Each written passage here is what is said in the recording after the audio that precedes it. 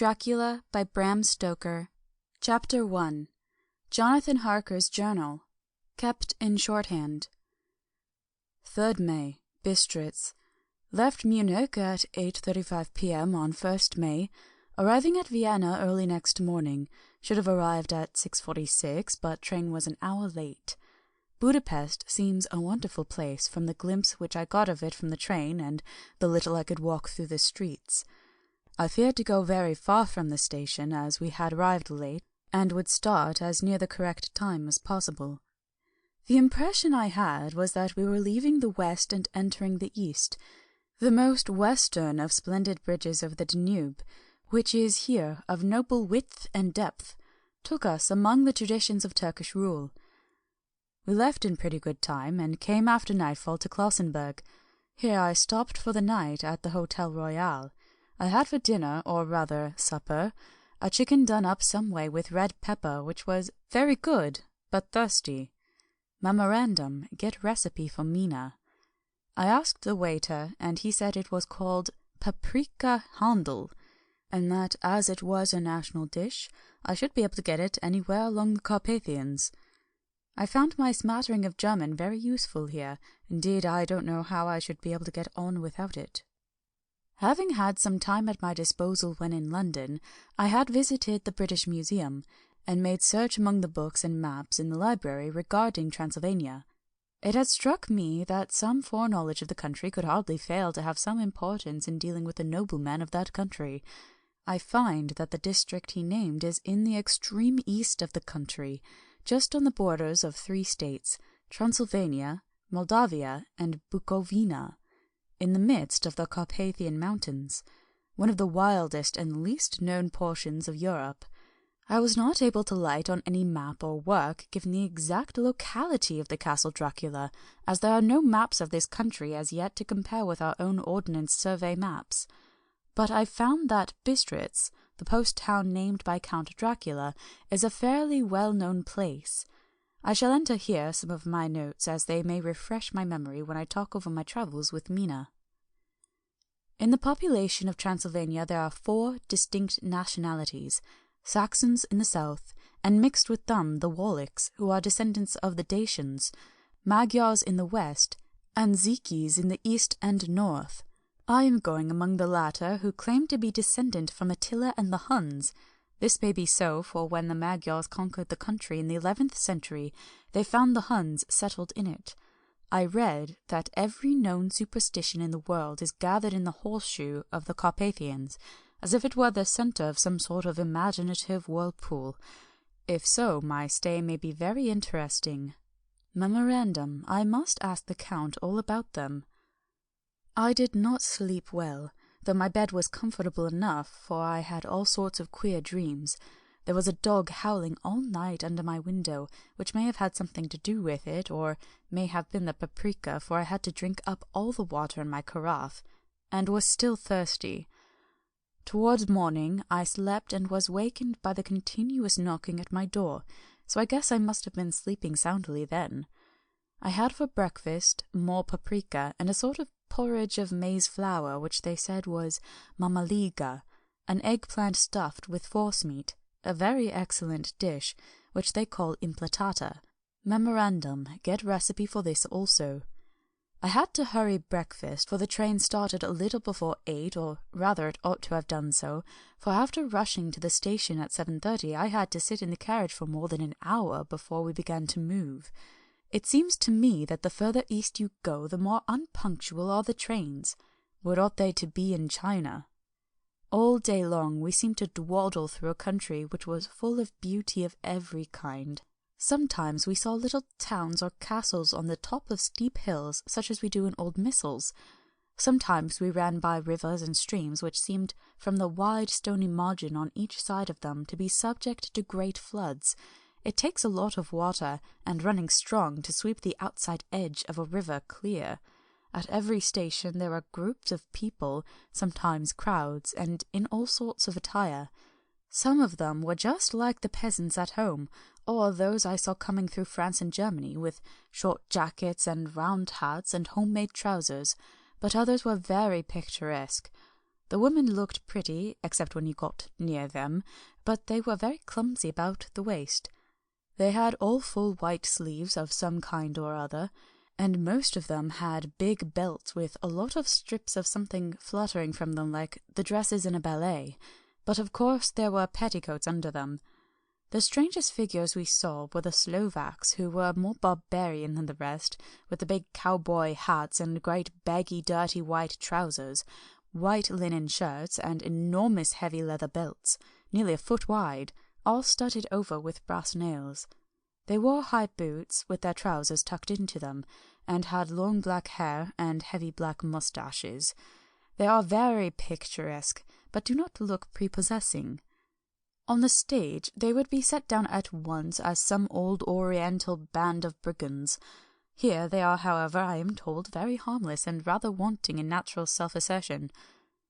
It was on the dark side of twilight when we got to Bistritz, which is a very interesting old place, being practically on the frontier, for the Borgo Pass leads from it into Bukovina.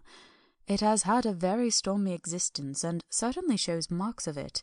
50 years ago a series of great fires took place, which made terrible havoc on 5 separate occasions. At the very beginning of the 17th century, it underwent a siege of 3 weeks and lost 13,000 people, the casualties of war proper being assisted by famine and disease. Count Dracula had directed me to go to the Golden Crone Hotel, which I found to my great delight to be thoroughly old-fashioned, for of course I wanted to see all I could of the ways of the country. I was evidently expected, for when I got near the door I faced a cheery-looking elderly woman in the usual peasant dress, white undergarment with long double apron, front and back of coloured stuff fitting almost too tight for modesty. When I came close she bowed and said, "The Herr Englishman?" "Yes," I said, "Jonathan Harker." She smiled and gave some message to an elderly man in white shirt-sleeves, who had followed her to the door. He went, but immediately returned with a letter. "My friend, welcome to the Carpathians. I am anxiously expecting you. Sleep well tonight. At 3 tomorrow the diligence will start for Bukovina. A place on it is kept for you. At the Borgo Pass my carriage will await you and will bring you to me. I trust that your journey from London has been a happy one, and that you will enjoy your stay in my beautiful land. Your friend Dracula." 4 May.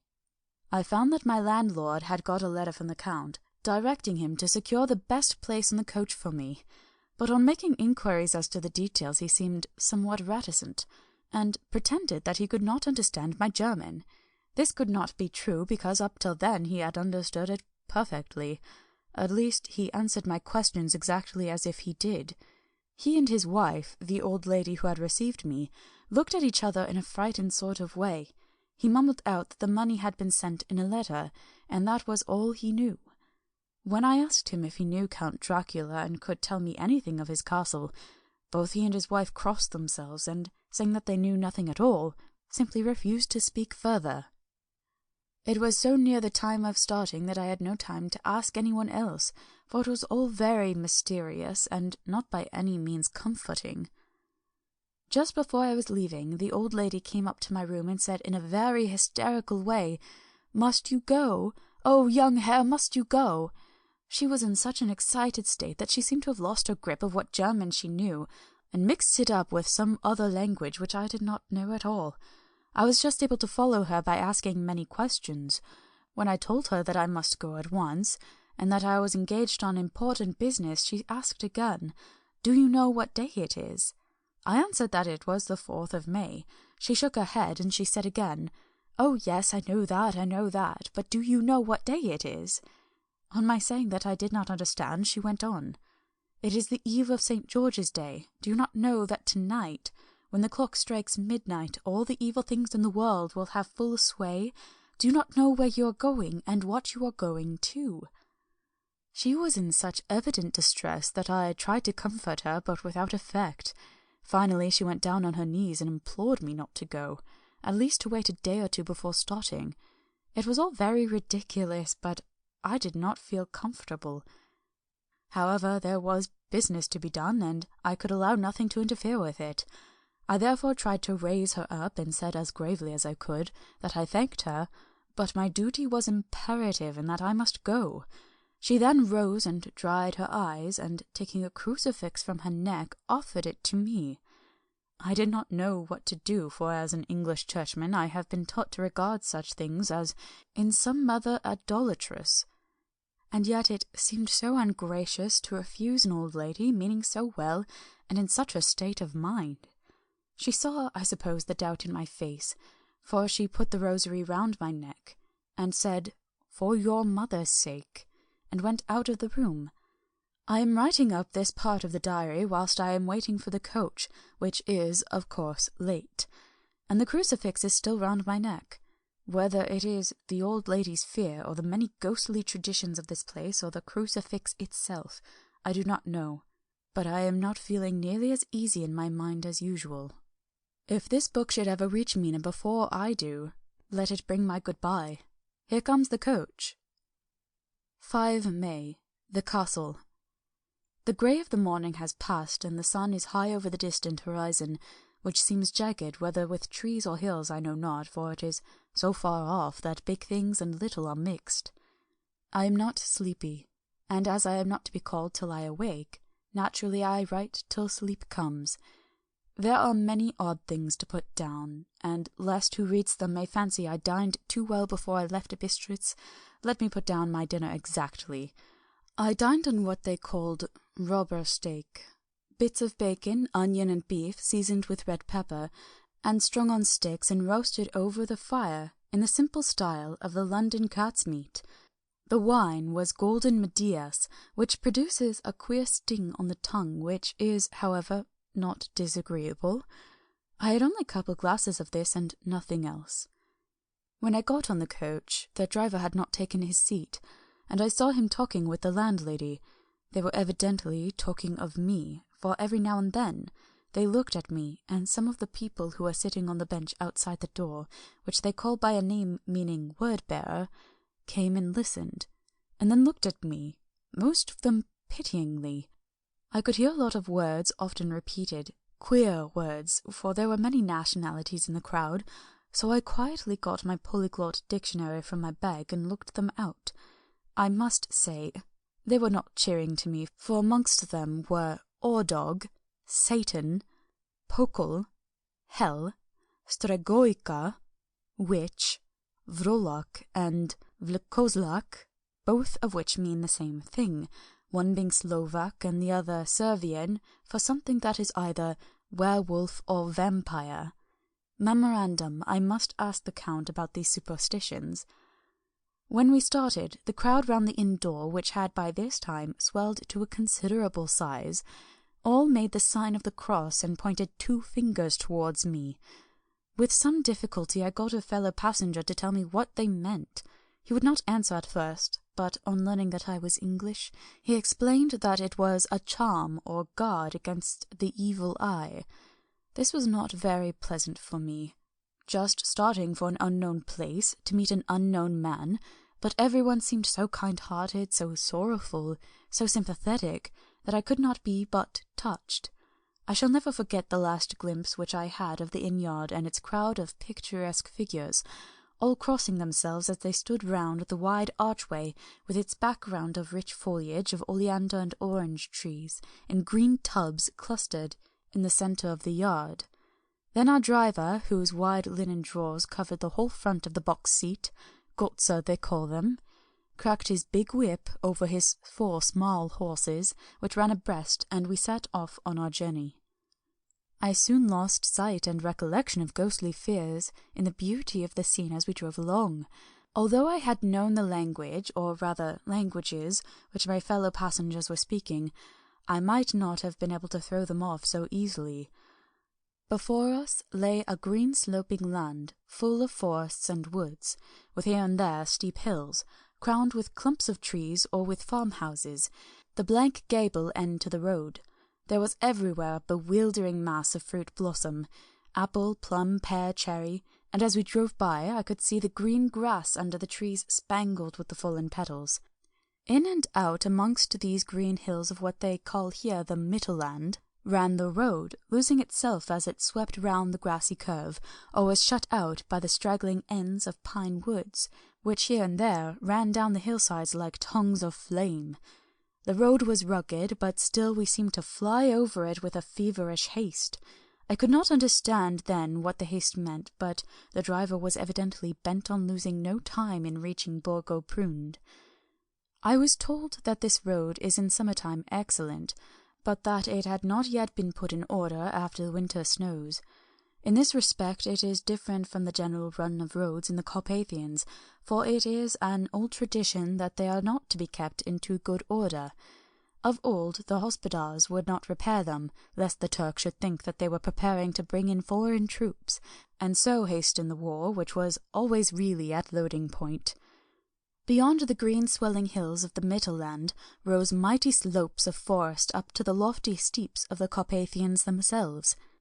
Right and left of us they towered, with the afternoon sun falling full upon them and bringing out the glorious colours of this beautiful range, deep blue and purple in the shadows of the peaks, green and brown where grass and rock mingled, and an endless perspective of jagged rock and pointed crags, till these were themselves lost in the distance, where the snowy peaks rose grandly. Here and there seemed mighty rifts in the mountains, through which, as the sun began to sink, we saw now and again the white gleam of falling water.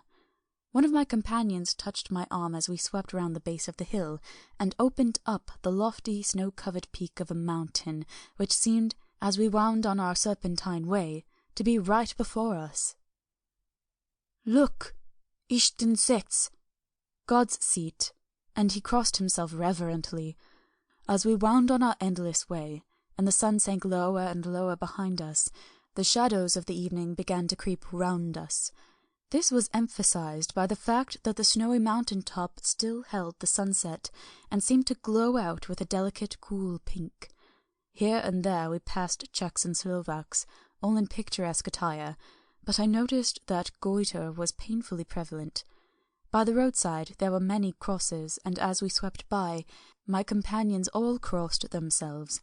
Here and there was a peasant man or woman kneeling before a shrine, who did not even turn round as we approached, but seemed in the self-surrender of devotion to have neither eyes nor ears for the outer world. There were many things new to me, for instance, hayricks in the trees, here and there very beautiful masses of weeping birch, their white stems shining like silver through the delicate green of the leaves. Now and again we passed a litter wagon, the ordinary peasant's cart, with its long snake-like vertebra, calculated to suit the inequalities of the road. On this were sure to be seated quite a group of home-coming peasants, the Czechs with their white and the Slovaks with their coloured sheepskins, the latter carrying lance-fashion their long staves with axe at end.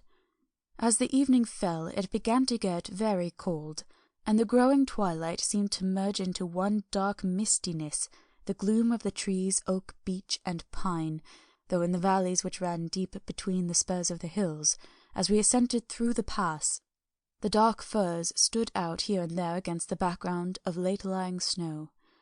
Sometimes, as the road was cut through the pine woods that seemed in the darkness to be closing down upon us, great masses of greyness, which here and there bestrewed the trees, produced a peculiarly weird and solemn effect, which carried on the thoughts and grim fancies engendered earlier in the evening, when the falling sunset threw into strange relief the ghost-like clouds which amongst the Carpathians seemed to wind ceaselessly through the valleys. Sometimes the hills were so steep that, despite our driver's haste, the horses could only go slowly. I wished to get down and walk up them as we do at home, but the driver would not hear of it. "No, no," he said, "you must not walk here, the dogs are too fierce." And then he added, with what he evidently meant for grim pleasantry, for he looked round to catch the approving smile of the rest, "and you may have enough of such matters before you go to sleep." The only stop he would make was a moment's pause to light his lamps. When it grew dark, there seemed to be some excitement amongst the passengers, and they kept speaking to him one after the other, as though urging him to further speed. He lashed the horses unmercifully with his long whip, and with wild cries of encouragement urged them on to further exertions. Then through the darkness I could see a sort of patch of grey light ahead of us, as though there were a cleft in the hills. The excitement of the passengers grew greater. The crazy coach rocked on its great leather springs, and swayed like a boat tossed on a stormy sea. I had to hold on. The road grew more level, and we appeared to fly along. Then the mountains seemed to come nearer to us on each side, and to frown down upon us. We were entering on the Borgo Pass. One by one several of the passengers offered me gifts, which they pressed upon me with an earnestness which would take no denial.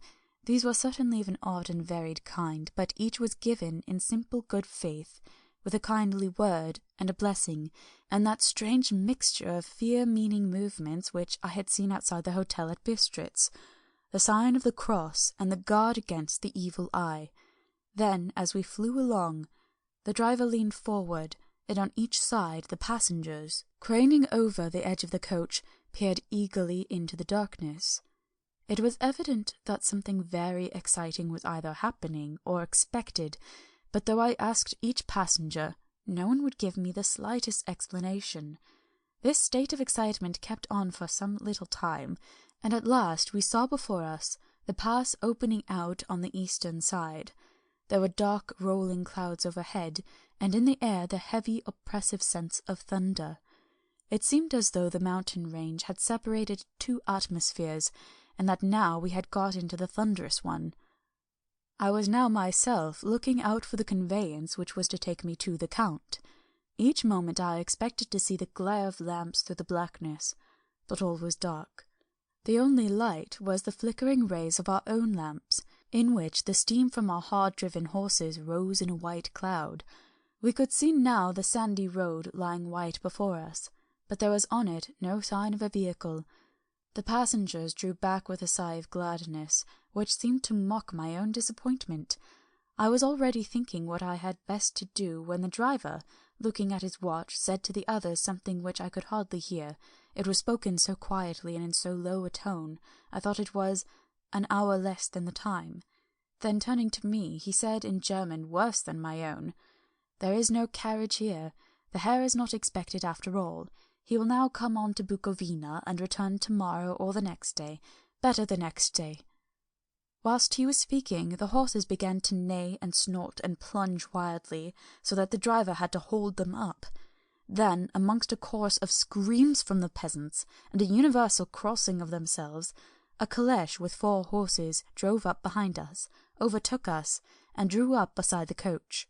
I could see from the flash of our lamps as the rays fell on them that the horses were coal-black and splendid animals. They were driven by a tall man with a long brown beard and a great black hat, which seemed to hide his face from us. I could only see the gleam of a pair of very bright eyes, which seemed red in the lamplight. As he turned to us, he said to the driver, "You are early tonight, my friend." The man stammered in reply, "The English Herr was in a hurry," to which the stranger replied, "That is why, I suppose, you wished him to go on to Bukovina. You cannot deceive me, my friend, I know too much, and my horses are swift." As he spoke, he smiled, and the lamplight fell on a hard-looking mouth, with very red lips and sharp-looking teeth, as white as ivory. One of my companions whispered to another the line from Burger's Lenore, "Den die Toten reiten schnell," for the dead travel fast. The strange driver evidently heard the words, for he looked up with a gleaming smile. The passenger turned his face away, at the same time putting out his 2 fingers and crossing himself. "Give me the Herr's luggage," said the driver, and with exceeding alacrity my bags were handed out and put into the calèche. Then I descended from the side of the coach.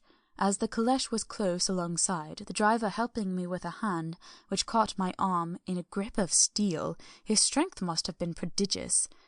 Without a word he shook his reins, and the horses turned, and we swept into the darkness of the pass. As I looked back, I saw the steam from the horses of the coach by the light of the lamps, and projected against it the figures of my late companions crossing themselves.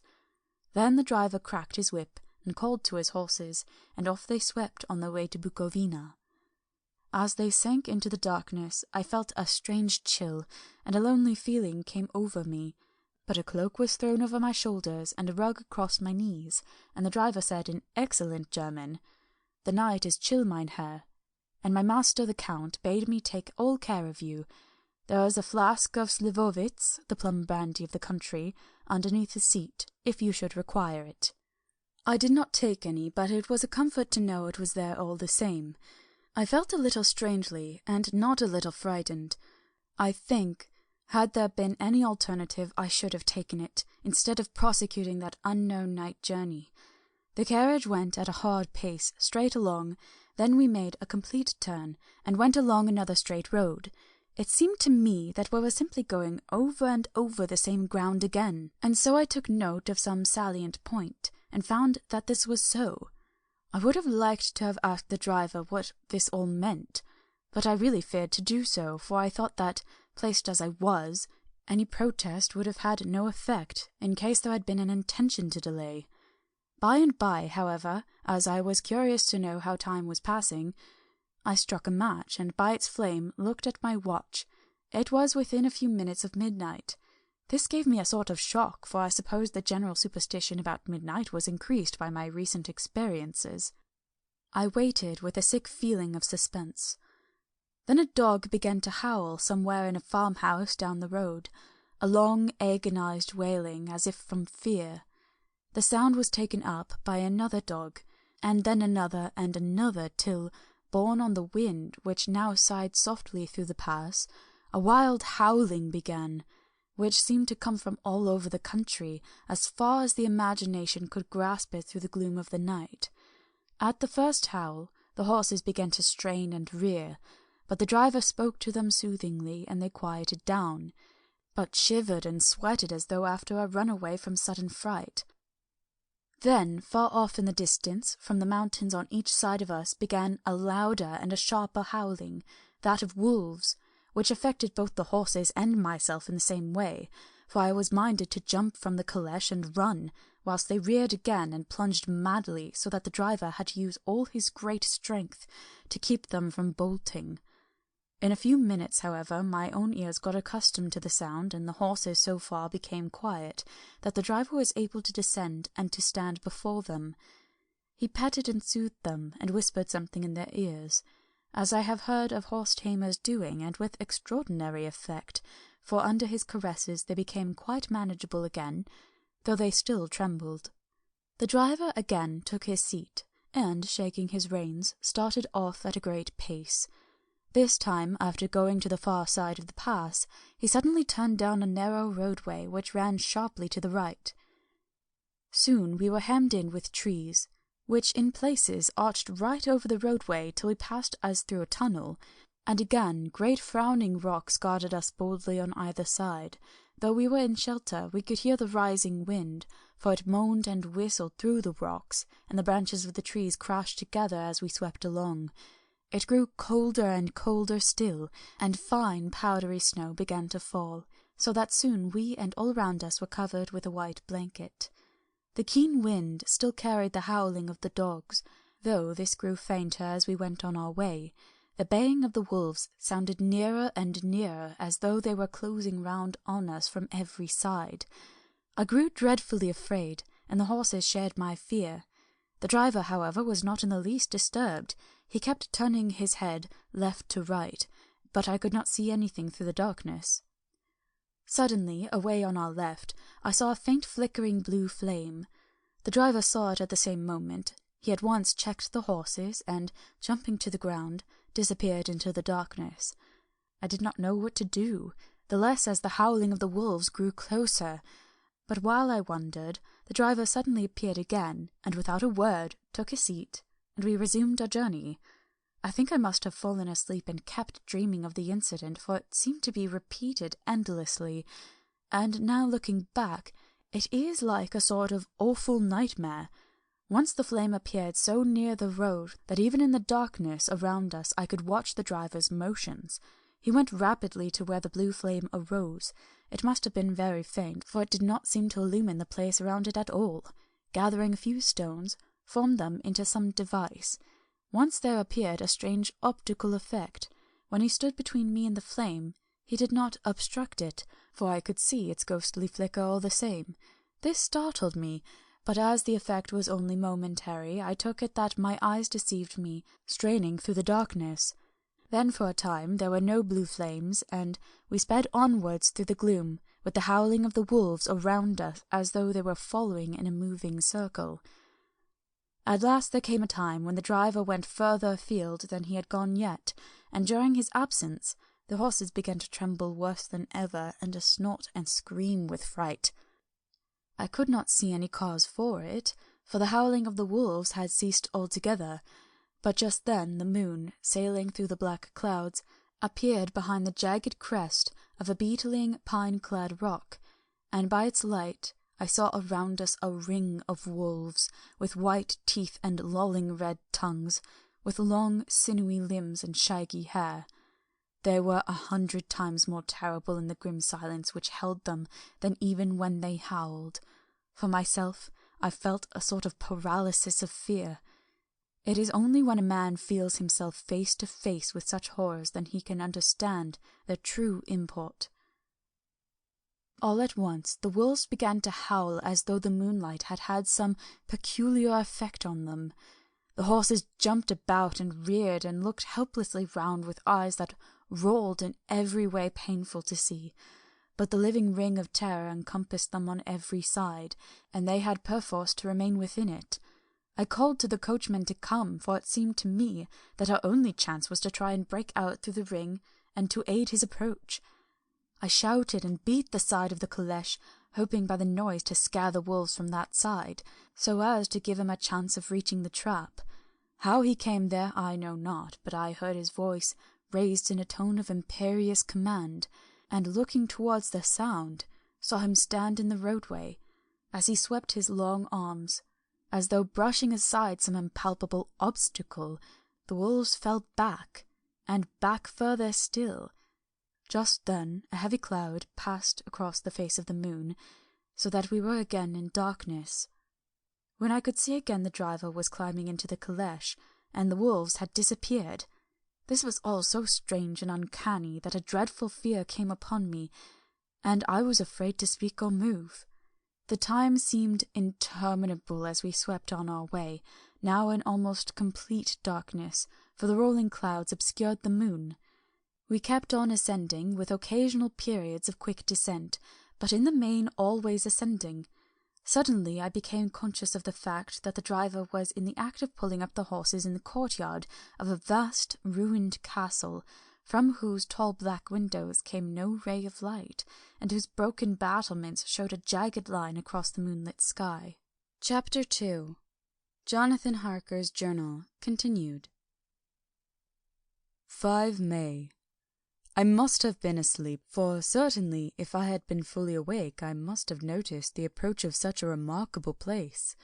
In the gloom of the courtyard it looked of considerable size, and as several dark ways led from it under great round arches, it perhaps seemed bigger than it really was. I have not yet been able to see it in daylight. When the caleche stopped, the driver jumped down and held out his hand to assist me to alight. Again I could not but notice his prodigious strength. His hand actually seemed like a steel vice that could have crushed mine if he had chosen. Then he took out my traps and placed them on the ground beside me, as I stood close to a great door, old and studded with large iron nails, and set in a projecting doorway of massive stone. I could see even in the dim light that the stone was massively carved, but that the carving had been much worn by time and weather. As I stood, the driver jumped again into his seat and shook the reins. The horses started forward, and trap and all disappeared down one of the dark openings. I stood in silence where I was, for I did not know what to do. Of bell or knocker there was no sign. Through these frowning walls and dark window openings it was not likely that my voice could penetrate. The time I waited seemed endless, and I felt doubts and fears crowding upon me. What sort of place had I come to, and among what kind of people? What kind of grim adventure was it on which I had embarked? Was this a customary incident in the life of a solicitor's clerk sent out to explain the purchase of a London estate to a foreigner? Solicitor's clerk. Mina would not like that. Solicitor. For just before leaving London I got word that my examination was successful, and I am now a full-blown solicitor. I began to rub my eyes and pinch myself to see if I were awake. It all seemed like a horrible nightmare to me, and I expected that I should suddenly awake and find myself at home, with the dawn struggling in through the windows, as I had now and again felt in the morning after a day of overwork. But my flesh answered the pinching test, and my eyes were not deceived. I was, indeed, awake and among the Carpathians. All I could do now was to be patient, and to wait the coming of morning. Just as I had come to this conclusion, I heard a heavy step approaching behind the great door, and saw through the chinks the gleam of a coming light. Then there was the sound of rattling chains and the clanking of massive bolts drawn back. A key was turned with the loud grating noise of long disuse, and the great door swung back. Within stood a tall old man, clean-shaven save for a long white moustache, and clad in black from head to foot, without a single speck of colour about him anywhere. He held in his hand an antique silver lamp, in which the flame burned without chimney or globe of any kind, throwing long quivering shadows as it flickered in the draught of the open door. The old man motioned me in with his right hand, with a courtly gesture, saying in excellent English, but with a strange intonation, "Welcome to my house, enter freely and of your own will." He made no motion of stepping to meet me, but stood like a statue, as though his gesture of welcome had fixed him into stone. The instant, however, I had stepped over the threshold, he moved impulsively forward, and holding out his hand, grasped mine with a strength which made me wince, an effect which was not lessened by the fact that it had seemed as cold as ice, more like the hand of a dead man than a living man. Again he said, "Welcome to my house. Come freely, go safely, and leave something of the happiness you bring."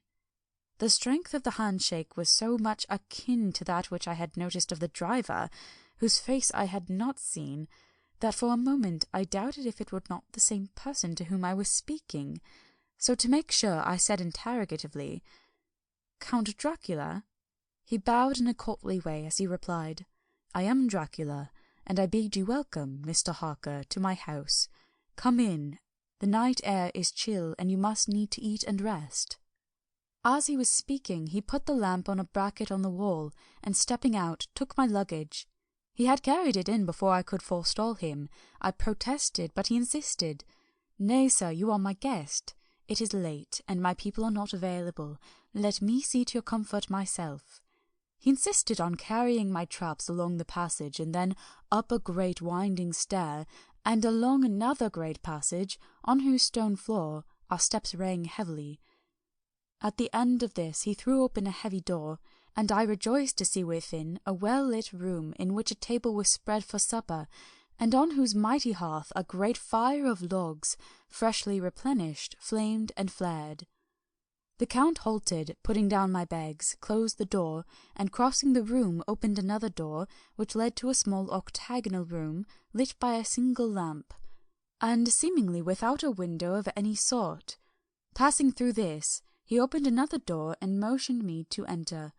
It was a welcome sight, for here was a great bedroom, well lighted and warmed with another log fire, also added to but lately, for the top logs were fresh, which sent a hollow roar up the wide chimney.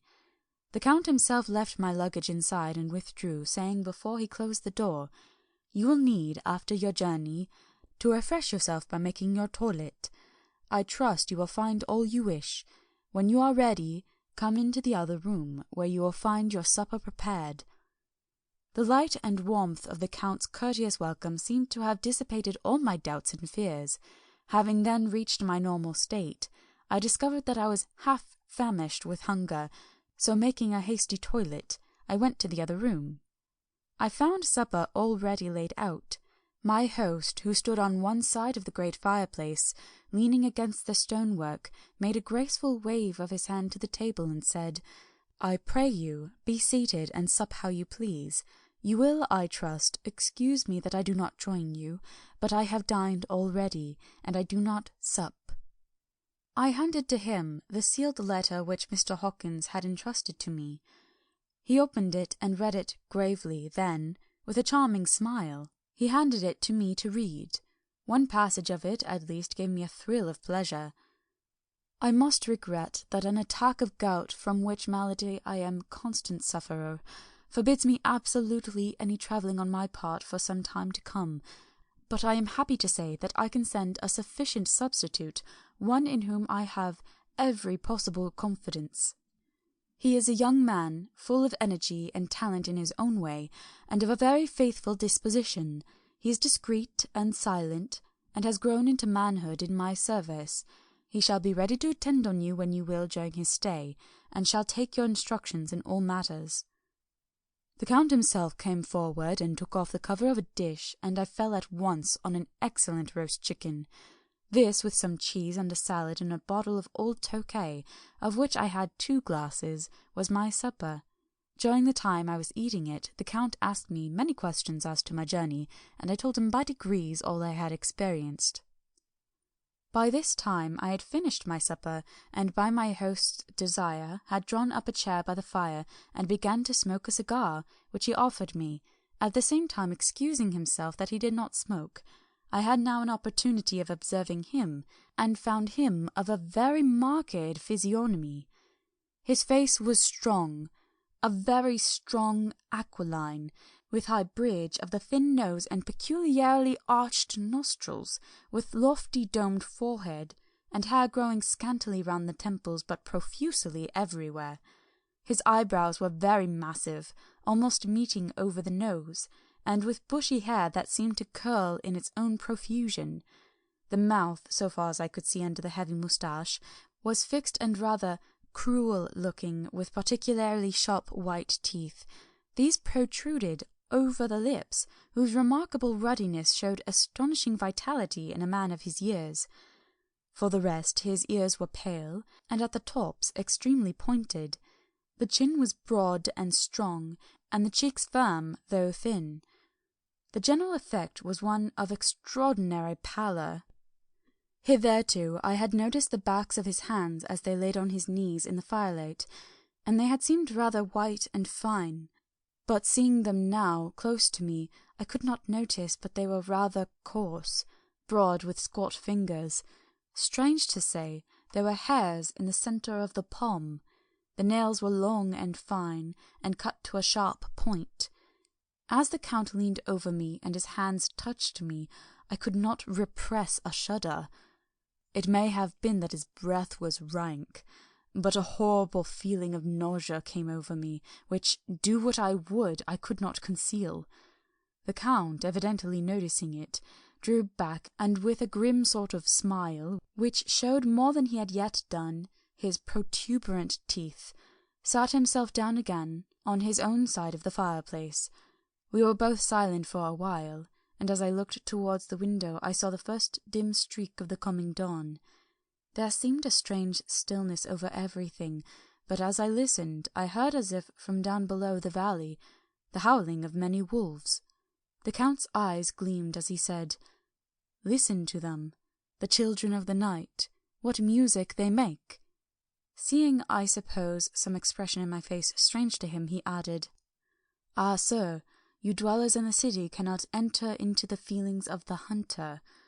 Then he rose and said, "But you must be tired. Your bedroom is all ready, and tomorrow you shall sleep as late as you will. I have yet to be away till the afternoon, so sleep well and dream well."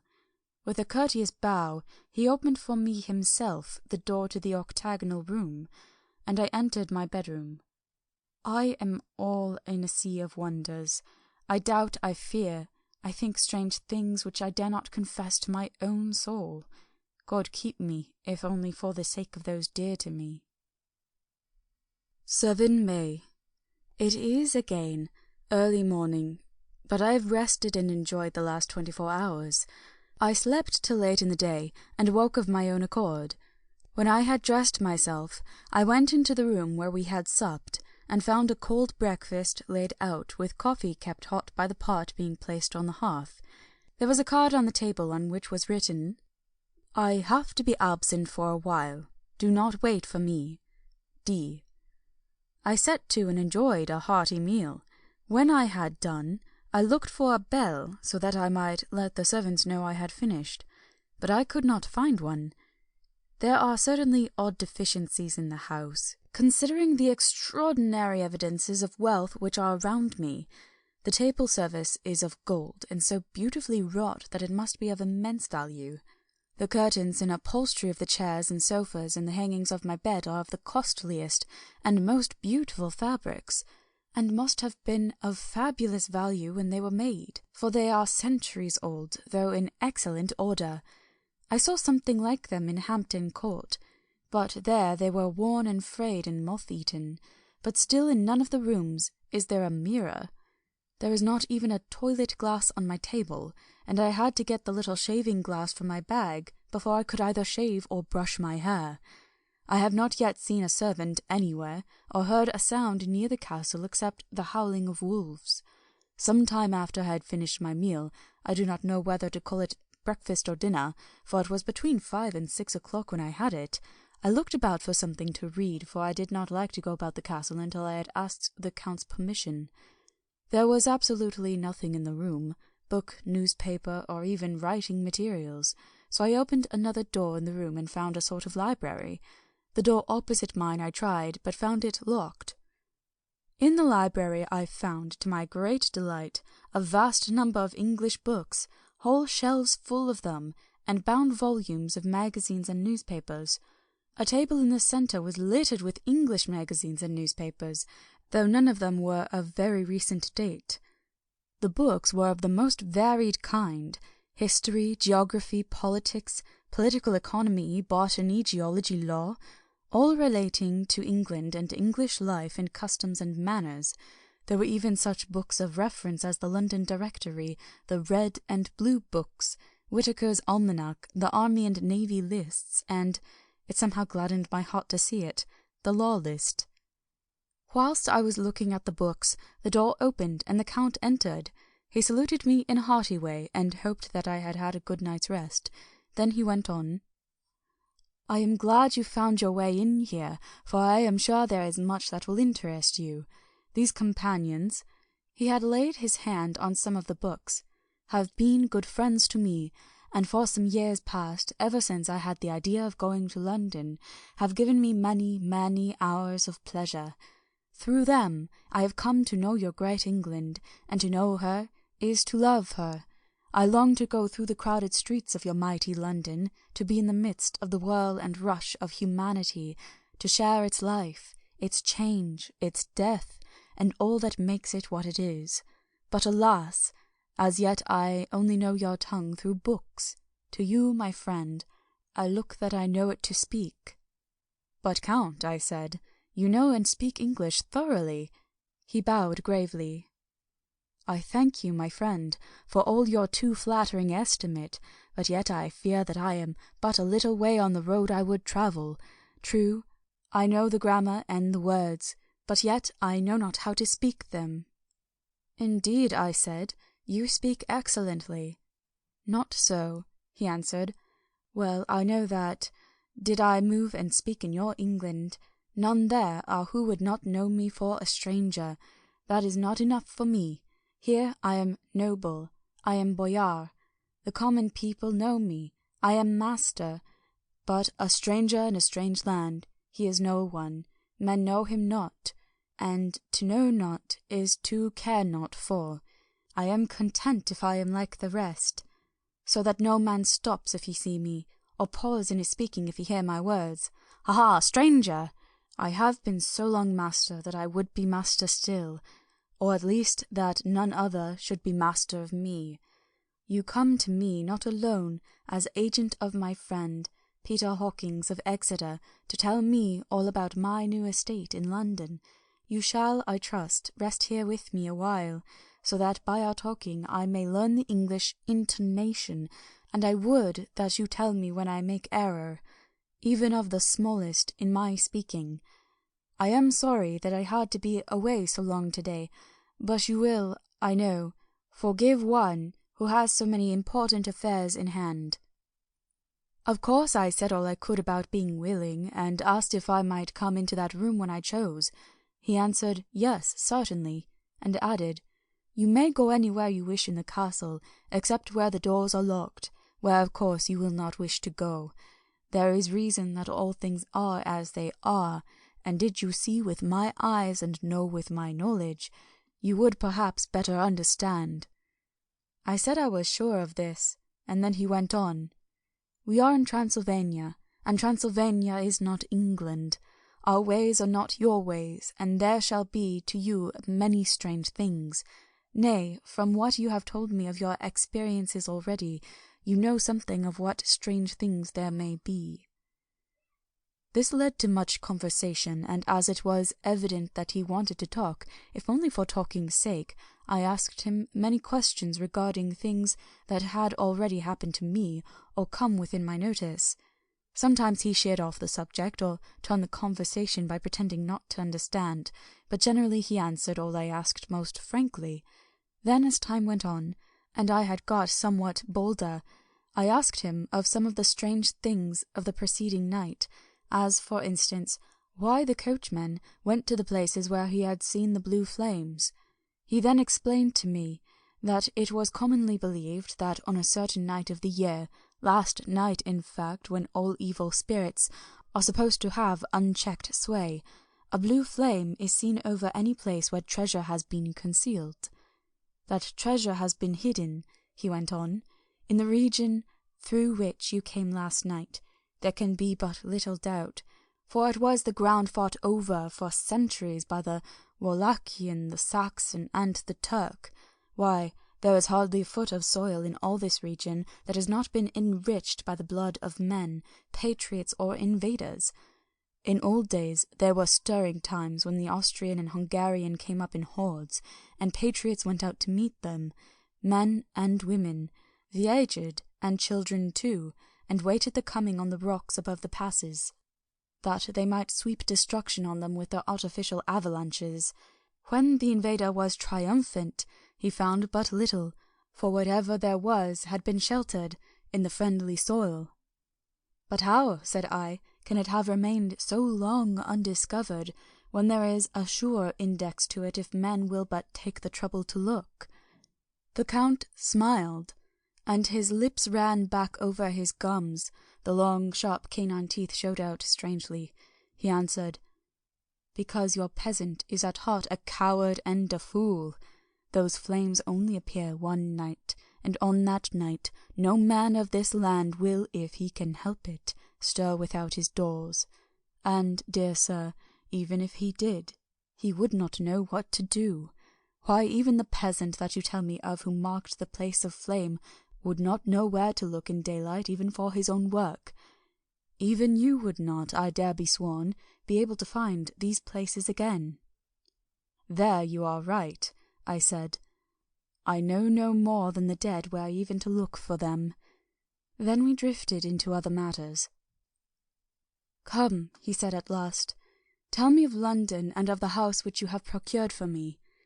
With an apology for my remissness, I went into my own room to get the papers from my bag.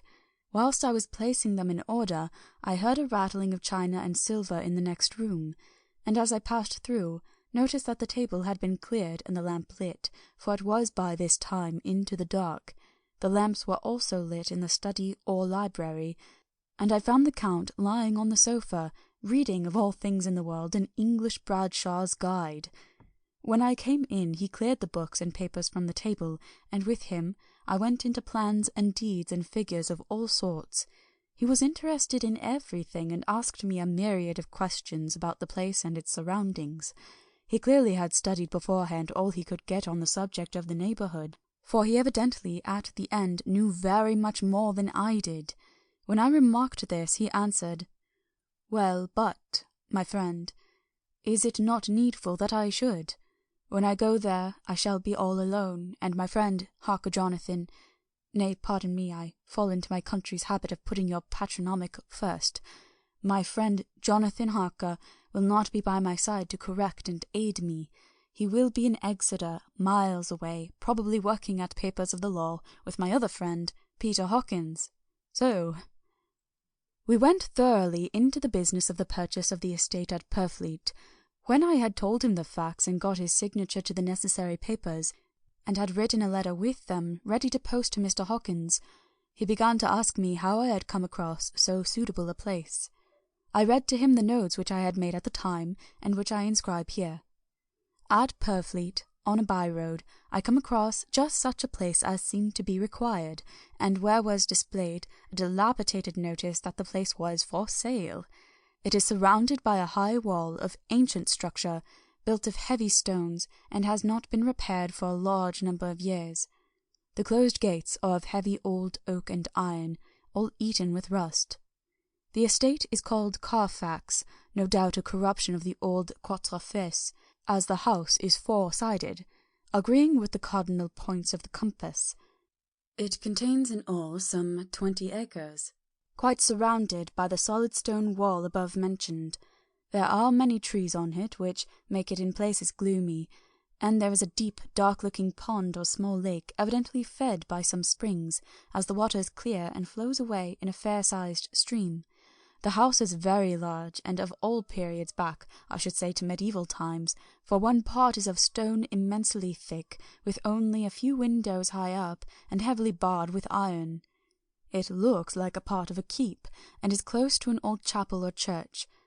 I could not enter it, as I had not the key of the door leading to it from the house. But I have taken with my kodak views of it from various points. The house has been added to, but in a very straggling way, and I can only guess at the amount of ground it covers, which must be very great. There are but few houses close at hand, one being a very large house only recently added to and formed into a private lunatic asylum. It is not, however, visible from the grounds. When I had finished, he said, "I am glad that it is old and big. I myself am of an old family, and to live in a new house would kill me. A house cannot be made habitable in a day, and after all, how few days go to make up a century. I rejoice also that there is a chapel of old times. We Transylvanian nobles love not to think that our bones may lie amongst the common dead. I seek not gaiety nor mirth, not the bright voluptuousness of much sunshine and sparkling waters which please the young and gay. I am no longer young, and my heart, through weary years of mourning over the dead, is not attuned to mirth. Moreover, the walls of my castle are broken, the shadows are many, and the wind breathes cold through the broken battlements and castlements. I love the shade and the shadow, and would be alone with my thoughts when I may." Somehow his words and his look did not seem to accord, or else it was that his cast of face made his smile look malignant and saturnine. Presently, with an excuse, he left me, asking me to put all my papers together. He was some little time away, and I began to look at some of the books around me. One was an atlas which I found opened naturally at England, as if that map had been much used. On looking at it I found in certain places little rings marked, and on examining these I noticed that one was near London on the east side, manifestly where his new estate was situated. The other two were Exeter and Whitby on the Yorkshire coast. It was the better part of an hour when the Count returned. "Aha!" he said, "still at your books? Good. But you must not work always. Come, I am informed that your supper is ready." He took my arm, and we went into the next room, where I found an excellent supper ready on the table. The Count again excused himself, as he had dined out on his being away from home, but he sat as on the previous night and chatted whilst I ate. After supper I smoked, as on the last evening, and the Count stayed with me, chatting and asking questions on every conceivable subject, hour after hour. I felt that it was getting very late indeed, but I did not say anything, for I felt under obligation to meet my host's wishes in every way. I was not sleepy, as the long sleep yesterday had fortified me, but I could not help experiencing that chill which comes over one at the coming of dawn, which is like, in its way, the turn of the tide. They say that people who are near death die generally at the change of the dawn, or at the turn of the tide. Anyone who has, when tired, and tied as it were to his post, experienced this change in the atmosphere, can well believe it. All at once we heard the crow of a cock coming up with preternatural shrillness through the clear morning air. Count Dracula, jumping to his feet, said, "Why, there is the morning again! How remiss am I to let you stay up so long! You must make your conversation regarding my dear new country of England less interesting, so that I may not forget how time flies by us." And with a courtly bow, he quickly left me. I went into my own room and drew the curtains, but there was little to notice. My window opened into the courtyard. All I could see was the warm grey of quickening sky. So I pulled the curtains again, and have written of this day. 8 May. I began to fear as I wrote in this book that I was getting too diffuse, but now I am glad that I went into detail from the first, for there is something so strange about this place and all in it, that I cannot but feel uneasy. I wish I were safe out of it, or that I had never come. It may be that the strange night existence is telling on me, but would that that were all. If there were anyone to talk to, I could bear it, but there is no one. I have only the Count to speak with, and I fear I am myself the only living soul within the place. Let me be prosaic, so far as facts can be. It will help me to bear up, and imagination must not run riot with me. If it does, I am lost. Let me say at once how I stand, or seem to. I only slept a few hours when I went to bed, and feeling that I could not sleep any more, got up. I had hung my shaving-glass by the window, and was just beginning to shave. Suddenly I felt a hand on my shoulder, and heard the Count's voice saying to me, "Good morning." I started, for it amazed me that I had not seen him, since the reflection of the glass covered the whole room behind me. In starting, I had cut myself slightly, but did not notice it at the moment. Having answered the Count's salutation, I turned to the glass again to see how I had been mistaken. This time there could be no error, for the man was close to me, and I could see him over my shoulder, but there was no reflection of him in the mirror. The whole room behind me was displayed, but there was no sign of a man in it except myself. This was startling, and, coming on the top of so many strange things, was beginning to increase that vague feeling of uneasiness which I always have when the Count is near. But at the instant I saw that the cut had bled a little, and blood was trickling over my chin. I laid down the razor, turning as I did so half round to look for some sticking plaster. When the Count saw my face, his eyes blazed with a sort of demoniac fury, and he suddenly made a grab at my throat. I drew away, and his hand touched the string of beads which held the crucifix. It made an instant change in him, for the fury passed so quickly that I could hardly believe that it was ever there. "Take care," he said. "Take care how you cut yourself. It is more dangerous than you think in this country." Then, seizing the shaving-glass, he went on. "And this is the wretched thing that has done the mischief. It is a foul bauble of man's vanity. Away with it!" And opening the heavy window with one wrench of his terrible hand, he flung out the glass, which was shattered into 1,000 pieces on the stones of the courtyard far below. Then he withdrew without a word. It is very annoying, for I do not see how I am to shave, unless in my watch-case or the bottom of the shaving-pot, which is fortunately of metal. When I went into the dining-room, breakfast was prepared, but I could not find the Count anywhere, so I breakfasted alone. It is strange that as yet I have not seen the Count eat or drink. He must be a very peculiar man. After breakfast I did a little exploring in the castle. I went out on the stairs, and found a room looking towards the south. The view was magnificent, and from where I stood there was every opportunity of seeing it. The castle is on the very edge of a terrible precipice. A stone falling from the window would fall 1,000 feet without touching anything. As far as the eye can reach is a sea of green tree-tops, with occasionally a deep rift where there is a chasm. Here and there are silver threads where the rivers wind in deep gorges through the forests. But I am not in heart to describe beauty, for when I had seen the view I explored further. Doors, doors, doors everywhere, and all locked and bolted. In no place, save from the windows in the castle walls, is there an available exit. This castle is a veritable prison, and I am a prisoner. Chapter 3. Jonathan Harker's Journal, continued.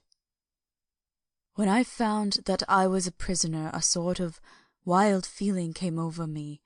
I rushed up and down the stairs, trying every door and peering out of every window I could find, but after a little the conviction of my helplessness overpowered all other feelings. When I look back after a few hours, I think I must have been mad for the time, for I behaved much as a rat does in a trap. When, however, the conviction had come to me that I was helpless, I sat down quietly as I have ever done anything in my life, and began to think over what was best to be done. I am thinking still, and as yet have come to no definite conclusion. Of one thing only am I certain, that it is no use making my ideas known to the Count.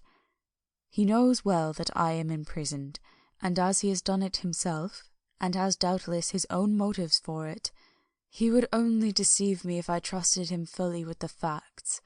So far as I can see, my only plan will be to keep my knowledge and my fears to myself, and my eyes open. I am, I know, either being deceived, like a baby, by my own fears, or else I am in desperate straits, and if the latter be so, I need and shall need all my brains to get through. I had hardly come to this conclusion when I heard the great door below shut, and knew that the Count had returned. He did not come at once into the library, so I went cautiously to my own room and found him making the bed. This was odd, but only confirmed what I had all along thought, that there were no servants in the house. When later I saw him through the chink of the hinges of the door laying the table in the dining-room, I was assured of it, for if he does himself all these menial offices, surely it is proof that there is no one else to do them. This gave me a fright, for if there is no one else in the castle, it must have been the Count himself who was the driver of the coach that brought me here. This is a terrible thought, for if so, what does it mean he could control the wolves as he did, by only holding up his hand in silence? How was it that all the people at Bistritz and on the coach had some terrible fear for me? What meant the giving of the crucifix, of the garlic, of the wild rose, of the mountain ash? Bless that good woman who hung the crucifix round my neck, for it is a comfort and a strength to me whenever I touch it. It is odd that a thing which I have been taught to regard with disfavour as idolatrous should in a time of loneliness and trouble be of help. Is it that there is something in the essence of the thing itself, or that it is a medium, a tangible help in conveying memories of sympathy and comfort? Some time, if it may be, I must examine this matter and try to make up my mind about it. In the meantime, I must find out all I can about Count Dracula, as it may help me to understand. Tonight he may talk of himself, if I turn the conversation that way. I must be very careful, however, not to awake his suspicion. Midnight. I have had a long talk with the Count. I asked him a few questions on Transylvania history, and he warmed up to the subject wonderfully. In his speaking of things and people, and especially of battles, he spoke as if he had been present at them all. This he afterwards explained by saying that to a boyar the pride of his house and name is his own pride, that their glory is his glory, that their fate is his fate. Wherever he spoke of his house he always said "we," and spoke almost in the plural, like a king speaking. I wish I could put down all he said exactly as he said it, for to me it was most fascinating. It seemed to have in it a whole history of the country. He grew excited as he spoke, and walked about the room pulling his great white moustache, and grasping anything on which he laid his hands as though he would crush it by main strength.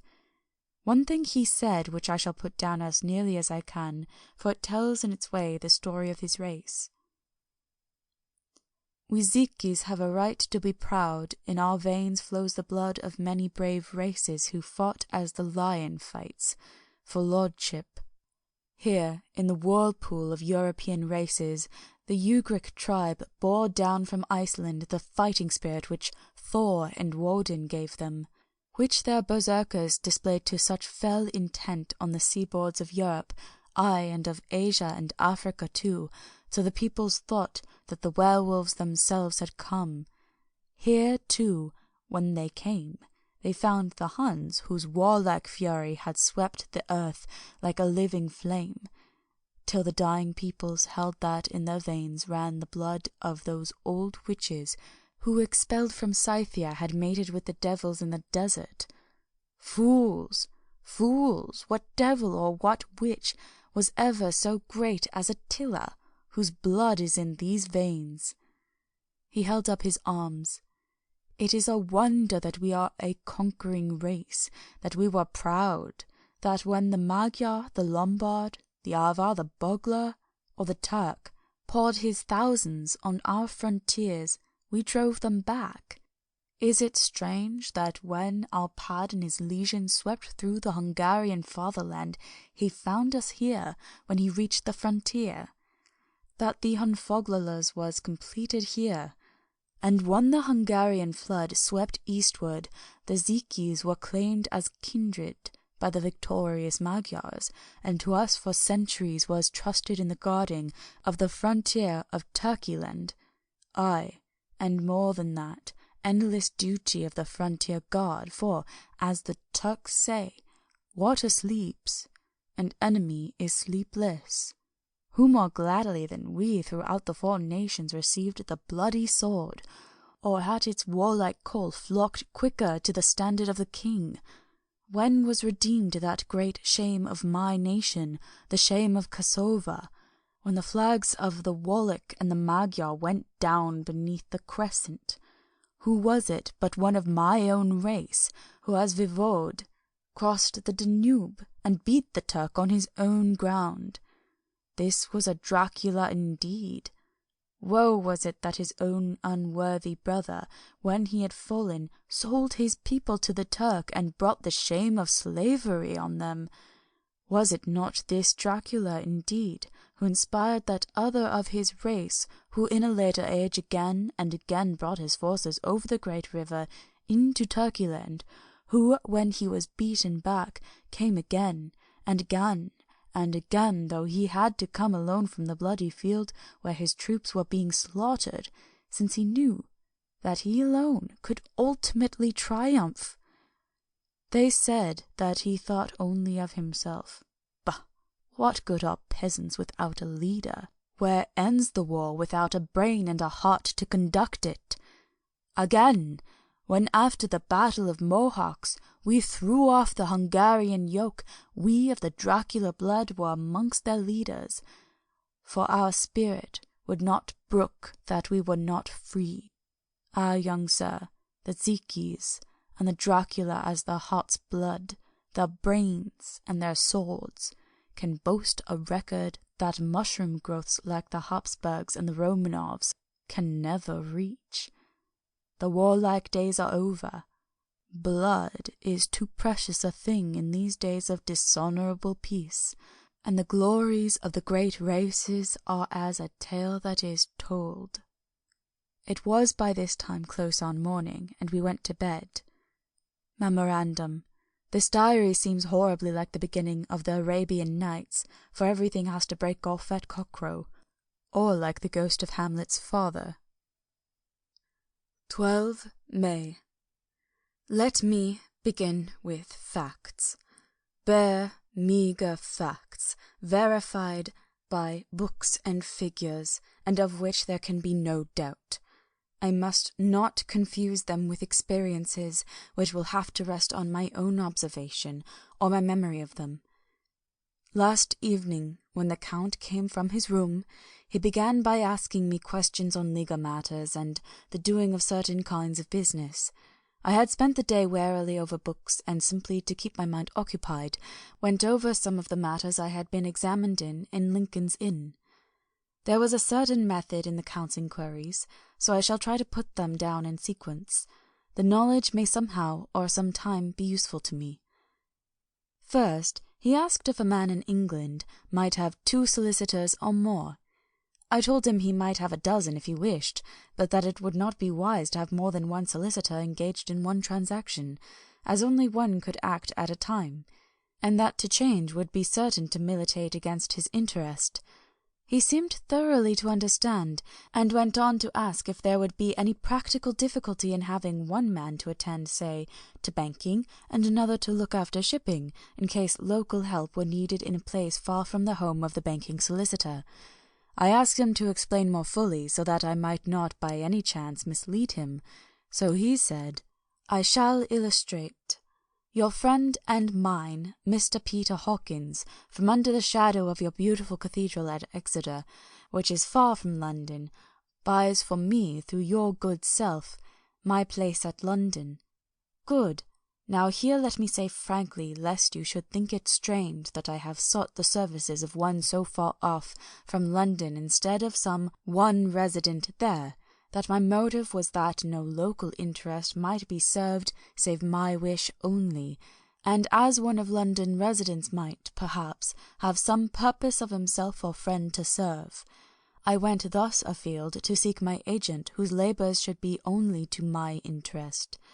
Now, suppose I, who have much affairs, wish to ship goods, say, to Newcastle, or Durham, or Harwich, or Dover, might it not be that could with more ease be done by co-signing to one in these ports?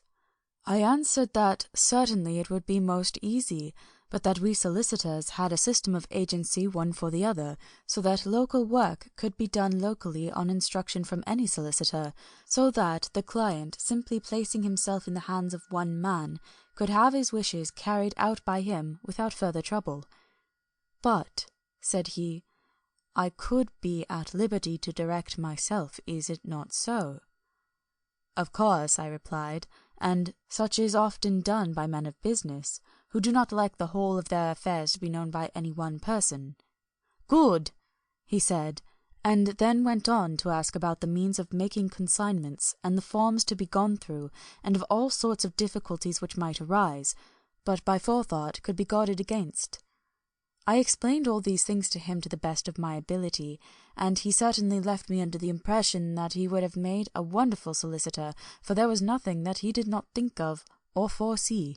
For a man who was never in the country, and who did not evidently do much in the way of business, his knowledge and acumen were wonderful. When he had satisfied himself on these points of which he had spoken, and I had verified all as well as I could by the books available, he suddenly stood up and said, "Have you written since your first letter to our friend Mr. Peter Hawkins, or to any other?" It was with some bitterness in my heart that I answered that I had not, that as yet I had not seen any opportunity of sending letters to anybody. "Then write now, my young friend," he said, laying a heavy hand on my shoulder. "Write to our friend and to any other, and say, if it will please you, that you shall stay with me until a month from now." "Do you wish me to stay so long?" I asked, for my heart grew cold at the thought. "I desire it much. Nay, I will take no refusal. When your master, employer, what you will, engaged that someone should come on his behalf, it was understood that my needs only were to be consulted. I have not stinted. Is it not so?" What could I do but bow acceptance? It was Mr. Hawkins' interest, not mine, and I had to think of him, not myself.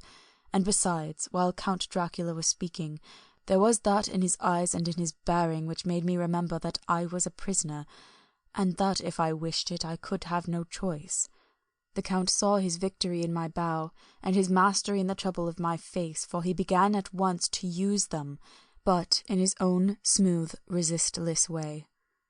"I pray you, my good young friend, that you will not discourse of other things other than business in your letters. It will doubtless please your friends to know that you are well, and that you look forward to getting home to them. Is it not so?" As he spoke he handed me 3 sheets of note-paper and 3 envelopes. They were all of the thinnest foreign post, and looking at them, then at him, and noticing his quiet smile, with the sharp canine teeth lying over the red underlip, I understood as well as if he had spoken that I should be careful what I wrote, for he would be able to read it. So I determined to write only formal notes now, but to write fully to Mr. Hawkins in secret, and also to Mina, for to her I could write in shorthand, which would puzzle the Count if he did see it. When I had written my 2 letters, I sat quiet, reading a book whilst the Count wrote several notes, referring as he wrote them to some books on his table. Then he took up my 2 and placed them with his own, and put by his writing materials, after which, the instant the door had closed behind him, I leaned over and looked at the letters, which were face down on the table. I felt no compunction in doing so, for under the circumstances I felt that I should protect myself in every way that I could. One of the letters was directed to Samuel F. Billington, No. 7, The Crescent, Whitby, another to Herr Lottner, Varna, the third was to Coutts & Co., London, and the 4th to Herren Klopstock and Bilruth, bankers, Budapest. The 2nd and 4th were unsealed. I was just about to look at them when I saw the door handle move. I sank back in my seat, having just had time to replace the letters as they had been, and to resume my book before the Count, holding still another letter in his hand, entered the room. He took up the letters on the table and stamped them carefully, and, turning to me, said, "I trust you will forgive me, but I have much work to do in private this evening. You will, I hope, find all things as you wish." At the door he turned, and after a moment's pause, said, "Let me advise you, my dear young friend, nay, let me warn you with all seriousness that should you leave these rooms, you will not by any chance go to sleep in any other part of the castle. It is old, and has many memories, and there are bad dreams for those who sleep unwisely. Be warned. Should sleep now or ever overcome you, or be like to do, then haste to your own chamber or to these rooms, for your rest will then be safe. But if you be not careful in this respect, then—" He finished his speech in a gruesome way, for he motioned with his hands as if he were washing them. I quite understood. My only doubt was as to whether any dream could be more terrible than the unnatural, horrible net of gloom and mystery which seemed closing around me. Later. I endorse the last words written, but this time there is no doubt in question. I shall not fear to sleep in any place where he is not. I have placed the crucifix over the head of my bed. I imagine that my rest is thus freer from dreams, and there it shall remain. When he left me, I went to my room. After a little while, not hearing any sound, I came out, and went up the stone stair to where I could look out towards the south. There was some sense of freedom in the vast expanse, inaccessible though it was to me, as compared with the narrow darkness of the courtyard. Looking out on this, I felt that I was indeed in prison, and I seemed to want a breath of fresh air, though it were of the night. I am beginning to feel this nocturnal existence tell on me. It is destroying my nerve. I start at my own shadow, and am full of all sorts of horrible imaginings. God knows there is ground for my terrible fear in this accursed place. I looked out over the beautiful expanse, bathed in soft yellow moonlight, till it was almost as light as day. In the soft light the distant hills became melted, and the shadows in the valleys and gorges of velvety blackness. The mere beauty seemed to cheer me. There was peace and comfort in every breath I drew. As I leaned from the window, my eye was caught by something moving a story below me and somewhat to my left, where I imagined, from the order of the rooms, that the windows of the Count's own room would look out. The window at which I stood was tall and deep, stone-mullioned, and though weather-worn, was still complete, but it was evidently many a day since the case had been there. I drew back behind the stonework, and looked carefully out. What I saw was the Count's head coming out from the window. I did not see the face, but I knew the man by the neck and the movement of his back and arms. In any case, I could not mistake the hands which I had had so many opportunities of studying. I was at first interested and somewhat amused, for it is wonderful how small a matter will interest and amuse a man when he is a prisoner. But my very feelings changed to repulsion and terror when I saw the whole man slowly emerge from the window and begin to crawl down the castle wall over that dreadful abyss, face down, with his cloak spreading out around him like great wings. At first I could not believe my eyes. I thought it was some trick of the moonlight, some weird effect of shadow, but I kept looking, and it could be no delusion. I saw the fingers and toes grasp the corners of the stones, worn clear of the mortar by the stress of years, and by thus using every projection and inequality move downwards with considerable speed, just as a lizard moves along a wall. What manner of man is this? Or what manner of creature is it in the semblance of a man? I feel the dread of this horrible place overpowering me. I am in fear, in awful fear, and there is no escape for me. I am encompassed about with terrors that I dare not think of. 15 May. Once more I have seen the Count go out in his lizard fashion.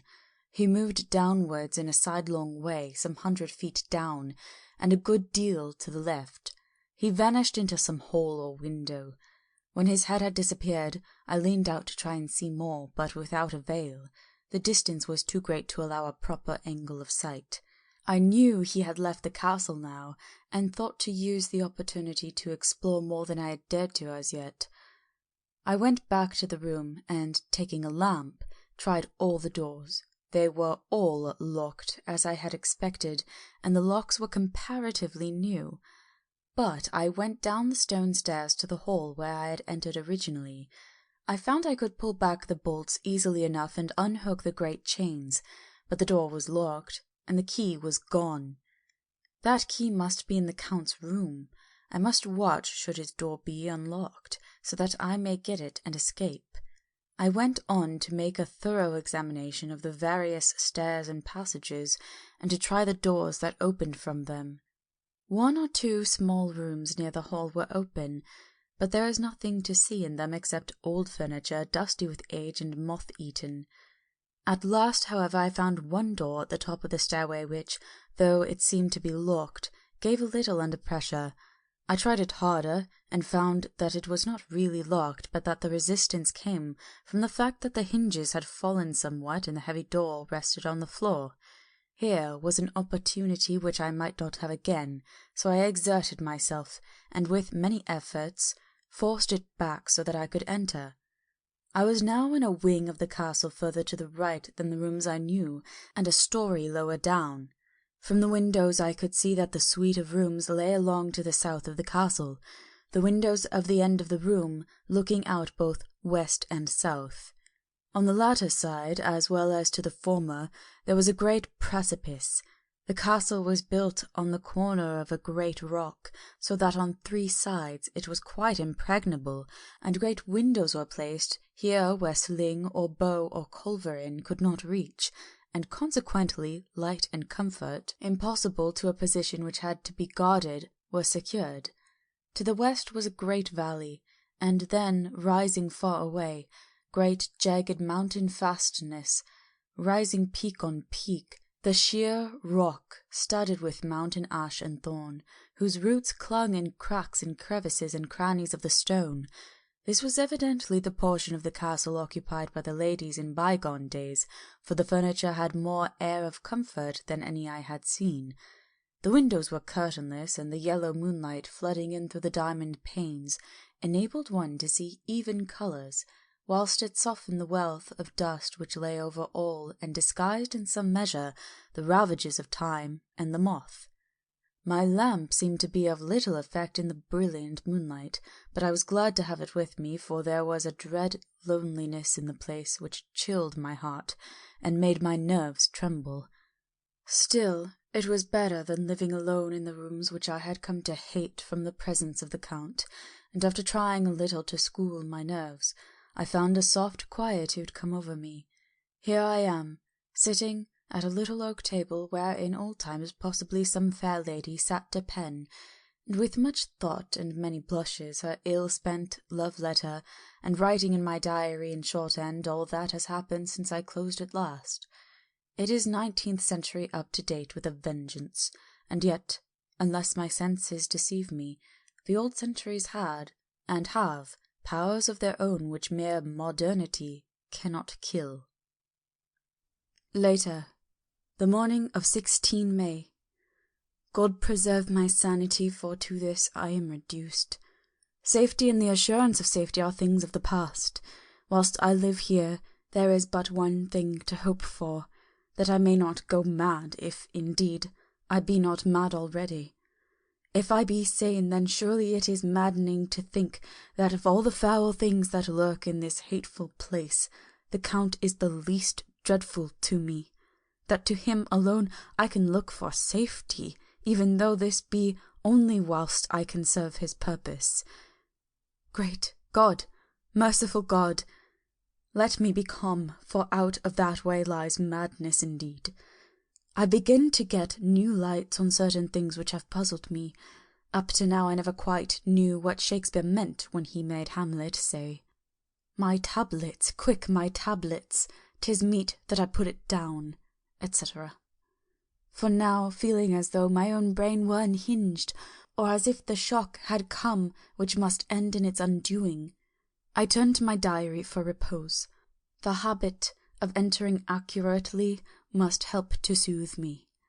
The Count's mysterious warning frightened me at the time. It frightens me more now when I think of it, for in future he has a fearful hold upon me. I shall fear to doubt what he may say. When I had written in my diary, and had fortunately replaced the book and pen in my pocket, I felt sleepy.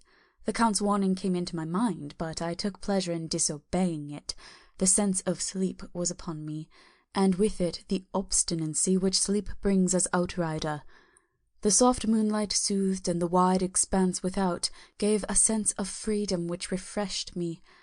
I determined not to return tonight to the gloom-haunted rooms, but to sleep here, where of old ladies had sat and sung and lived sweet lives whilst their gentle breasts were sad for the menfolk away in the midst of remorseless wars. I drew a great couch out of its place near the corner, so that as I lay, I could look at the lovely view to the east and south, and unthinking of and uncaring for the dust, composed myself for sleep. I suppose I must have fallen asleep. I hope so, but I fear, for all that followed was startlingly real, so real that now sitting here in the broad full sunlight of the morning, I cannot in the least believe that it was all sleep. I was not alone. The room was the same, unchanged in any way since I came into it. I could see along the floor, in the brilliant moonlight, my own footsteps marked where I had disturbed the long accumulation of dust. In the moonlight opposite me were 3 young women, ladies by their dress and manner. I thought at the time that I must be dreaming when I saw them, for, though the moonlight was behind them, they threw no shadow on the floor. They came close to me, and looked at me for some time, and then whispered together. 2 were dark, and had high aquiline noses, like the Count, and the great dark piercing eyes that seemed to be almost red when contrasted with the pale yellow moon. The other was fair as can be, with great wavy masses of golden hair and eyes like pale sapphires. I seemed somehow to know her face, and to know it in connection with some dreamy fear, but I could not recollect at the moment how or where. All 3 had brilliant white teeth that shone like pearls against the ruby of their voluptuous lips. There was something about them that made me uneasy, some longing, and at the same time some deadly fear. I felt in my heart a wicked burning desire that they would kiss me with those red lips. It is not good to note this down, lest some day it should meet Mina's eyes, and cause her pain. But it is the truth. They whispered together, and then they all 3 laughed, such a silvery, musical laugh, but as hard as though the sound could never have come through the softness of human lips. It was like the intolerable, tingling sweetness of water-glasses when played on by a cunning hand. The fair girl shook her head coquettishly, and the other 2 urged her on. One said, "Go on, you are first, and we shall follow. Yours is the right to begin." The other added, He is young and strong. They are kisses for us all. I lay quiet, looking out under my eyelashes in an agony of delightful anticipation. The fair girl advanced and bent over me till I could find the movement of her breath upon me. Sweet it was in one sense, honey-sweet, and sent the same tingling through the nerves as her voice, but with a bitter underlying the sweet, a bitter offensiveness, as one smells in blood. I was afraid to raise my eyelids, but looked out and saw perfectly under the lashes. The girl went on her knees and bent over me, simply gloating. There was a deliberate voluptuousness which was both thrilling and repulsive, and as she arched her neck, she actually licked her lips like an animal, till I could see in the moonlight the moisture shining on the scarlet lips and on the red tongue as it lapped the white, sharp teeth. Lower and lower went her head, as the lips went below the range of my mouth and chin, and seemed about to fasten on my throat.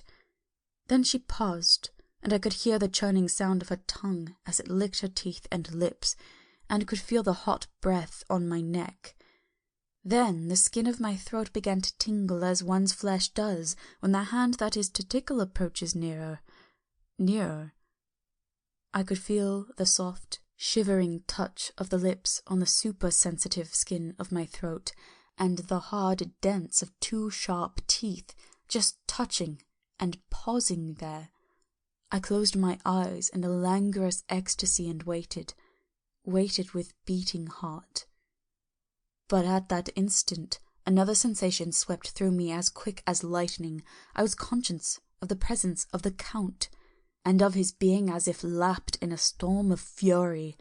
As my eyes opened involuntarily, I saw his strong hand grasp the slender neck of the fair woman, and with giant's power draw it back, the blue eyes transformed with fury, the white teeth champing with rage, and the fair cheeks blazing red with passion. But the Count! Never did I imagine such wrath and fury even to the demons of the pit. His eyes were positively blazing. The red light in them was lurid, as if the flame of hellfire blazed behind them. His face was deathly pale, and the lines of it were hard, like drawn wires. The thick eyebrows which met over the nose now seemed like a heaving bar of white-hot metal. With a fierce sweep of his arm, he hurled the woman from him, and then motioned to the others as though he were beating them back. It was the same imperious gesture that I had seen used to the wolves. In a voice which, though low and almost in a whisper, seemed to cut through the air, and then ring round the room as he said, "How dare you touch him, any of you? How dare you cast your eyes on him when I had forbidden it? Back, I tell you all, this man belongs to me. Beware how you meddle with him, or you'll have to deal with me." The fair girl, with a laugh of ribald coquetry, turned to answer him. "You yourself never loved. You never love."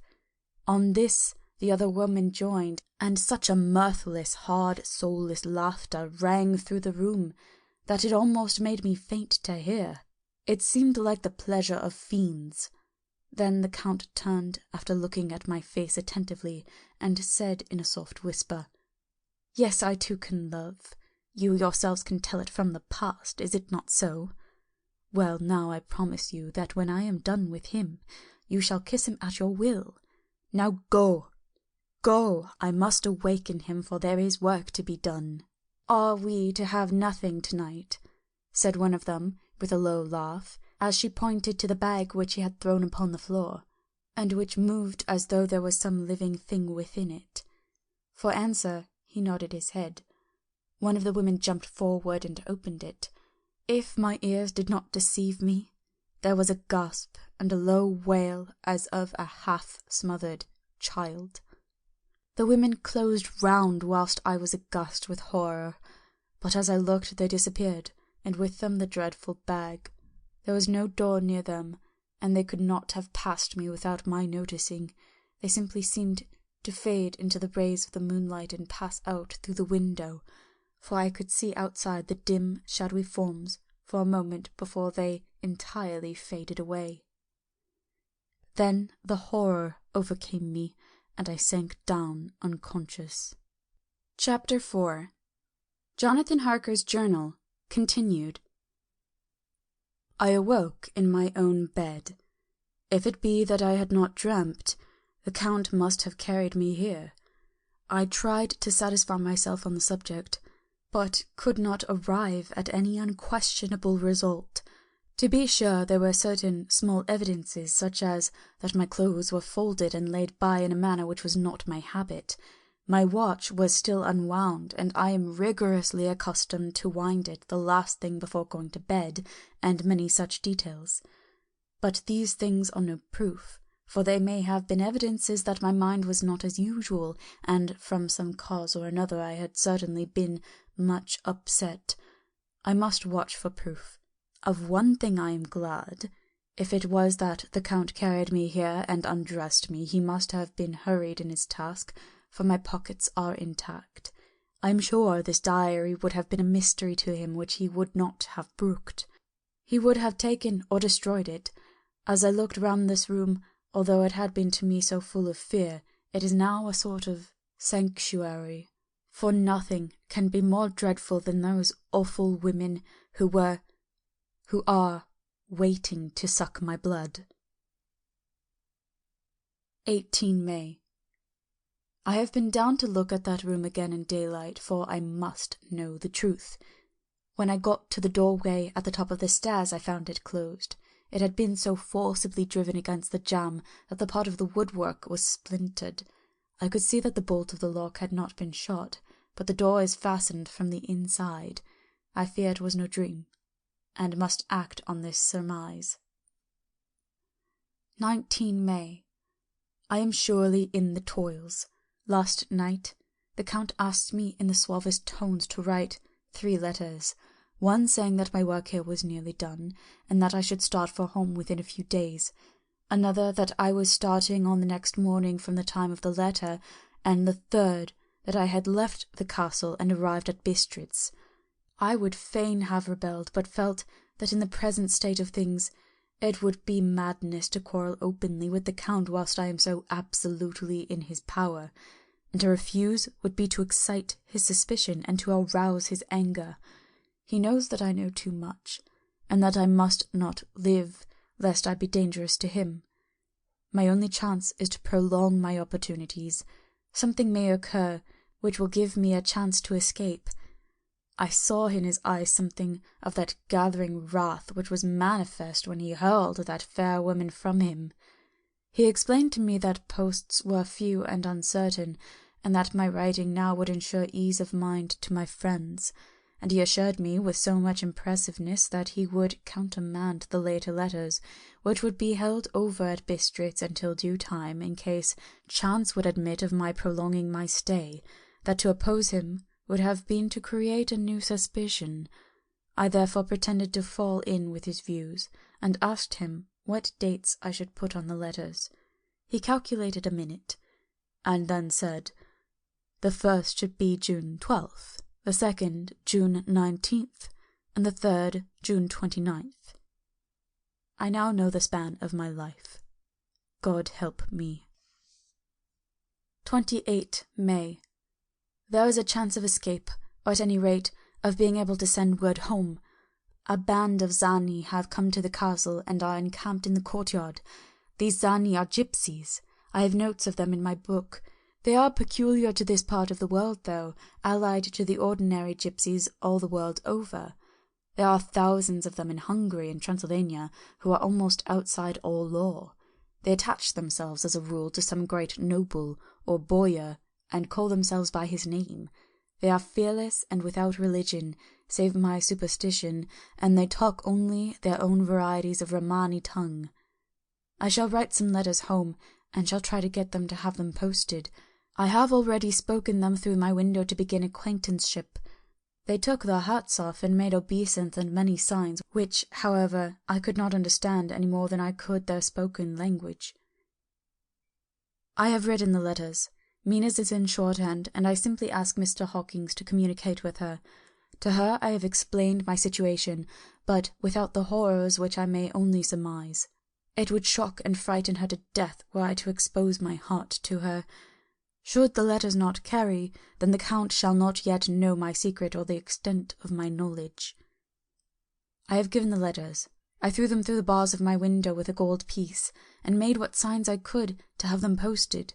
The man who took them pressed them to his heart and bowed, and then put them in his cap. I could do no more. I stole back to the study and began to read. As the Count did not come in, I have written here. The Count has come. He sat down beside me and said in his smoothest voice as he opened 2 letters, "The Zani has given me these, of which, though I know not whence they come, I shall, of course, take care. See." He must have looked at it. "One is from you, and to my friend Peter Hawkins, the other." Here he caught sight of the strange symbols as he opened the envelope, and the dark look came into his face, and his eyes blazed wickedly. "The other is a vile thing, an outrage upon friendship and hospitality. It is not signed. Well, so it cannot matter to us." And he calmly held letter and envelope in the flame of the lamp till they were consumed. Then he went on. "The letter to Hawkins, that I shall, of course, send on, since it is yours. Your letters are sacred to me. Your pardon, my friend, that unknowingly I did break the seal. Will you not cover it again?" He held out the letter to me, and with a courteous bow handed me a clean envelope. I could only redirect it and hand it to him in silence. When he went out of the room, I could hear the key turn softly. A minute later I went over and tried it, and the door was locked. When, an hour or 2 after, the Count came quietly into the room, his coming awakened me, for I had gone to sleep on the sofa. He was very courteous and very cheery in his manner, and seeing that I had been sleeping, he said, "So, my friend, you are tired. Get to bed. There is the surest rest. I may not have the pleasure to talk tonight, since there are many labours to me, but you will sleep, I pray." I passed to my room and went to bed, and, strange to say, slept without dreaming. Despair has its own calms. 31 May. This morning when I woke, I thought I would provide myself with some paper and envelopes from my bag and keep them in my pocket, so that I might write in case I should get an opportunity. But again a surprise, again a shock. Every scrap of paper was gone, and with it all my notes, my memoranda relating to railways and travel, my letter of credit, in fact, all that might be useful to me were I once outside the castle. I sat and pondered a while, and then some thought occurred to me, and I made search of my portmanteau and in the wardrobe where I had placed my clothes. The suit in which I had travelled was gone, and also my overcoat and rug. I could find no trace of them anywhere. This looked like some new scheme of villainy. 17 June. This morning, as I was sitting on the edge of my bed, cudgelling my brains, I heard without a cracking of whips and pounding and scrapping of horses' feet up on the rocky path beyond the courtyard. With joy I hurried to the window and saw drive into the yard 2 great later wagons, each drawn by 8 sturdy horses, and at the head of each pair a Slovak, with his wide hat, great nail-studded belt, dirty sheepskin, and high boots. They had also their long staves in hand. I ran to the door, intending to descend and try to join them through the main hall, as I thought that way might be opened for them. Again a shock. My door was fastened on the outside. Then I ran to the window and cried to them. They looked up at me stupidly and pointed, but just then the hetman of the Zani came out, and seeing them pointing to my window, said something at which they laughed. Henceforth no effort of mine, no piteous cry or agonized entreaty, would make them even look at me. They resolutely turned away. The later wagons contained great square boxes, with handles of thick rope. These were evidently empty by the ease with which the Slovaks handled them, and by the resonance as they were roughly moved. When they were all unloaded and packed in a great heap in one corner of the yard, the Slovaks were given some money by the Zani, and spitting on it for luck, lazily went to each of his horse's head. Shortly afterwards, I heard the cracking of the whips die away in the distance. 24 June, before morning. Last night the Count left me early, and locked himself into his own room.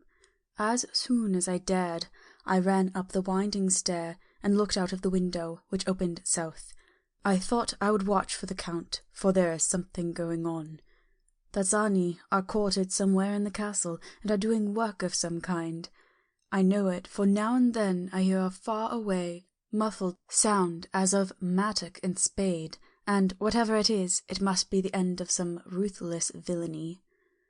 I had been at the window somewhat less than half an hour, when I saw something coming out of the Count's window. I drew back and watched carefully, and saw the whole man emerge. It was a new shock to me to find that he had on the suit of clothes which I had worn whilst travelling here, and slung over his shoulder the terrible bag which I had seen the women take away. There could be no doubt as to his quest, and in my garb too. This, then, is his new scheme of evil, that he will allow others to see me as they think, so that he may both leave evidence that I have been seen in the towns or villages posting my own letters, and that any wickedness which he may do shall by the local people be attributed to me. It makes me rage to think that this can go on, and whilst I am shut up here, a veritable prisoner, but without that protection of the law which is even a criminal's right and consolation. I thought I would watch for the Count's return, and for a long time sat doggedly at the window. Then I began to notice that there were some quaint little specks floating in the rays of the moonlight. They were like the tiniest grains of dust, and they whirled around and gathered in clusters in a nebulous sort of way. I watched them with a sense of soothing, and a sort of calm stole over me.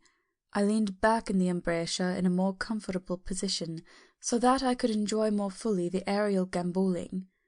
Something made me start up, a low, piteous howling of dogs somewhere far below in the valley, which was hidden from my sight.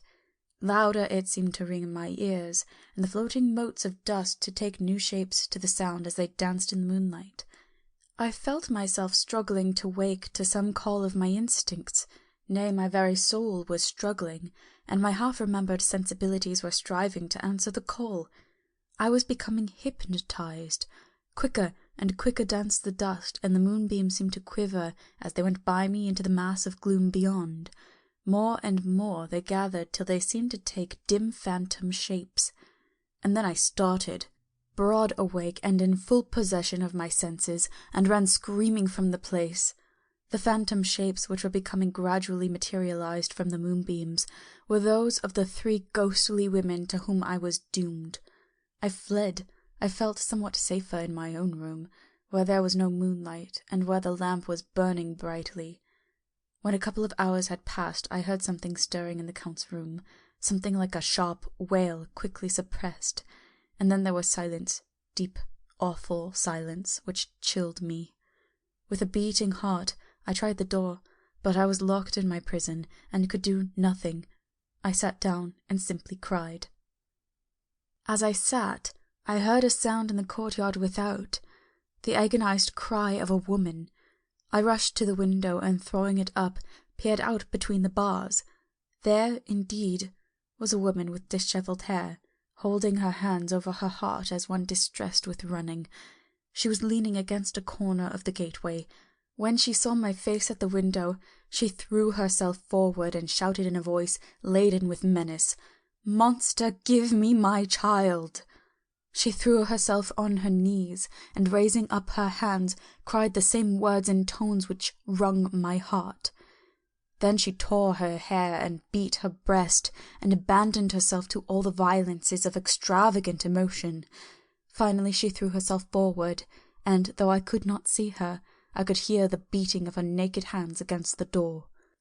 Somewhere high overhead, probably in the tower, I heard the voice of the Count calling in his harsh metallic whisper.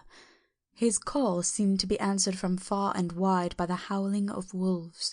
Before many minutes had passed, a pack of them poured, like a pent-up dam when liberated, through the wide entrance into the courtyard. There was no cry from the woman, and the howling of wolves was but short. Before long they streamed away singly, licking their lips. I could not pity her, for I knew now what had become of her child, and she was better dead. What shall I do? What can I do? How can I escape from this dreadful thing of night and gloom and fear? 25 June, morning. No man knows till he has suffered from the night how sweet and how dear to his heart and eye the morning can be. When the sun grew so high this morning that it struck the top of the great gateway opposite my window, the high spot which it touched seemed to me as if the dove from the ark had lighted there. My fear fell from me as if it had been a vaporous garment which dissolved in the warmth.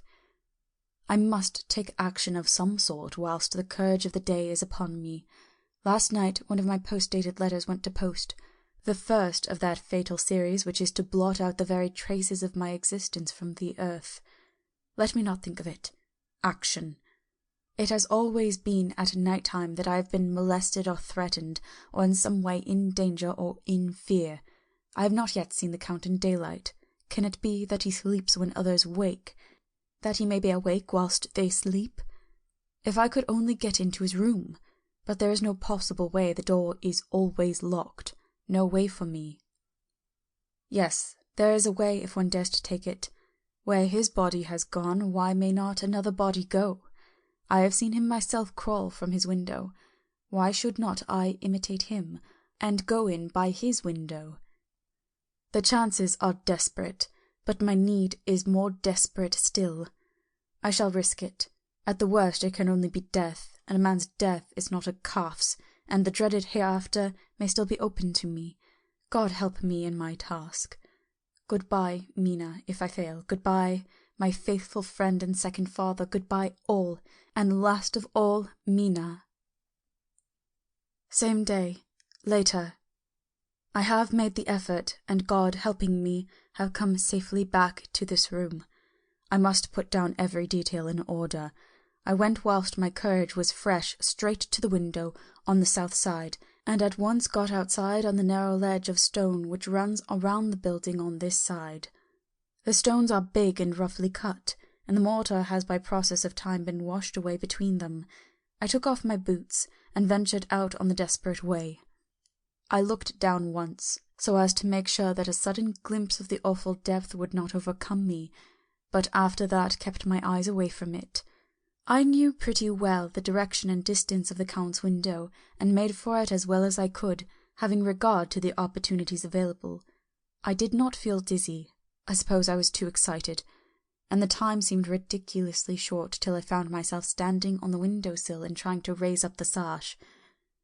I was filled with agitation, however, when I bent down and slid feet foremost in through the window. Then I looked around for the Count, but with surprise and gladness made a discovery. The room was empty. It was barely furnished with odd things, which seemed to have never been used. The furniture was something the same style as that in the south rooms, and was covered with dust. I looked for the key, but it was not in the lock, and I could not find it anywhere. The only thing I found was a great heap of gold in one corner. Gold of all kinds, Roman and British and Austrian and Hungarian and Greek and Turkish money, covered with a film of dust, as though it had lain long in the ground. None of it that I noticed was less than 300 years old. There were also chains and ornaments, some jewelled, but all of them old and stained. At one corner of the room was a heavy door. I tried it, for since I could not find the key of the room, or the key of the outer door, which was the main object of my search, I must make further examination, or all my efforts would be in vain. It was open, and led through a stone passage to a circular stairway, which went steeply down. I descended, minding carefully where I went, for the stairs were dark, being only lit by loopholes in the heavy masonry. At the bottom there was a dark tunnel-like passage, through which came a deathly, sickly odour, the odour of old earth newly turned.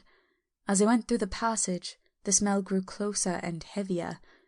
At last I pulled open a heavy door, which stood ajar, and found myself in an old, ruined chapel, which had evidently been used as a graveyard. The roof was broken, and in 2 places were steps leading to vaults, but the ground had recently been dug over, and the earth placed in great wooden boxes, manifestly those which had been brought by the Slovaks. There was nobody about, and I made search for any further outlet, but there was none. Then I went over every inch of the ground, so as not to lose a chance. I went down even into the vaults, where the dim light struggled, although to do so was a dread to my very soul. Into 2 of these I went, but saw nothing except fragments of old coffins and piles of dust. In the 3rd, however, I made a discovery. There, in one of the great boxes, of which there were 50 in all, on a pile of newly dug earth, lay the Count. He was either dead or asleep, I could not say which, for the eyes were open and stony, but without the glassiness of death, and the cheeks had the warmth of life through all their pallor. The lips were as red as ever, but there was no sign of movement, no pulse, no breath, no beating of the heart. I bent over him and tried to find any sign of life, but in vain. He could not have lain there long, for the earthy smell would have passed away in a few hours. By the side of the box was its cover, pierced with holes here and there, and I thought he might have the keys on him, but when I went to search I saw the dead eyes, and in them, dead though they were, such a look of hate, though unconscious of me or my presence, that I fled from the place, and leaving the Count's room by the window, crawled up again the castle wall. Regaining my room, I threw myself panting upon the bed and tried to think. 29 June. Today is the date of my last letter, and the Count has taken steps to prove that it was genuine, for again I saw him leave the castle by the same window, and in my clothes.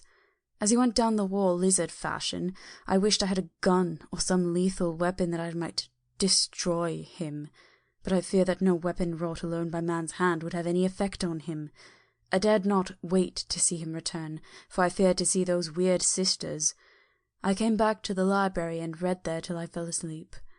I was awakened by the Count, who looked at me as grimly as a man can look as he said, "Tomorrow, my friend, we must part. You return to your beautiful England, I to some work which may have such an end that we may never meet. Your letter home has been dispatched. Tomorrow I shall not be here, but all shall be ready for your journey. In the morning come the Zgani, who have some labours of their own here, and also come some Slovaks. When they have gone, my carriage shall come for you, and shall bear you to the Borgo Pass to meet the diligence from Bukovina to Bistritz. But I am in hope that I shall see more of you at Castle Dracula." I suspected him, and determined to test his sincerity. Sincerity! It seemed like a profanation of the word to write it in connection with such a monster. So asked him, point blank, "Why may I not go tonight?" "Because, dear sir, my coachman and horses are away on a mission." "But I would walk with pleasure. I want to get away at once." He smiled, such a soft, smooth, diabolical smile that I knew there was some trick behind his smoothness. He said, "And your baggage?" "I do not care about it. I can send for it some other time." The Count stood up and said, with a sweet courtesy which made me rub my eyes, it seemed so real, "You English have a saying which is close to my heart, for its spirit is that which rules our boyars. Welcome the coming, speed the parting guest. Come with me, my dear young friend. Not an hour shall you wait in my house against your will, though sad am I at your going, and that you so suddenly desire it. Come." With a stately gravity he, with the lamp, preceded me down the stairs and along the hall. Suddenly he stopped. "Hark!" Close at hand came the howling of many wolves.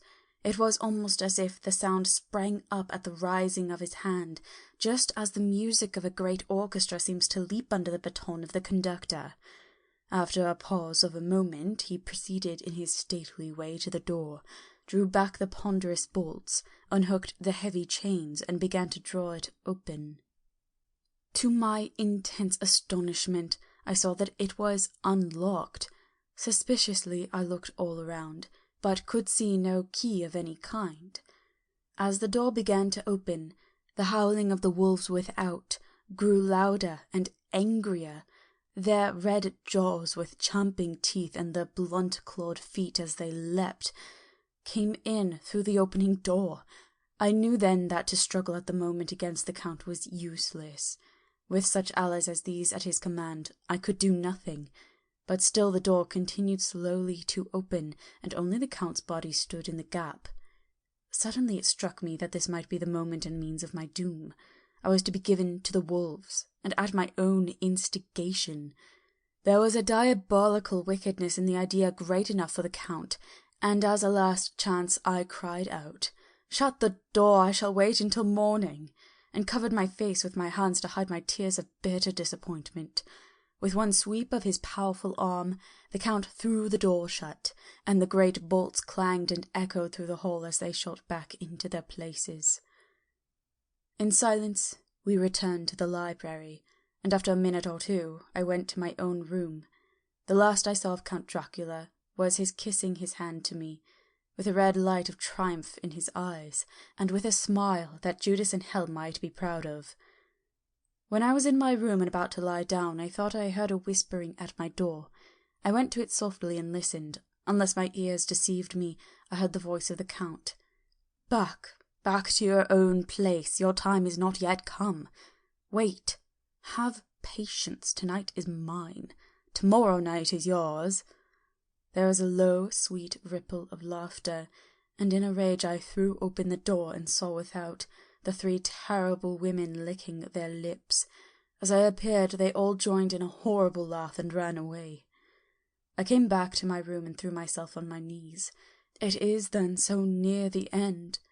Tomorrow, Lord, help me and those whom I am dear. 30 June, morning. These may be the last words I ever write in this diary. I slept till just before dawn, and when I woke I threw myself on my knees, for I determined that if death came, he should find me ready. At last I felt that subtle change in the air, and knew that morning had come. And then came the welcome cockcrow, and I felt that I was safe. With a glad heart I opened my door and ran down to the hall. I had seen that the door was unlocked, and now escape was before me. With hands that trembled with eagerness, I unhooked the chains and drew back the massive bolts. But the door would not move. Despair seized me. I pulled and pulled at the door, and it shook it till, massive as it was, it rattled in its casement. I could see the bolt shot. It had been locked after I left the Count. Then a wild desire took me to obtain that key at any risk, and I determined then and there to scale the wall again and gain the Count's room. He might kill me, but death now seemed the happier choice of evils. Without a pause I rushed up to the east window and scrambled down the wall, as before, into the Count's room. It was empty, but that was as I expected. I could not see a key anywhere, but the heap of gold remained. I went through the door in the corner and down the winding stair and along the dark passage to the old chapel. I knew now well enough where to find the monster I sought. The great box was in the same place, close against the wall, but the lid was laid on it, not fastened down, but with the nails ready in their places to be hammered home. I knew I must reach the body for the key, so I raised the lid and laid it back against the wall, and then I saw something which filled my very soul with horror. There lay the Count, but looking as if his youth had been half renewed, for the white hair and moustache were changed to a dark iron grey. The cheeks were fuller, and the white skin seemed ruby red underneath. The mouth was redder than ever, for on the lips were gouts of fresh blood, which trickled from the corners of the mouth and ran over the chin and neck. Even the deep, burning eyes seemed set amongst swollen flesh, for the lids and pouches underneath were bloated. It seemed as if the whole awful creature were simply gorged with blood. He lay like a filthy leech, exhausted with his repletion. I shuddered as I bent over to touch him, and every sense in me revolted at the contact, but I had to search or I was lost. The coming night might see my own body a banquet in a similar way to those horrid 3. I felt all over the body, but no sign could I find of the key. Then I stopped and looked at the Count. There was a mocking smile on the bloated face which seemed to drive me mad. This was the being I was helping to transfer to London, where perhaps for centuries to come he might, amongst its teeming millions, satiate his lust for blood, and create a new and ever-widening circle of semi-demons to batten on the helpless. The very thought of it drove me mad. A terrible desire came upon me to rid the world of such a monster. There was no lethal weapon at hand, but I seized a shovel, which the workmen had been using to fill the cases, and lifting it high, struck with the edge downward at the hateful face. But as I did so, the head turned, and the eyes fell full upon me, with all their blaze of basilisk horror. The sight seemed to paralyze me, and the shovel turned in my hand and glanced from the face, merely making a deep gash above the forehead. The shovel fell from my hand across the box, and as I pulled it away, the flange of blade caught the edge of the lid, which fell over again, and hid the horrid thing from my sight. The last glimpse I had was of the bloated face, blood-stained and fixed with a grin of malice which would have held its own in the nethermost hell. I thought and thought what should be my next move, but my brain seemed on fire, and I waited with a despairing feeling growing over me. As I waited, I heard in the distance a gypsy song sung by merry voices coming closer, and through their song the rolling heavy wheels and the cracking of whips. The Zgani and the Slovaks of whom the Count had spoken were coming. With a last look around and at the box which contained the vile body, I ran from the place and gained the Count's room, determined to rush out at the moment the door should be opened. With strained ears I listened, and heard downstairs the grinding of the key in the great lock, and the falling back of the heavy door. There must have been some other means of entry, or someone had a key for one of the locked doors. Then there came the sound of many feet tramping, and dying away in some passage which sent up a clanging echo. I turned to run down again towards the vault, where I might find the new entrance, but at the moment there seemed to come a violent puff of wind, and the door to the winding stair blew to with a shock that set the dust from the lintels flying. When I ran to push it open, I found that it was hopelessly fast. I was again a prisoner, and the net of doom was closing around me more closely. As I write, there is in the passage below a sound of many tramping feet, and the crash of weights being set down heavily, doubtless the boxes with their freight of earth. There is a sound of hammering. It is the box being nailed down. Now I can hear the heavy feet tramping again along the hall, with many other idle feet coming behind them. The door is shut, and the chains rattle. There is a grinding of the key in the lock. I can hear the key withdraw, then another door opens and shuts. I hear the creaking of lock and bolt. Hark! In the courtyard, and down the rocky way, the roll of heavy wheels, the crack of whips, and the course of the Zgani as they pass into the distance. I am alone in the castle with those awful women. For Mina is a woman, and there is naught in common. They are devils of the pit. I shall not remain alone with them. I shall try to scale the castle wall farther than I have yet attempted. I shall take some of the gold with me, lest I want it later. I may find a way from this dreadful place, and then away for home, away to the quickest and nearest train, away from this cursed spot, from this cursed land, where the devil and his children still walk with earthly feet. At least God's mercy is better than that of these monsters, and the precipice is steep and high. At its foot a man may sleep, as a man. Goodbye all. Mina. Chapter 5. Letter from Miss Mina Murray to Miss Lucy Westenra. 9 May. My dearest Lucy, forgive my long delay in writing, but I have been simply overwhelmed with work. The life of an assistant schoolmistress is sometimes trying. I am longing to be with you, and by the sea, where we can talk together freely and build our castles in the air. I have been working very hard lately, because I want to keep up with Jonathan's studies, and I have been practicing shorthand very assiduously. When we are married, I shall be able to be useful to Jonathan, and if I can stenograph well enough, I can take down what he wants to say in this way, and write it out for him on the typewriter, at which also I am practicing very hard. He and I sometimes write letter in shorthand, and he is keeping a stenographic journal of his travels abroad. When I am with you, I shall keep a diary in the same way. I don't mean one of those 2 pages to the week with Sunday squeezed in a corner diaries, but a sort of journal which I can write in whenever I feel inclined. I do not suppose there will be much of interest to other people, but it is not intended for them. I may show it to Jonathan some day if there is in it anything worth sharing, but it is really an exercise book.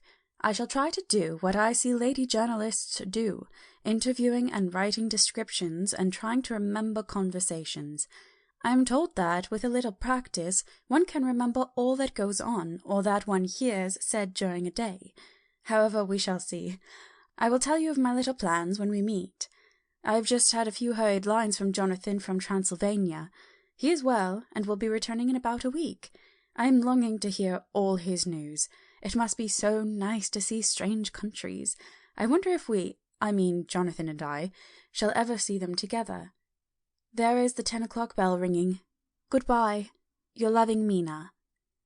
Tell me all the news when you write. You have not told me anything for a long time. I hear rumours, and especially of a tall, handsome, curly-haired man. Letter. Lucy Westenra to Mina Marie. 17 Chatham Street, Wednesday. My dearest Mina, I must say, you tax me very unfairly with being a bad correspondent.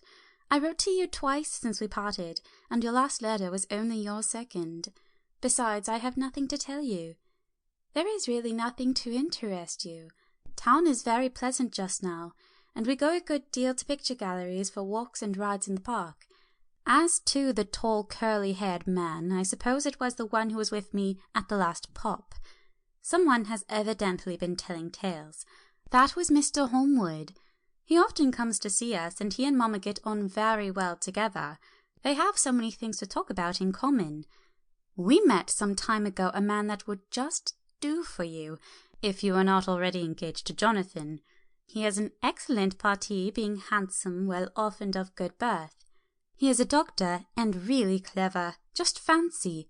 He is only 29, and he has an immense lunatic asylum all under his own care. Mr. Holmwood introduced him to me, and he called here to see us, and often comes now. I think he is one of the most resolute men I ever saw, and yet the most calm. He seems absolutely imperturbable. I can fancy what a wonderful power he must have over his patients. He has a curious habit of looking one straight in the face, as if trying to read one's thoughts. He tries on this very much with me, but I flatter myself he has got a tough nut to crack. I know that from my glass. Do you ever try to read your own face? I do, and I can tell you it is not a bad study, and gives you more trouble than you can well fancy if you have never tried it.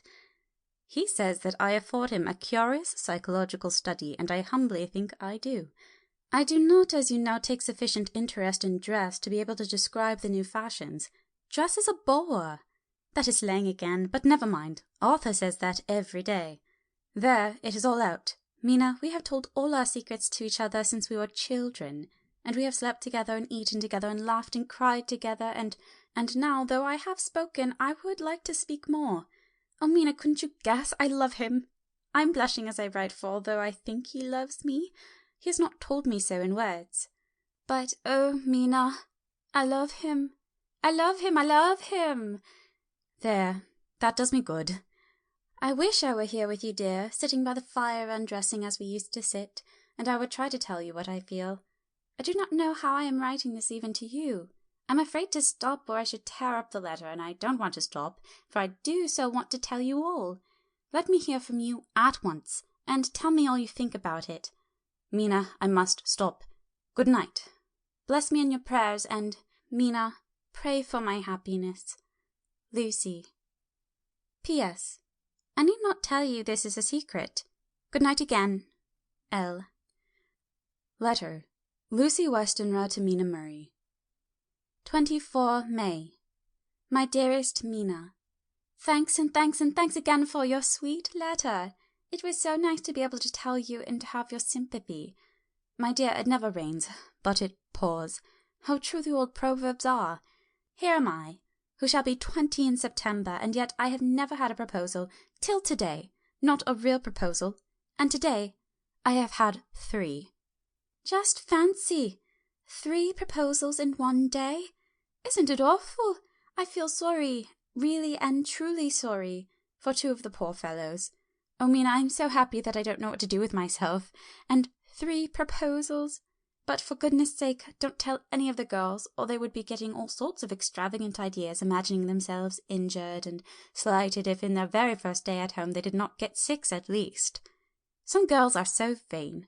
You and I, Mina dear, who are engaged and who are going to settle down soberly into old married women, can despise vanity. Well, I must tell you about the 3, but you must keep a secret, dear, from everyone. Except, of course, Jonathan. You will tell him, because I would, if I were in your place, certainly tell Arthur. A woman ought to tell her husband everything, don't you think so, dear? And I must be fair. Men like women, certainly their wives, to be quite as fair as they are, and women, I am afraid, are not always quite as fair as they should be. Well, my dear, number 1 came just before lunch. I told you of him, Dr. John Seward, the lunatic asylum man with the strong jaw and the good forehead. He was very cool outwardly, but was nervous all the same. He had evidently been schooling himself as to all sorts of little things, and remembered them, but he almost managed to sit down on his silk hat, which men don't generally do when they are cool, and then when he wanted to appear at ease he kept playing with the lancet in a way that made me nearly scream. He spoke to me, Mina, very straightforwardly. He told me how dear I was to him, though he had known me so little, and what his life would be with me to help and cheer him. He was going to tell me how unhappy he would be if I did not care for him, but when he saw me cry, he said that he was a brute and would not add to my present trouble. Then he broke off and asked if I could love him in time, and when I shook my head, his hands trembled, and then with some hesitation he asked me if I cared already for anyone else. He put it very nicely, saying he did not want to wring my confidence from me, but only to know, because if a woman's heart was free a man might have hope. And then Mina, I felt a sort of duty to tell him that there was someone. I only told him that much, and then he stood up, and he looked very strong and very grave as he took both my hands in his, and said he hoped I would be happy, and that if I ever wanted a friend, I must count him one of my best. Oh, Mina dear, I can't help crying.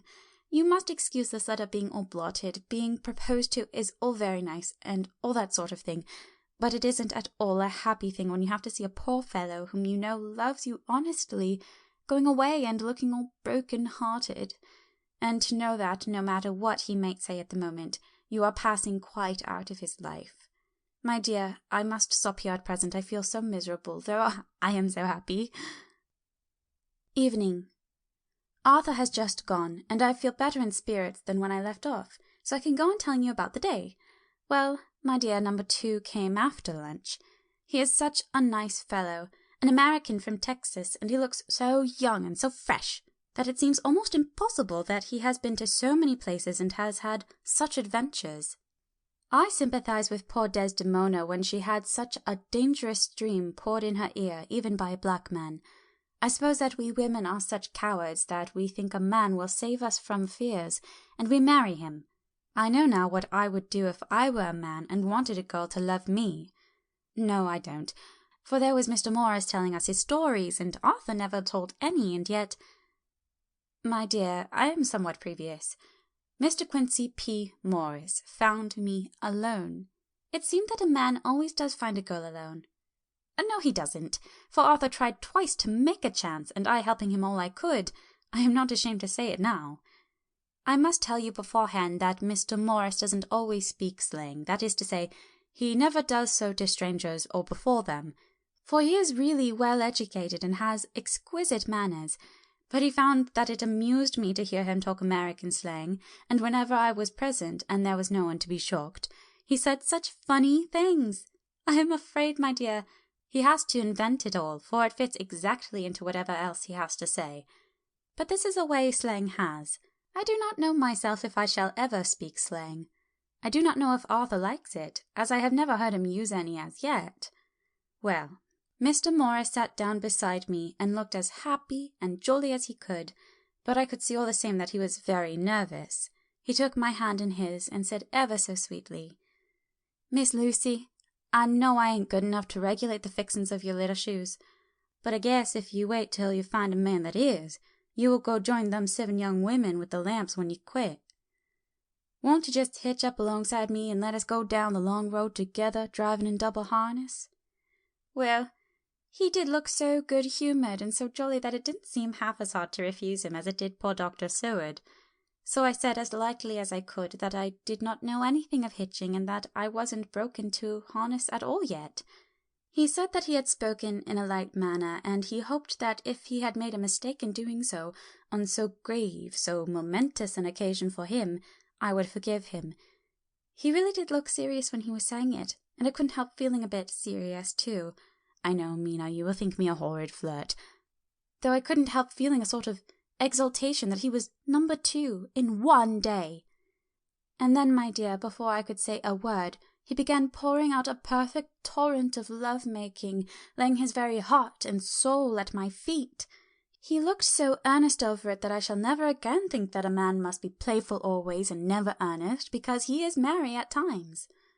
I suppose he saw something in my face which checked him, for he suddenly stopped and said with a sort of manly fervour that I could have loved him for if I had been free, "Lucy, you are an honest-hearted girl, I know.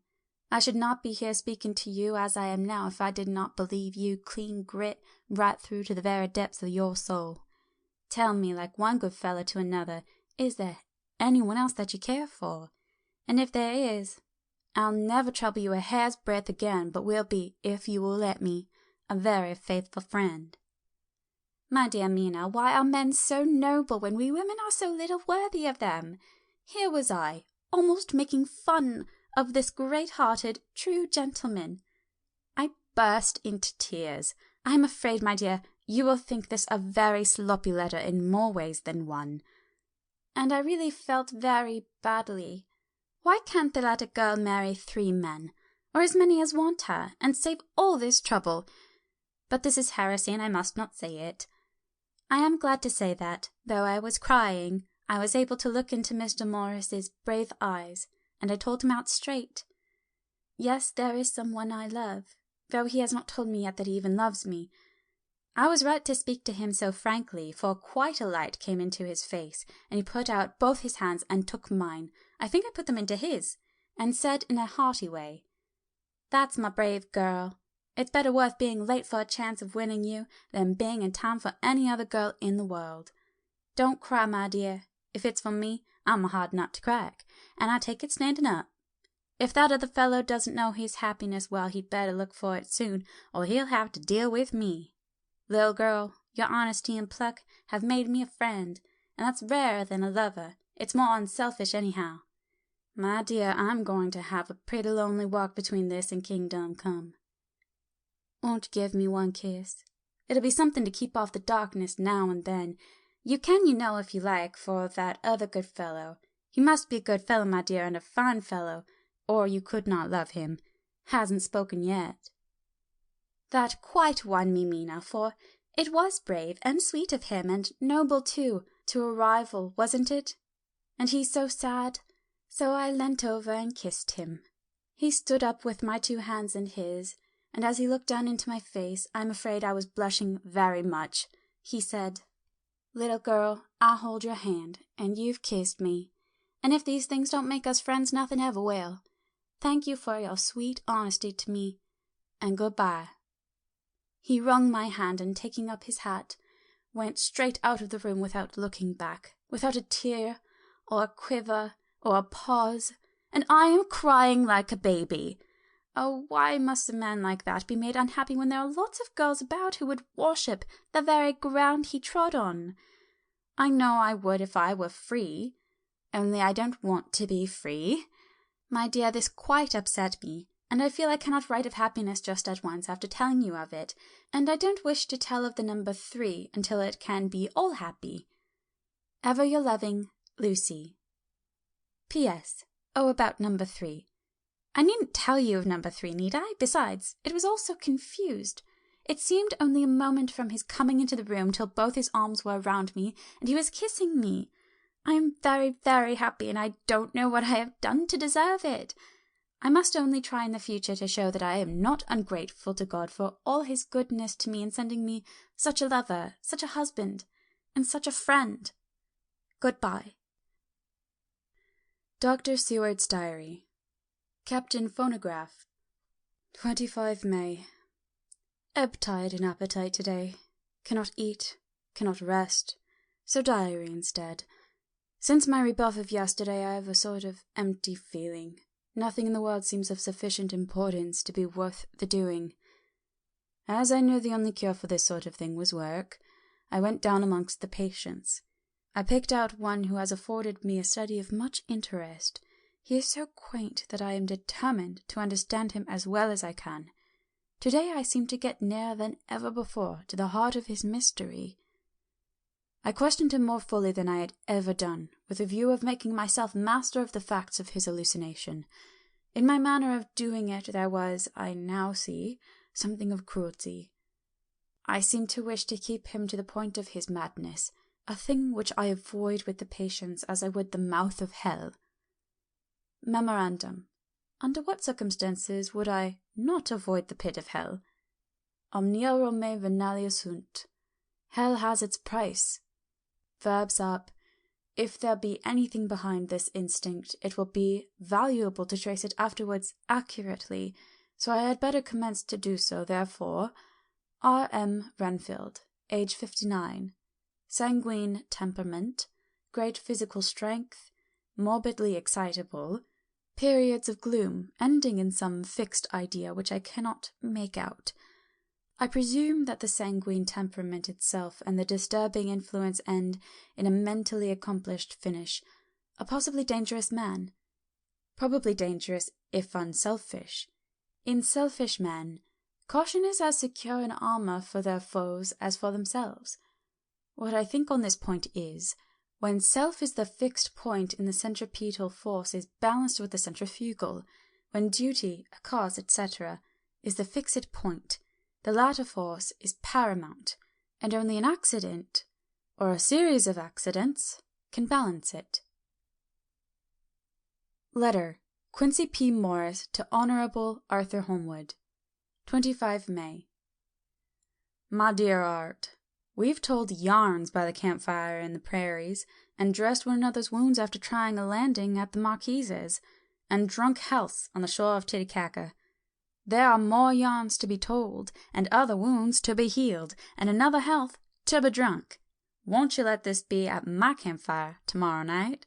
I have no hesitation in asking you, as I know a certain lady is engaged to a certain dinner party, and that you are free. There will only be one other, our old pal at the Korea, Jack Seward. He's coming too, and we both want to mingle our weeps over the wine cup, and to drink a health, with all our hearts, to the happiest man in all the wide world, who has won the noblest heart that God has made and the best worth winning. We promise you a hearty welcome, and a loving greeting, and a health as true as your own right hand. We shall both swear to leave you at home if you drink too deep, a certain pair of eyes. Come! Yours, as ever and always, Quincy P. Morris. Telegram from Arthur Holmwood to Quincy P. Morris. 26 May. Count me in every time. I bear messages which will make both your ears tingle. Art. Chapter 6. Mina Murray's Journal. 24 July, Whitby. Lucy met me at the station looking sweeter and lovelier than ever, and we drove up to the house at the crescent in which they have rooms. This is a lovely place. The little river, the Esk, runs through a deep valley, which broadens out as it comes near the harbour. A great viaduct runs across with high piers, through which the view seems somehow further away than it really is. The valley is beautifully green, and it is so steep that when you are on the high land on either side, you look right across it, unless you are near enough to see down. The houses of the old town, the side away from us, are all red-roofed, and seem piled up one over the other anyhow, like the pictures we see of Nuremberg. Right over the town is the ruin of Whitby Abbey, which was sacked by the Danes, and which is the scene of part of Marmion, where the girl was built up in the wall. It is a most noble ruin of immense size and full of beautiful and romantic bits. There is a legend that a white lady is seen in one of the windows. Between it and the town there is another church, the parish one, round which is a big graveyard, all full of tombstones. This is, to my mind, the nicest spot in Whitby, for it lies right over the town and has a full view of the harbour and all up the bay to where the headland called Kettleness stretches out into the sea. It descends so steeply over the harbour that part of the bank has fallen away, and some of the graves have been destroyed. In one place, part of the stonework of the grave stretches out over the sandy pathway far below. There are walks with seats beside them through the churchyard, and people go and sit there all day long looking at the beautiful view and enjoying the breeze. I shall come and sit here very often myself and work. Indeed, I am writing now, with my book on my knee, and listening to the talk of 3 old men who are sitting beside me. They seem to do nothing all day but sit up here and talk. The harbour lies below me, with, on the far side, one long granite wall stretching out into the sea, with a curve outwards at the end of it, in the middle of which is a lighthouse. A heavy sea-wall runs along outside of it. On the near side, the sea-wall makes an elbow crooked inversely, and its end, too, has a lighthouse. Between the 2 piers there is a narrow opening into the harbour, which then suddenly widens. It is nice at high water, but when the tide is out it shoals away to nothing, and there is merely the steam of the Esk, running between banks of sand, with rocks here and there. Outside the harbour on this side there rises for about half a mile a great reef, the sharp edge of which runs straight out from behind the south lighthouse. At the end of it is a buoy with a bell, which swings in bad weather and sends a mournful sound on the wind. They have a legend here that when a ship is lost bells are heard out at sea. I must ask the old man about this. He is coming this way. He is a funny old man. He must be awfully old, for his face is all gnarled and twisted like the bark of a tree. He tells me that he is nearly 100, and that he was a sailor in the Greenland fishing fleet when Waterloo was fought. He is, I am afraid, a very sceptical person, for when I asked him about the bells at sea and the White Lady at the Abbey, he said very briskly, "I wouldn't fash mezel about them, miss. Them things be all wore out. Mind, I don't say that they never was, but I do say that they wasn't in my time. They be all very well for comers and trippers and the like, but not for a nice young lady like you. Them feet folks from York and Leeds that be always eating card errands and drinking tea and looking out to buy cheap jet would creed out. I wonder mesel'd be bothered telling lies to them. Even the newspapers, which is full of fool talk." I thought he would be a good person to learn interesting things from, so I asked him if he would mind telling me something about the whale fishing in the old days. He was just setting himself to begin when the clock struck 6, whereupon he laboured to get up and said, "I must be gang again words home now, miss. My granddaughter doesn't like to be kept waiting when the tea is ready, for it takes me time to cram 11 degrees, and there be a many of 'em, and miss, I look to Billy Timber early by the clock." He hobbled away, and I could see him hurrying as well as he could down the steps. The steps are a great feature on the place. They lead from the town up to the church. There are hundreds of them. I do not know how many, and they wind up in a delicate curve. The slope is so gentle that a horse could easily walk up and down them. I think they must originally have had something to do with the Abbey. I shall go home too. Lucy went out visiting with her mother, and as they were only duty calls, I did not go. They will be home by this. 1st August. I came up here an hour ago with Lucy, and we had a most interesting talk with my old friend and the 2 others who always come and join him. He is evidently the Sir Oracle of them, and I should think must have been in his time a most dictatorial person. He will not admit anything, and downfaces everybody.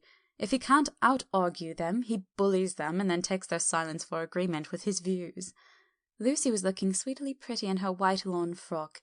She has got a beautiful colour since she has been here.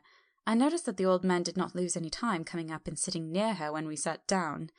She is so sweet with old people. I think they all fall in love with her on the spot. Even my old man succumbed and did not contradict her, but gave me double share instead. I got him on the subject of the legends, and he went off at once into a sort of sermon. I must try to remember it and put it down. "Oh, it be all fool talk, lock, stock, and barrel. That's what it be, and naught else. These bounds and wafts and boggos and bargas and buggles and all anent them is only fit to set barons and dizzy women a belder in. They be not but air blebs. They and all grims and signs and warnings be all invented by parsons and ilson buck buddies and railway toters to scare and scunner haffins and get folks to do something that they don't other incline to. It makes me orful to think of them. Why, it's them that, not content with printing lies on paper and preaching them out of pulpits, does want to be cutting them on the tombstones. Look here all around you, and what art ye will? All them steens holding up their heads as well as they can out of their pride, as a cant, simply tumbling down with the weight of the lies wrote on them. Here lies the body, or sacred to the memory, wrote on all of them, and yet nigh in half of them there bean't no bodies at all, and the memories of them bean't cared a pinch of snuff about, much less sacred. Lies all of them, nothing but lies of one kind or another. My God, but it'll be a queer scoutement at the day of judgment when they come tumbling up their death arks, all duped together and trying to drag their teamsteens with them to prove how good they was, some of them trembling and dithering with their hands a dozen and slippy from lying in the sea, that they can't even keep their grub of them. I could see from the old fellow's self-satisfied air, and the way in which he looked around for approval of his cronies, that he was showing off, so I put in a word to keep him going. "Oh, Mr. Swells, you can't be serious. Surely these tombstones are not all wrong?" "Yablins, there may be a poorish few not wrong, saving where they make out the people too good, for there be folk that do tinker Bumble be like to see, if it only be their own. The whole thing be only lies. Now look you here. You come here a stranger, and you see this kirkgard." I nodded, for I thought it better to assent, though I did not quite understand his dialect. I knew it had something to do with the church. He went on. "And you consait that all these steens be aboon folks that happened here snod and snug?" I assented again. "Then that be just where the lie comes in. Why, there be scores of these lay beds that be as toom as old Don's back box on Friday night." He nudged one of his companions, and they all laughed. "And my gug, how could they be otherwise? Look at that one, the aftest abaft the beer bank. Read it." I went over and read. "Edward Spencer, Master Mariner, murdered by pirates off the coast of the Andres, April 1854, age 30. When I came back, Mr. Swales went on. "Who brought him home, I wonder, to hap him here? Murdered off the coast of the Andres, and you conceited his body lay under? Why, I could name ye a dozen whose bones lie in the Greenland seas above." He pointed northwards. "Or where the currents may have drifted 'em. There be the steens around ye. Ye can with your young eyes read the small print of the lies from here. This Braithwaite Lowry, I knew his father, lost in the lively off Greenland in 20, or Andrew Woodhouse, drowned in the same seas in 1777, or John Paxton, drowned off Cape Farewell a year later, or old John Rowlings, whose grandfather sailed with me, drowned in the Gulf of Finland in 50. Do you think that all these men will have to make a rush to Whitby when the trumpet sounds? I have me antherums about it. I tell ye that when they got here they'd be jumbling and jostling one another that way, and it'd be like a fight up upon the ice in the old days, when we'd be at one another from daylight to dark and trying to tie up our cuts by the light of the Aurora Borealis." This was evidently local pleasantry, for the old man cackled over it, and his cronies joined in with gusto. "But," I said, "surely you're not quite correct, for you start on the assumption that all the poor people, all their spirits, will have to take their tombstones with them on the Day of Judgment. Do you think that will be really necessary?" "Well, what else be they tombstones for? Answer me that, miss." "To please their relatives, I suppose." "To please their relatives, you suppose?" This he said with intense scorn. "How will it pleasure their relatives to know that lies is wrote over them, and that everybody in the place knows that they be lies?" He pointed to a stone at our feet, which had been laid down as a slab, on which the seat was rested, close to the edge of the cliff. "Read the lies on that trough steen," he said. The letters were upside down to me from where I sat, but Lucy was more opposite to them, so she leant over and read. "Sacred to the memory of George Cannon, who died in the hope of a glorious resurrection on July 29th, 1873, falling from the rocks at Kettleness. This tomb was erected by his sorrowing mother to her dearly beloved son. He was the only son of his mother, and she was a widow." "Really, Mr. Swales, I don't see anything very funny in that." She spoke her comment very gravely and somewhat severely. "You don't see aught funny? Huh! Ha! But that's because you don't gum the sorrowing mother was a hellcat that hated him because he was a crocked. A regular lamata he was, and he hated her so that he committed suicide in order that she mightn't get an insurance she put on his life. He blew nigh the top of his head off with an old musket they had for scaring the crows with. Torn for the crow's den, for it brought the clegs and the dogs to him. That's the way he fell off the rocks. And as to the hopes of a glorious resurrection, I've often heard him say myself that he hoped he'd go to hell, for his mother was so pious that she'd be sure to go to heaven, and he did not want to addle where she was. Now, isn't that steen at any rate? He hammered it with his stick as he spoke. A pack of lies. And won't it make Gabriel cackle when Geordie comes a panting up the grease with the tombstone bounced on his hump, and asks to be took as evidence? I did not know what to say, but Lucy turned the conversation as she said, rising up, why did you tell us of this? It is my favourite seat, and I cannot leave it, and now I find I must go on sitting over the grave of a suicide. Oh, that won't harm you, my pretty, and it may make poor Geordie gladsome to have so trim a lass sitting on his lap. That won't hurt ye. Why, I've sat here off and on for nigh 20 years past, and it hasn't done me no harm. Don't ye fash about them as lies under ye, or that doesn't lie there either. It'll be time for ye to be getting scart when ye see the tombstones all run away with, and the place as bare as a stubble field. Oh, there's the clock, and I must be gang. My service to ye, ladies. And off he hobbled. Lucy and I sat a while, and it was also beautiful before us that we took hands as we sat, and she told me all over again about Arthur and their coming marriage. That made me just a little heartsick, for I haven't heard from Jonathan in a whole month. The same day. I came up here alone, for I am very sad. There was no letter for me. I hope there cannot be anything the matter with Jonathan. The clock has just struck 9. I see the lights scattered all over town, sometimes in rows where the streets are, and sometimes singly. They run right up the Esk and die away in the curve of the valley. To my left, the view is cut off by a black line of roof of the old house next to the abbey. The sheep and lambs are bleating in the fields away behind me, and there is a clatter of donkeys' hoofs up the paved road below. The band on the pier is playing a harsh waltz in good time, and further along the quay there is a Salvation Army meeting in the back street. Neither of the bands hear the other, but up here I hear and see them both.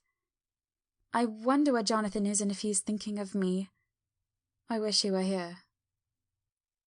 Dr. Seward's Diary, 5 June. The case of Renfield grows more interesting the more I get to understand the man. He has certain qualities very largely developed: selfishness, secrecy, and purpose. I wish I could get at what is the object of the latter. He seems to have some settled scheme of his own, but what it is I do not yet know. His redeeming quality is a love of animals, though indeed he has such curious turns in it that I sometimes imagine he is only abnormally cruel. His pets are of odd sorts. Just now his hobby is catching flies. He has at present such a quantity that I have had myself to expostulate. To my astonishment he did not break out into a fury as I expected, but took the matter in simple seriousness. He thought for a moment, and then said, "May I have 3 days? I shall clear them away." Of course I said that would do. I must watch him. 18 June. He has turned his mind now to spiders. He has got several very big fellows in a box. He keeps feeding them with his flies, and the number of the latter is becoming sensibly diminished, although he has used half his food in attracting more flies from outside to his room. 1st July. His spiders are now becoming as great a nuisance as his flies, and today I told him that he must get rid of them. He looked very sad at this, so I said that he must clear out some of them at all events. He cheerfully acquiesced in this, and I gave him the same time as before for reduction. He disgusted me much while with him, for when a horrid blowfly, bloated with some carrion food, buzzed into the room, he caught it, held it exultantly for a few moments between his finger and thumb, and before I knew what he was going to do, he put it in his mouth and ate it. I scolded him for it, but he argued quietly that it was very good and very wholesome, that it was life, strong life, and gave life to him. This gave me an idea, or the rudiment of one. I must watch how he gets rid of his spiders. He has evidently some deep problem in his mind, for he keeps a little notebook in which he is always jotting down something. Whole pages of it are filled with masses of figures, generally single numbers added up in batches, and then the totals added in batches again, as though he were focusing some account, as the auditors put it. 8 July. There is a method in his madness, and the rudimentary idea in my mind is growing. It will be a whole idea soon, and then, oh, unconscious cerebration, you will have to give the wall to your conscious brother. I kept away from my friend for a few days, so that I might notice if there were any change. Things remain as they were, except that he has parted with some of his pets and got a new one. He has managed to get a sparrow, and has already partially tamed it. His means of taming is simple, for already the spiders have diminished. Those that do remain, however, are well fed, for he still brings in the flies by tempting them with his food. 19 July. We are progressing. My friend has now a whole colony of sparrows, and his flies and spiders are almost obliterated. When I came in, he ran to me and said he wanted to ask me a great favour, a very, very great favour, and as he spoke he fawned on me like a dog. I asked him what it was, and he said with a sort of rapture in his voice and bearing, "A kitten, a nice little sleek playful kitten that I can play with and teach and feed and feed and feed." I was not unprepared for this request, for I had noticed how his pets went on increasing in size and vivacity, but I did not care that his pretty family of tame sparrows should be wiped out in the same manner as the flies and the spiders. So I said I would see about it, and asked him if he would not rather have a cat than a kitten. His eagerness betrayed him as he answered, "Oh yes, I would like a cat. I only asked for a kitten lest you should refuse me a cat. No one would refuse me a kitten, would they?" I shook my head, and said that at present I feared it would not be possible, but that I would see about it. His face fell, and I could see a warning of danger in it, for it was a sudden fierce sidelong look which meant killing. The man is an undeveloped homicidal maniac. I shall test him with his present craving and see how it will work out, then I shall know more. 10 p.m. I have visited him again and found him sitting in a corner brooding. When I came in, he threw himself on his knees before me and implored me to let him have a cat, that his salvation depended on it. I was firm, however, and told him that he could not have it, whereupon he went without a word and sat down, gnawing his fingers in the corner where I had found him. I shall see him in the morning early. 20 July. Visited Renfield very early before the attendant went on his rounds. Found him up and humming a tune. He was spreading out his sugar which he had saved in the window, and was manifestly beginning his fly-catching again, and beginning it cheerfully, and with a good grace. I looked around for his birds, and not seeing them asked him where they were. He replied, without turning round, that they had all flown away. There were a few feathers about the room, and on his pillow a drop of blood. I said nothing, but went and told the keeper to report to me if there were anything odd about him during the day. 11 a.m. The attendant has just been to me and said that Renfield has been very sick and has disgorged a whole lot of feathers. "My belief is, doctor," he said, "that he has eaten his birds, and that he just took and ate them raw." 11 p.m. I gave Renfield a strong opiate tonight, enough to make him sleep, and took away his pocket-book to look at it. The thought that has been buzzing around my brain lately is complete, and the theory proved. My homicidal maniac is of a peculiar kind. I shall have to invent a new classification for him, and call him a zoophagous, life-eating maniac. What he desires is to absorb as many lives as he can, and he has laid himself to achieve it in a cumulative way. He gave many flies to one spider and many spiders to one bird, and then wanted a cat to eat the many birds. What would have been his later steps? It would almost be worth while to complete the experiment. It might be done if there were only a sufficient cause. Men sneered at vivisection, and yet look at its results today. Why not advance science in its most difficult and vital aspect, the knowledge of the brain? Had I even the secret of one such mind? Did I hold the key to the fancy of even one lunatic? I might advance my own branch of science to a pitch compared with which Burdon Sanderson's physiology or Ferrier's brain knowledge would be as nothing. If only there were a sufficient cause. I must not think too much of this, or I may be tempted. A good cause might turn the scale with me, for may not I too be of an exceptional brain congenitally? How well the man reasoned! Lunatics always do within their own scope. I wonder at how many lives he values a man, or if at only one. He has closed the account most accurately, and today begun a new record. How many of us begin a new record with each day of our lives? To me it seems only yesterday that my whole life ended with my new hope, and that I truly began a new record. So it will be until the great recorder sums me up and closes my ledger account with a balance to profit or loss.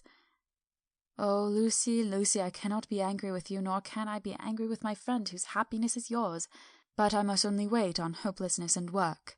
Work, work.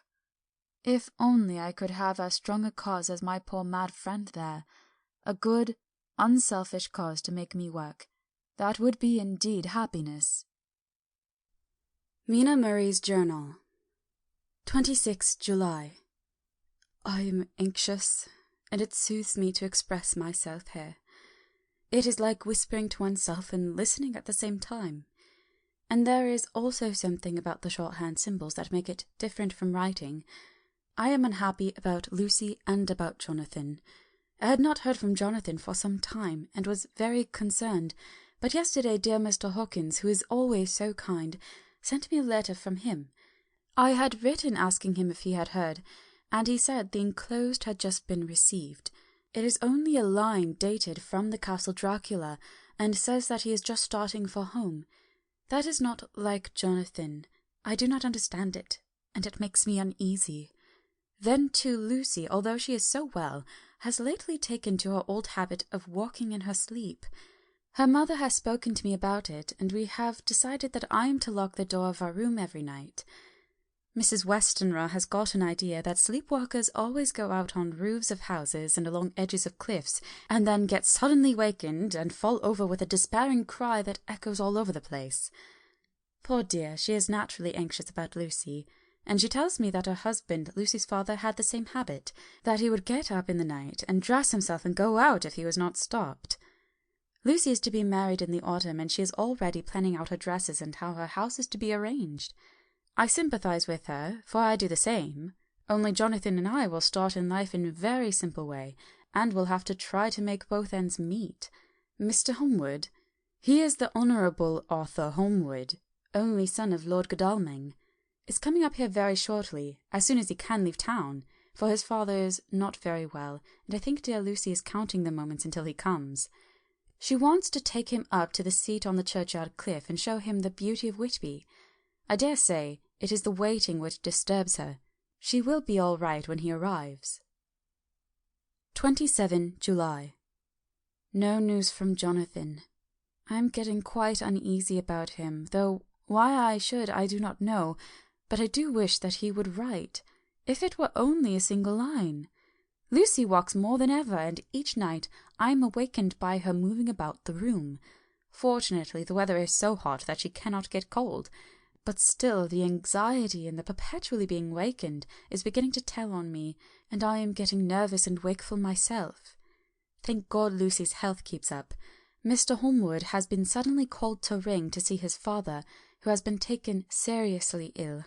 Lucy frets the postponement of seeing him, but it does not touch her looks. She is a trifle stouter, and her cheeks are a lovely rose pink. She has lost that anemic look which she had. I pray it will all last. 3rd August. Another week gone, and no news from Jonathan, not even to Mr. Hawkins, from whom I have heard. Oh, I do hope he is not ill. He surely would have written. I look at that last letter of his, but somehow it does not satisfy me. It does not read like him, and yet it is his writing. There is no mistake of that. Lucy has not walked much in her sleep the last week, but there is an odd concentration about her which I do not understand. Even in her sleep she seems to be watching me. She tries the door, and finding it locked, goes about the room searching for the key. 6 August. Another 3 days, and no news. This suspense is getting dreadful. If I only knew where to write to or where to go to, I should feel easier. But no one has heard a word of Jonathan since the last letter. I must only pray to God for patience. Lucy is more excitable than ever, but is otherwise well. Last night was very threatening, and the fishermen say that we are in for a storm. I must try to watch it, and learn the weather signs. Today is a grey day, and the sun, as I write, is hidden in thick clouds, high over Kettleness. Everything is grey, except the green grass, which seems like emerald amongst it. Grey earthy rock, grey clouds, tinged with the sunburst at the far edge, hang over the grey sea, into which the sand points stretch like grey fingers. The sea is tumbling in over the shallows, and the sandy flats with a roar, muffled in the sea mists drifting inland. The horizon is lost in a grey mist. All is vastness. The clouds are piled up like giant rocks, and there is a brool over the sea that sounds like some presage of doom. Dark figures are on the beach here and there, sometimes half shrouded in the mist, and seem men like trees walking.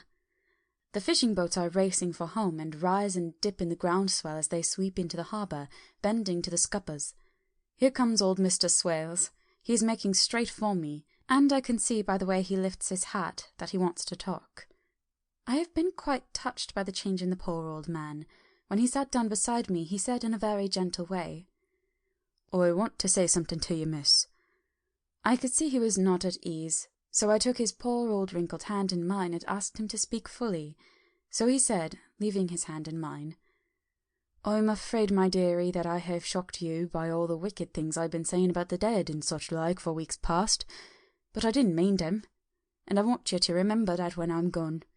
We old folks that be daffled, and with one foot abaft a crock hole, don't altogether like to think of it, and we don't want to feel scared of it, and that's why I've took to making light of it, so that I'd cheer up my own heart a bit.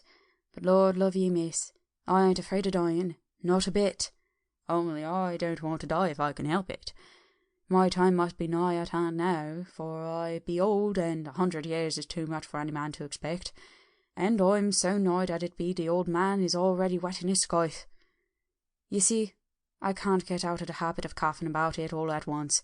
The chofts will wag as they be used to. Some day soon the angel of death will sound his trumpet for me. But don't you darling greet, my dearie," for he saw that I was crying.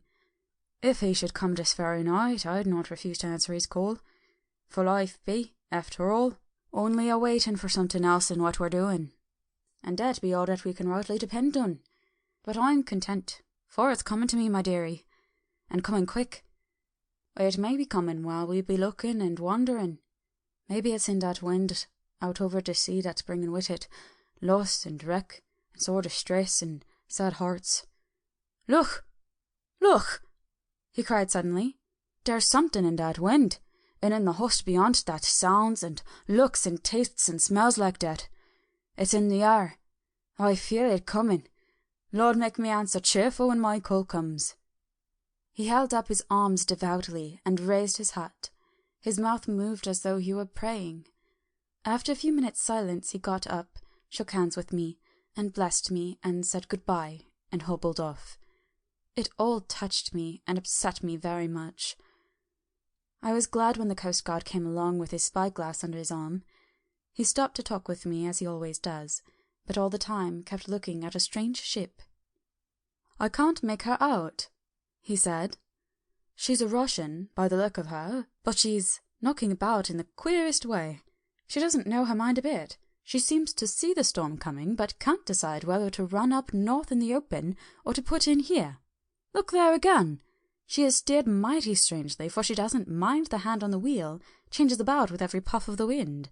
We'll hear more of her before this time tomorrow." Chapter 7. Cutting from the Dailygraph, 8 August. Pasted in Mina Murray's journal. From a correspondent. Whitby. One greatest and suddenest storms on record has just been experienced here, with results both strange and unique. The weather had been somewhat sultry, but not to any degree uncommon in the month of August. Saturday evening was as fine as was ever known, and the great body of holiday-makers laid out yesterday for visits to Mulgrave Woods, Robin Hood's Bay, Rig Mill, Runswick, Staithes, and the various trips in the neighbourhood of Whitby. The steamers Emma and Scarborough made trips up and down the coast, and there was an unusual amount of tripping both to and from Whitby. The day was unusually fine until the afternoon, when some of the gossips who frequent the East Cliff churchyard, and from that commanding eminence watch the wide sweep of the sea visible to the north and east, called attention to a sudden show of mares' tails high in the sky to the northwest. The wind was then blowing from the southwest, in the mild degree in which barometrical language is ranked number 2 light breeze. The coast guard on duty at once made report, and one old fisherman, who for more than half a century has kept watch on weather signs from the East Cliff, foretold in an emphatic manner the coming of a sudden storm. The approach of sunset was so very beautiful, so grand in its masses of splendidly coloured clouds, that there was quite an assemblage on the walk along the cliff in the old churchyard to enjoy the beauty.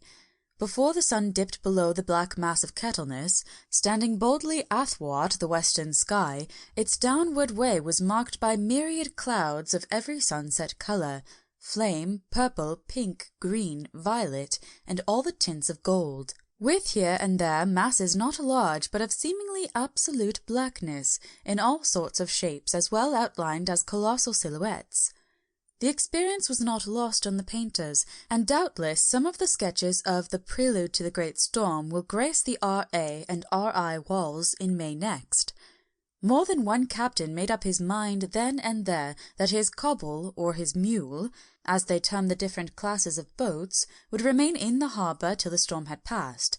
The wind fell away entirely during the evening, and at midnight there was a dead calm, a sultry heat, and that prevailing intensity which, on the approach of thunder, affects persons of a sensitive nature. There were but few lights in sight at sea, for even the coasting steamers, which usually hug the shore so closely, kept well to seaward, and but few fishing boats were in sight. The only sail noticeable was a foreign schooner with all sails set, which was seemingly going westwards. The foolhardiness or ignorance of her officers was a prolific theme for the comment whilst she remained in sight, and efforts were made to signal her to reduce sail in face of her danger. Before the night shut down she was seen with sails idly flapping as she gently rolled on the undulating swell of the sea. As idle as a painted ship upon a painted ocean. Shortly before 10 o'clock, the stillness of the air grew quite oppressive, and the silence was so marked that the bleating of a sheep inland or the barking of a dog in the town was distinctly heard, and the band on the pier, with its lively French air, was like a discord in the great harmony of nature's silence. A little after midnight came a strange sound from over the sea, and high overhead the air began to carry a strange, faint, hollow booming. Then, without warning, the tempest broke, with a rapidity which, at the time, seemed incredible, and even afterwards is impossible to realize. The whole aspect of nature at once became convulsed. The waves rose in growing fury, each overtopping its fellow, till in a very few minutes the lately glassy sea was like a roaring and devouring monster. White-crested waves beat madly on the level sands, and rushed up the shelving cliffs. Others broke over the piers, and with their spume swept the lanthorns of the lighthouses which rise from the end of either pier of Whitby harbour. The wind roared like thunder, and blew with such force that it was with difficulty that even strong men kept their feet, or clung with grim clasp to the iron stanchions. It was found necessary to clear the entire piers from the mass of onlookers, or else the fatalities of the night would have been increased manifold. To add to the difficulties and dangers of the time, masses of sea fog came drifting inland, white wet clouds which swept by in ghostly fashion, so dank and damp and cold that it needed but little effort of imagination to think that the spirits of those lost at sea were touching their living brethren with the clammy hands of death, and many a one shuddered as the wreaths of sea mist swept by. At times the mist cleared, and the sea for some distance could be seen in the glare of the lightning, which now came thick and fast, followed by such sudden peals of thunder that the whole sky overhead seemed trembling under the shock of the footsteps of the storm. Some of the scenes thus revealed were of immeasurable grandeur and of absorbing interest, the sea running mountains high, threw skywards with each wave mighty masses of white foam, which the tempest seemed to snatch at and whirl away into space. Here and there a fishing boat with a rag of sail running madly for shelter before the blast, now and again the white wings of a storm-tossed seabird. On the summit of the east cliff, the new searchlight was ready for experiment, but had not yet been tried. The officers in charge of it got it into working order, and in the pauses of the inrushing mist swept it with the surface of the sea. Once or twice its service was most effective, as when a fishing boat, with gunwale under water, rushed into the harbour, able by the guidance of the sheltering light to avoid the danger of dashing against the piers. As each boat achieved the safety of the port, there was a shout of joy from the mass of people on the shore, a shout which for a moment seemed to cleave the gale and was then swept away in its rush. Before long the searchlight discovered some distance away a schooner with all sails set, apparently the same vessel which had been noticed earlier in the evening. The wind had, by this time, backed to the east, and there was a shudder amongst the watchers on the cliff as they realized the terrible danger in which she now was. Between her and the port lay the great flat reef on which so many good ships have from time to time suffered, and, with the wind blowing from its present quarter, it would be quite impossible that she should fetch the entrance of the harbour. It was now nearly the hour of high tide, but the waves were so great that in the troughs the shallows of the shore were almost visible, and the schooner, with all sails set, was rushing with such speed that, in the words of one old salt, "she must fetch up somewhere if it was only in hell."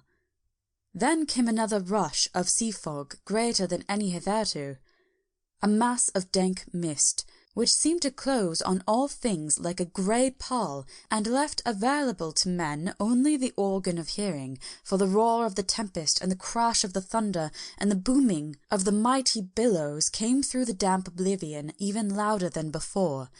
The rays of the searchlight were kept fixed on the harbour mouth, across the east pier, where the shock was expected, and men waited breathless.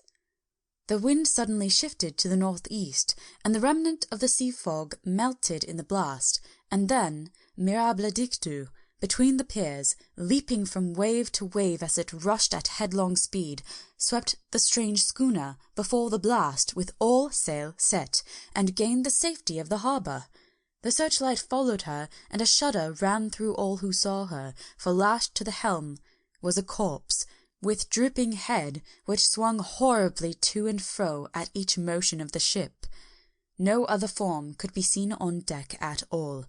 A great awe came on all as they realized that the ship, as if by a miracle, had found the harbour unsteered save by the hand of a dead man.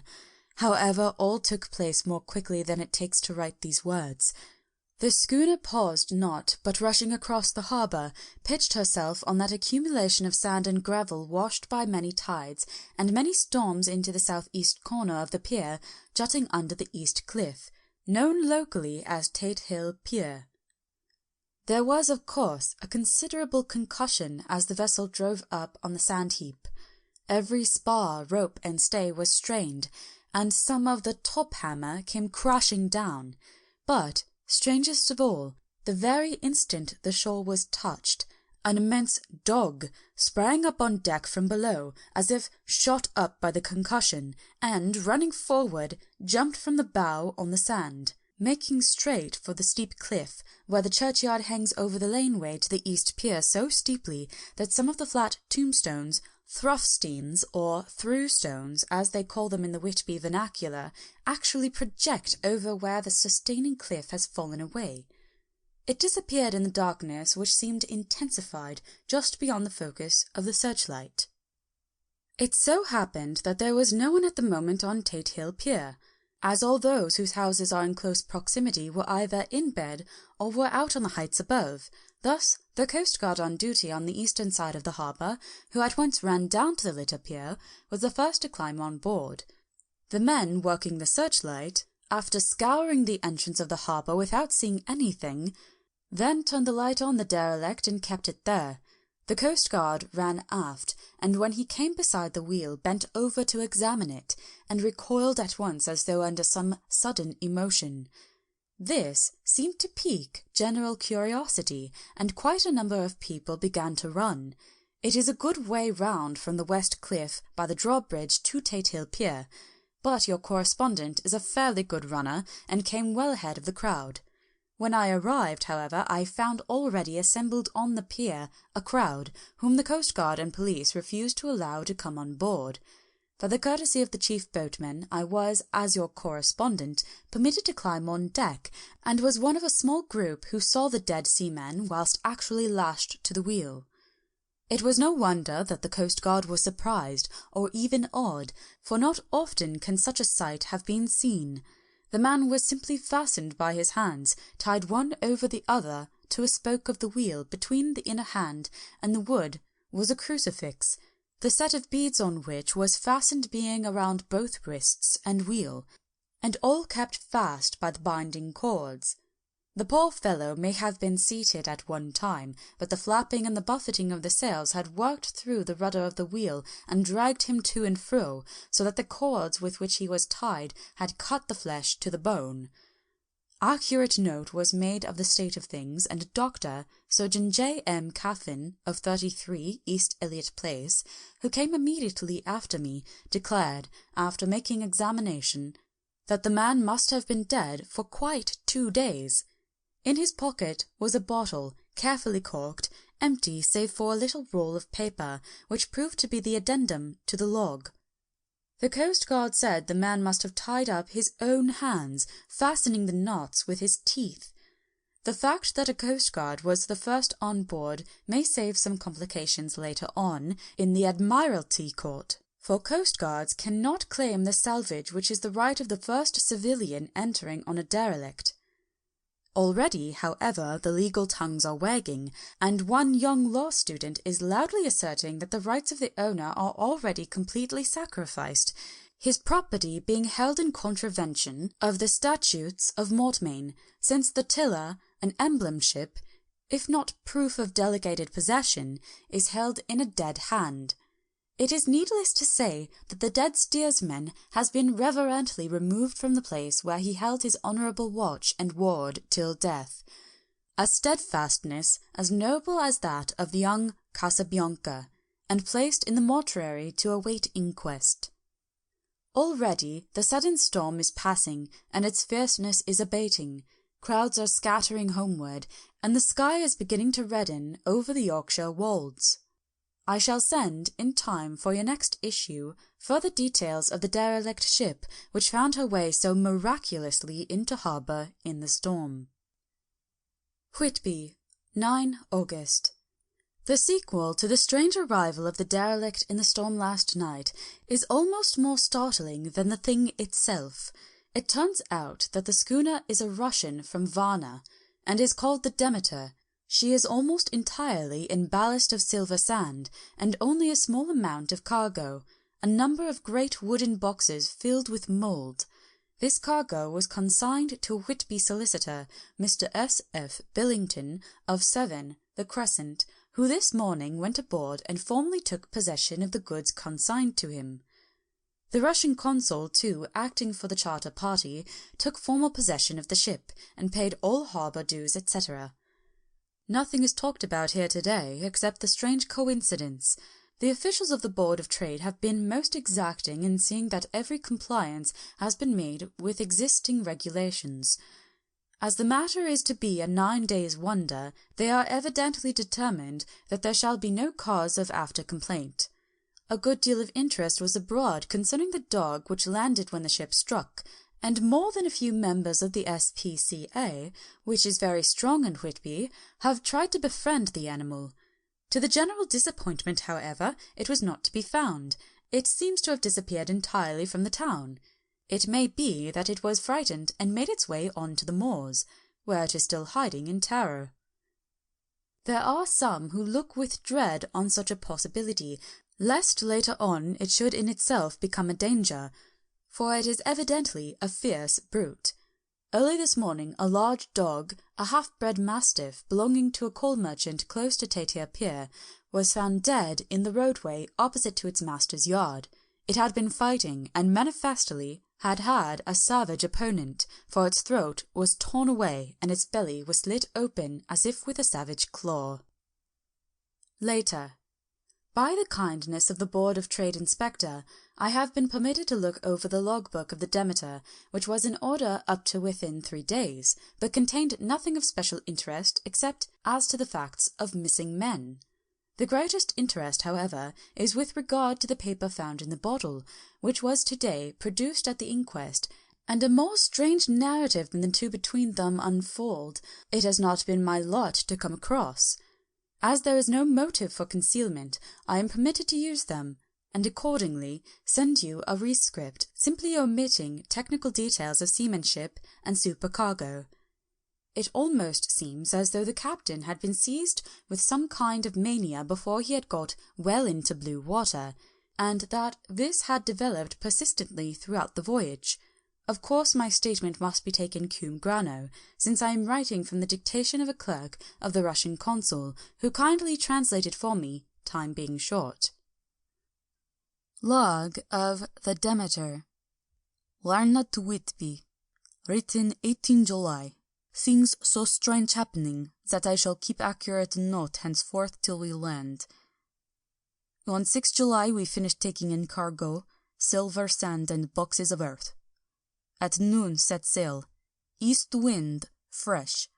Crew, 5 hands, 2 mates, cook, and myself, captain. On 11 July, at dawn, entered Bosphorus, boarded by Turkish custom officers. Bakshish, all correct. Underway at 4 p.m. On 12 July, through Dardanelles. More custom officers and flag boat of guarding squadron. Bakshish again. Work of officers thorough, but quick. Want us off soon. At dark passed into archipelago. On 13 July, past Cape Matapan. Crew dissatisfied about something. Seemed scared, but would not speak out. On 14 July was somewhat anxious about crew. Men, all steady fellows, who sailed with me before. Mate could not make out what was wrong. They only told him that there was something, and crossed themselves. Mate lost temper with one of them that day and struck him. He expected fierce quarrel, but all was quiet. On 16 July, mate reported in the morning that one of crew, Petrovsky, was missing. Could not account for it.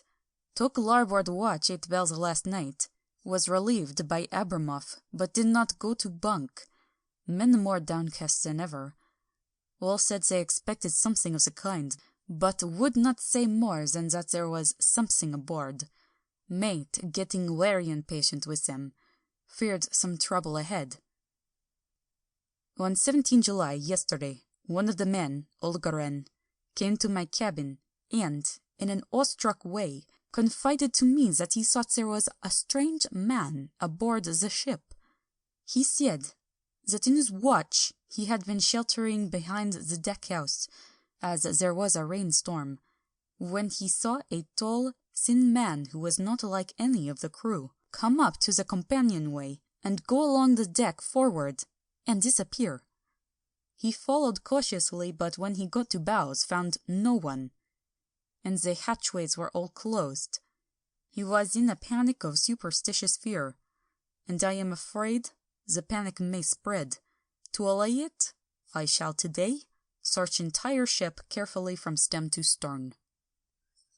Later in the day I got together the whole crew, and told them, as they evidently thought there was someone in the ship, we would search from stem to stern. First mate, angry, said it was folly, and to yield to such foolish ideas would demoralize the men. Said he would engage to keep them out of trouble with a handspike. I let him take the helm, while the rest began thorough search, all keeping abreast with lanterns. We left no corner unsearched. As there were only big wooden boxes, there were no odd corners where a man could hide. Men much relieved when search over, and went back to work cheerfully. First mate scowled, but said nothing. 22 July. Rough weather, last 3 days, and all hands busy with sails. No time to be frightened. Men seem to have forgotten their dread. Mate cheerful again, and all on good terms. Praised men for work in bad weather. Pissed Gibraltar and out through straits. All well. 24 July. There seems one doom over this ship. Already a hand short, and entering on the Bay of Biscay, with wild weather ahead. And yet, last night another man lost, disappeared. Like the first, he came off his watch and was not seen again. Men all in a panic of fear. Sent around Robin, asking to have double watch, as they fear to be alone. Mate angry, fears there will be some trouble, as either he or the man will do some violence. 28 July. 4 days in hell, knocking about in a sort of maelstrom, and the wind a tempest. No sleep for anyone, men all worn out, hardly know how to set a watch, since no one fit to go on. Second mate volunteered to stir and watch, and let men snatch a few hours' sleep. Wind abating. Seas still terrific, but feel them less, as ship is steadier. 29 July. Another tragedy. Had single watch tonight, as crew too tired to double. When morning watch came on deck, could find no one except steersman. Raised outcry, and all came on deck. Thorough search, but no one found. Are now without second mate, and crew in a panic. Mate and I agreed to go armed, henceforth, and wait for any sign of a cause. 30 July. Last night. Rejoiced we are nearing England. Weather fine. All sail set. Retired. Worn out. Slept soundly. Awakened my mate telling me that both man of watch and steersman missing. Only self and mate and 2 hands left to work ship. 1 August. 2 days of fog, and not a sail sighted. Had hoped, when in the English Channel, to be able to signal for help, or get in somewhere. Not having power to work sails, have to run before wind. Dare not lower, as could not raise them again. We seem to be drifting to some terrible doom. Mate now more demoralized than either of men. His stronger nature seemed to have worked inwardly against himself. Men are beyond fear, working stolidly and patiently with minds made up to worst. They are Russian, he Romanian. 2 August, midnight. Woke up from few minutes' sleep by hearing a cry, seemingly outside my port. Could see nothing in fog, rushed on deck, and ran against mate. Tells me heard the cry and ran, but no sign of man on watch. 1 more gone. Lord help us! Mate says we must pass Straits of Dover, as in a moment of fog lifting he saw North Foreland, just as he heard the man cry out. If so, we are now off the North Sea, and only God can guide us in the fog, which seems to move with us, and God seems to have deserted us. 3rd August. At midnight I went to relieve the man at the wheel, and when I got to it found no one there. The wind was steady, and as we ran before it, there was no yawing. I dared not leave it, so shouted for the mate. After a few seconds, he rushed up on deck in his flannels. He looked wild-eyed and haggard, and I greatly fear his reason has given way. He came close to me and whispered hoarsely, with his mouth to my ear, as though fearing the very air might hear. It He is here. I know it now. On the watch last night I saw it, like a man, tall and thin and ghastly pale. It was in the bows, and looking out. I crept behind it, and gave it my knife, but the knife went through it, empty as the air. And as he spoke, he took his knife and drove it savagely into space. Then he went on. But it is here, and I'll find it. It is in the hold, perhaps, in one of those boxes. I'll unscrew them one by one, and see. You work the helm. And with a warning look and his finger on his lip, he went below. There was a springing up choppy wind, and I could not leave the helm. I saw him come out on deck again, with a tool chest and a lantern, and go down the forway hatchway.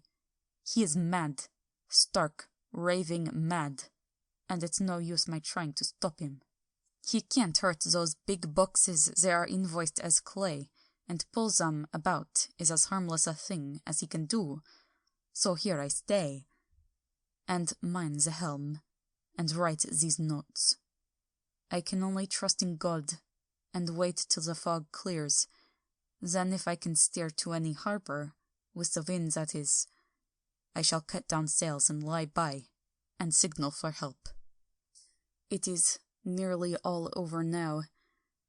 Just as I was beginning to hope that the mate would come out calmer, for I heard him knocking away at something in the hold, and work is good for him, there came up the hatchway a sudden startled scream, which made my blood run cold, and upon the deck he came, as if shot from a gun, a raging madman, with his eyes rolling and his face convulsed with fear.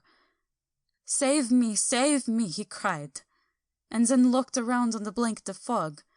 His horror turned to despair, and in a steady voice he said, You had better come too, Captain, before it is too late.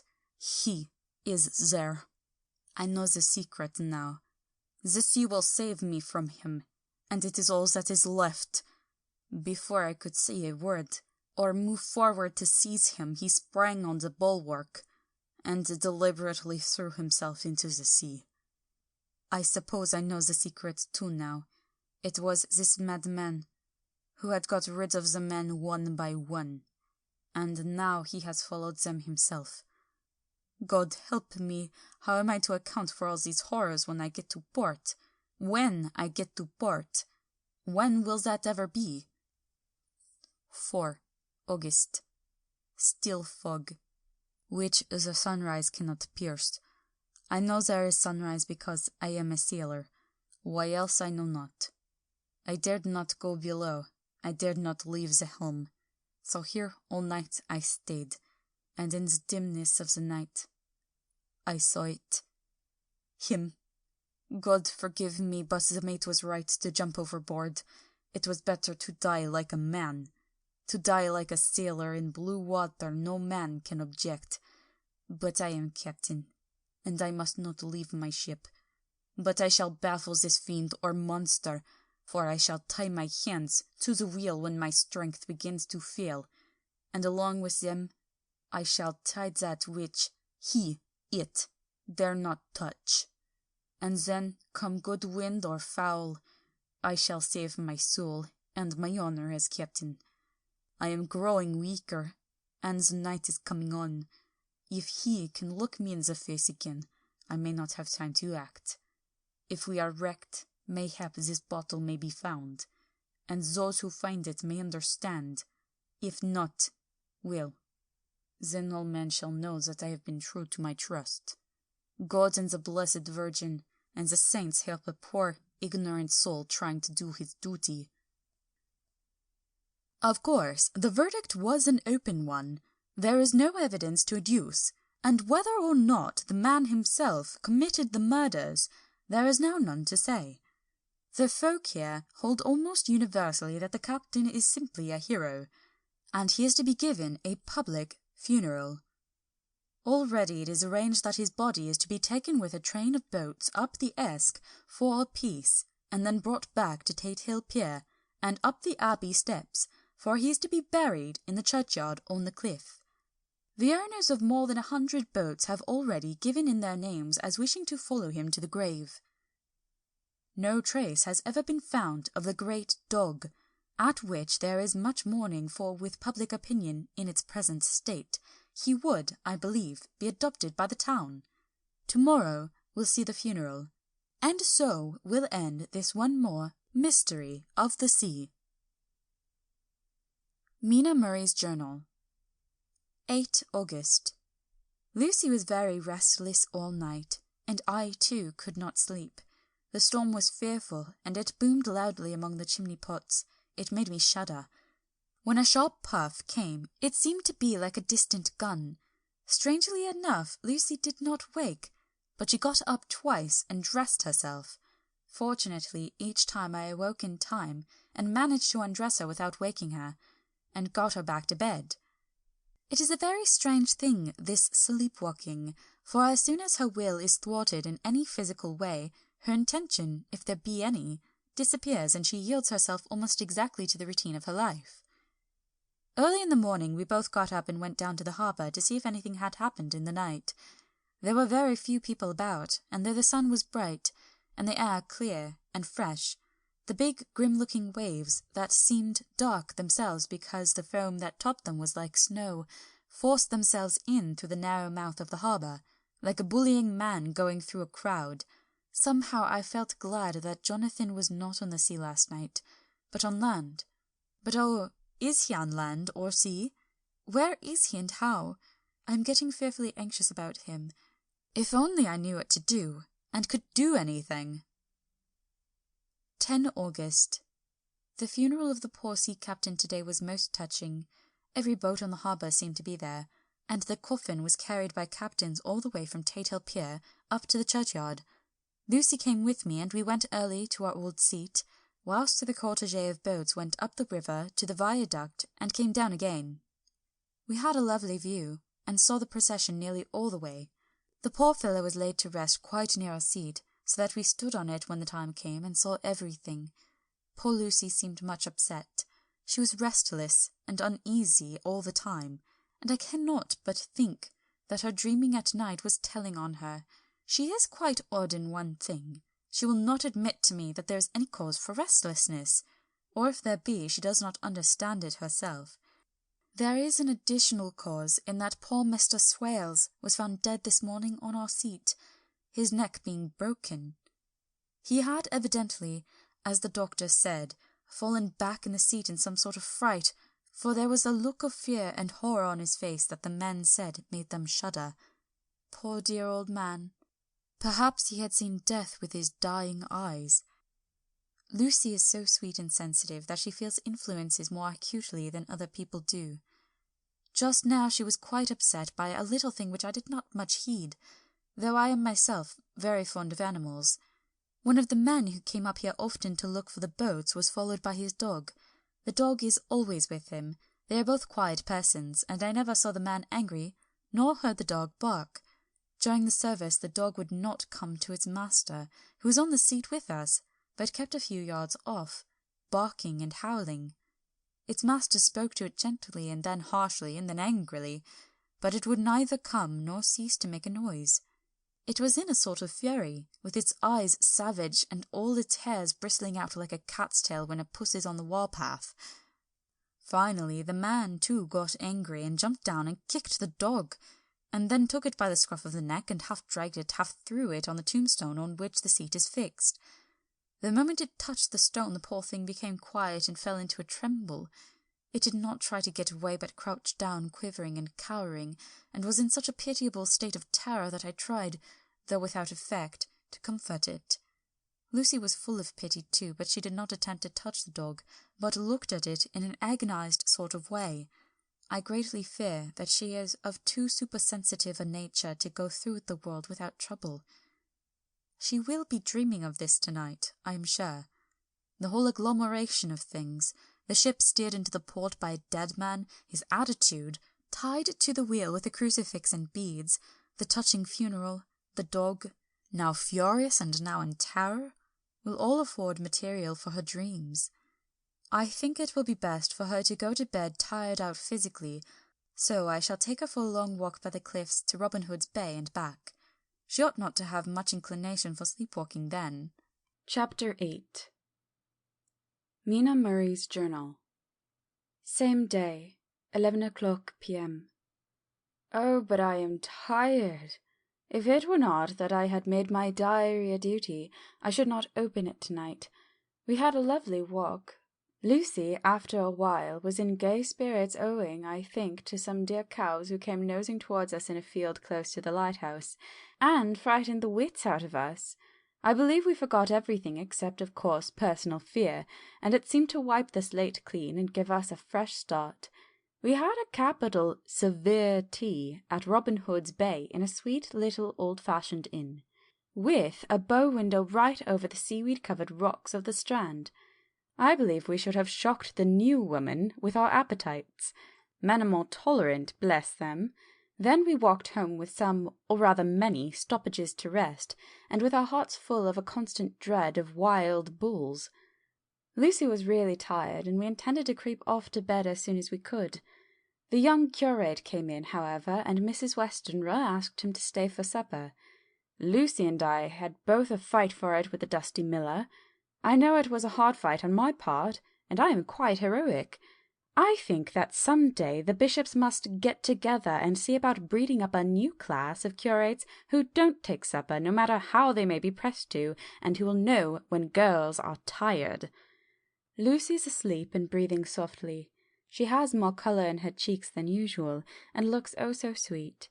If Mr. Holmwood fell in love with her seeing her only in the drawing-room, I wonder what he would say if he saw her now. Some of the new women writers will some day start an idea that men and women should be allowed to see each other sleep before proposing or accepting. But I suppose the new woman won't consent in the future to accept. She will do the proposing herself, and a nice job she will make of it too. There's some consolation in that. I am so happy tonight because dear Lucy seems better. I really believe she has turned the corner, and that we are over her troubles with dreaming. I should be quite happy if I only knew if Jonathan... God bless and keep him. 11 August, 3 a.m. Diary again. No sleep now, so I may as well write. I am too agitated to sleep. We have had such an adventure, such an agonizing experience. I fell asleep as soon as I had closed my diary. Suddenly I became broad awake and sat up with a horrible sense of fear upon me, and some feeling of emptiness around me. The room was dark, so I could not see Lucy's bed. I stole across and felt for her. The bed was empty. I lit a match and found that she was not in the room. The door was shut, but not locked as I had left it. I feared to wake her mother, who has been more than usually ill lately, so threw on some clothes and got ready to look for her. As I was leaving the room, it struck me that the clothes she wore might give me some clue to her dreaming intention. Dressing gown would mean house, dress outside. Dressing gown and dress were both in their places. Thank God, I said to myself, she cannot be far, as she has only her night dress. I ran downstairs, and looking in the sitting-room, not there. Then I looked in all other open rooms of the house, with an ever-growing fear chilling my heart. Finally I came down to the hall door and found it open. It was not wide open, but the catch of the lock had not caught. The people of the house are very careful to lock the door every night, so I feared that Lucy must have gone out as she was. There was no time to think of what might happen. A vague, overmastering fear obscured all details. I took a big, heavy shawl and ran out. The clock was striking 1 as I was in the crescent, and there was not a soul in sight. I ran along the north terrace, but could see no sign of the white figure which I expected. At the edge of the west cliff above the pier I looked across the harbour to the east cliff, in the hope or fear, I don't know which, of seeing Lucy in our favourite seat. There was a bright full moon, with heavy black driving clouds which threw the whole scene into a fleeting diorama of light and shade as they sailed across. For a moment or two I could see nothing, as a shadow of a cloud obscured St. Mary's Church and all around it. Then, as the cloud passed, I could see the ruins of the abbey coming into view, and as the edge of a narrow band of light as sharp as a sword cut moved along, the church and the churchyard became gradually visible. Whatever my expectation was, it was not disappointed, for there on our favourite seat, the silver light of the moon struck, a half-reclining figure, snowy white. The coming of the cloud was too quick for me to see much, for shadow shut down on light almost immediately, but it seemed to me as though something dark stood behind the seat where the white figure shone, and bent over it. What it was, whether man or beast, I could not tell. I did not wait to catch another glance, but flew down the steep steps to the pier and along by the fish market to the bridge, which was the only way to reach the east cliff. The town seemed as dead, for not a soul did I see. I rejoiced that it were so, for I wanted no witness of poor Lucy's condition. The time and distance seemed endless, and my knees trembled and my breath came laboured as I toiled up the endless steps to the abbey. I must have gone fast, and yet it seemed to me as if my feet were weighted with lead, as though every joint in my body were rusty. When I got almost to the top, I could see the seat and the white figure, for I was now close enough to distinguish it even through the spells of shadow. There was undoubtedly something long and black, bending over the half-reclining white figure. I called in fright, "Lucy, Lucy!" and something raised a head, and from where I was I could see a white face and red gleaming eyes. Lucy did not answer, and I ran on to the entrance of the churchyard. As I entered, the church was between me and the seat, and for a minute or so I lost sight of her. When I came in view again, the cloud had passed, and the moonlight struck so brilliantly that I could see Lucy half reclining, with her head lying over the back of the seat. She was quite alone, and there was not a sign of any living thing about. When I bent over her, I could see that she was still asleep. Her lips were parted, and she was breathing, not softly as usual with her, but in long, heavy gasps, as though striving to get her lungs full at every breath. As I came close, she put up her hand in her sleep and pulled the collar of her nightdress close around her throat. Whilst she did so, there came a little shudder through her, as though she felt the cold. I flung the warm shawl over her and drew the edges tight round her neck, for I dreaded lest she should get some deadly chill from the night air, unclad as she was. I feared to wake her all at once, so in order to have my hands free that I might help her, I fastened the shawl at her throat with a big safety pin. But I must have been clumsy in my anxiety and pinched or pricked her with it, for by and by, when her breathing became quieter, she put her hand to her throat again and moaned. When I had her carefully wrapped up, I put my shoes on her feet, and then began very gently to wake her. At first she did not respond, but gradually she became more and more uneasy in her sleep, moaning and sighing occasionally. At last, as time was passing fast, and for many other reasons, I wished to get her home at once. I shook her more forcibly, till finally she opened her eyes and awoke. She did not seem surprised to see me, as of course she did not realize all at once where she was. Lucy always wakes prettily, and even at such a time when her body must have been chilled with cold, and her mind somewhat appalled at waking unclad in a churchyard at night, she did not lose her grace. She trembled a little, and clung to me. When I told her to come at once with me home, she rose without a word, with the obedience of a child. As we passed along, the gravel hurt my feet, and Lucy noticed me wince. She stopped and wanted to insist upon my taking my shoes, but I would not.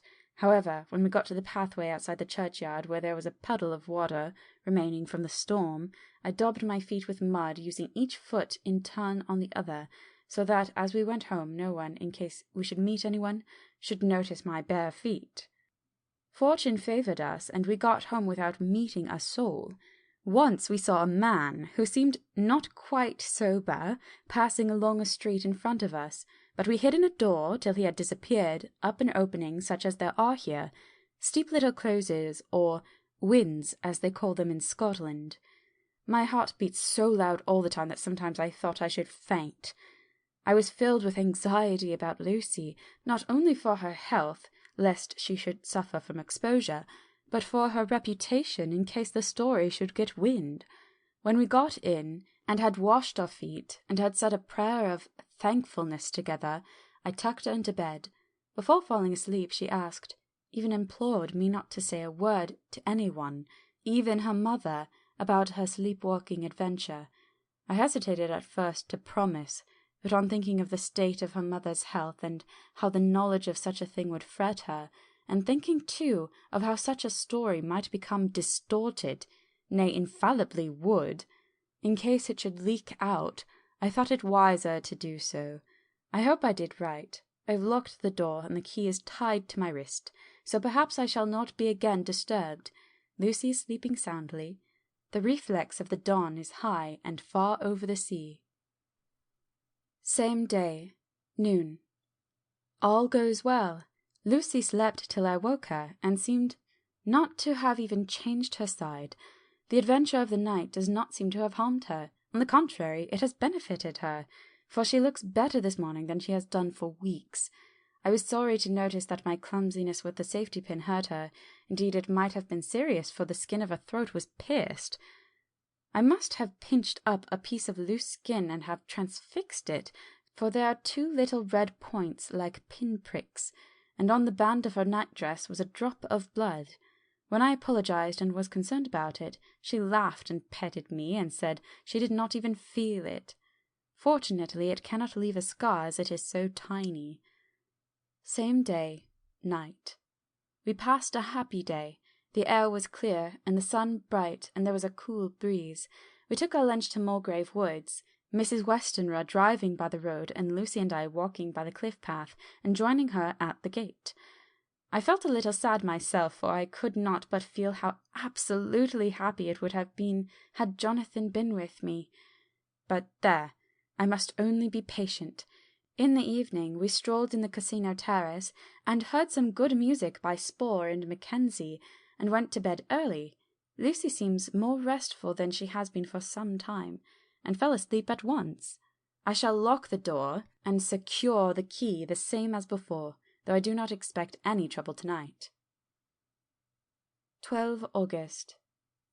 My expectations were wrong, for twice during the night I was awakened by Lucy trying to get out. She seemed, even in her sleep, to be a little impatient at finding the door shut, and went back to bed under a sort of protest. I awoke with the dawn, and heard the birds chirping outside the window. Lucy woke too, and I was glad to see she was even better than on the previous morning. All her old gaiety of manner seemed to have come back, and she came and snuggled in beside me and told me all about Arthur. I told her how anxious I was about Jonathan, and then she tried to comfort me. Well, she succeeded somewhat, for though sympathy can't alter facts, it can help to make them more bearable. 13 August. Another quiet day, and to bed with the key on my wrist as before. Again I awoke in the night and found Lucy sitting up in bed, still asleep, pointing to the window. I got up quietly, and pulling aside the blind, looked out. It was brilliant moonlight, and the soft effect of the light over the sea and sky, merged together in one great silent mystery, was beautiful beyond words. Between me and the moonlight flitted a great bat, coming and going in great whirling circles. Once or twice it came quite close, but was, I suppose, frightened at seeing me, and flitted away across the harbour towards the abbey. When I came back from the window, Lucy had lain down again, and was sleeping peacefully. She did not stir again all night. 14 August. On the East Cliff, reading and writing all day. Lucy seems to have become as much in love with the spot as I am, and it is hard to get her away from it when it is time to come home for lunch or tea or dinner. This afternoon she made a funny remark. We were coming home for dinner, and had come to the top of the steps up from the West Pier, and stopped to look at the view, as we generally do. The setting sun, low down on the sky, was just dropping behind Cattleness. The red light was thrown over the East Cliff and the old abbey, and seemed to bathe everything in a beautiful rosy glow. We were silent for a while, and suddenly Lucy murmured as if to herself, "His red eyes again. They are just the same." It was such an odd expression, coming apropos of nothing, that it quite startled me. I slewed around a little, so as to see Lucy well without seeming to stare at her, and saw that she was in a half-dreamy state, with an odd look on her face that I could not quite make out. So I said nothing, but followed her eyes. She appeared to be looking over at our own seat, whereon a dark figure, seated alone.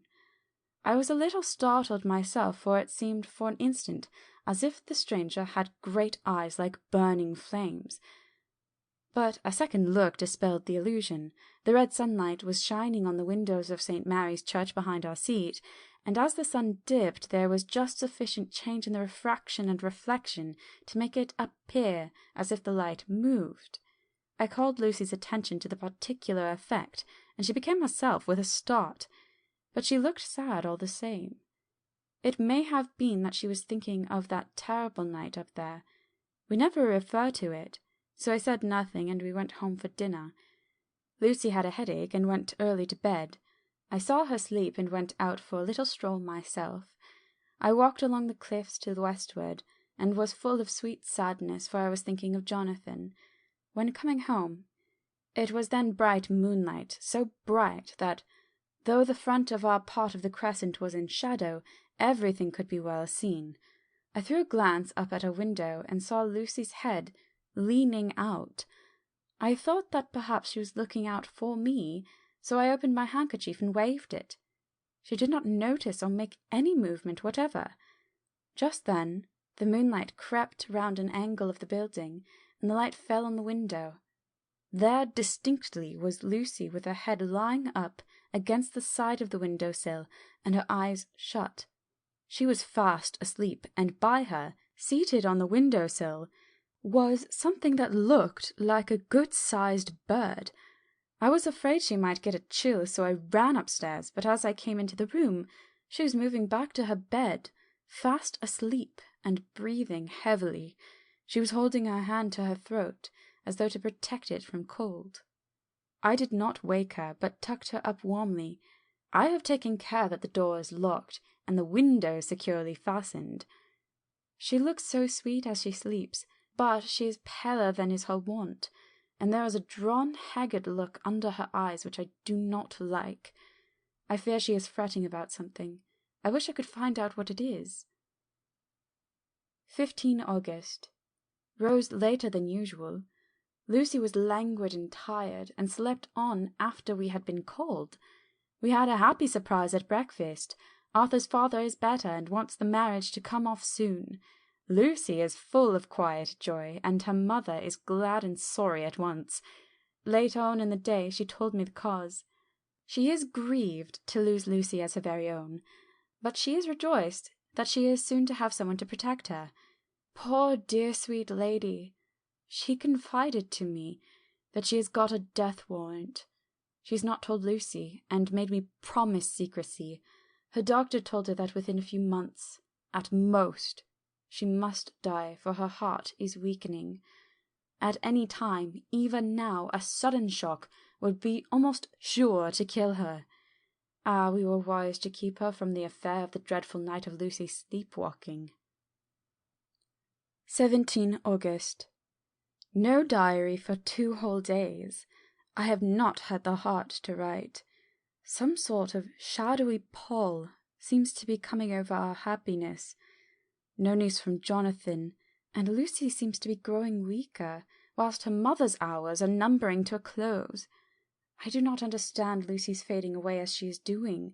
She eats well, and sleeps well, and enjoys the fresh air, but all the time the roses in her cheeks are fading, and she gets weaker and more languid day by day.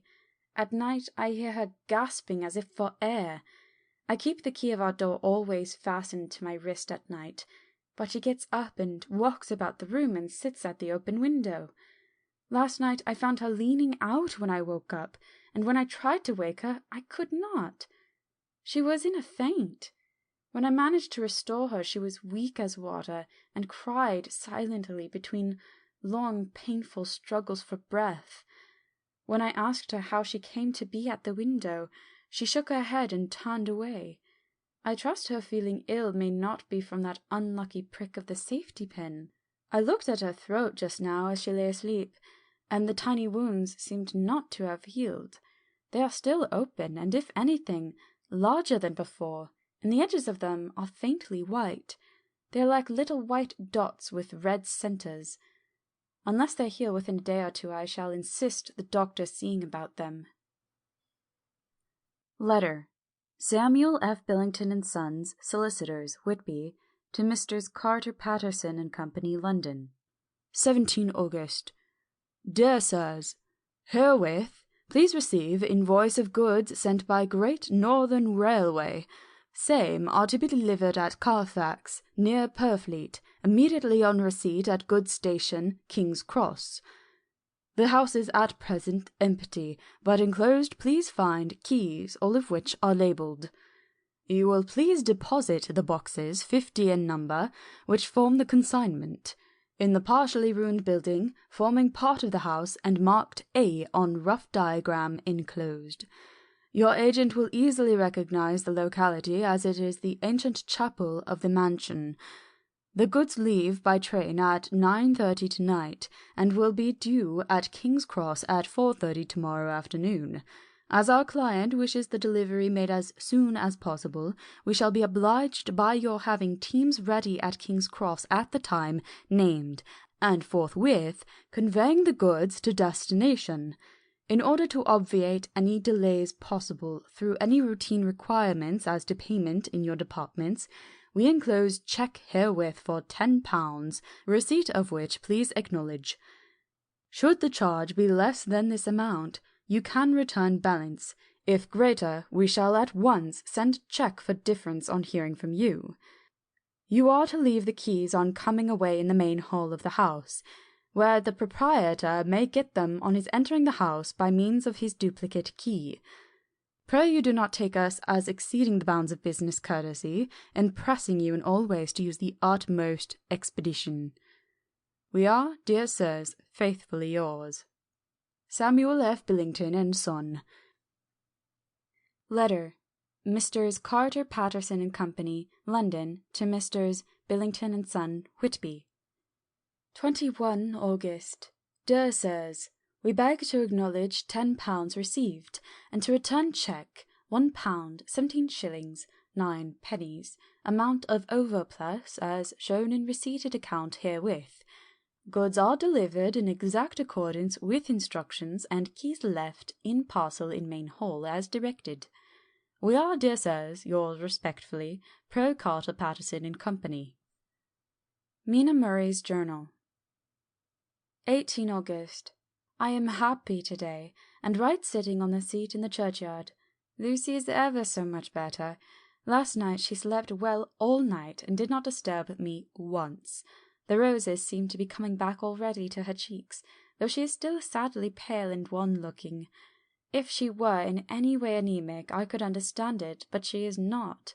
She is in gay spirits and full of life and cheerfulness. All the morbid reticence seems to have passed from her, and she has just reminded me, as if I needed any reminding, of that night, and that it was here, on this very seat, I found her asleep. As she told me, she tapped playfully with the heel of her boot on the stone slab and said, "My poor little feet didn't make much noise then.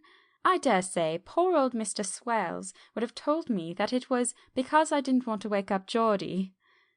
As she was in such a communicative humour, I asked her if she had dreamed at all that night. Before she answered, that sweet puckered look came into her forehead which Arthur, I call him Arthur from her habit, says he loves, and indeed I don't wonder that he does. Then she went on in a half-dreaming kind of way, as if trying to recall it to herself. I didn't quite dream, but it all seemed to be real. I only wanted to be here, in this spot. I don't know why, for I was afraid of something. I don't know what. I remember, though, I suppose I was asleep, passing through the streets and over the bridge. A fish leapt as it went by, and I leaned over to look at it, and I heard a lot of dogs howling. The whole town seemed as if it must be full of dogs all howling at once, as I went up the steps. Then I had a vague memory of something long and dark with red eyes, just as we saw in the sunset, and something very sweet and very bitter all around me at once. and then I seemed to be sinking into deep green water, and there was a singing in my ears, as I have heard there is to drowning men, and then everything seemed passing away from me. My soul seemed to go out from my body and float about the air. I seem to remember that once the West Lighthouse was right under me, and then there was a sort of agonizing feeling, as if I were in an earthquake, and I came back and found you shaking my body. I saw you do it before I felt you." Then she began to laugh.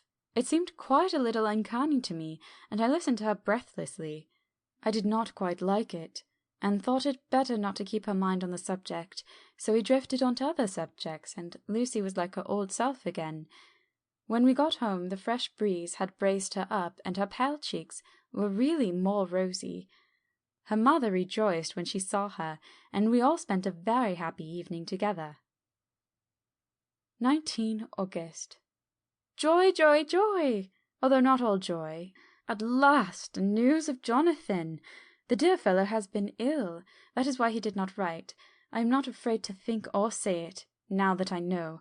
Mr. Hawkins sent me on the letter, and wrote himself oh so kindly. I am to leave in the morning, and go over to Jonathan, and to help to nurse him, if necessary, and to bring him home. Mr. Hawkins says that it would not be a bad thing if we were to be married out there. I have cried over the good sister's letter till I can feel it wet against my bosom, where it lies. It is of Jonathan, and must be next my heart, for he is in my heart. My journey is all mapped out, and my luggage ready. I am only taking one change of dress. Lucy will bring my trunk to London, and keep it till I send for it may be that I must write no more. I must keep it to say to Jonathan, my husband. The letter that he has seen and touched must comfort me till we meet. Letter, Sister Agatha, Hospital of St. Joseph and St. Mary, Budapest, to Miss Wilhelmina Murray. 12 August. Dear Madame, I write by desire of Mr. Jonathan Harker, who is himself not strong enough to write, though progressing well, thanks to God and St. Joseph and St. Mary. He has been under our care for nearly 6 weeks, suffering from a violent brain fever.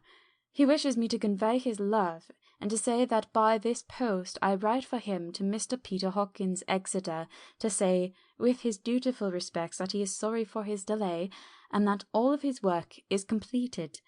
He will require some few weeks' rest in our sanatorium in the hills, but will then return.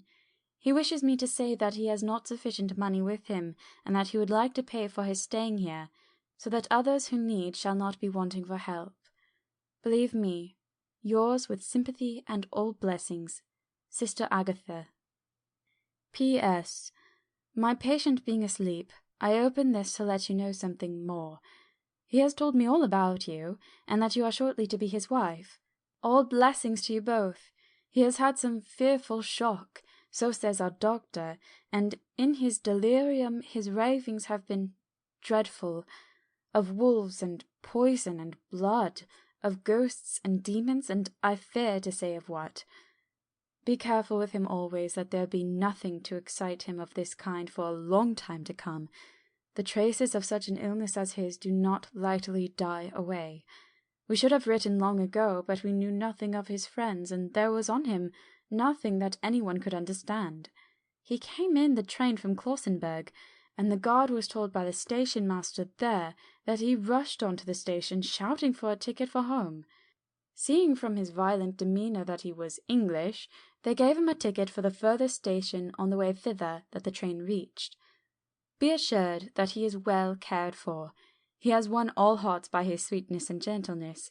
He is truly getting on well, and I have no doubt will in a few weeks be all himself. But be careful of him for safety's sake. There are, I pray God and St. Joseph and St. Mary, many, many, many happy years for you both. Dr. Seward's Diary. 19 August.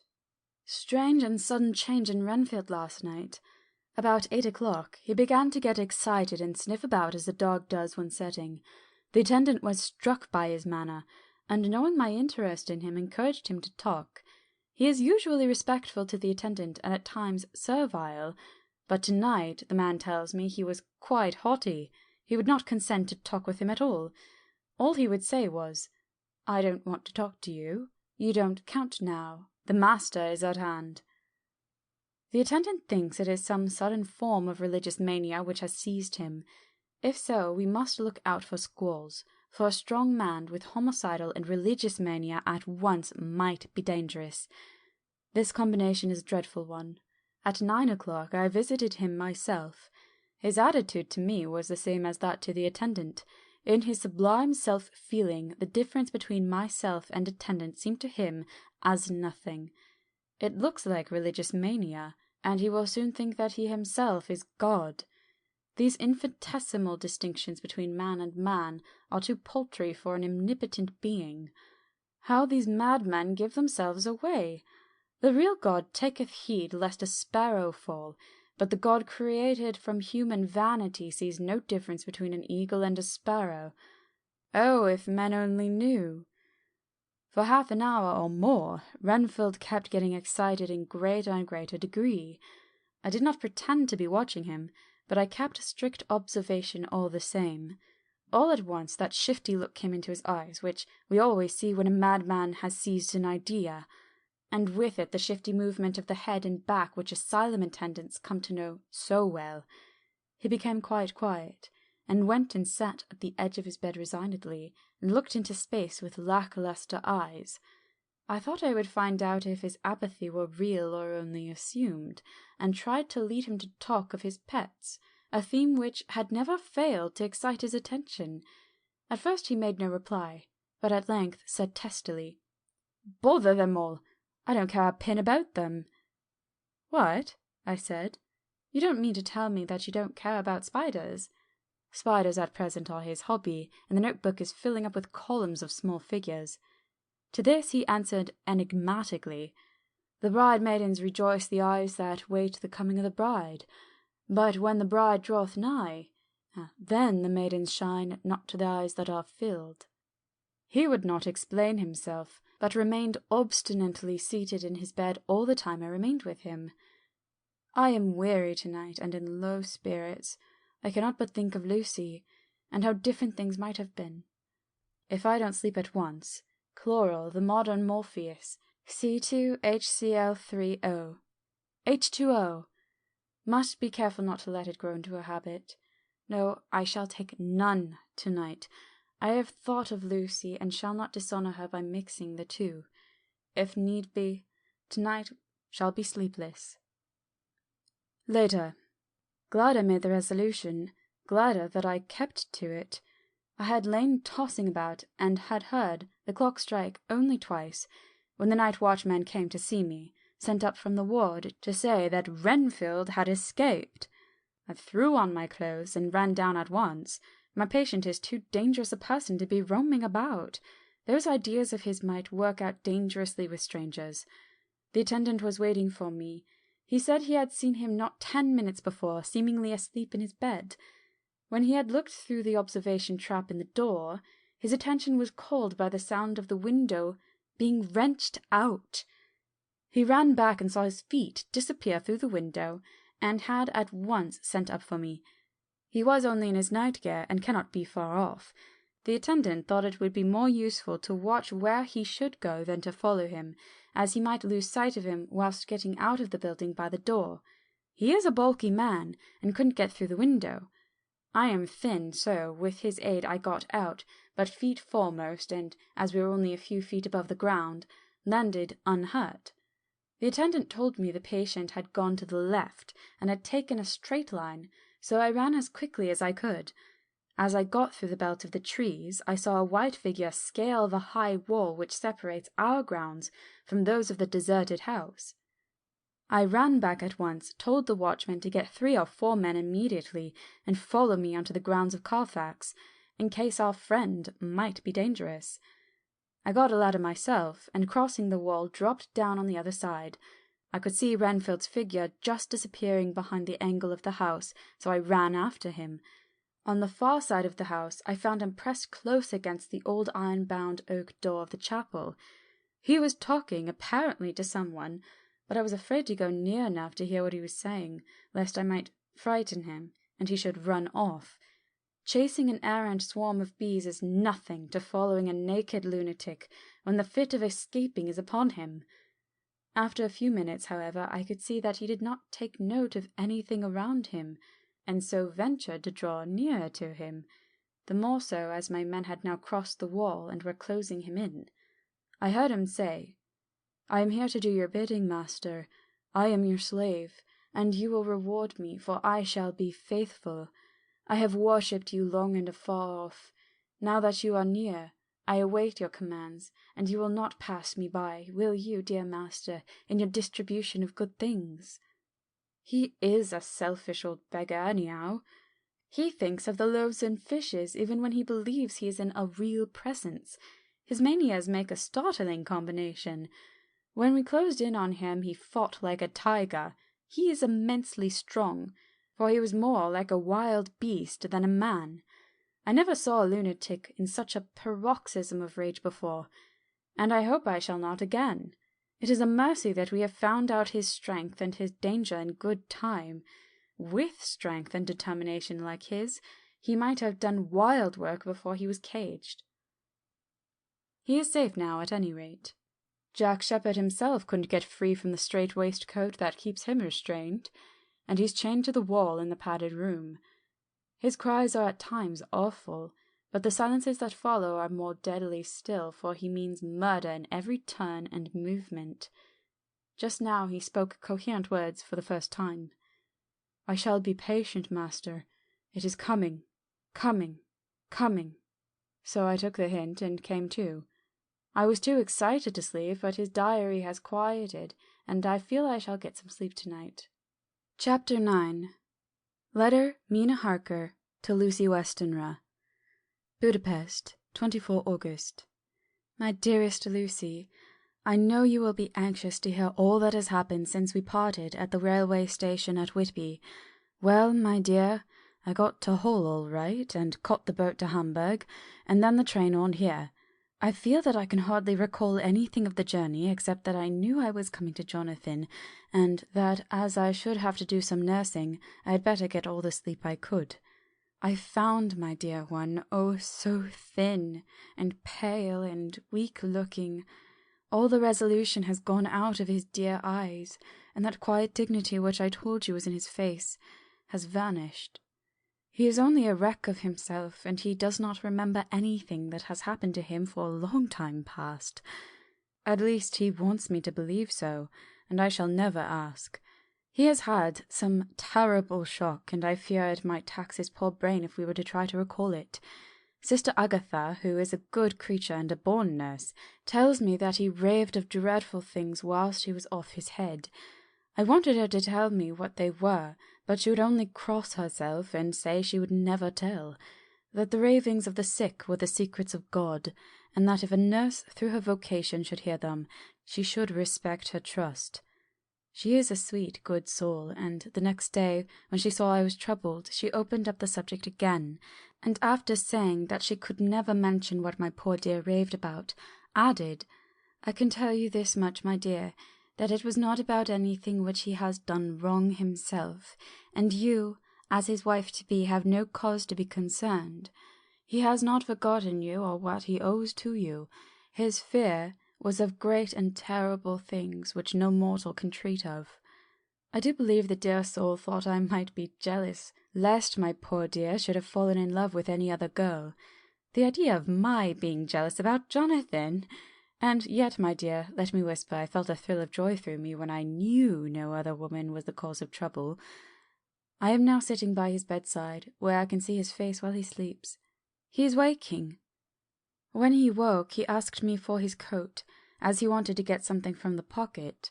I asked Sister Agatha, and she brought all his things. I saw that amongst them was his notebook, and was going to ask him to let me look at it, for I knew then that I might find some clue to his trouble. But I suppose he must have seen my wish in my eyes, for he sent me over to the window, saying he wanted to be quite alone for a moment. Then he called me back, and when I came, he had his hand over the notebook, and he said to me very solemnly, "Wilhelmina, I knew then that he was in deadly earnest, for he has never called me by that name since he asked me to marry him. You know, my dear, my ideas of the trust between husband and wife. There should be no secret, no concealment. I have had a great shock, and when I try to think of what it is I feel, my head spins round, and I do not know if it was all real or the dreaming of a madman. You know I have had brain fever, and that is to be mad. The secret is here, and I do not want to know it. I want to take up my life here, with our marriage.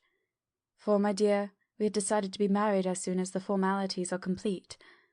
Are you willing, Wilhelmina, to share my ignorance? Here is the book. Take it and keep it. Read it if you will, but never let me know unless, indeed, some solemn duty should come upon me to go back to the bitter hours, asleep or awake, sane or mad, recorded here. He fell back exhausted, and I put the book under his pillow and kissed him. I have asked Sister Agatha to beg the Superior to let our wedding be this afternoon, and am waiting her reply. She has come and told me that the chaplain of the English Mission Church has been sent for. We are to be married in an hour, or as soon after as Jonathan wakes. Lucy, the time has come and gone. I feel very solemn, but very, very happy. Jonathan woke a little after the hour, and all was ready, and he sat up in bed propped up with pillows. He answered his "I will" firmly and strongly.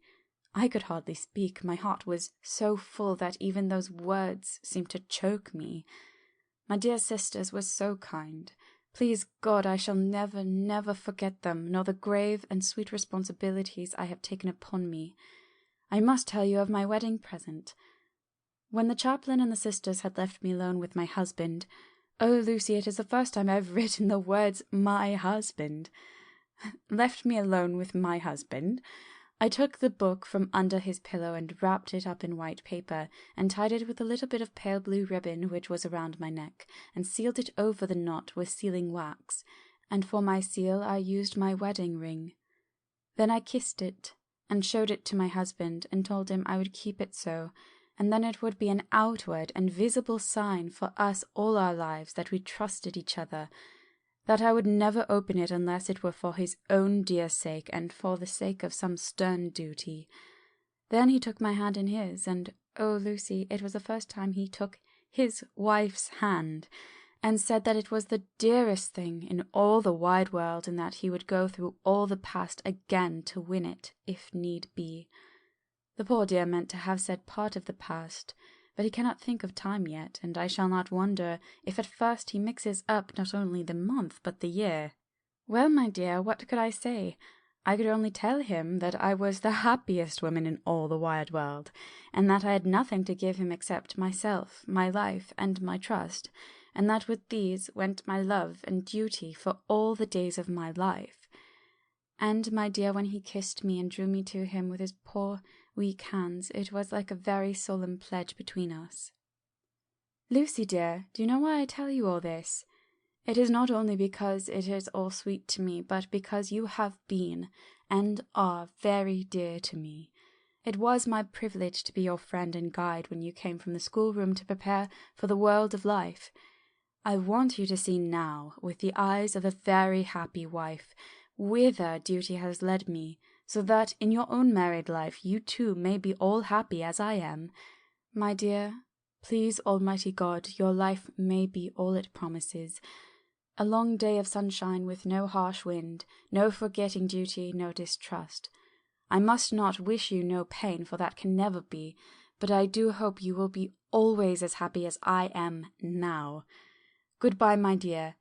I shall post this at once, and perhaps write you very soon again. I must stop, for Jonathan is waking. I must attend to my husband. Your ever-loving Mina Harker. Letter, Lucy Westenra to Mina Harker. Whitby, 30 August. My dearest Mina, oceans of love and millions of kisses, and may you soon be in your own home with your husband. I wish you could be coming home soon enough to stay with us here. The strong air would soon restore Jonathan. It has quite restored me. I have an appetite like a cormorant, am full of life, and sleep well. You will be glad to know that I have quite given up walking in my sleep. I think I have not stirred out of my bed for a week. That is, once I got into it at night. Arthur says I am getting fat. By the way, I forgot to tell you that Arthur is here. We have such walks and drives and rides and rowing and tennis and fishing together, and I love him more than ever.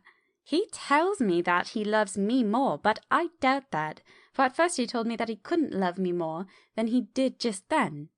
But this is nonsense. There he is, calling to me, so no more just at present from your loving Lucy. P.S. Mother sends her love. She seems better, poor dear. P.P.S. We are to be married on 28 September. Dr. Seward's Diary. 20 August. The case of Renfield grows even more interesting. He has now so far quieted that there are spells of cessation from his passion. For the first week after his attack he was perpetually violent. Then one night, just as the moon rose, he grew quiet and kept murmuring to himself, "Now I can wait, now I can wait." The attendant came to tell me, so I ran down at once to have a look at him. He was still in the strait-waistcoat and in the padded room, but the sophist look had gone from his face, and his eyes had something of their old pleading, I might almost say cringing softness. I was satisfied with his present condition and directed him to be relieved. The attendants hesitated, but finally carried out my wishes without protest. It was a strange thing that the patient had humour enough to see their distrust, for, coming close to me, he said in a whisper, all the while looking furtively at them, "They think that I could hurt you.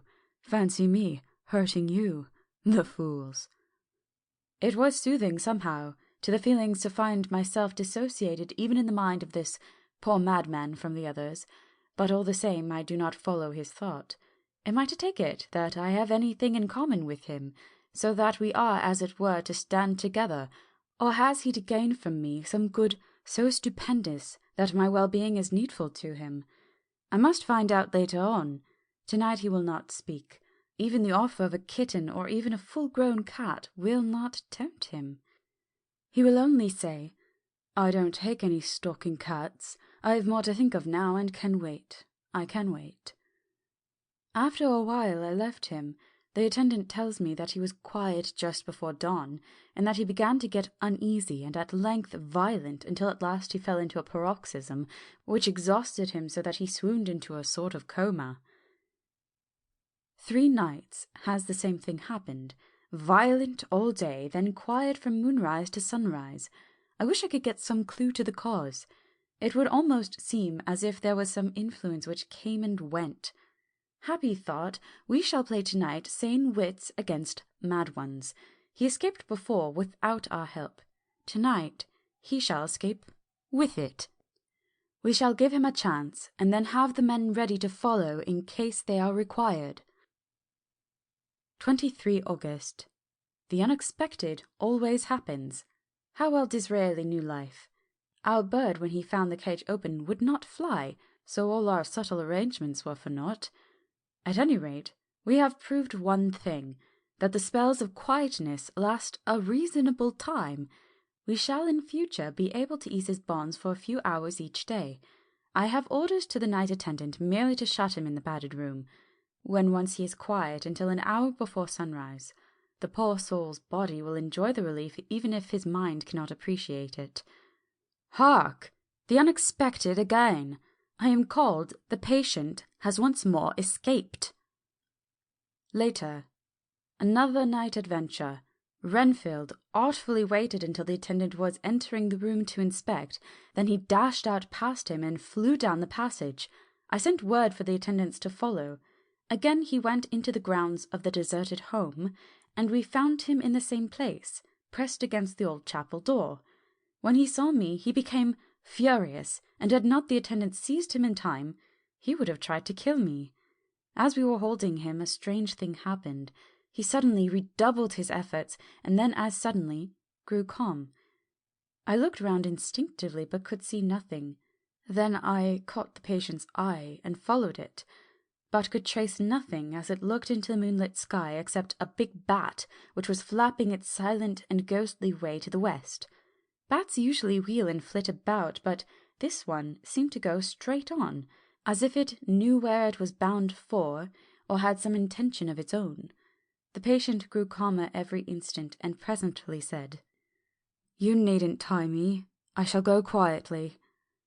Without trouble we came back to the house. I feel there is something ominous about his calm, and shall not forget this night. Lucy Westenra's Diary.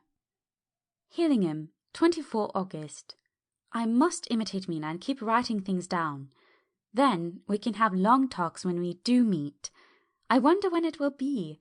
I wish you were here with me again, for I feel so unhappy. Last night I seemed to be dreaming again, just as I was at Whitby. Perhaps it is the change of air, or getting home again. It is all dark and horrid to me, for I can remember nothing.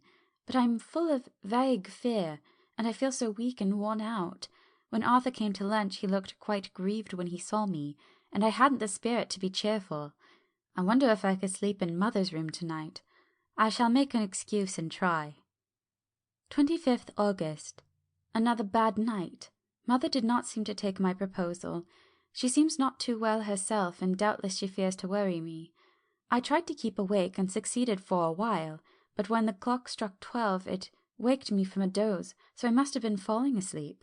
There was a sort of scratching or flapping at the window, but I did not mind it, and as I remember no more, I suppose I must then have fallen asleep. More bad dreams.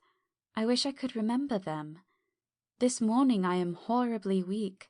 My face is ghastly pale and my throat pains me. It must be something wrong with my lungs, for I don't seem ever to get air enough. I shall try to cheer up when Arthur comes, or else I know he will be miserable to see me so. Letter. Arthur Holmwood to Dr. Seward. Albemarle Hotel, 31 August. My dear Jack, I want you to do me a favour. Lucy is ill. That is, she has no special disease, but she looks awful, and is getting worse every day. I have asked her if there is any cause. I do not dare to ask her mother, for to disturb the poor lady's mind about her daughter in a present state of health would be fatal. Mrs. Westenra has confided to me that her doom is spoken, disease of the heart, though poor Lucy does not know it yet. I am sure that there is something preying on my dear girl's mind. I am almost distracted when I think of her. To look at her gives me a pang. I told her I should ask you to see her, and though she demurred at first, I know why, dear fellow, she finally consented.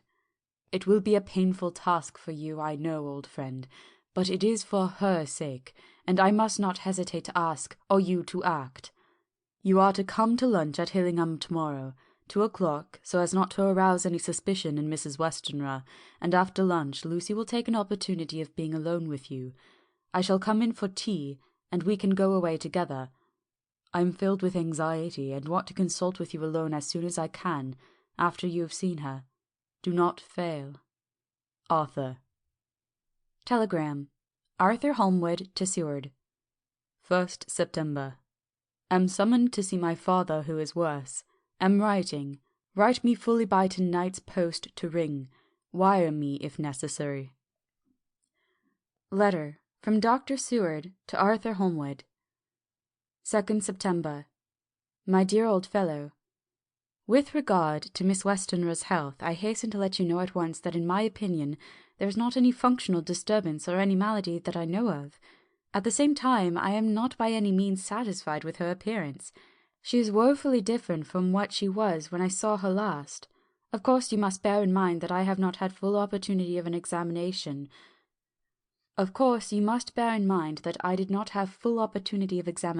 Such as I should wish. Our very friendship makes a little difficulty which not even medical science or custom can bridge over. I had better tell you exactly what happened, leaving you to draw in a measure your own conclusions. I shall then say what I have done and propose doing. I found Miss Westenra in seemingly gay spirits. Her mother was present, and in a few seconds I made up my mind that she was trying all she knew to mislead her mother and prevent her from being anxious. I have no doubt she guesses, if she does not know, what need of caution there is. We lunched alone, and as we all exerted ourselves to be cheerful, we got as some kind of reward for our labours, some real cheerfulness among us. Then Miss Westenra went to lie down, and Lucy was left with me.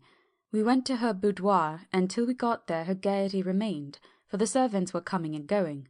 As soon as the door was closed, however, the mask fell from her face, and she sank down into a chair with a great sigh, and hid her eyes with her hand. When I saw that her high spirits had failed, I at once took advantage of her reaction to make a diagnosis. She said to me very sweetly, "I cannot tell you how I loathe talking about myself." I reminded her that a doctor's confidence was sacred, but that you were grievously anxious about her. She caught on to my meaning at once, and settled that matter in a word. "Tell Arthur everything you choose. I do not care for myself, but all for him, so I am quite free." I could easily see that she is somewhat bloodless, but I could not see the usual anemic signs, and by a chance I was actually able to test the quality of her blood, for in opening a window which was stiff, a cord gave way, and she cut her hand slightly with broken glass. It was a slight matter in itself, but it gave me an evident chance, and I secured a few drops of the blood and have analysed them. The qualitative analysis gives a quite normal condition, and shows, I should infer, in itself a vigorous state of health. In other physical matters I was quite satisfied that there is no need for anxiety, but as there must be a cause somewhere, I have come to the conclusion that it must be something mental. She complains of difficulty in breathing satisfactorily at times, and of heavy lethargic sleep, with dreams that frighten her, but regarding which she can remember nothing. She says that as a child she used to wake in her sleep, and that when in Whitby the habit came back, and that once she walked out in the night and went to East Cliff, where Miss Murray found her, but she assures me that of late the habit has not returned. I am in doubt, and so have done the best thing I know of. I have written to my old friend and master, Professor Van Helsing, of Amsterdam, who knows as much about obscure diseases as anyone in this world. I have asked him to come over, and as you told me that all things were to be at your charge, I have mentioned to him who you are and your relations to Miss Westenra. This, my dear fellow, is in obedience to your wishes, for I am only too proud and happy to do anything I can for her. Van Helsing would, I know, do anything for me for a personal reason, so, no matter on what grounds he comes, we must accept his wishes. He is a seemingly arbitrary man, but this is because he knows what he is talking about better than anyone else. He is a philosopher and a metaphysician, and one of the most advanced scientists of his day, and he has, I believe, an absolutely open mind. This, with an iron nerve, a temper of the icebrook, an indomitable resolution, self-command, and toleration exalted from virtues to blessings, and the kindliest and truest heart that beats, these form his equipment for the noble work that he is doing for mankind, both work in theory and practice, for his views are as wide as his all-embracing sympathy. I tell you these facts, that you may know why I have such confidence in him. I have asked him to come at once. I shall see Miss Westenra tomorrow again. She is to meet me at the stores, so I may not alarm her mother by too early a repetition of my call. Yours always, John Seward. Letter. Abraham Van Helsing, M.D.D. Ph.D., Literary, etc., etc., to Dr. Seward. 2 September. My good friend, when I have received your letter, I am already coming to you. By good fortune, I can leave just at once without wrong to any of those who have trusted me. Were fortune other, then it were bad for those who have trusted, for I come to my friend when he call me to aid those he holds dear. Tell your friend that when that time you suck from my wound so swiftly the poison of the gangrene from your knife that our other friend, too nervous, let slip, you did more for him when he wants my aids and you call for them than all his great fortune could do.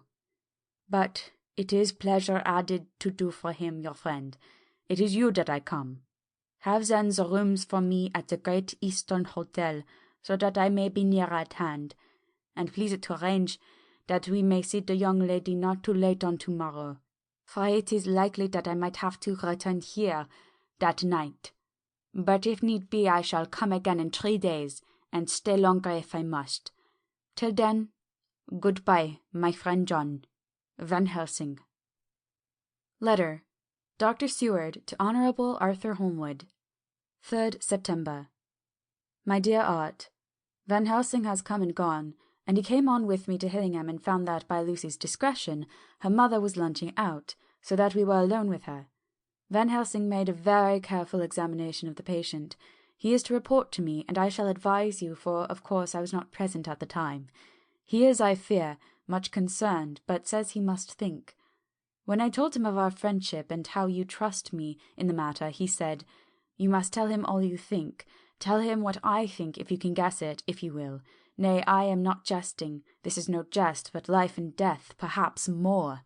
I asked what he meant by that, for he was very serious. This was when we had come back to town, and he was having a cup of tea before starting on his return to Amsterdam. He would not give me any further clue. You must not be angry with me, Art, because his very reticence means that all his brains are working for her good. He will speak plainly enough when the time comes, be sure. So I told him I would simply write an account of our visit, just as if I were doing a descriptive special article for the Daily Telegraph. He seemed not to notice, but remarked that the smuts in London were not quite so bad as they used to be when he was a student here. I am to get his report tomorrow, if he can possibly make it. In any case, I am to have a letter. Well, as to the visit. Lucy was more cheerful on that day I first saw her, and certainly looked better.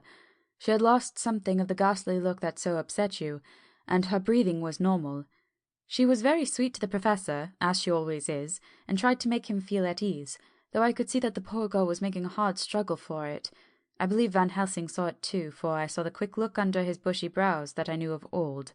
Then he began to chat of all things except ourselves and diseases, and with such an infinite geniality that I could see poor Lucy's pretence of animation merge into reality.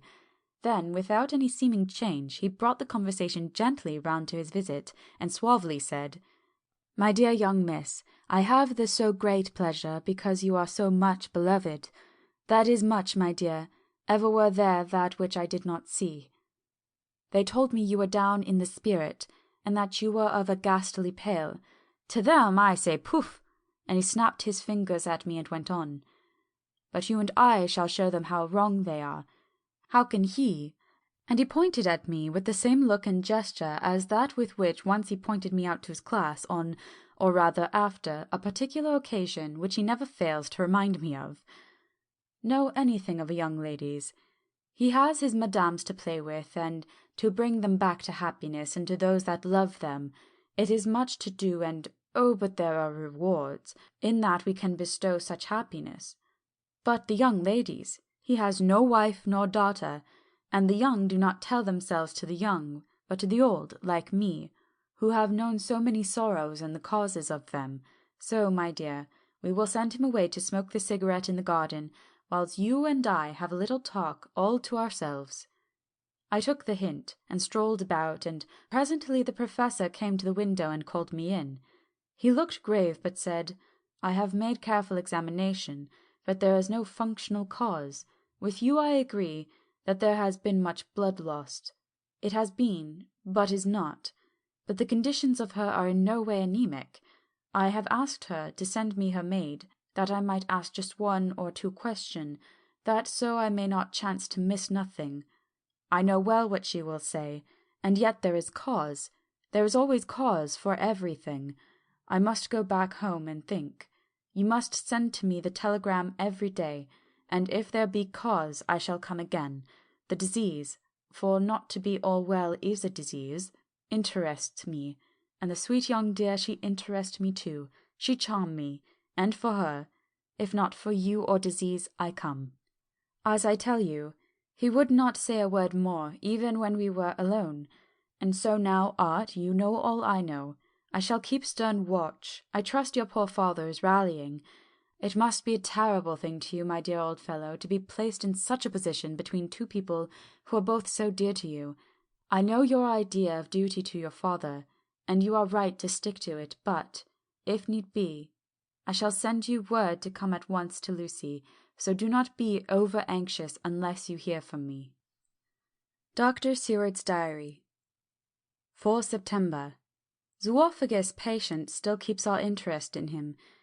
He had only one outburst, and that was yesterday at an unusual time. Just before the stroke of noon he began to grow restless. The attendant knew the symptoms, and at once summoned aid. Fortunately, the men came at a run, and were just in time, for at the stroke of noon he became so violent that it took all their strength to hold him. In about 5 minutes, however, he began to get more and more quiet, and finally sank into a sort of melancholy, in which state he has remained up to now. The attendant tells me that his screams whilst in the paroxysm were really appalling.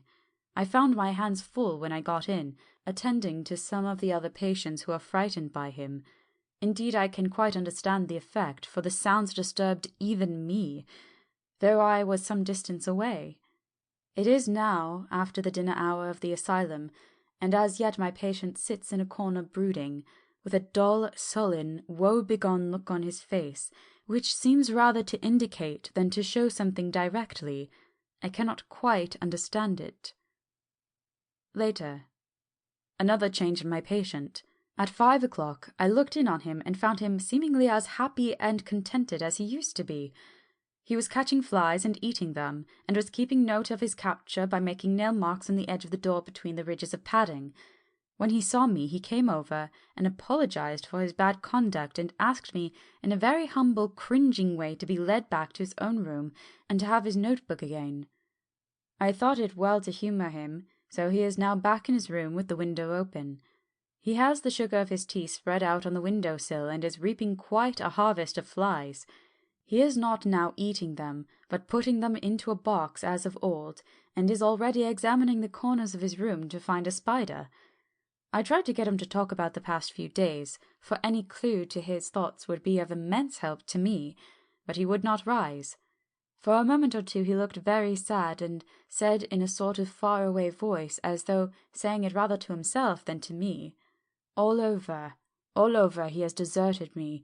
No hope for me now unless I do it for myself." Then, suddenly turning to me in a resolute way, he said, "Doctor, won't you be very good to me and let me have a little more sugar? I think it would be good for me." "And the flies?" I asked. "Yes, the flies like it too, and I like the flies, therefore I like it. And there are people who know so little as to think that madmen do not argue. I procured him a double supply, and left him as happy a man as, I suppose, any in the world. I wish I could fathom his mind." Midnight. Another change in him. I had been to see Miss Westenra, whom I found much better, and had just returned, and was standing at our own gate looking at the sunset, when once more I heard him yelling. As his room is on this side of the house, I could hear it better than in the morning. It was a shock to me to turn from the wonderful smoky beauty of a sunset over London, with its lurid lights and inky shadows and all the marvellous tints that come on foul clouds just as on foul water, and to realize all the grim sternness of my own cold stone building, with its wealth of breathing misery, and my own desolate heart to endure it all. I reached him just as the sun was going down, and from his window saw the red disk sink. As it sank, he became less and less frenzied, and just as it dipped, he slid from the hands that held him an inert mass on the floor. It is wonderful, however, what intellectual recuperative power lunatics have, for within a few minutes he stood up quite calmly and looked around him. I signalled to the attendants not to hold him, for I was anxious to see what he would do. He went straight over to the window and brushed out the crumbs of sugar. Then he took his fly-box and emptied it outside and threw away the box. Then he shut the window, and crossing over, sat down on his bed. All this surprised me, so I asked him, "Are you not going to keep flies any more?" "No," said he. "I am sick of all that rubbish. He certainly is a wonderfully interesting study. I wish I could get some glimpse of his mind or the cause of his sudden passion. Stop. There may be a clue after all. If we can find why today his paroxysms came out at high noon and at sunset, can it be that there is a malign influence of the sun at periods which affects certain natures, as at times of the moon does others? We shall see. Telegram. Seward, London, to Van Helsing, Amsterdam. 4 September. Patient still better today. Telegram, Seward, London, to Van Helsing, Amsterdam. 5 September. Patient greatly improved. Good appetite, sleeps naturally, good spirits, colour coming back. Telegram, Seward, London, to Van Helsing, Amsterdam. 6 September. Terrible change for the worse. Come at once. Do not lose an hour. I hold over telegram to Holmwood till I have seen you. Chapter 10. Letter, Dr. Seward to Honourable Arthur Holmwood. 6 September. My dear Art, my news today is not so good. Lucy this morning had gone back a bit. There is, however, one good thing which has arisen from it. Mrs. Westenra was naturally anxious concerning Lucy, and has consulted me professionally about her. I took advantage of the opportunity, and told her that my old master Van Helsing, the great specialist, was coming to stay with me, and that I would put her in his charge conjointly with myself. So now we can come and go without alarming her unduly, for a shock to her would mean sudden death, and this, in Lucy's weak condition, might be disastrous to her. We are hedged in with difficulties, all of this, my poor old fellow, but please God we shall come through them all right. If any need I shall write, so that, if you do not hear from me, take it for granted that I am simply waiting for news. In haste, yours ever, John Seward. Dr. Seward's Diary. 7 September. The first thing Van Helsing said to me when we met at Liverpool Street was, "Have you said anything to our young friend, the lover of her?" "No," I said. "I waited till I had seen you, as I said in my telegram. I wrote him a letter simply telling him that you were coming, as Miss Westenra was not so well, and that I should let him know if need be." "Right, my friend," he said, "quite right. Better he not know as yet, perhaps he shall never know. I pray so, but if it be needed, then he shall know all, and my good friend John, let me caution you. You deal with the madmen. All men are mad in some way or the other, and inasmuch you deal discreetly with your madmen, so deal with God's madmen too, the rest of the world. You tell not your madmen what you do nor why you do it. You tell them not what you think, so you shall keep knowledge in its place, where it may rest, where it may gather its kind around it and breed. You and I shall keep as yet what we know here and here." He touched me on the heart and on the forehead, and then touched himself in the same way. I have for myself thoughts at the present. Later I shall unfold to you. "Why not now?" I asked. "It may do some good. We may arrive at some decision." He stopped and looked at me and said, "My friend John, when the corn is grown, even before it has ripened, while the milk of its mother earth is in him, and the sunshine has not yet begun to paint him with his gold, the husbandman, he pull the ear and rub him between his rough hands, and blow away the green chaff, and say to you, 'Look, he's good corn, he will make a good crop when the time comes.'" I did not see the application, and told him so. For reply he reached over and took my ear in his hand and pulled it playfully, as he used long ago to do at lectures, and said, "The good husbandman tell you so then because he knows, but not till then. But you do not find the good husbandman dig up his planted corn to see if he grow. That is for the children who play at husbandry, not for those who take it as of the work of their life. See you now, friend John, I have sown my corn, and nature has her work to do in making it sprout, if he sprout at all. There's some promise, and I wait till the ear begins to swell." He broke off, for he evidently saw that I understood. Then he went on, and very gravely, "You were always a careful student, and your case-book was ever more full than the rest. You were only a student then, now you are master, and I trust that good habit have not fail. Remember, my friend, that knowledge is stronger than memory, and we should not trust the weaker.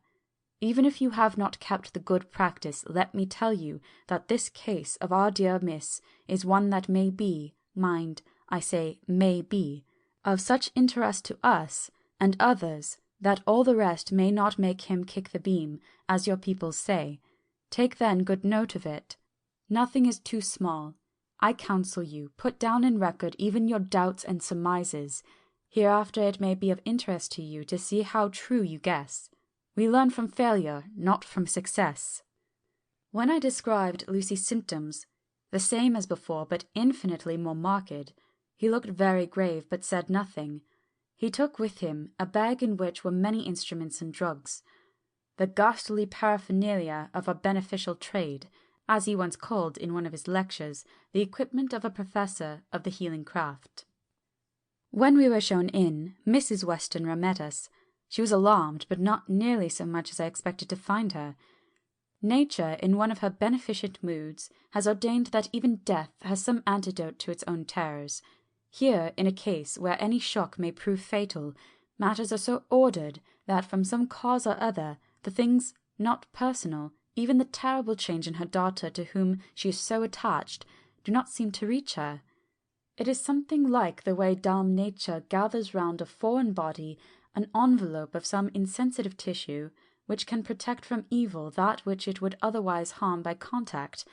If this be an ordered selfishness, then we should pause before we condemn anyone for the vice of egoism, for there may be deeper root for its causes than we have knowledge of. I used my knowledge of this phase of spiritual pathology, and laid down a rule that she should not be present with Lucy or think of her illness more than was absolutely required. She assented readily, so readily that I saw again the hand of nature fighting for life. Van Helsing and I were shown up to Lucy's room. If I was shocked when I saw her yesterday, I was horrified when I saw her today. She was ghastly, chalkily pale. The red seemed to have gone even from her lips and gums, and the bones of her face stood out prominently. Her breathing was painful to see or hear. Van Helsing's face grew set as marble, and his eyebrows converged till they almost touched over his nose. Lucy lay motionless, and did not seem to have strength to speak, so for a while we were all silent. Then Van Helsing beckoned to me, and we went gently out of the room. The instant we had closed the door, he stepped quickly along the passage to the next door, which was open. Then he pulled me quickly in with him and closed the door. "My God," he said, "this is dreadful. There is no time to be lost. She will die for sheer want of blood to keep the heart's action as it should be. There must be transfusion of blood at once. Is it you or me?" "I am younger and stronger, Professor. It must be me." "Then get ready at once. I will bring up my bag. I am prepared." I went downstairs with him, and as we were going there was a knock on the hall door. When we reached the hall, the maid had just opened the door, and Arthur was stepping quickly in. He rushed up to me, saying in an eager whisper, "Jack, I was so anxious. I read between the lines of your letter, and have been in an agony. The dad was better, so I ran down here to see for myself. Is not that the gentleman, Dr. Van Helsing? I am so thankful to you, sir, for coming." When first the professor's eye had lit upon him, he had been angry at his interruption at such a time, but now, as he took in his stalwart proportions and recognized the strong young manhood which seemed to emanate from him, his eyes gleamed. Without a pause, he said to him gravely as he held out his hand, "Sir, you have come in time. You are the lover of our dear miss. She is bad, very, very bad. Nay, my child, do not go like that." For he suddenly grew pale, and sat down in a chair almost fainting. "You are to help her. You can do more than any that live, and your courage is your best help." "What can I do?" asked Arthur hoarsely. "Tell me, and I shall do it. My life is hers, and I would give the last drop of my blood in my body for her." The professor has a strongly humorous side, and I could from the old knowledge detect a trace of its origin in his answer. "My young sir, I do not ask so much as that. Not the last." "What shall I do?" There was a fire in his eyes, and his open nostril quivered with intent. Van Helsing slapped him on the shoulder. "Come," he said, "you are a man, and it is a man we want. You are better than me, better than my friend John." Arthur looked bewildered, and the professor went on by explaining in a kindly way. "Young miss is bad, very bad. She wants blood, and blood she must have or die. My friend John and I have consulted, and we were about to perform what we call transfusion of blood, to transfer from full veins of one to the empty veins which pine for him. John was to give his blood, as he is the more young and strong than me." Here Arthur took my hand and wrung it hard in silence. "But now you are here. You are more good than us, old or young, who toil much in the world of thought. Our nerves are not so calm, and our blood not so bright as yours." Arthur turned to him and said, "If you only knew how glad I would die for her, you would understand." He stopped with a sort of choke in his voice. "Good boy," said Van Helsing. "They're not so far off. You will be happy that you have done all for her you love. Come now and be silent. You shall kiss her once before it is done, but then you must go, and you must leave at my sign. No word to Madame. You must know how it is with her. There must be no shock. Any knowledge of this would be one. Come." We all went up to Lucy's room. Arthur, by direction, remained outside. Lucy turned her head and looked at us, but said nothing. She was not asleep, but she was simply too weak to make the effort. Her eyes spoke to us, that was all. Van Helsing took some things out of his bag and laid them out on a little table out of sight. Then he mixed a narcotic, and coming over to the bed, said cheerily, "Now, little miss, here is your medicine. Drink it off like a good child. See, I lift you so that to swallow is easy. Yes." She had made the effort with success. It astonished me how long the drug took to act. This, in fact, marked the extent of her weakness. The time seemed endless until sleep began to flicker in her eyelids. At last, however, the narcotic began to manifest its potency, and she fell into a deep sleep. When the professor was satisfied, he called Arthur into the room and bade him strip off his coat. Then he added, "You may take that one little kiss whilst I bring over the table. Friend John, help to me." So neither of us looked whilst he bent over her. Van Helsing, turning to me, said, "He is so young and strong and of blood so pure that we need not defibrillate it." Then with swiftness, but with absolute method, Van Helsing performed the operation. As the transfusion went on, something like life seemed to come back to poor Lucy's cheeks, and through Arthur's growing pallor the joy of his face seemed absolutely to shine. For a bit I began to grow anxious, for the loss of blood was telling on Arthur, strong man as he was. It gave me an idea of what a terrible strain Lucy's system must have undergone, that what weakened Arthur only partially restored her. But the professor's face was set, and he stood, watch in hand, and with his eyes fixed now on the patient and now on Arthur. I could hear my own heart beat. Presently he said in a soft voice, "Do not stir an instant. It is enough. You attend him, I will look to her." When all was over, I could see how much Arthur was weakened. I dressed the wound and took his arm to bring him away, when Van Helsing spoke without turning around. The man seems to have eyes in the back of his head. "The brave lover, I think, deserve another kiss, which he shall have presently." And as he had now finished his operation, he adjusted the pillow to the patient's head. As he did so, the narrow black velvet band, which she seems always to wear round her throat, buckled with an old diamond buckle which her lover had given her, was dragged a little up, and showed a red mark on her throat. Arthur did not notice it, but I could hear the deep hiss of indrawn breath, which is one of Van Helsing's ways of betraying emotion.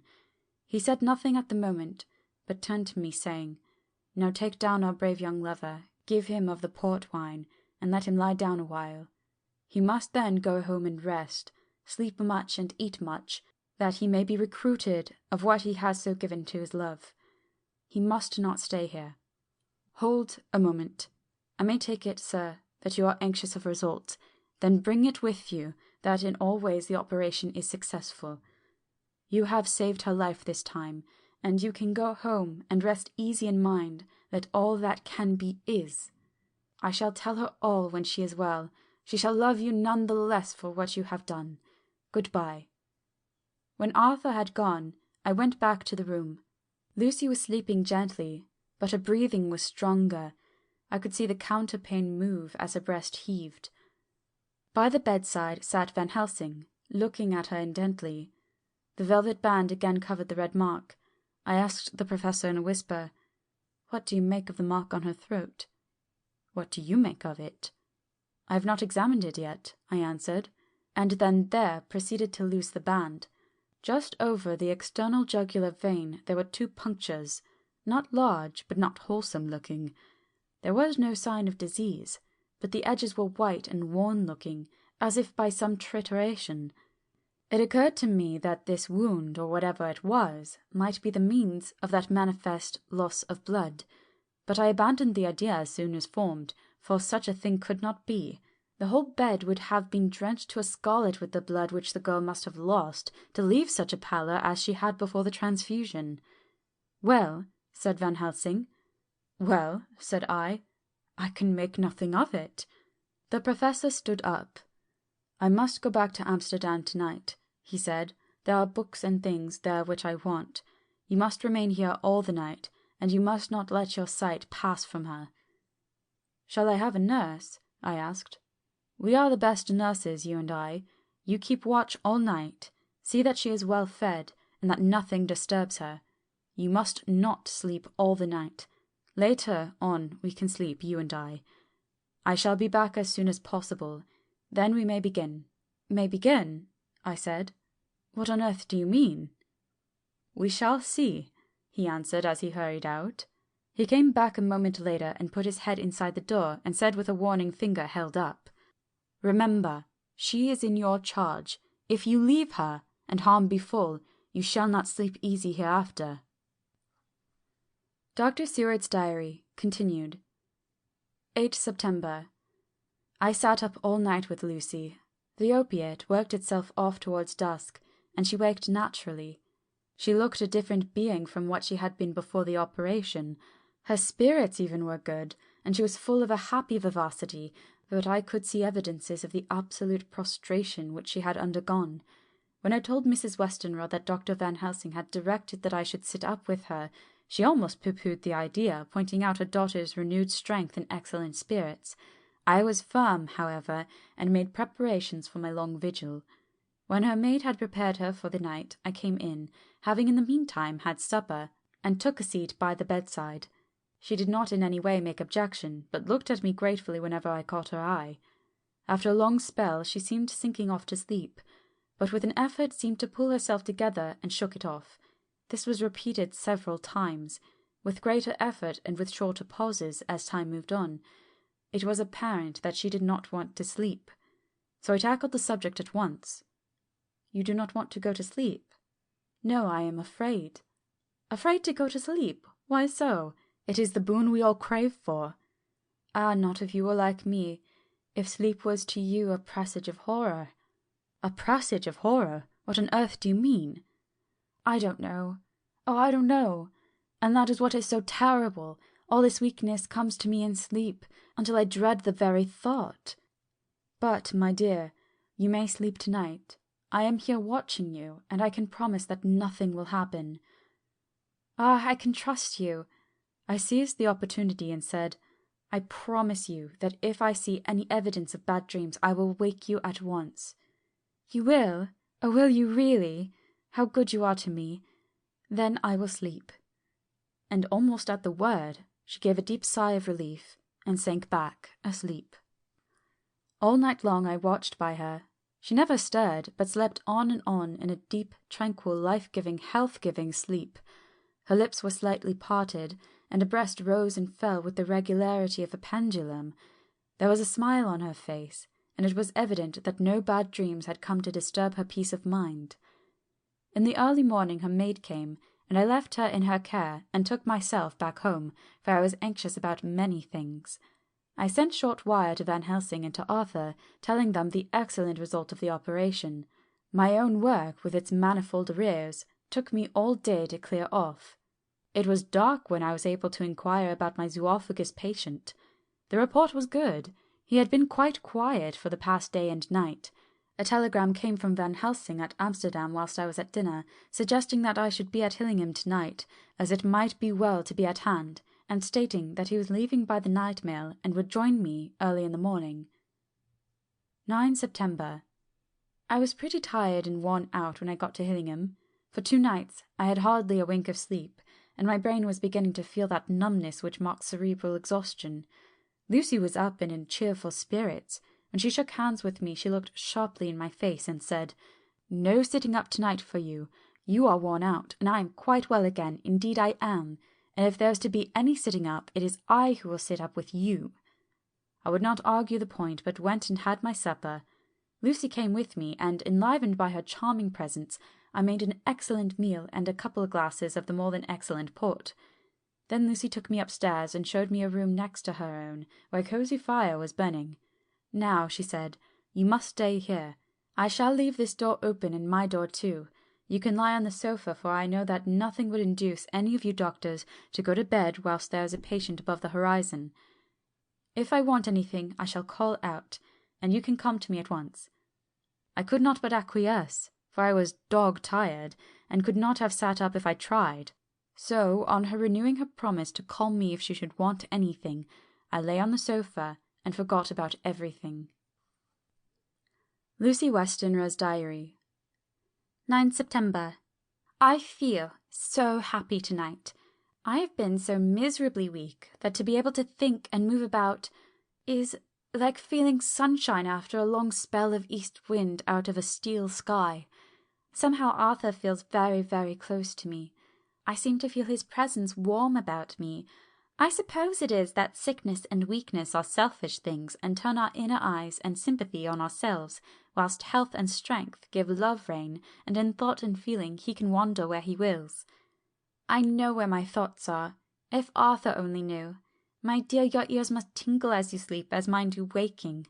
Oh, the blissful rest of last night! How I slept, with that dear good Dr. Seward watching me. And tonight I shall not fear to sleep, since he is close at hand, and within call. Thank everybody for being so good to me. Thank God. Good night, Arthur. Dr. Seward's Diary. 10 September. I was conscious of the professor's hand on my head, and started awake all in a second. That is one of the things that we learn in an asylum, at any rate. And how is our patient?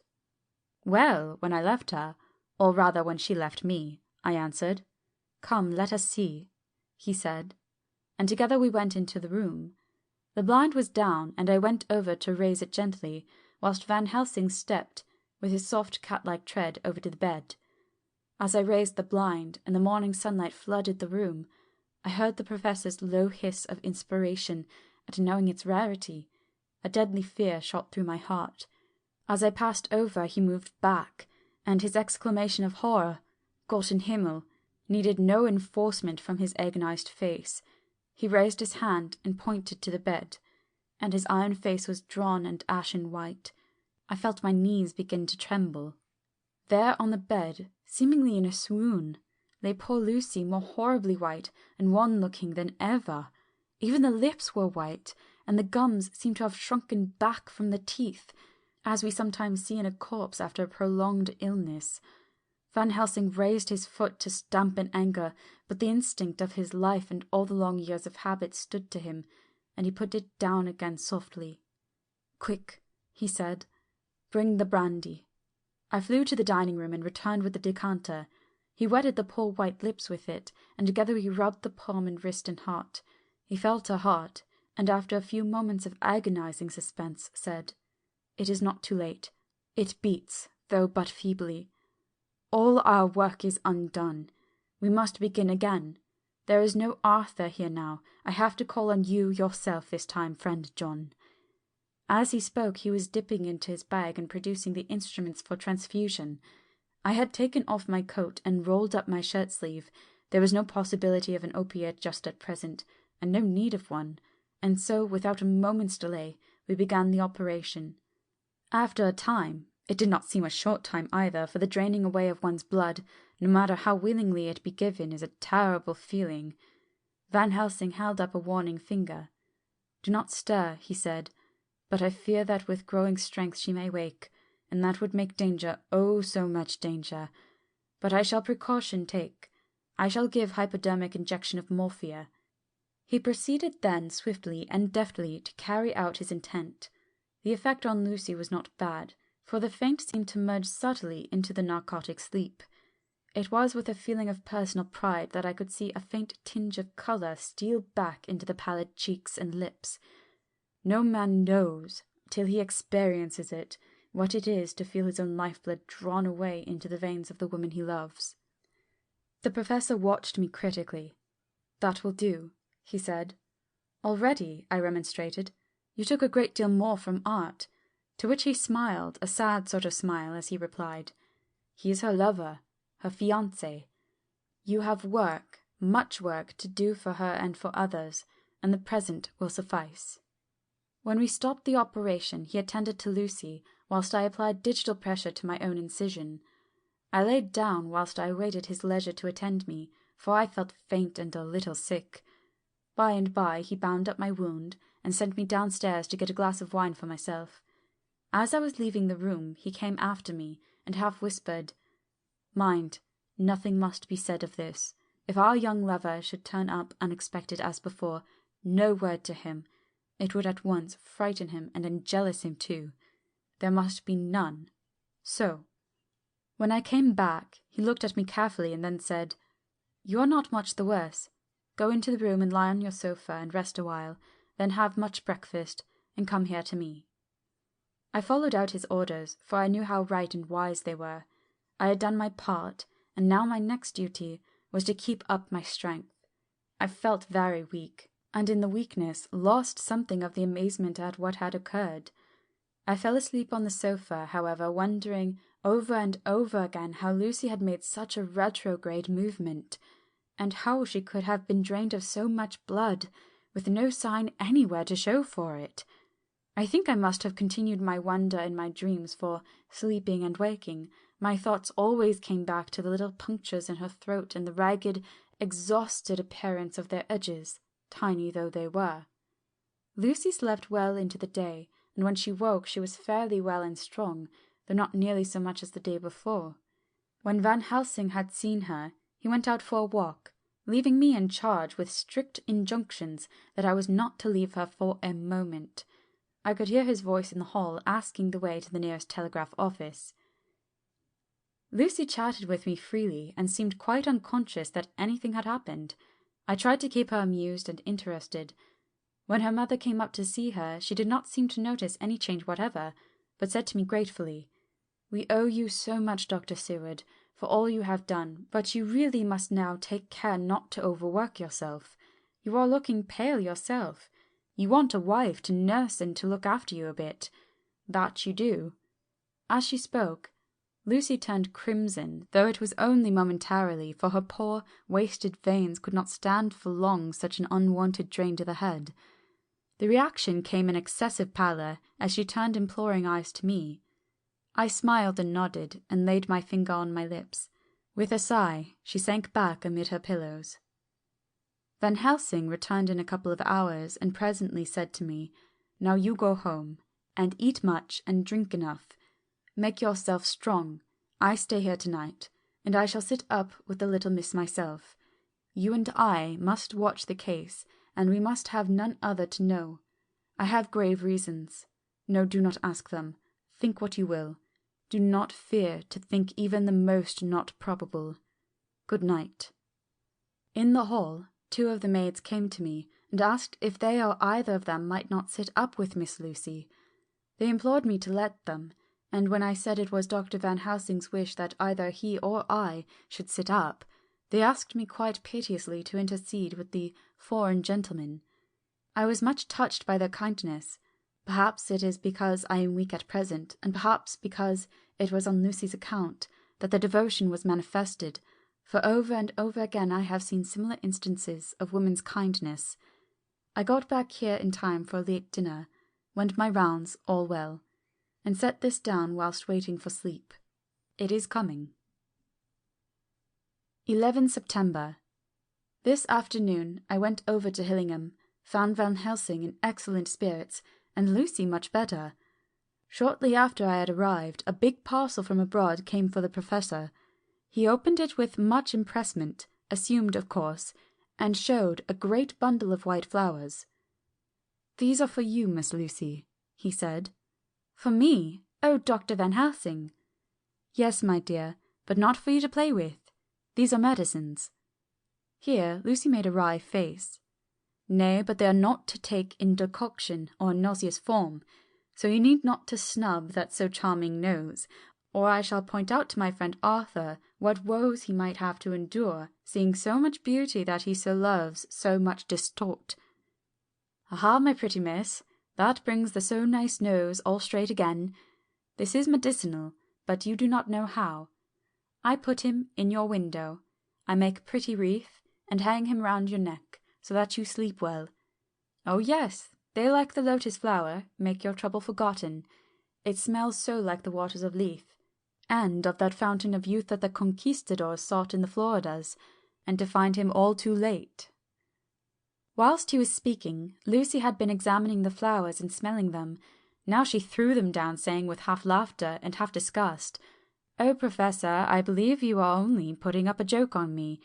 Why, these flowers are only common garlic."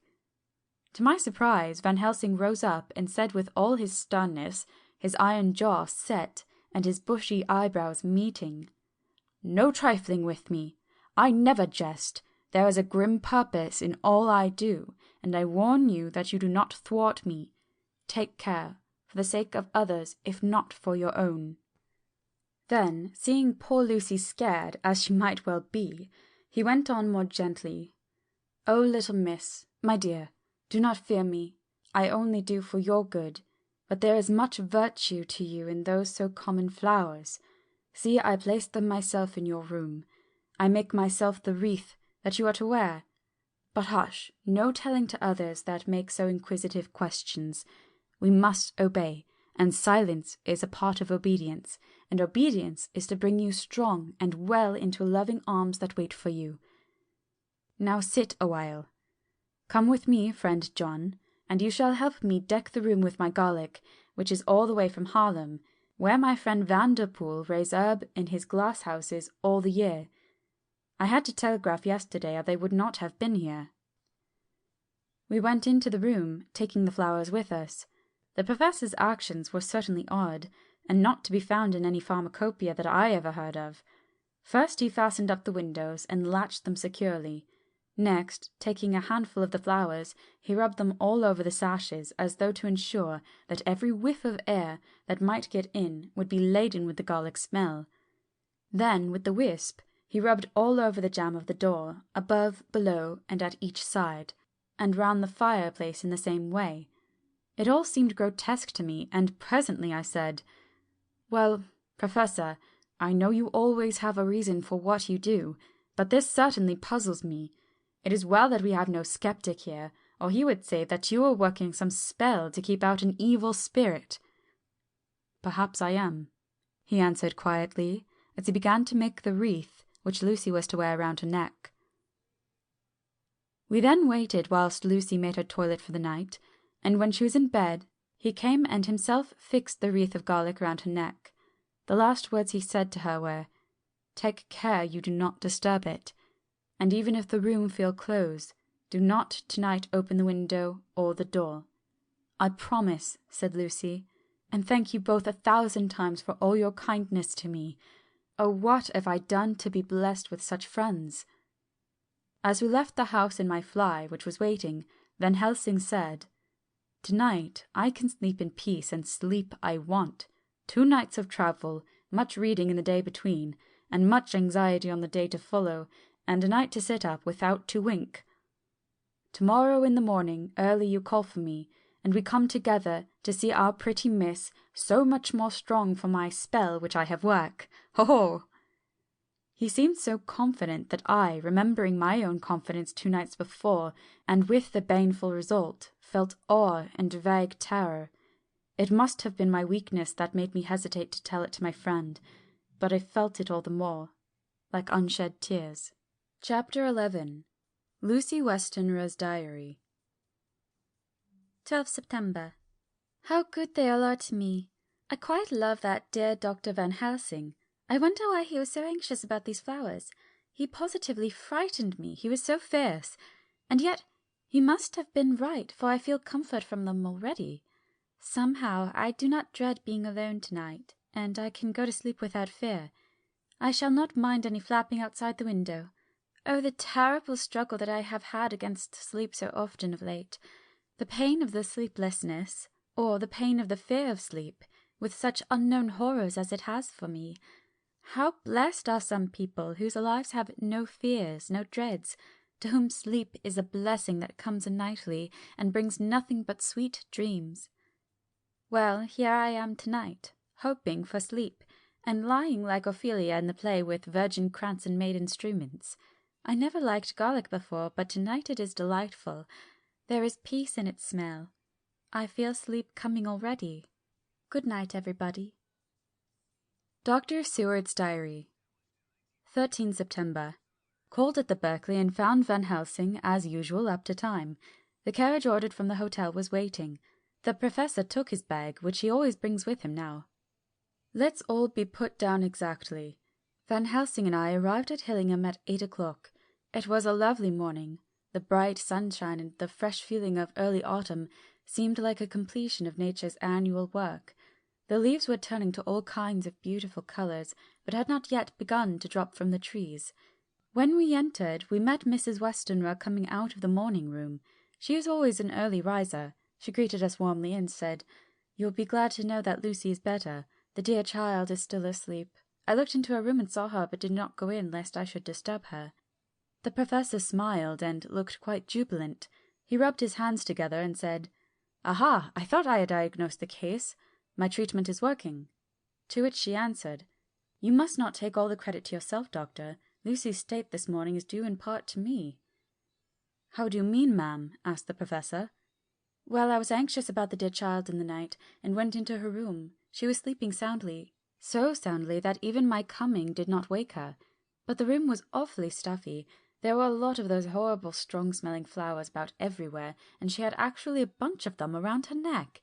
I feared that the heavy odour would be too much for the dear child in her weak state, so I took them all away and opened a bit of the window to let in a little fresh air. You will be pleased with her, I am sure." She moved off into her boudoir, where she usually breakfasted early. As she had spoken, I watched the professor's face and saw it turn ashen grey. He had been able to restrain his self-command whilst the poor lady was present, for he knew her state and how mischievous a shock would be. He actually smiled on her as he held the door open for her to pass into her room, but the instant she had disappeared he pulled me suddenly and forcibly into the dining room and closed the door. Then, for the first time in my life, I saw Van Helsing break down. He raised his hands over his head in some sort of mute despair and then beat his palms together in a helpless way. Finally he sat down on a chair, and putting his hands before his face began to sob with loud, dry sobs that seemed to come from the very racking of his heart.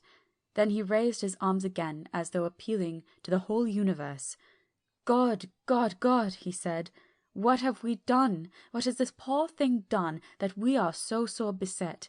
Is there fate among us still sent down from the pagan world of old, that such things must be, and in such a way? This poor mother, all unknowing and all for the best as she think, does such thing as lose her daughter body and soul. We must not tell her, we must not even warn her, then she die, then both die. Oh, how we are beset! How are all the powers of the devils against us?" Suddenly he jumped to his feet. "Come," he said, "come, we must see and act, devils or no devils, or all the devils at once. It matters not, we fight him all the same." We went to the hall door for his bag, and together we went up to Lucy's room. Once again I drew up the blind, while Van Helsing went towards the bed. This time he did not start as he looked on the poor face with the same awful waxen pallor as before. He wore a look of stern sadness and infinite pity. "As I expected," he murmured, with that hissing inspiration of his which meant so much. Without a word he went and locked the door, and then began to set out on a little table the instruments for yet another operation of transfusion of blood. I had long ago recognized the necessity and begun to take off my coat, but he stopped me with a warning hand. "No," he said, "today you must operate. I shall provide. You are weakened already." As he spoke he took off his coat and rolled up his shirt-sleeve. Again the operation, again the narcotic, again some return of colour to the ashy cheeks, and the regular breathing of healthy sleep. This time I watched whilst Van Helsing recruited himself and rested. Presently he took an opportunity of telling Mrs. Westenra that she must not remove anything from Lucy's room without consulting him, that the flowers were of medicinal value, and that the breathing of their odour was a part of the system of cure. Then he took over the care of the case himself, saying that he would watch this night and the next, and would send me word when to come. After another hour, Lucy waked from her sleep, fresh and bright, and seemingly not much the worse for her terrible ordeal. What does it all mean? I am beginning to wonder if my long habit of life amongst the insane is beginning to tell upon my own brain. Lucy Westenra's Diary. 17 September. 4 days and nights of peace. I am getting so strong again that I hardly know myself. It is as if I passed through some long nightmare and had just awakened to see the beautiful sunshine and feel the fresh air of the morning around me. I have a dim half-remembrance of long, anxious times of waiting and fearing, darkness in which there was not even the pain of hope to make present distress more poignant, and then long spells of oblivion and the rising back to life as a diver coming up through the great press of water. Since, however, Dr. Van Helsing has been with me, all this bad dreaming seems to have passed away. The noises that used to frighten me out of my wits, the flapping against the windows, the distant voices which seemed so close to me, the harsh sounds that came from I know not where and commanded me to do I know not what, have all ceased. I go to bed now without any fear of sleep. I do not even try to keep awake. I have grown quite fond of the garlic, and a boxful arrives for me every day from Haarlem. Tonight Dr. Van Helsing is going away, as he has to be for a day in Amsterdam, but I need not be watched. I am well enough to be left alone. Thank God for mother's sake and dear Arthur's, for all our friends who have been so kind.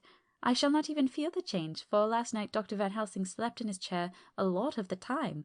I found him asleep twice when I awoke, but I did not fear to go to sleep again, although the boughs or bats or something napped almost angrily against the window panes. The Pall Mall Gazette, 18 September. The Escaped Wolf. Perilous adventure of our interviewer. Interview with the keeper in the Zoological Gardens. After many inquiries and almost as many refusals, and perpetually using the words Pall Mall Gazette as a sort of talisman, I managed to find the keeper of the section of the Zoological Gardens in which the wolf department is included. Thomas Bilder lives in one of the cottages in the enclosure behind the Elephant House, and was just sitting down to his tea when I found him. Thomas and his wife are hospital folk, elderly, without children, and if the specimen I enjoyed of their hospitality be of the average kind, their lives must be pretty comfortable. The keeper would not enter on what he called business until the supper was over, and we were all satisfied. Then, when the table was cleared, and he had lit his pipe, he said, "Now, sir, you can go on and ask me what you want. You'll excuse me refusing to talk of professional subjects afore meals. I gives the wolves and the jackals and the hyenas in our section their tea before I begins to ask them questions." "How do you mean, ask them questions?" I queried, wishful to get him into a talkative humour. "Hitting him over the head with a pole is one way, scratching of their ears is another, when the gents is as flush as want a bit of show off to their gals. I don't much so mind the first, the hitting over the pole afore I chucks in their dinner. But I waits till they've had their sherry and coffee, so to speak, afore I tries the ear scratching, mind you," he added philosophically. "There's a deal of the same nature in us as in them dear animals. Here's you coming and arsking me a questions about my business, and I that grumpy like that only for your bloomin' £1/2. I'd a seen you blowed first afore I answer. Not even when you asked me sarcastic like if I'd like you to ask the superintendent if you might ask me questions. Without offence, did I tell you to go to well?" "You did." "And when you'd said you'd report me for using of obscene language that was hitting me over the head, but the earthquake made that all right. I weren't a-going to fight, so I waited for the food and did with my owl as the wolves and lions and tigers does. But, lor love your heart, now that the old 'ooman has stuck a chunk of her tea cake in me and rinsed me out with her bloomin' old teapot, and I've lit up, you may scratch my ears for all you're worth, and you won't get even a growl out of me. Drive along with your questions. I know what you're coming at, that dear escaped wolf." "Exactly. I want you to give me your view of it. Just tell me how it happened, and when I know the facts, I'll get you to say what you consider was the cause of it, and how you think the whole affair will end." "All right, governor. This here is about the old story. That here wolf what we called Berserker was one of the 3 grey ones that came from Norway to Jamrach's, which we bought off him 4 years ago. He was a nice, well-behaved wolf, that never gave no trouble to talk of. I'm more surprised at him wanting to get out, nor any other animal in the place. But there, you can't trust wolves no more, nor women." "Don't you mind him, sir?" broke in Mrs. Tom with a cheery laugh. He's got minding the animals so long that bless if he ain't like no wolf hisself. But there ain't no harm in him. Well, sir, it was about 2 hours after feeding yesterday when I first hear my disturbance. I was making up a litter in a monkey house for a young puma which is ill, but when I heard the yelping and howling, I came away straight. Terror-wise berserker a-tearing like a mad thing at the bars as if he wanted to get out. There wasn't much people about today, and close at hand there was only one man, a tall, thin chap with a hook nose and a pointed beard, with a few white hairs running through it. He had a hard cold look and red eyes, and I took a sort of mislike to him, for it seemed as if it was him, as they was irritated at. He had white kid gloves on his hands, and he pointed out the animals to me and says, "Keeper, these wolves seem upset at something." "Maybe it's you," says I, for I did not like the airs as he give himself. He didn't get angry as I hoped he would, but he smiled a kind of insolent smile, with a mouth full of white sharp teeth. "Oh no, they wouldn't like me," he says. "Oh yes they would," says I, imitating of him. "They always likes a bone or two to clean their teeth about tea time, which you was a begful." Well, it was an odd thing, but when the animals see us a-talking, they laid down, and when I went over to Berserker, he let me stroke his ears same as ever. That there man came over, and bless but if he didn't put his hand and stroke old Wolf's ears too. "Take care," says I. "Berserker is quick." "Never mind," he says, "I'm used to him." "Are you in the business yourself?" I says, taking off my hat, for a man who trades in wolves and etc. is a good friend to keepers. "No," says he, "not exactly in the business, but I have made pets of several." And with that he lifts his hat as polite as a lord, and walks away. Old Berserker kept a looking arter him after he was well out of sight, and then went to lay down in a corner, and wouldn't come out the whole evening. Well, last night, as soon as the moon was up, the wolves here all became howling. There weren't nothing for them to howl at. There weren't no one near, except someone that was evidently a-culling a dog somewheres out back the gardens on the Park Road. Once or twice I went out to see that all was right, and it was, and then the howling stopped. Just before 12 o'clock I just took a look around afore turning in, and bust me, but when I came opposite to old Berserker's cage I see the rails broken and twisted about and the cage empty. And that's all I know for certain. Did anyone else see anything? One of our gardeners was a-coming home about that time from Harmony, when he sees a big grey dog coming out through the garden edges.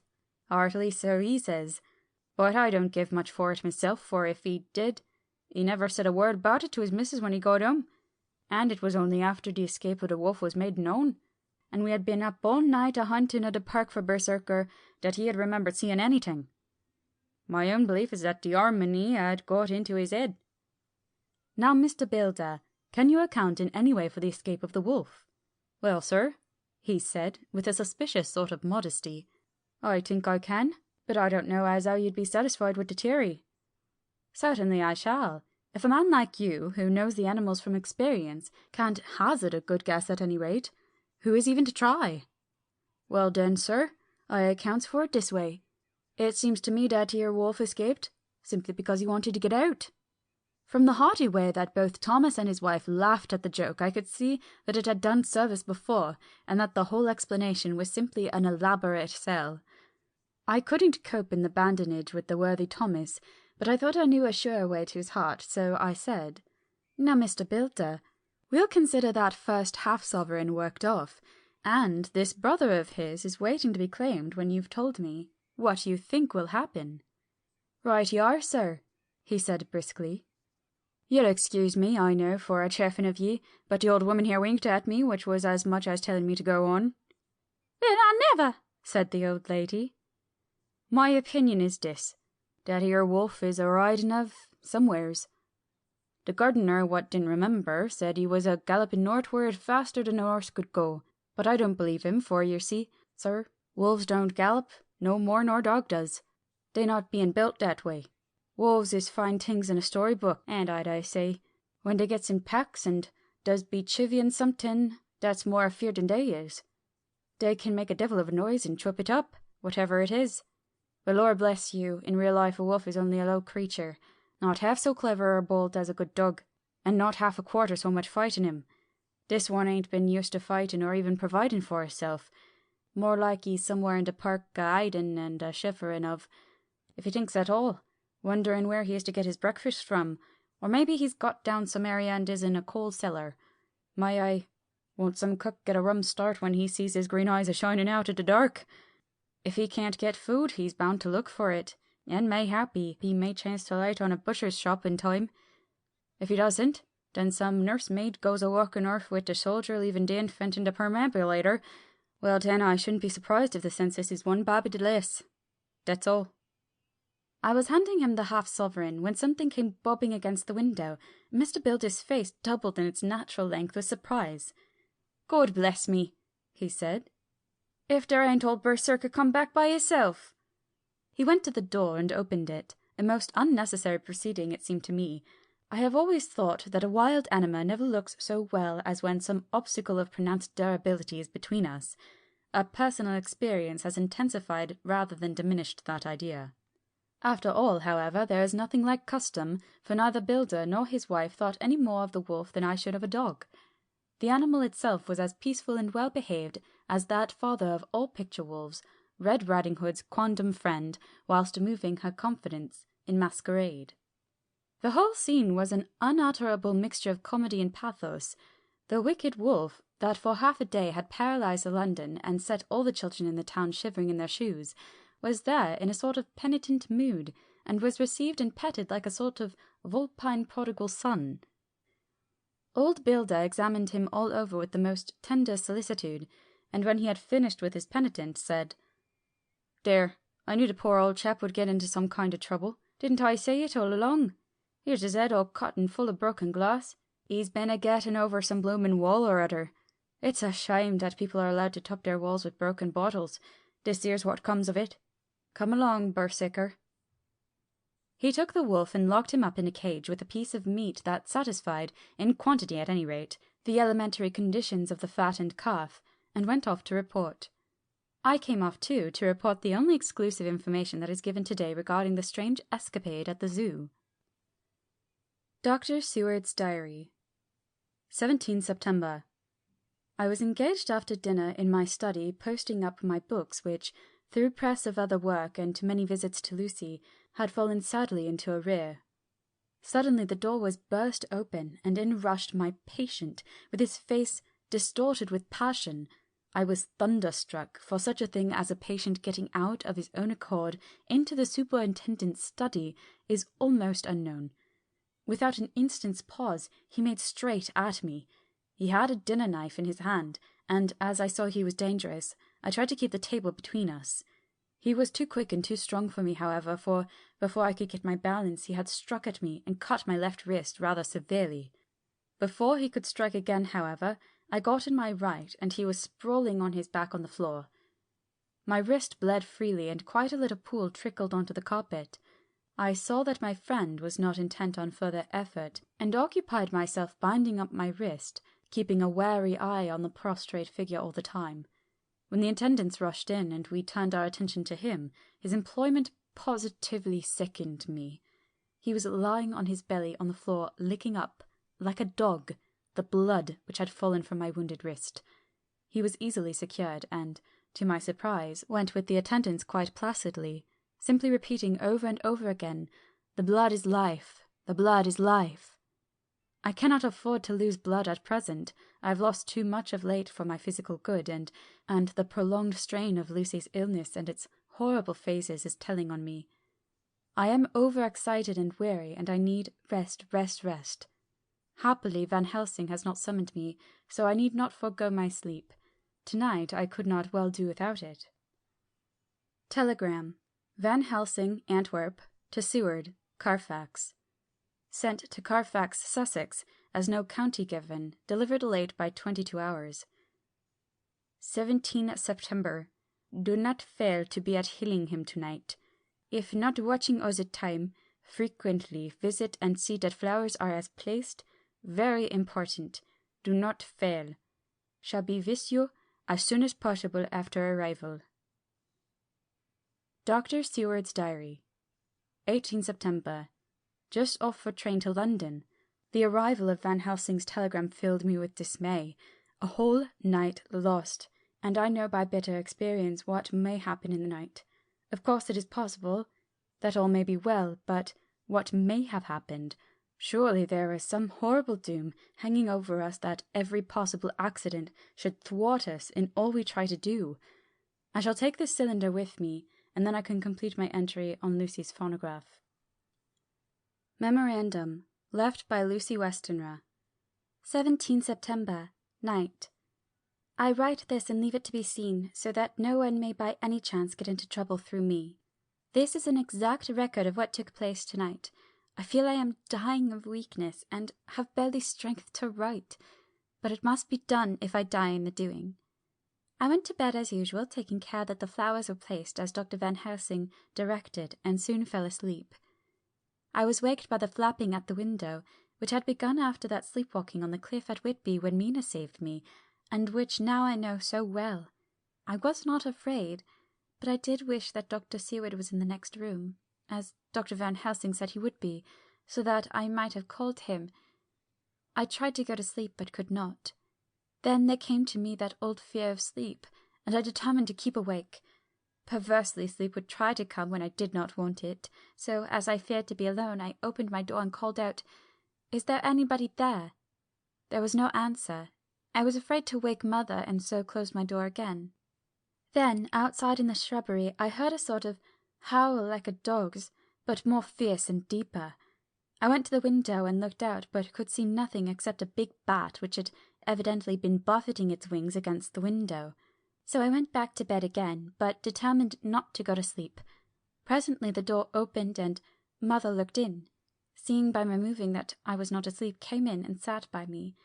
She said to me even more sweetly and softly than her wont, "I was uneasy about you, darling, and came in to see that you were all right." I feared she might catch cold sitting there, and asked her to come in and sleep with me, so she came into bed and lay down beside me. She did not take off her dressing gown, for she said she would only stay a while and then go back to her own bed. As she lay there in my arms, and I in hers, the flapping and buffeting came to the window again. She was startled and a little frightened, and cried out, "What is that?" I tried to pacify her, and at last succeeded, and she lay quiet, but I could hear her poor dear heart still beating terribly. After a while there was the low howl again, out in the shrubbery, and shortly after there was a crash at the window, and a lot of broken glass was hurled on the floor. The window blind blew back with the wind that rushed in, and in the aperture of the broken panes there was the head of a great, gaunt, grey wolf. Mother cried out in fright and struggled up into a sitting posture and clutched wildly at anything that would help her. Amongst the other things she clutched the wreath of flowers that Dr. Van Helsing insisted on my wearing around my neck, and tore it away from me. For a second or two she sat up, pointing at the wolf, and there was a strange and horrible gurgling in her throat. Then she fell over, as if struck with lightning, and her head hit my forehead and made me dizzy for a moment or two. The room and all around seemed to spin round. I kept my eyes fixed on the window, but the wolf drew his head back, and a whole myriad of little specks seemed to come blowing in through the broken window, and wheeling and circling round like the pillar of dust that travellers describe when there is a simoon in the desert. I tried to stir, but there was some spell upon me, and dear Mother's poor body, which seemed to grow cold already, for her dear heart had ceased to beat, weighed me down, and I remembered no more for a while. The time did not seem long, but very, very awful, till I recovered consciousness again. Somewhere near a passing bell was tolling, and the dogs all round the neighbourhood were howling, and in our shrubbery, seemingly just outside, a nightingale was singing. I was dazed and stupid with pain and terror and weakness, but the sound of the nightingale seemed like the voice of my dead mother come back to comfort me. The sound seemed to have awakened the maids too, for I could hear their bare feet pattering outside my door. I called to them and they came in, and when they saw what had happened, and what it was that lay over me on the bed, they screamed out. The wind rushed in through the broken window, and the door slammed to. They lifted off the body of my dear mother, and laid her covered up with a sheet on the bed after I had got up. They were all so frightened and nervous that I directed them to go to the dining-room and have each a glass of wine. The door flew open for an instant and closed again. The maids shrieked, and then went in a body to the dining-room, and when I laid what flowers I had on my dear mother's breast, when they were there, I remembered what Dr. Van Helsing had told me. but I didn't like to remove them. And, besides, I would have some of the servants to sit up with me now. I was surprised that the maids did not come back. I called them, but got no answer, so I went to the dining room to look for them. My heart sank when I saw what had happened. They all four lay helpless on the floor, breathing heavily. The decanter of sherry was on the table half full, but there was a queer acrid smell about. I was suspicious and examined the decanter. It smelt of laudanum, and looking on the sideboard I found that bottle which Mother's doctor uses for her— did use— was empty. What am I to do? What am I to do? I am back in the room with Mother. I cannot leave her, and I am alone save for the sleeping servants, whom someone has drugged. Alone with the dead. I dare not go out, for I can hear the low howl of the wolf through the broken window. The air seems full of specks floating and circling in the draught from the window, and the lights burn blue and dim. What am I to do? God shield me from the harm this night. I shall hide this paper in my breast, where they shall find it when they come to lay me out. My dear mother gone, it is time that I go too. Goodbye, dear Arthur, if I should not survive this night. God keep you, dear, and God help me. Chapter 12. Dr. Seward's Diary. 18 September. I drove at once to Hillingham and arrived early. Keeping my cab at the gate, I went up the avenue alone. I knocked gently and rang as quietly as possible, for I feared to disturb Lucy or her mother, and hoped only to bring a servant to the door. After a while, finding no response, I knocked and rang again. Still no answer. I cursed the laziness of the servants that they should lie abed at such an hour, for it was now 10 o'clock, and so rang and knocked again, but more impatiently, but still without response. Hitherto I had blamed only the servants, but now a terrible fear began to assail me. Was this desolation but another link in the chain of doom which seemed drawing tight around us? Was it indeed a house of death which I had come too late? I knew that minutes, even seconds of delay might mean hours of danger to Lucy if she had had again one of those frightful relapses, and I went round the house to try if I could find by chance an entry anywhere. I could find no means of ingress. Every window and door was fastened and locked, and I returned baffled to the porch. As I did so, I heard the rapid pit-pat of a swiftly driven horse's feet. They stopped at the gate, and a few seconds later I met Van Helsing running up the avenue. When he saw me, he gasped out, "Then it was you, and just arrived. How is she? Are we too late? Did you not get my telegram?" I answered as quickly and coherently as I could that I had only got his telegram early in the morning, and had not lost a minute in coming here, and that I could not make anyone in the house hear me. He paused and raised his hat as he said solemnly, "Then I fear we are too late. God's will be done." With his usual recuperative energy he went on, "Come, if there be no way open to get in, we must make one. Time is all in all to us now." We went round to the back of the house, where there was a kitchen window. The professor took a small surgical saw from his case, and handing it to me, pointed to the iron bars which guarded the window.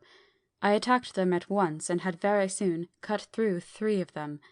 Then with a long thin knife we pushed back the fastening of the sashes and opened the window. I helped the professor in and followed him. There was no one in the kitchen or in the servants' room, which were close at hand. We tried all the rooms as we went along, and in the dining room, dimly lit by rays of light through the shutters, found 4 servant women lying on the floor. There was no need to think them dead, for their stertorous breathing and the acrid smell of laudanum in the room left no doubt as to their condition. Van Helsing and I looked at each other, and as we moved away he said, "We can attend to them later." Then we ascended to Lucy's room. For an instant or two we paused at the door to listen, but there was no sound that we could hear. With white faces and trembling hands we opened the door gently and entered the room. How shall I describe what we saw? On the bed lay 2 women, Lucy and her mother. The latter lay farthest in, and she was covered with a white sheet, the edge of which had been blown back by the draught through the broken window, showing the drawn, white face with a look of terror fixed upon it. By her side lay Lucy, with face white and still more drawn. The flowers which had been round her neck we found upon her mother's bosom, and her throat was bare, showing the 2 little wounds which we had noticed before, but looking horribly white and mangled. Without a word, the Professor bent over the bed, his head almost touching poor Lucy's breast. Then he gave a quick turn of his head, as of one who listens, and leaping to his feet he cried out to me, "It is not yet too late! Quick, quick, bring the brandy!" I flew downstairs and returned with it, taking care to smell and taste it, lest it too were drugged like the decanter of sherry which I found on the table. The maids were still breathing, but more restlessly, and I fancied that the narcotic was wearing off. I did not stay to make sure, but returned to Van Helsing. He rubbed the brandy, as on other occasion, on her lips and gums, and on her wrists and the palms of her hands. He said to me, "I can do this, all that can be at the present. You go and wake those maids. Flick them in the face with a wet towel and flick them hard. Make them get heat and fire and a warm bath. This poor soul is nearly as cold as that beside her. She will need to be heated before we can do anything more." I went at once, and found little difficulty in waking 3 of the women. The 4th was only a young girl, and the drug had evidently affected her more strongly, so I lifted her on the sofa and let her sleep. The others were dazed at first, but as remembrance came back to them, they cried and sobbed in an hysterical manner. I was stern with them, however, and would not let them talk. I told them that one life was bad enough to lose, and that if they delayed they would sacrifice Miss Lucy. So, sobbing and crying, they went about their way, half clad as they were, and prepared fire and water. Fortunately, the kitchen and boiler fires were still alive, and there was no lack of hot water. We got a bath, and carried Lucy out as she was, and placed her in it. Whilst we were busy chafing her limbs, there was a knock at the hall door. One of the maids ran off, hurried on some more clothes, and opened it. Then she returned, and whispered to us that there was a gentleman who had come with a message from Mr. Holmwood. I bid her simply tell him that he must wait, for we could see no one now. She went away with the message, and, engrossed with our work, I clean forgot all about him. I never saw in all my experience the Professor work in such a deadly earnest. I knew, as he knew, that it was a stand-up fight with death, and in a pause told him so. He answered me in a way that I did not understand, but with the sternest look that his face could wear. If that were all, I would stop here where we are now, and let her fade away into peace, for I see no light in life over her horizon. He went on with his work with, if possible, renewed and more frenzied vigour. Presently we both began to be conscious that the heat was beginning to be of some effect. Lucy's heart beat a trifle more audibly to the stethoscope, and her lungs had a perceptible movement. Van Helsing's face almost beamed. As we lifted her from the bath and rolled her in a hot sheet to dry her, he said to me, "The first gain is ours. Check to the king!" We took Lucy into another room, which had by now been prepared, and laid her in bed and forced a few drops of brandy down her throat. I noticed that Van Helsing tied a soft silk handkerchief around her throat.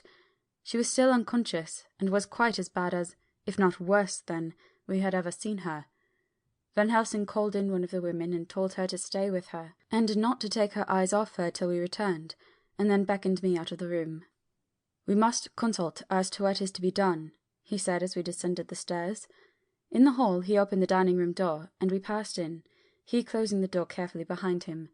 The shutters had been opened, but the blinds were already down, without obedience to the etiquette of death, which the British women of the lower classes always rigidly observes. The room was, therefore, dimly dark. It was, however, light enough for our purposes. Van Helsing's sternness was somewhat relieved by a look of perplexity. He was evidently torturing his mind about something, so I waited for an instant, and he spoke. "What are we to do now? Where are we to turn for help? We must have another transfusion of blood, and that soon, or that poor girl's life won't be worth an hour's purchase. You are exhausted already. I am exhausted too. I fear to trust those women, even if they would have the courage to submit. What are we to do for someone who will open his veins for her?" "What's the matter with me, anyhow?" The voice came from a sofa across the room, and its tones brought relief and joy to my heart, for they were those of Quincy Morris. Van Helsing started angrily at the first sound, but his face softened, and a glad look came into his eyes as I cried out, "Quincy Morris!" and rushed towards him with outstretched hands. "What brought you here?" I cried as our hands met. "I guess art's the cause." He handed me a telegram. "Have not heard from Seward for 3 days, and am terribly anxious. Cannot leave. Father still in same condition. Send me word how Lucy is. Do not delay. Holmwood.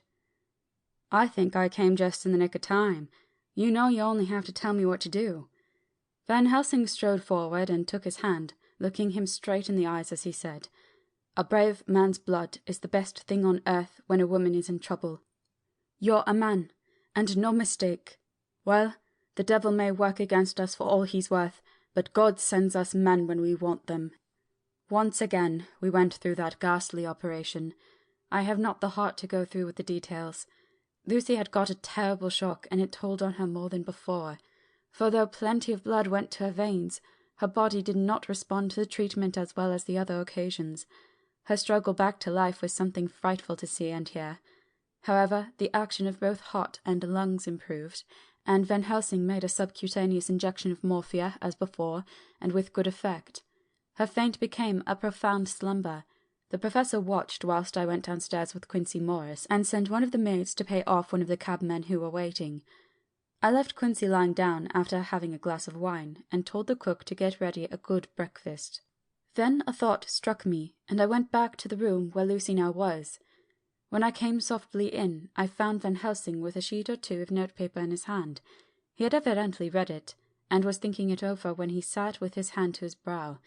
There was a look of grim satisfaction in his face, as of one who has had a doubt solved. He handed me the paper, saying only, It dropped from Lucy's breast when we carried her to the bath. When I had read it, I stood looking at the professor, and after a pause asked him, In God's name, what does it all mean? Was she, or is she mad? Or what sort of terrible danger is it? I was so bewildered that I did not know what to say more. Van Helsing put out his hand and took the paper, saying, Do not trouble about it now. Forget it for the present. You shall know and understand it all in good time. But it will be later, and now what is it that you came to me to say?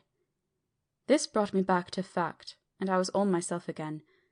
I came to speak about the certificate of death. If we do not act properly and wisely, there may be an inquest, and that paper would have to be produced. I am in hopes that we need have no inquest, for if we had, it would surely kill poor Lucy if nothing else did. I know, and you know, and the other doctor who attended her knows, that Mrs. Westenra had disease of the heart, and that we can certify that she died of it. Let us fill up the certificate at once, and I shall take it myself to the registrar, and go on to the undertaker. Good, oh, my friend John, well thought of. Truly Miss Lucy, if she be sad in the foes that beset her, is at least happy in the friends that love her. 1, 2, 3, all open their veins for her, besides one old man. Ah, yes, I know, friend John, I am not blind.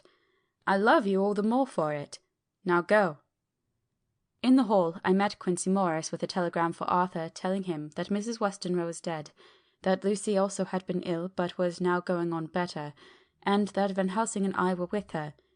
I told him where I was going, and he hurried me out, but as I was going said, When you come back, Jack, may I have 2 words with you all to ourselves? I nodded in reply and went out. I found no difficulty about the registration, and arranged with the local undertaker to come up in the evening to measure for the coffin and to make arrangements. When I got back, Quincy was waiting for me. I told him I would see him as soon as I knew about Lucy and went up to her room. She was still sleeping, and the professor seemingly had not moved from his seat at her side. From his putting his finger to his lips, I gathered that he expected her to wake before long, and was afraid of forestalling nature. So I went down to Quincy and took him into the breakfast room, where the blinds were not drawn down, and which was a little more cheerful, or rather less cheerless, than the other rooms. When we were alone, he said to me, Jack Seward, I don't want to shove myself in anywhere I have no right to be, but this is no ordinary case. You know I love that girl and wanted to marry her, but, although that's all past and gone, I can't help feeling anxious about her all the same.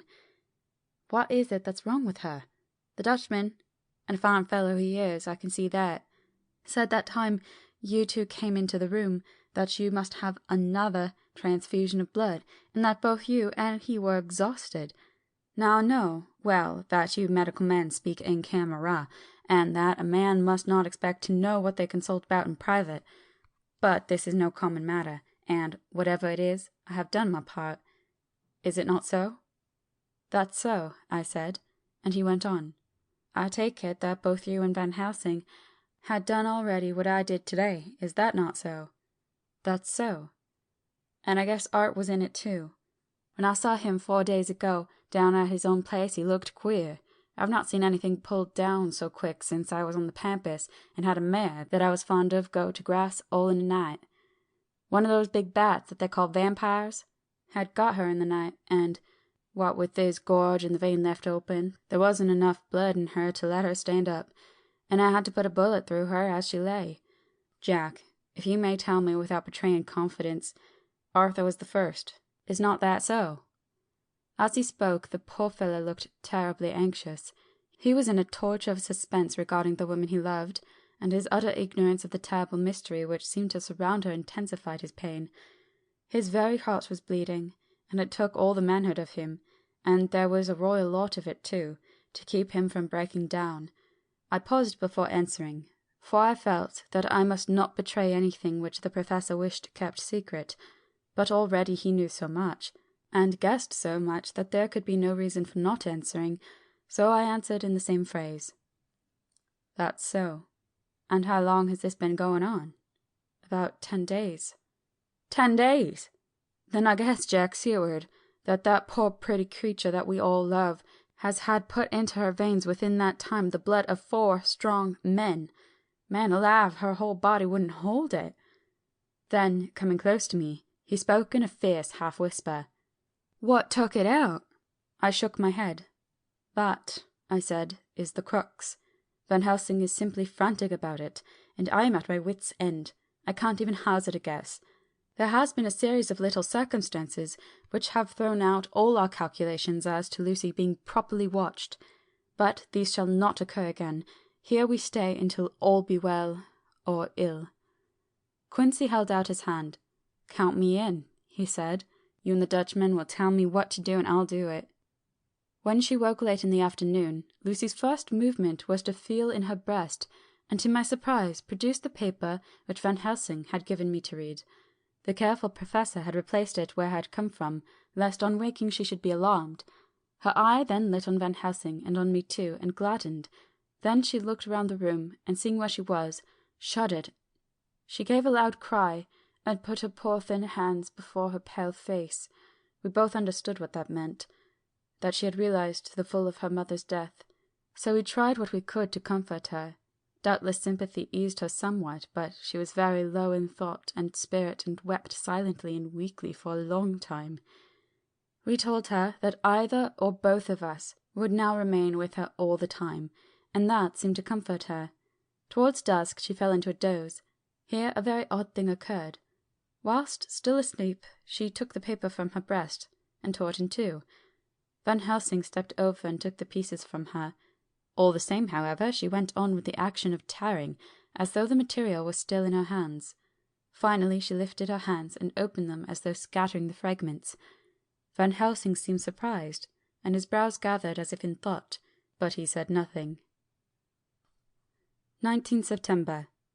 All last night she slept fitfully, being always afraid to sleep, and something weaker when she woke from it. The Professor and I took it in turns to watch, and we never left her for a moment unattended.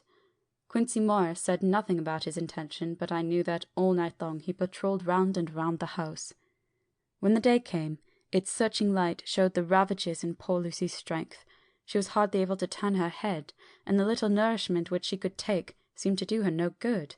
At times she slept, and both Van Helsing and I noticed the difference in her between sleeping and waking. Whilst asleep, she looked stronger, although more haggard, and her breathing was softer. Her open mouth showed the pale gums drawn back from the teeth, which thus looked positively longer and sharper than usual. When she woke, the softness of her eyes evidently changed the expression, for she looked her own self, although a dying one. In the afternoon she asked for Arthur, and we telegraphed for him. Quincy went off to meet him at the station. When he arrived it was nearly 6 o'clock, and the sun was setting full and warm, and the red light streamed in through the window and gave more colour to the pale cheeks. When he saw her, Arthur was simply choking with emotion, and none of us could speak. In the hours that had passed, the fits of sleep, or the comatose condition that passed for it, had grown more frequent, so that the pauses when conversation was possible were shortened. Arthur's presence, however, seemed to act as a stimulant. She rallied a little, and spoke to him more brightly than she had done since we arrived. He, too, pulled himself together, and spoke as cheerily as he could, so that the best was made of everything. It was now nearly 1 o'clock, and he and Van Helsing are sitting with her. I am to relieve them in 1/4 of an hour, and I am entering this on Lucy's phonograph. Until 6 o'clock they are to try to rest. I fear that tomorrow will end our watching, for the shock has been too great, and the poor child cannot rally. God help us all. Letter. Mina Harker to Lucy Westenra, unopened by her. 17 September. My dearest Lucy, it seems an age since I heard from you, or indeed since I wrote. You will pardon me, I know, for all my faults when you have read all my budget of news. Well, I got my husband back all right. When we arrived at Exeter there was a carriage waiting for us, and in it, though he had an attack of gout, Mr. Hawkins. He took us to his house, where there were rooms for us all nice and comfortable, and we dined together. After dinner, Mr. Hawkins said, My dears, I want to drink your health and prosperity, and may every blessing attend you both. I know you both from children, and have with love and pride seen you grow up. Now I want you to make your home here with me. I have left to me neither chick nor child. All are gone, and in my will I have left you everything. I cried, Lucy dear, as Jonathan and the old man clasped hands. Our evening was a very, very happy one. So here we are, installed in this beautiful old house. From both my bedroom and the drawing-room I can see the great elms of the cathedral close, with their great black stems standing out against the old yellow stone of the cathedral, and I can hear the rooks overhead cawing and chattering and gossiping all day, after the manner of rooks and humans. I am busy, I need not tell you, arranging things and housekeeping. Jonathan and Mr. Hawkins are busy all day, for, now that Jonathan is a partner, Mr. Hawkins wants to tell him all about the clients. How is your dear mother getting on? I wish I could run up to town for a day or two to see you, dear, but I dare not go yet with so much on my shoulders. And Jonathan wants looking after still. He is beginning to put some flesh on his bones again, but he was terribly weakened by the long illness. Even now he sometimes starts out of his sleep in a sudden way, and awakes all trembling until I can coax him back to his usual placidity.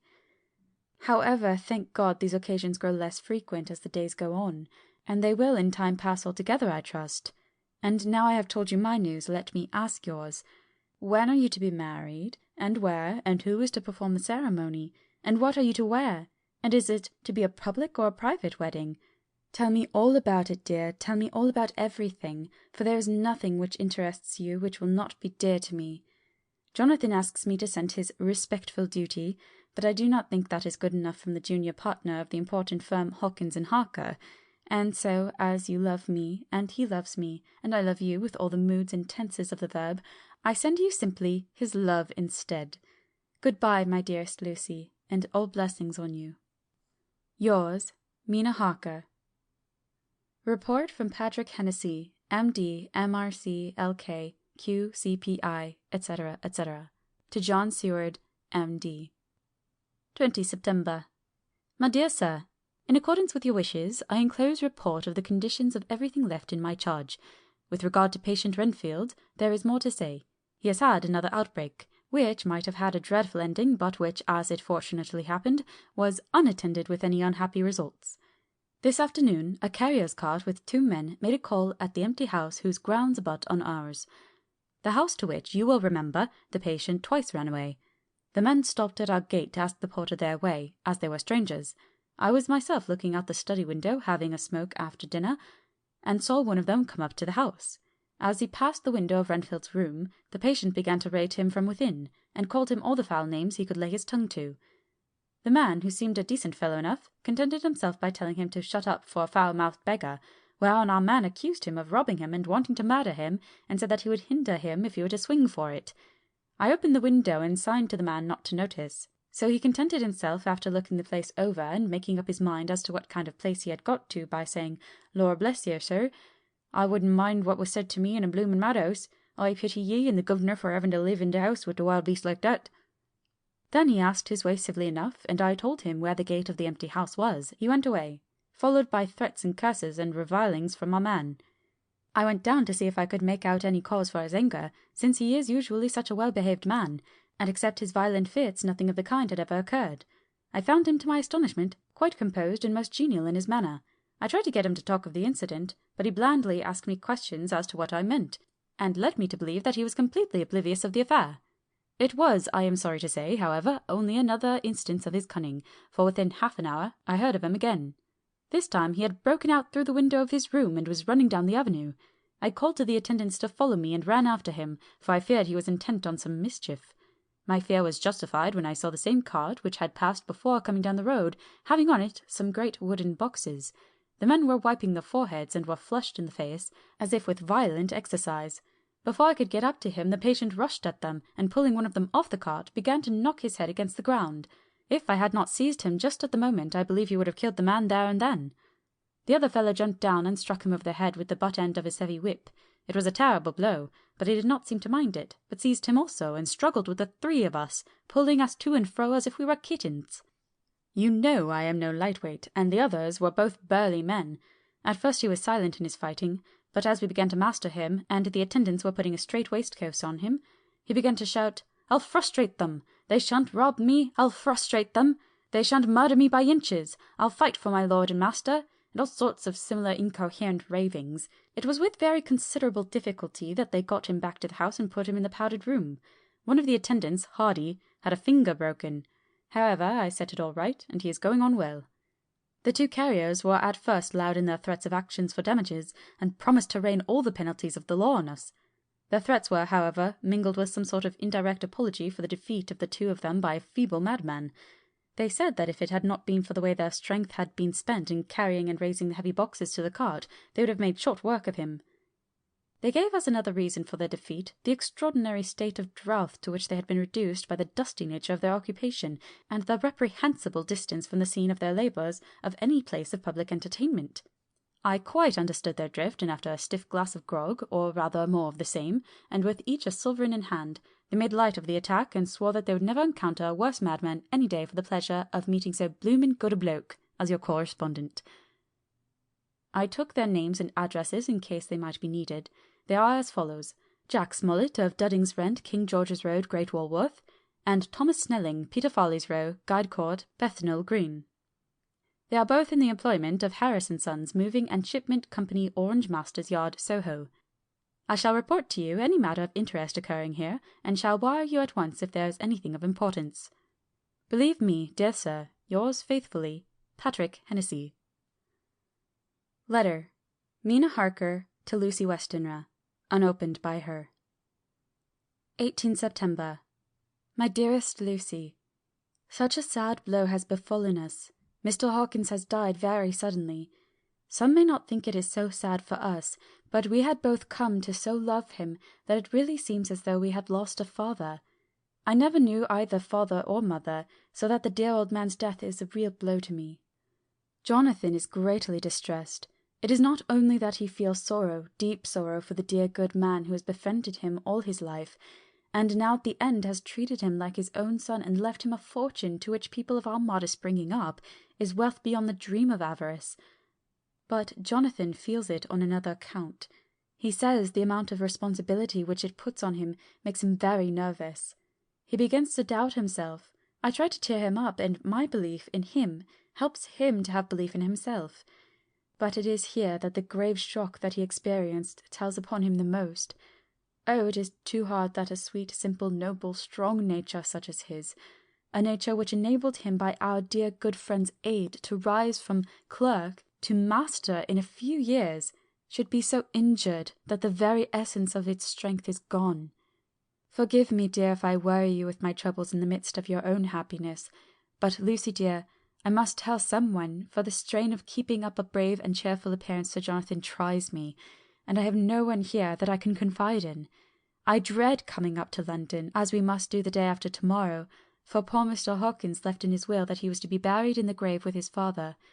As there are no relations at all, Jonathan will have to be the chief mourner. I shall try to run over to see you, dearest, if only for a few minutes. Forgive me for troubling you, with all blessings. Your loving, Mina Harker. Dr. Seward's Diary. 20 September. Only resolution and habit can make me make an entry tonight. I am too miserable, too low-spirited, too sick of the world and all in it, including life itself, that I would not care if I heard this moment the flapping of wings of the angel of death. And he has been flapping those grim wings to some purpose of late. Lucy's mother and Arthur's father, and now. Let me get on with my work. I duly relieved Van Helsing in his watch over Lucy. We wanted Arthur to go to rest also, but he refused at first. It was only when I told him that we should want him to help us during the day, and that we must not all break down for want of rest, lest Lucy should suffer, that he agreed to go. Van Helsing was very kind to him. "Come, my child," he said. "Come with me. You are sick and weak, and you have had much sorrow and much mental pain, as well as that tax on your strength that we know of. You must not be alone, for to be alone is to be full of fears and alarms. Come to the drawing-room, where there is a big fire, and there are 2 sofas. You shall lie on one, and I on the other, and our sympathy will be comfort to each other, even though we do not speak, and even if we sleep." Arthur went off with him, casting back a longing look on Lucy's face, which lay in her pillow, almost whiter than the lawn. She lay quite still, and I looked round the room to see that all was as it should be. I could see that the Professor had carried out in his room, as in the other, his purpose of using the garlic. The whole of the window sashes reeked with it, and round Lucy's neck, over the silk handkerchief which Van Helsing made her keep on, was a rough chaplet of the same odorous flowers. Lucy was breathing somewhat stertorously, and her face was at its worst, for the open mouth showed the pale gums. Her teeth, in the dim, uncertain light, seemed longer and sharper than they had been in the morning. In particular, by some trick of the light, the canine teeth looked longer and sharper than the rest. I sat down by her, and presently she moved uneasily. At the same moment there came a sort of dull flapping or buffeting at the window. I went over to it softly, and peeped out by the corner of the blind. There was a full moonlight, and I could see that the noise was made by a great bat which wheeled round, doubtless attracted by the light, although so dim, and every now and again struck the window with its wings. When I came back to my seat, I found that Lucy had moved slightly, and had torn away the garlic flowers from her throat. I replaced them as well as I could, and sat watching her. Presently she woke, and I gave her food, as Van Helsing had prescribed. She took but a little, and that languidly. There did not seem to be with her now the unconscious struggle for life and strength that hitherto so marked her illness. It struck me as curious that the moment she became conscious, she pressed the garlic flowers close to her. It was certainly odd that whenever she got into that lethargic state, with the stertorous breathing, she put the flowers from her, but that when she waked she clutched them close. There was no possibility of making any mistake about this, for in the long hours that followed, she had many spells of sleeping and waking, and repeated both actions many times. At 6 o'clock, Van Helsing came to relieve me. Arthur had then fallen into a doze, and he mercifully let him sleep on. When he saw Lucy's face, I could hear the hissing indraw of his breath, and he said to me in a sharp whisper, "Draw up the blind, I want light." Then he bent down, and, with his face almost touching Lucy's, examined her carefully. He removed the flowers and lifted the silk handkerchief from her throat. As he did so, he started back, and I could hear his ejaculation, "Mein Gott!" as it was smothered in his throat. I bent over and looked too, and as I noticed, some queer chill came over me. The wounds on the throat had absolutely disappeared. For fully 5 minutes Van Helsing stood looking at her, with his face at its sternest. Then he turned to me and said calmly, "She is dying. It will not be long now. It will be much difference, mark me, whether she dies conscious or in her sleep. Wake that poor boy, and let him come and see the last. He trusts us, and we have promised him." I went to the dining-room and waked him. He was dazed for a moment, but when he saw the sunlight streaming in through the edges of the shutters, he thought he was late, and expressed his fear. I assured him that Lucy was still asleep, but told him as gently as I could that both Van Helsing and I feared that the end was near. He covered his face with his hands, and slid down on his knees by the sofa, where he remained perhaps a minute, with his head buried, praying, whilst his shoulders shook with grief. I took him by the hand and raised him up. "Come," I said, "my dear old fellow, summon all your fortitude. It will be best and easiest for her." When we came to Lucy's room, I could see that Van Helsing had, with his usual forethought, been putting matters straight and making everything look as pleasing as possible. He had even brushed Lucy's hair so that it lay on the pillow in its usual sunny ripples. When we came into the room, she opened her eyes and, seeing him, whispered softly, "Arthur, oh my love, I'm so glad you have come." He was stooping to kiss her when Van Helsing motioned him back. "No," he whispered, "not yet. Hold her hand, it will comfort her more." So Arthur took her hand and knelt beside her, and she looked her best, with all the soft lines matching the angelic beauty of her eyes. Then gradually her eyes closed, and she sank to sleep. For a little bit her breast heaved softly, and a breath came and went like a tired child's. And then insensibly there came the strange change which I had noticed in the night. Her breathing grew stertorous. The mouth opened, and the pale gums drawn back made the teeth look longer and sharper than ever.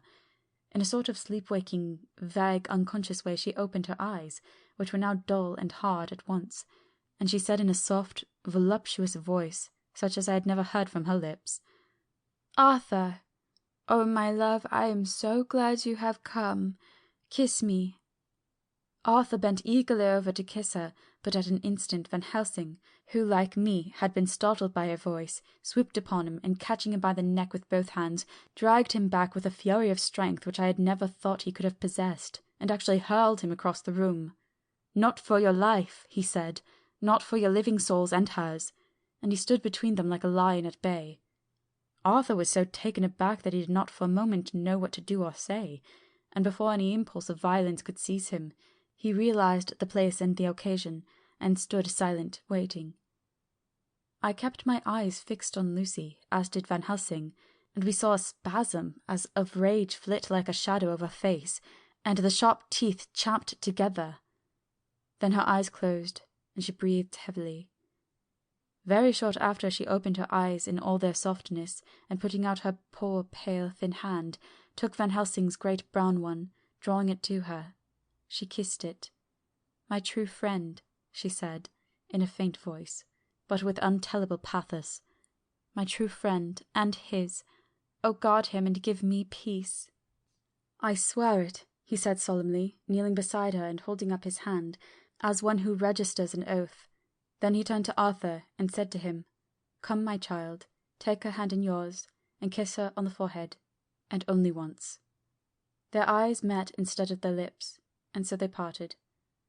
Lucy's eyes closed, and Van Helsing, who had been watching closely, took Arthur's arm and drew him away. And then Lucy's breathing became stertorous again, and all at once it ceased. "It is all over," said Van Helsing. "She is dead." I took Arthur by the arm and led him away to the drawing-room, where he sat down and covered his face with his hands, sobbing in a way that nearly broke me down to see. I went back to the room and found Van Helsing looking at poor Lucy, and his face was sterner than ever. Some change had come over her body. Death had given back a part of her beauty, for her brow and cheeks had recovered some of their flowing lines. Even the lips had lost their deadly pallor. It was as if the blood, no longer needed for the working of the heart, had gone to make the harshness of death as little rude as might be. We thought her dying whilst she slept, and sleeping when she died. I stood beside Van Helsing and said, "Ah, well, poor girl, there is peace for her at last. It is the end." He turned to me and said with grave solemnity, "Not so, alas, not so. It is only the beginning." When I asked him what he meant, he only shook his head and answered, "We can do nothing as yet. Wait and see." Chapter 13. Dr. Seward's Diary, continued. The funeral was arranged for the next succeeding day, so that Lucy and her mother might be buried together. I attended to all the ghastly formalities, and the urbane undertaker proved that his staff were afflicted, or blessed, with something of his own obsequious suavity. Even the woman who performed the last offices for the dead remarked to me, in a confidential brother-professional way, when she had come out from the death-chamber, "She makes a very beautiful corpse, sir. It is quite a privilege to attend on her. It's not too much to say that she will do credit to our establishment." I noticed that Van Helsing never kept far away. This was possible from the disordered state of things in the household. There were no relatives at hand, and as Arthur had to be back the next day to attend at his father's funeral, we were unable to notify anyone who should have been bidden. Under the circumstances, Van Helsing and I took it upon ourselves to examine papers, etc. He insisted on looking over Lucy's papers himself. I asked him why, for I feared that he, being a foreigner, might not be quite aware of English legal requirements, and so might in ignorance take some unnecessary trouble. He answered me, I know. You forget that I am a lawyer as well as a doctor, but this is not altogether for the law. You knew that when you avoided the coroner. I have more than him to avoid. There may be papers more, such as this." As he spoke, he took from his pocket-book the memorandum which had been in Lucy's breast, which she had torn in her sleep. "When you find anything of the solicitor who is for the late Mrs. Westenra, seal all her papers, and write him tonight. For me, I watch here in the room and in Miss Lucy's old room all night, and I myself search for what may be. It is not well that her very thoughts go into the hands of strangers." I went on with my part of the work, and in another half-hour had found the name and address of Mrs. Westenra's solicitor, and had written to him. All the poor lady's papers were in order. Explicit directions regarding the place of burial were given. I had hardly sealed the letter when, to my surprise, Van Helsing walked into the room, saying, "Can I help you, friend John? I am free, and if I may, my service is to you." "Have you got what you looked for?" I asked, to which he replied, "I did not look for any specific thing. I only hoped to find, and find I have, all that there was, only some letters and a few memoranda, and a diary new begun. But I have them here, and we shall for the present say nothing of them. I shall see that poor lad tomorrow evening, and, with his sanction, I shall use some." When we had finished the work in hand, he said to me, "And now, friend John, I think we may to bed. We want sleep, both you and I, and rest to recuperate. Tomorrow we shall have much to do, but for the tonight there is no need of us, alas." Before turning in, we went to look at poor Lucy. The undertaker had certainly done his work well, for the room was turned into a small chapelle ardente. There was a wilderness of beautiful white flowers, and death was made as little repulsive as might be. The end of the winding sheet was laid over the face. When the professor bent over and turned it gently back, we both started at the beauty before us, the tall wax candles showing a sufficient light to note it well. All Lucy's loveliness had come back to her in death, and the hours that had passed, instead of leaving traces of decay's effacing fingers, had but restored the beauty of life, till positively I could not believe my eyes that I was looking at a corpse. The professor looked sternly grave. He had not loved her as I had, and there was no need for tears in his eyes. He said to me, "Remain till I return," and left the room. He came back with a handful of wild garlic from the box waiting in the hall, but which had not been opened, and placed the flowers amongst the others on and around the bed. Then he took from his neck inside his collar a little gold crucifix, and placed it over the mouth. He restored the sheet to its place, and we came away. I was undressing in my own room, when, with a premonitory tap at the door, he entered and at once began to speak. "Tomorrow I want you to bring me, before night, a set of post-mortem knives." "Must we make an autopsy?" I asked.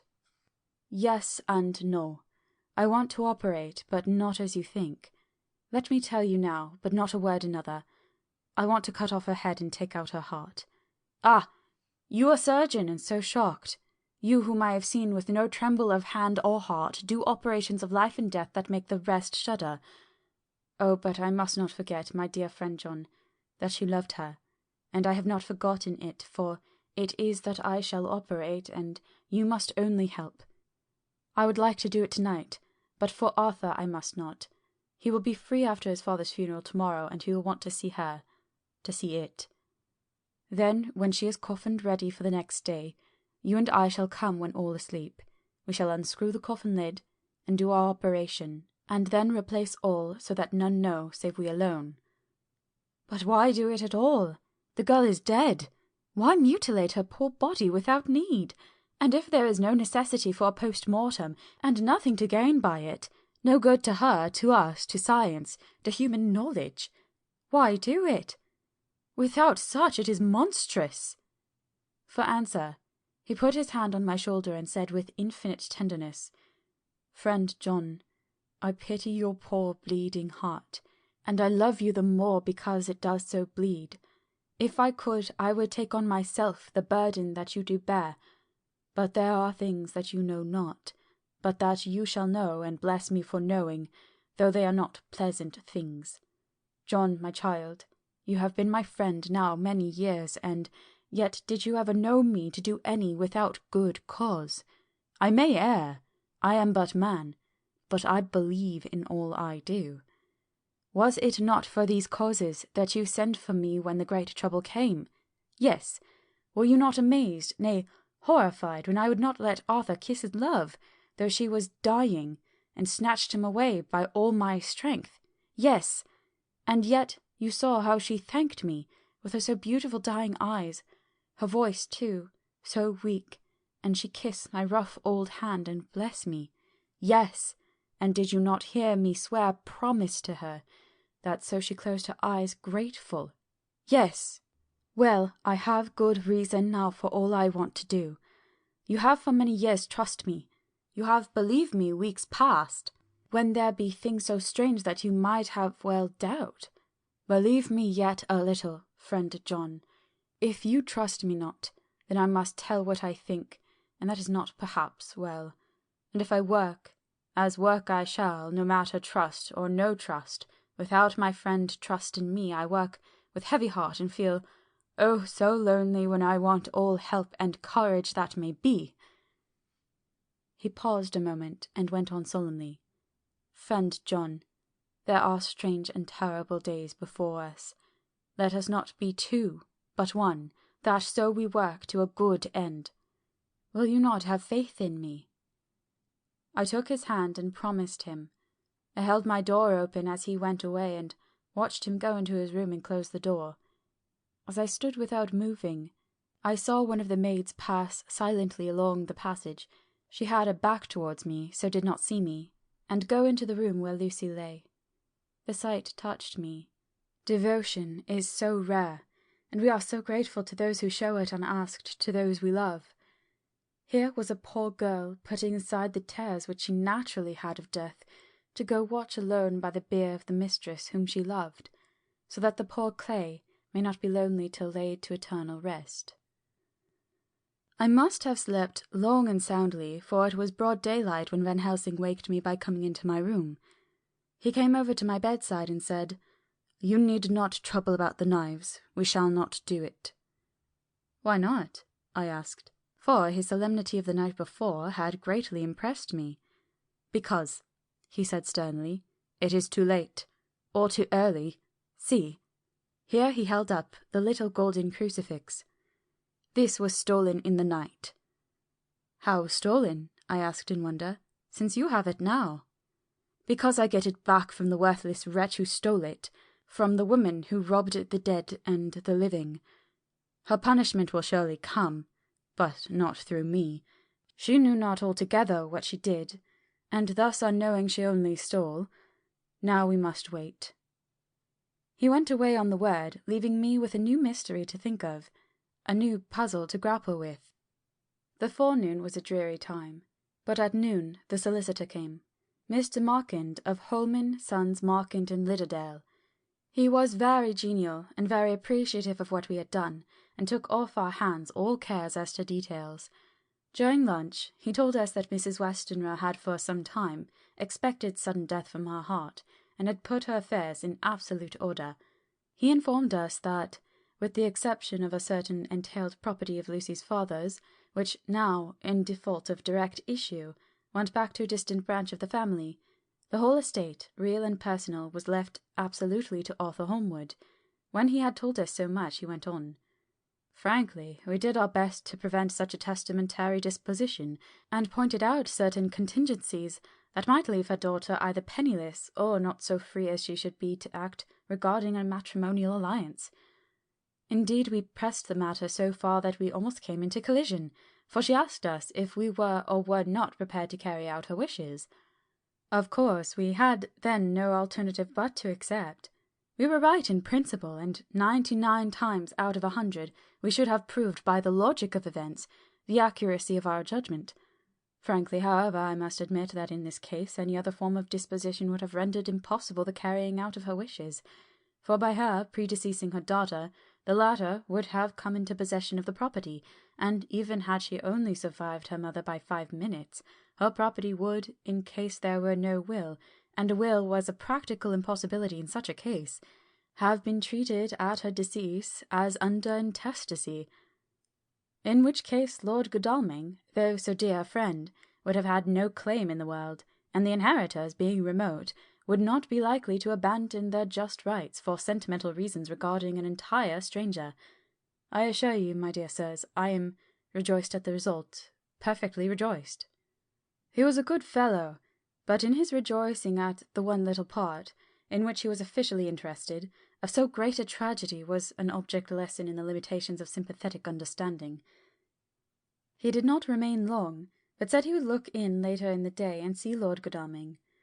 His coming, however, had been a certain comfort to us, since it assured us that we should not have to dread hostile criticism as to any of our acts. Arthur was expected at 5 o'clock, so a little before that time we visited the death chamber. It was so in very truth, for now both mother and daughter lay in it. The undertaker, true to his craft, had made the best display he could of his goods, and there was a mortuary air about the place that lowered our spirits at once.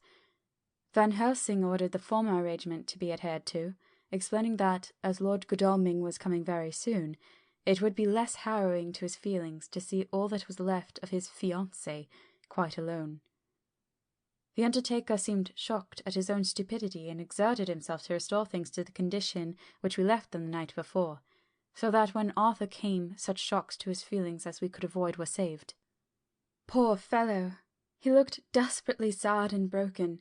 Even his stalwart manhood seemed to have shrunk somewhat under the strain of his much-tried emotions.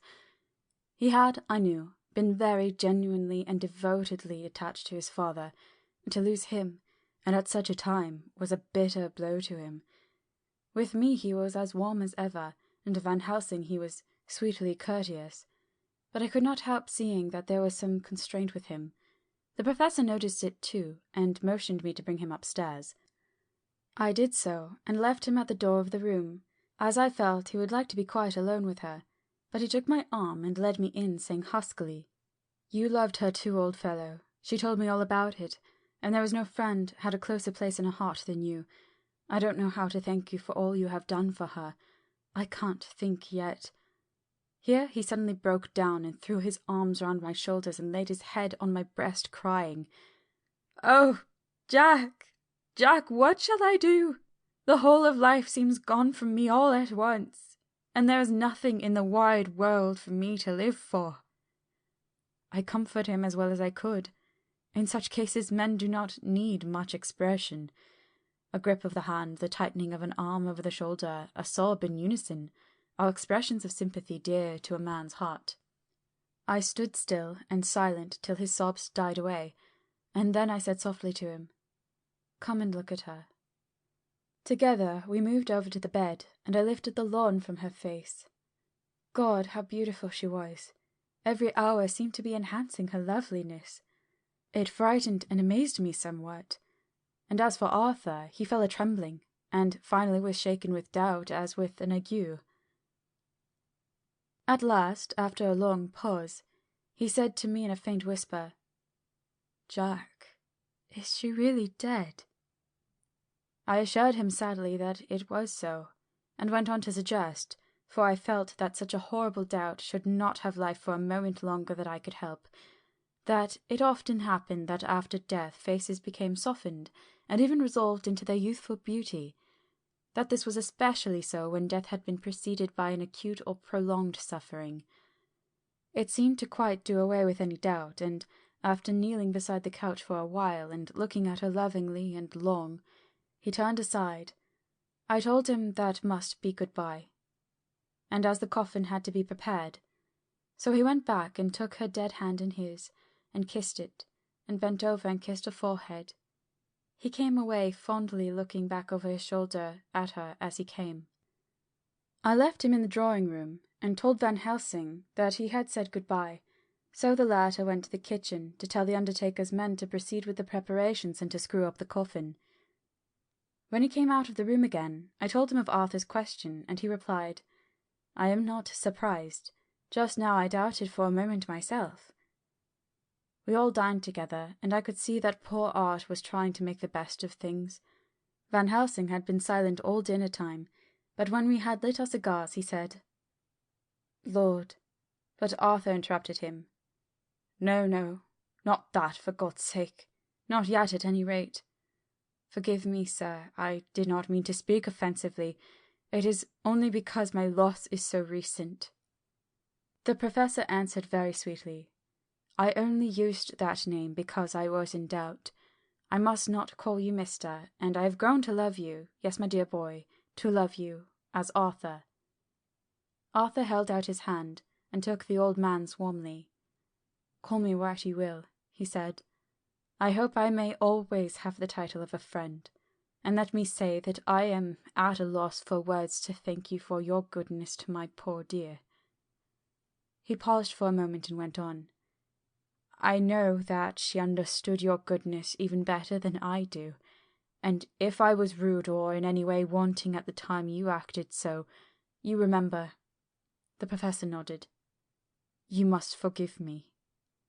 He answered with a grave kindness, "I know it was hard for you to quite trust me then, for to trust such violence needs to understand, and I take it that you do not, that you cannot trust me now, for you do not yet understand, and there may be more times when I shall want you to trust when you cannot, and may not, and must not yet understand. But the time will come when your trust will be whole and complete in me, and when you shall understand as though the sunlight himself shone through. Then you shall bless me from first to last for your own sake, and for the sake of others for her dear sake, to whom I swore to protect." "And indeed, sir," said Arthur warmly, "I shall in all ways trust you. I know and believe you have a very noble heart, and you are Jack's friend, and you are hers. You shall do what you like." The professor cleared his throat a couple of times, as though about to speak, and finally said, "May I ask you something now?" "Certainly." "You know that Mrs. Westenra left you all her property?" "No. Poor dear, I never thought of it." "As it is all yours, you have a right to deal with it as you will. I want you to give me permission to read all Miss Lucy's papers and letters. Believe me, it is no idle curiosity. I have a motive of which, be sure, she would have approved. I have them all here. I took them before we knew that all was yours, so that no strange hand might touch them, no strange eye look through words into her soul. I shall keep them if I may. Even you may not see them yet, but I shall keep them safe. No word shall be lost, and in good time I shall give them back to you. It's a hard thing I ask, but you will do it, will you not, for Lucy's sake?" Arthur spoke out heartily like his old self. "Dr. Van Helsing, you may do what you will. I feel that in saying this I am doing what my dear one would have approved. I shall not trouble you with questions till the time comes." The old professor stood up as he said solemnly, "And you are right. There will be pain for us all. But it will not be all pain, nor will this pain be the last. We and you too, you most of all, my dear boy, will have to pass through the bitter water before we reach the sweet. But we must be brave of heart and unselfish, and do our duty, and all will be well." I slept on a sofa in Arthur's room last night. Van Helsing did not go to bed at all. He went to and fro as if patrolling the house, and was never out of sight of the room where Lucy lay in her coffin, strewn with the wild garlic flowers which sent, through the odour of lily and rose, a heavy, overpowering smell into the night. Mina Harker's Journal. 22 September. In the train to Exeter. Jonathan sleeping. It seems only yesterday that the last entry was made, and yet how much between then, in Whitby, and all the world before me, Jonathan away and no news of him, and now married to Jonathan a solicitor, a partner, rich, master of his business, Mr. Hawkins dead and buried, and Jonathan with another attack that may harm him. Some day he may ask me about it.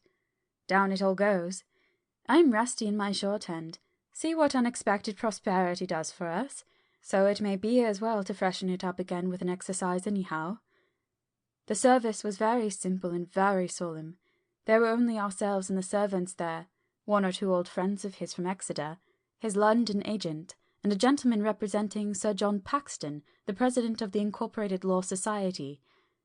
Jonathan and I stood hand in hand, and we felt that our best and dearest friend was gone from us. We came back to town quietly, taking a bus to Hyde Park Corner. Jonathan thought it would interest me to go into the Row for a while, so we sat down, but there were very few people there, and it was sad-looking and desolate to see so many empty chairs. It made us think of the empty chair at home, so we got up and walked down Piccadilly. Jonathan was holding me by the arm, the way he used to in the old days before I went to school. I felt it very improper, for you can't go on for some years teaching etiquette and decorum to other girls without the pedantry of it biting into yourself a bit. But it was Jonathan, and he was my husband, and we didn't know anybody who saw us, and we didn't care if they did. So on we walked. I was looking at a very beautiful girl in a big cartwheel hat, sitting in a victoria outside Grilloners, when I felt Jonathan clutch my arm so tight that he hurt me, and that he said under his breath, "My God!" I am always so anxious about Jonathan, for I fear that some nervous fit may upset him again, and I turned to him quickly and asked him what it was that disturbed him. He was very pale, and his eyes seemed bulging out as, half in terror and half in amazement, he gazed at a tall, thin man with a beaky nose and a black moustache and a pointed beard, who was also observing the pretty girl. He was looking at her so hard that he did not see either of us, and so I had a good view of him. His face was not a good face. It was hard and cruel and sensual, and his big white teeth, that looked all the whiter because his lips were so red, were pointed like an animal's. Jonathan kept staring at him till I was afraid he would notice. I feared that he might take it ill. He looked so fierce and nasty. I asked Jonathan why he was disturbed, and he answered, evidently thinking I knew as much about it as he did. "Do you not see who it is?" "No, dear," I said, "I don't know him. Who is it?" His answer seemed to shock and thrill me, for it was said as if he did not know that it was to me, Mina, to whom he was speaking. "It is the man himself." The poor dear was evidently terrified at something, very greatly terrified. I do believe that if he had not had me to lean on and to support him, he would have sunk down. He kept staring. A man came out of the shop with a small parcel and gave it to the lady, who then drove off. The dark man kept his eyes fixed on her, and when the carriage moved up Piccadilly, he followed in the same direction and hailed a hansom. Jonathan kept looking after him and said, as if to himself, "I believe it is the Count, but he has grown young. My God, if this be so! Oh, my God, if I only knew, if I only knew!" He was distressing himself so much that I feared to keep his mind on the subject by asking him any questions, so I remained silent. I drew him away quietly, and he, holding my arm, came easily. We walked a little further, and then went in and sat for a while in the Green Park. It was a hot day for autumn, and there was a comfortable seat in a shady place. After a few minutes staring at nothing, Jonathan's eyes closed, and he went quietly into his sleep, with his head on my shoulder. I thought it was the best thing for him, so did not disturb him. In about 20 minutes he woke up and said to me quite cheerfully, "Why, Mina, I have been asleep. Oh, do forgive me for being so rude. Come, and we'll have a cup of tea somewhere." He had evidently forgotten all about the dark stranger, as in his illness he had forgotten all that this episode had reminded him of. I don't like this lapsing into forgetfulness. It may make or continue some injury to the brain. I must not ask him, for fear I shall do more harm than good. but I must somehow learn the facts of his journey abroad. The time is come, I fear, when I must open that parcel, and know what is written. Oh, Jonathan, you will, I know, forgive me if I do wrong, but it is for your own dear sake. Later. A sad homecoming in every way.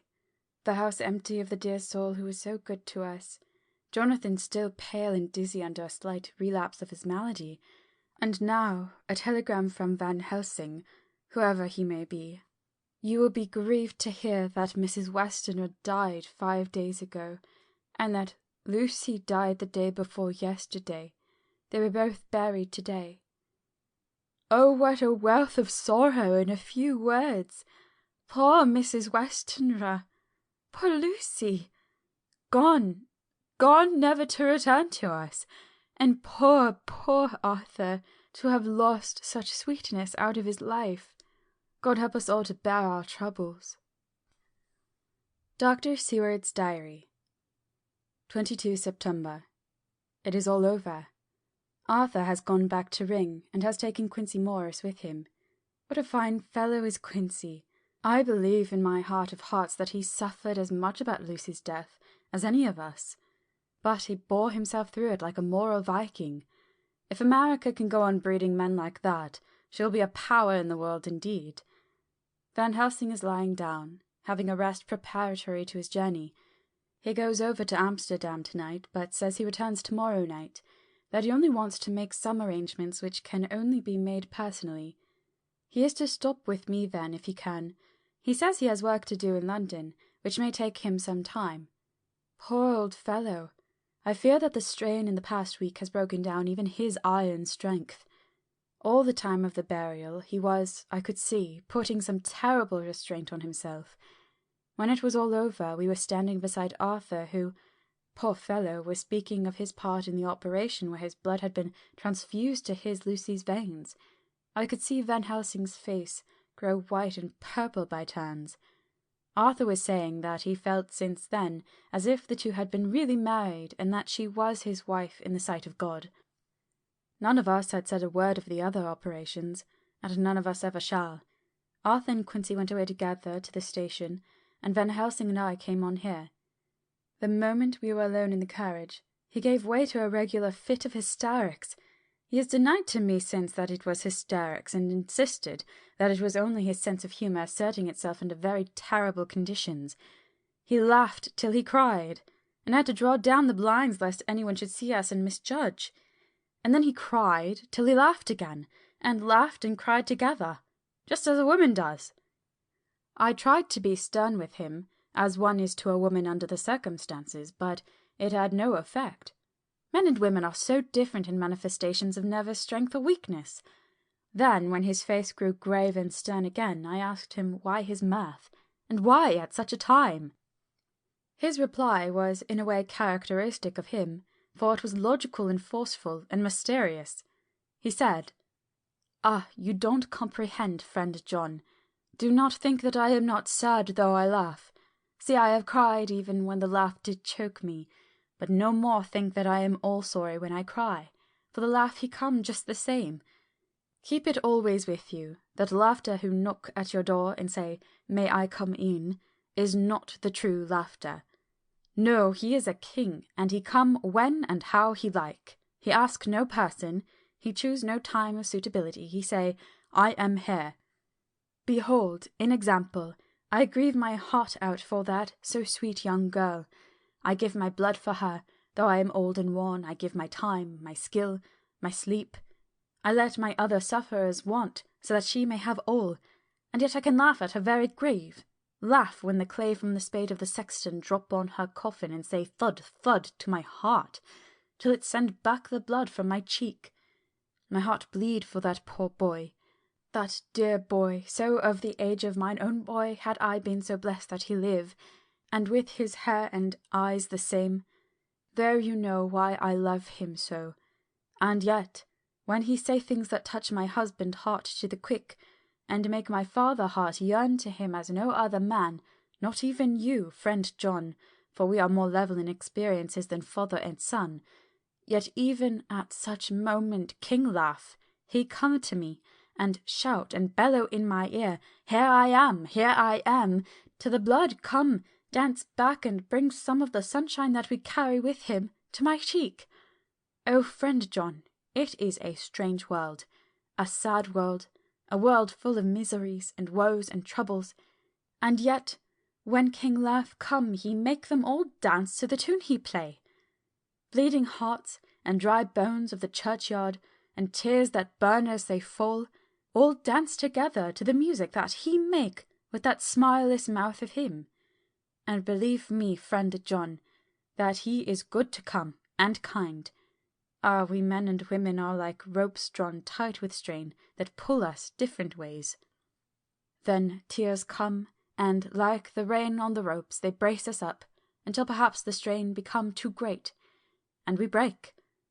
But King Lear, he come like the sunshine, and he ease off the strain again, and we bear to go on with our labour, what it may be. I did not like to wound him by pretending not to see his idea, but as I did not yet understand the cause of his laughter, I asked him. As he answered me, his face grew stern, and he said in quite a different tone, Oh, it was the grim irony of it all. This so lovely lady garlanded with flowers, that looked so fair as life, till one by one we wondered if she were truly dead.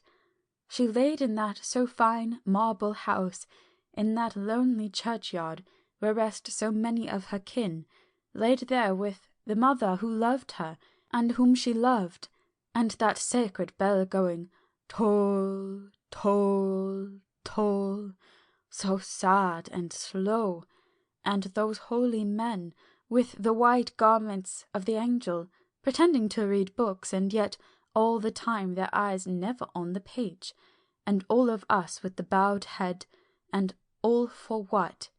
She is dead. So, is it not? Well, for the life of me, Professor, I said, I can't see anything to laugh in all that. Why, your explanation makes it a harder puzzle than before. But even if the burial service was comic, what about poor Art and his trouble? Why, his heart was simply breaking. Just so. Said he not that the transfusion of his blood to her veins had made her truly his bride? Yes, and it was a sweet and comforting idea for him. Quite so. But there was a difficulty, friend John. If so that, then what about the others? Oh, then this so sweet bride is a polyandrist, and me, with my poor wife dead to me, but alive by church's law, though no wits all gone, even I, who am faithful husband to his now no wife, am bigamist. I don't see where the joke comes in there either, I said, and I did not feel particularly pleased with him for saying such things. He laid his hand on my arm and said, Friend John, forgive me if I pain. I showed not my feeling to others when it would wound, but only to you, my old friend, whom I can trust. If you could have looked into my very heart, then when I want to laugh, if you could have done so when the laugh arrived, if you could do so now when King Lear have pack up his crown, and all that is to him, for he go far, far away from me, and for a long, long time, maybe you would perhaps pity me the most of all. I was touched by the tenderness of his tone, and asked why. Because I know. And now we are all scattered, and for many a long day loneliness will sit over our roofs with brooding wings. Lucy lies in the tomb of her kin, a lordly death-house in a lonely churchyard, away from teeming London, where the air is fresh and the sun rises over Hampstead Hill, and where the wildflowers grow of their own accord. So I can finish this diary, and God only knows if I shall ever begin another. If I do, or even if I open this again, it will be to deal with different people and different themes, for here at the end, where the romance of my life is told, ere I go back to take up the thread of my life work, I say sadly and without hope, Fini. The Westminster Gazette, 25 September. A Hampstead Mystery. The neighbourhood of Hampstead is just at present exercised with a series of events which seem to run on lines parallel to those of what was known to the writers of headlines as the Kensington Horror, or the stabbing woman, or the woman in black. During the past 2 or 3 days, several cases have occurred of young children straying from home or neglecting to return from their playing on the heath. In all these cases, the children were too young to give any properly intelligible account of themselves, but the consensus of their excuses is that they had been with a blue fur lady. It has always been late in the evening when they have been missed, and on 2 occasions the children have not been found until early in the following morning. It is generally supposed in the neighbourhood that, as the first child missed gave as his reason for being away that a blue fur lady had asked him to come for a walk, the others had picked up the phrase and used it as occasion served. This is the more natural, as the favourite game of the little ones at present is luring each other away by wiles. A correspondent writes us that to see some of the tiny tots pretending to be the blue fur lady is supremely funny. Some of our caricaturists might, he says, take a lesson in the irony of grotesque by comparing the reality and the picture. It is only by accordance with general principles of human nature that the blue fur lady should be the popular role at these alfresco performances. Our correspondent naively says that even Ellen Terry would not be so winningly attractive as some of these grubby-faced little children pretend, and even imagine themselves to be. There is, however, possibly a serious side to the question, for some of the children, indeed all who have been missed at night, have been slightly torn or wounded in the throat. The wounds seem such as might be made by a rat or a small dog, and although of not much importance individually, would tend to show that whatever animal inflicts them has a system or method of its own. The police of the division have been instructed to keep a sharp lookout for straying children, especially when very young, in and around Hampstead Heath, and for any stray dog which may be about. The Westminster Gazette, 25 September. Extra Special. The Hampstead Horror. Another child injured. The Blue Fur Lady. We have just received intelligence that another child, missed last night, was only discovered late in the morning under a furze bush at the Shooter's Hill side of the Hampstead Heath, which is, perhaps, less frequented than other parts. It has the same tiny wound in the throat as has been noticed in other cases. It was terribly weak. It looked quite emaciated. It, too, when partially restored, had the common story to tell of being lured away by the Blue Fur Lady. Chapter 14. Mina Harker's Journal. 23 September. Jonathan is better after a bad night. I am so glad that he has plenty of work to do, for that keeps his mind off the terrible things. And oh, I am rejoiced that he is not now weighed down with the responsibility of his new position. I knew he would be true to himself, and now how proud I am to see my Jonathan rising to the height of his advancement, and keeping pace in all ways with the duties that come upon him. He will be away all day till 8, for he said he could not lunch at home. My household work is done, so I shall take his foreign journal and lock myself up in my room and read it. 24 September. I hadn't the heart to write last night. That terrible record of Jonathan's upset me so. Poor dear! How he must have suffered! Whether it be true or only imagination, I wonder if there is any truth in it at all. Did he get his brain fever and then write all those terrible things, or had he some cause for it all? I suppose I shall never know, for I dare not open the subject to him. And yet that man we saw yesterday, he seemed quite certain of him. Poor fellow! I suppose it was the funeral upset him and sent his mind back on some train of thought. He believes it all himself. I remember how on our wedding day he said, "Unless some solemn duty come upon me to go back to the bitter hours, asleep or awake, mad or sane, there seems to be through it all some thread of continuity. That fearful Count was coming to London. If it should be, and he came to London with his teeming millions, there may be a solemn duty, and if it come, we must not shrink from it. I shall be prepared. I shall get my typewriter this very hour and begin transcribing. Then we shall be ready for other eyes if required, and if it be wanted, then, perhaps, if I am ready, poor Jonathan may not be upset, for I can speak for him, and never let him be troubled or worried with it at all. If ever Jonathan quite gets over the nervousness, he may want to tell me of it all, and I can ask him questions and find out things, and see how I may comfort him. Letter. Van Helsing to Mrs. Harker. 24 September. Confidence. Dear Madame, I pray you to pardon my writing, in that I am so far friend, as that I sent to you sad news of Miss Lucy Westenra's death. By the kindness of Lord Godalming I am empowered to read her letters and papers, for I am deeply concerned about certain matters vitally important. In them I find some letters from you, which show how great friends you were, and how you love her. Oh, Madame Mina, by that love I implore you, help me.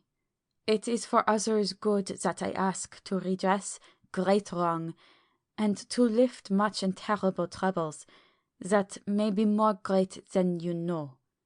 May it be that I see you. You can trust me.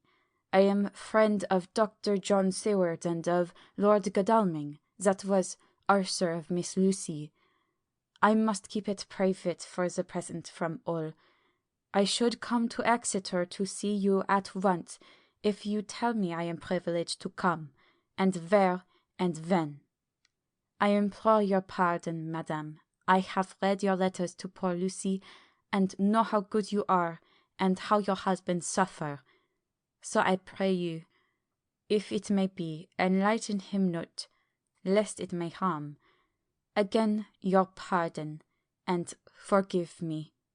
Van Helsing. Telegram. Mrs. Harker to Van Helsing. 25 September. Come today by 10:15 train, if you can catch it. Can see you any time you call. Wilhelmina Harker. Mina Harker's Journal. 25 September. I cannot help feeling terribly excited as the time draws near for the visit of Dr. Van Helsing, for somehow I expect that it will throw some light upon Jonathan's sad experience, and as he attended poor dear Lucy in her last illness, he can tell me about her.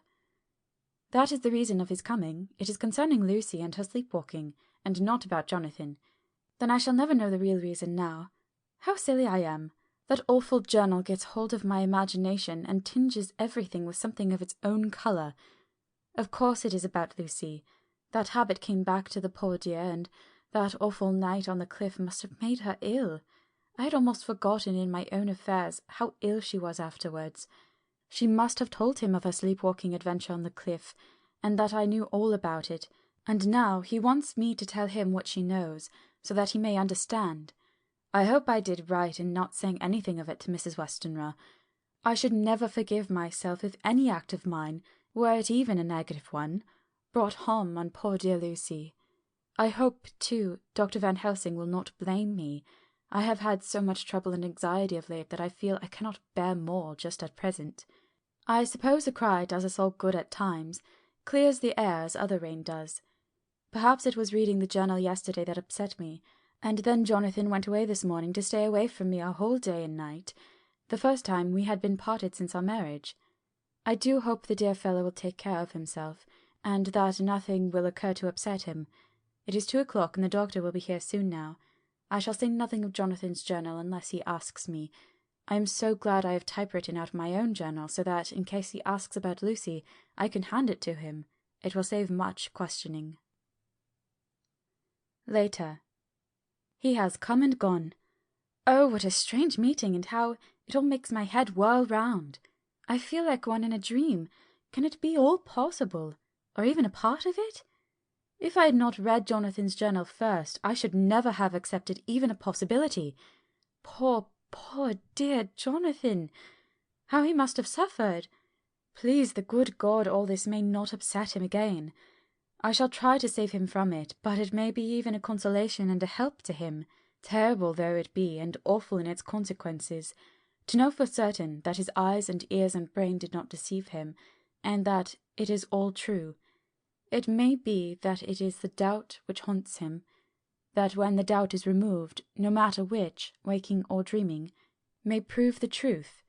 He will be more satisfied and better able to bear the shock. Dr. Van Helsing must be a good man as well as a clever one if he is Arthur's friend, and Dr. Seward's. and if they brought him all the way from Holland to look after Lucy? I feel from having seen him that he is good and kind and of a noble nature.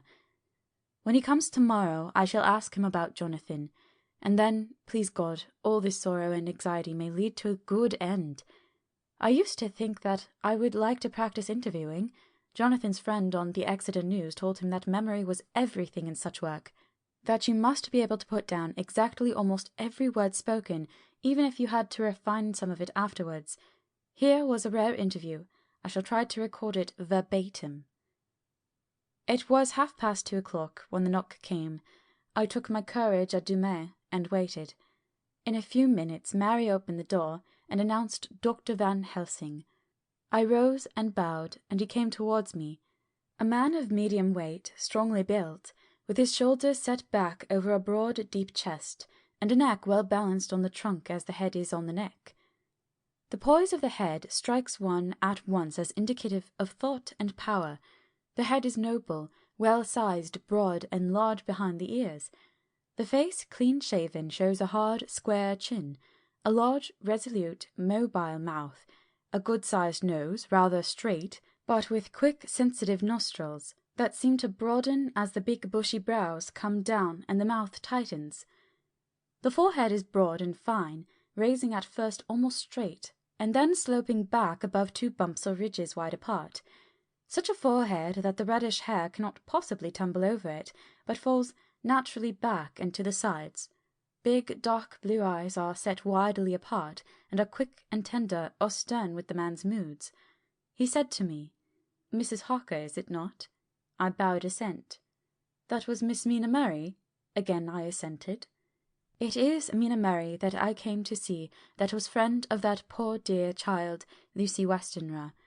Madam Mina, it is on account of the dead I come." "Sir," I said, "you could have no better claim on me than you are a friend and helper of Lucy Westenra." And I held out my hand.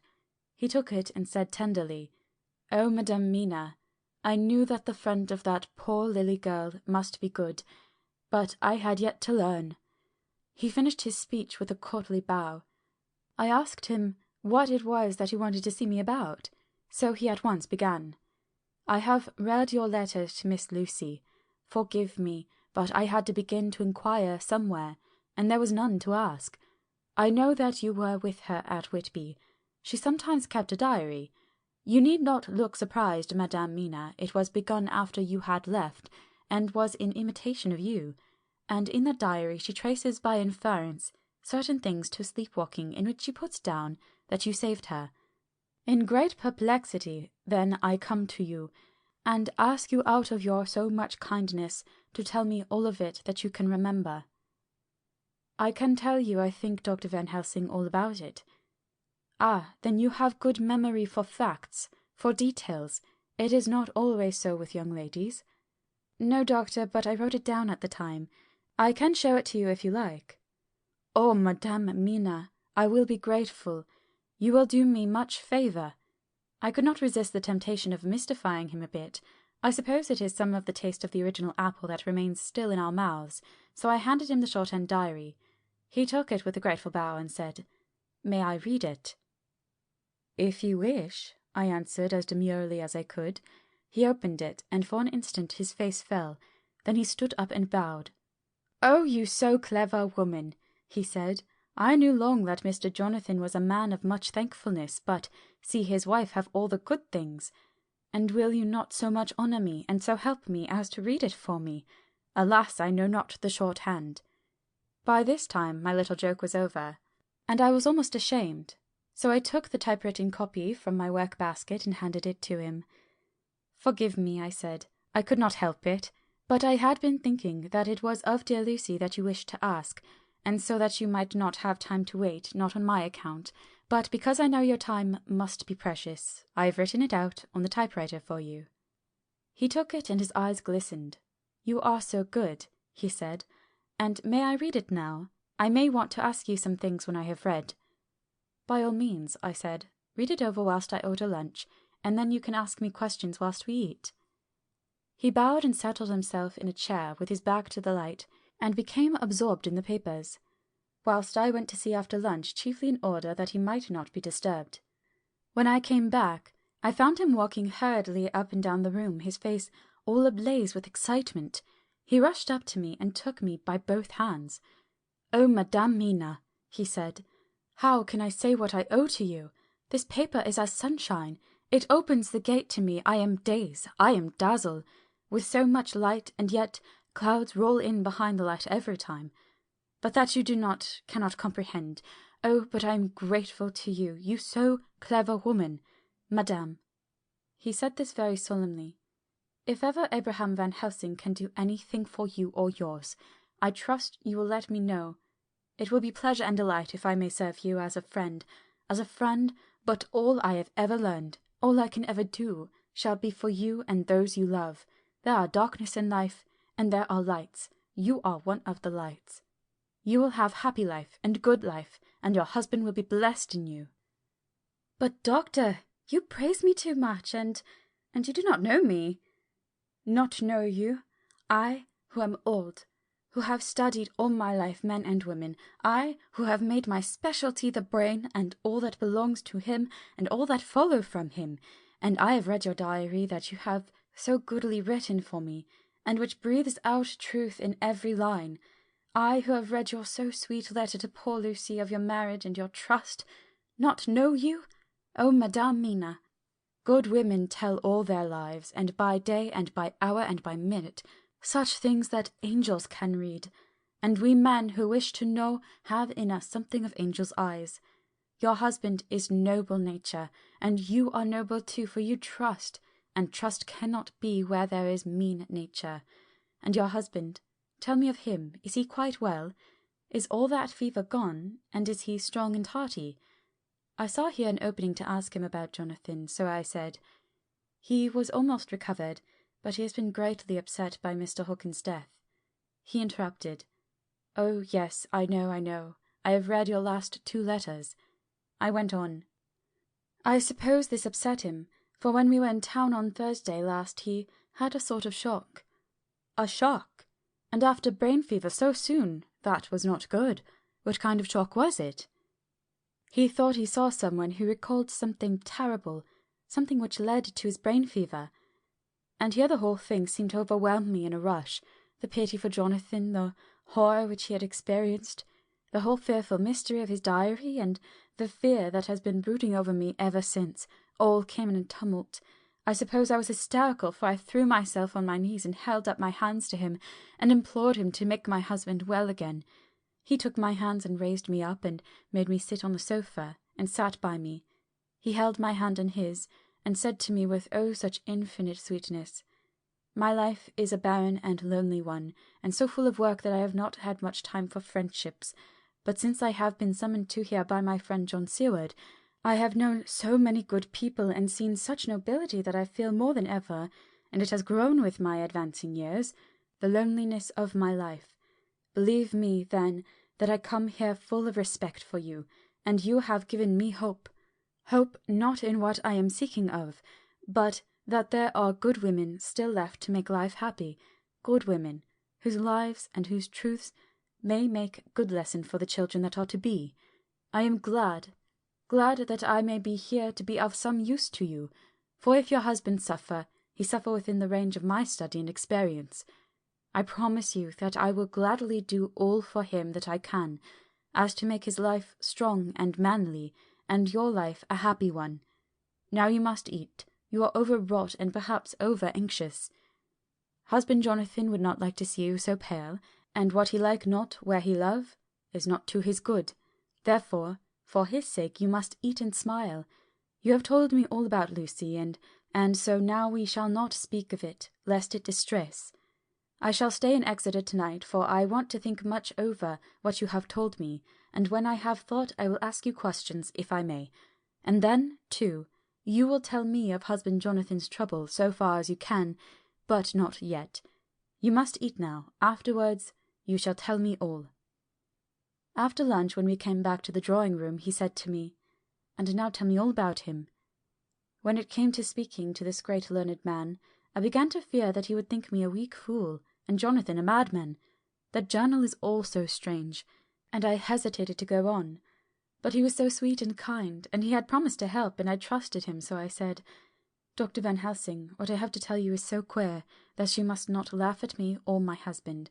I have been since yesterday in a sort of fever of doubt. You must be kind to me, and not think me foolish that I have even half believed some very strange things.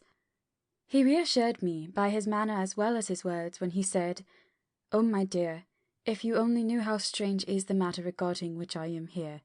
It is you who would laugh. I have learned not to think little of any one's belief, no matter how strange it be. I have tried to keep an open mind, and it is not the ordinary things of life that could close it, but the strange things, the extraordinary things, the things that make one doubt if they be mad or sane. Thank you 1,000 times. You have taken a weight off my mind. If you will let me, I shall give you a paper to read. It is long, but I have typewritten it out.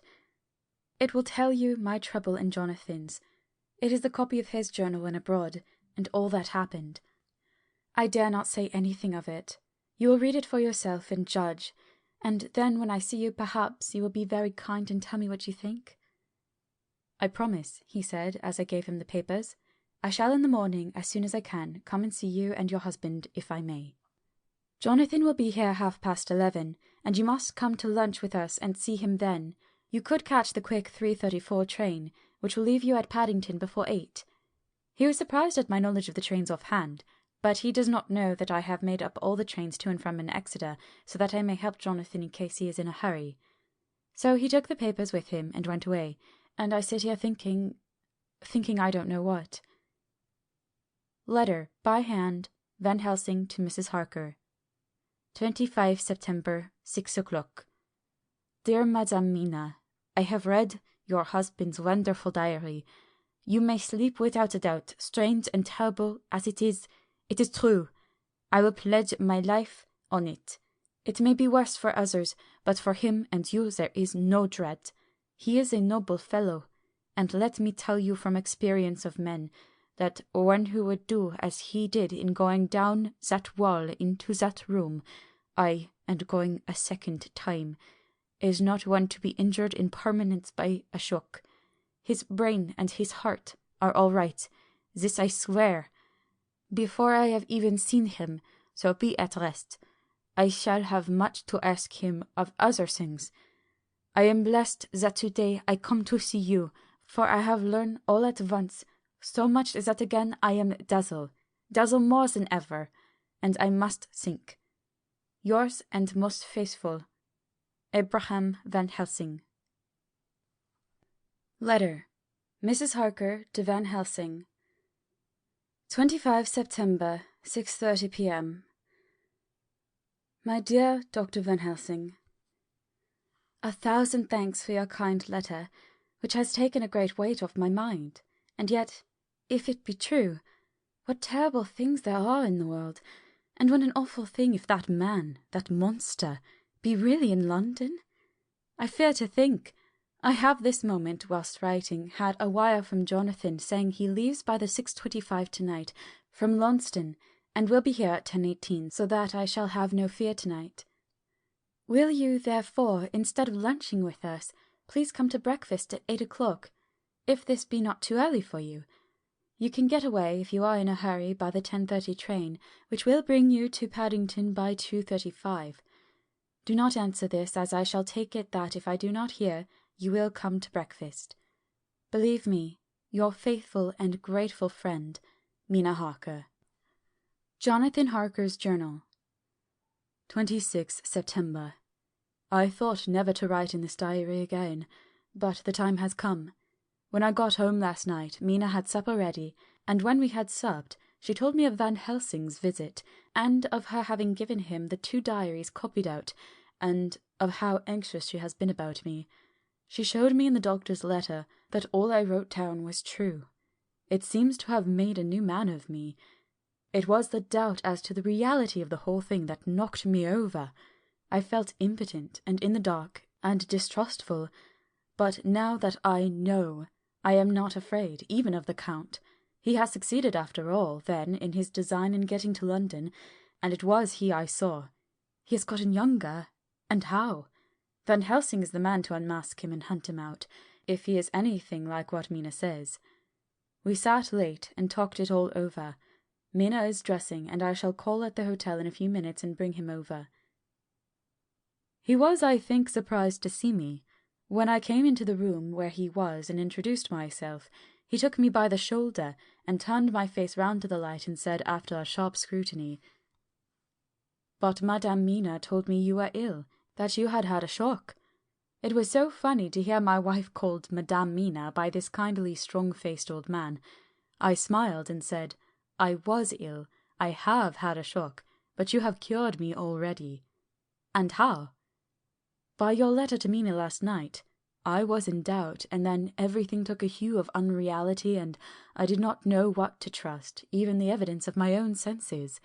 Not knowing what to trust, I did not know what to do, and so had only to keep on working what had hitherto been the groove of my life. The groove ceased to avail me, and I mistrusted myself.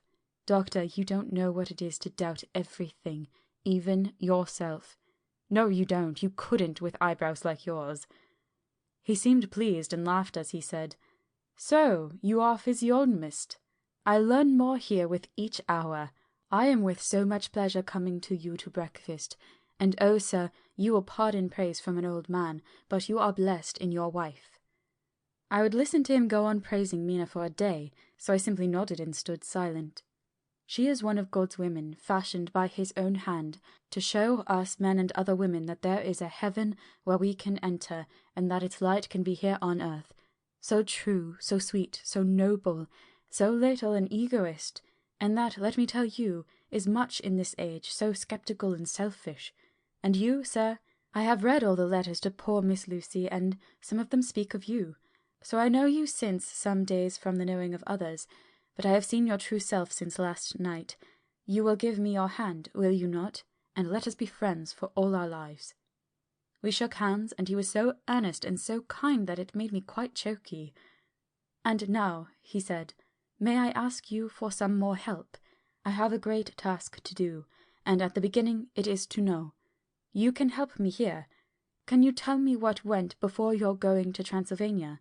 Later on I may ask more help, and of a different kind, but at first this will do." "Look here, sir," I said, "does what you have to do concern the Count?" "It does," he said solemnly. "Then I am with you heart and soul. As you go by the 10:30 train, you will not have time to read them, but I shall get the bundle of papers. You can take them with you and read them on the train." After breakfast, I saw him to the station. When we were parting, he said, "Perhaps you will come to town if I send you, and take Madame Mina too." "We shall both come when you will," I said. I had got him the morning papers and the London papers of the previous night, and while we were talking at the carriage window, waiting for the train to start, he was turning them over. His eyes suddenly seemed to catch something in one of them. The Westminster Gazette. I knew it by the colour, and he grew quite white. He read something intently, groaning to himself. Mein Gott, so soon! So soon! I do not think he remembered me at the moment. Just then the whistle blew, and the train moved off.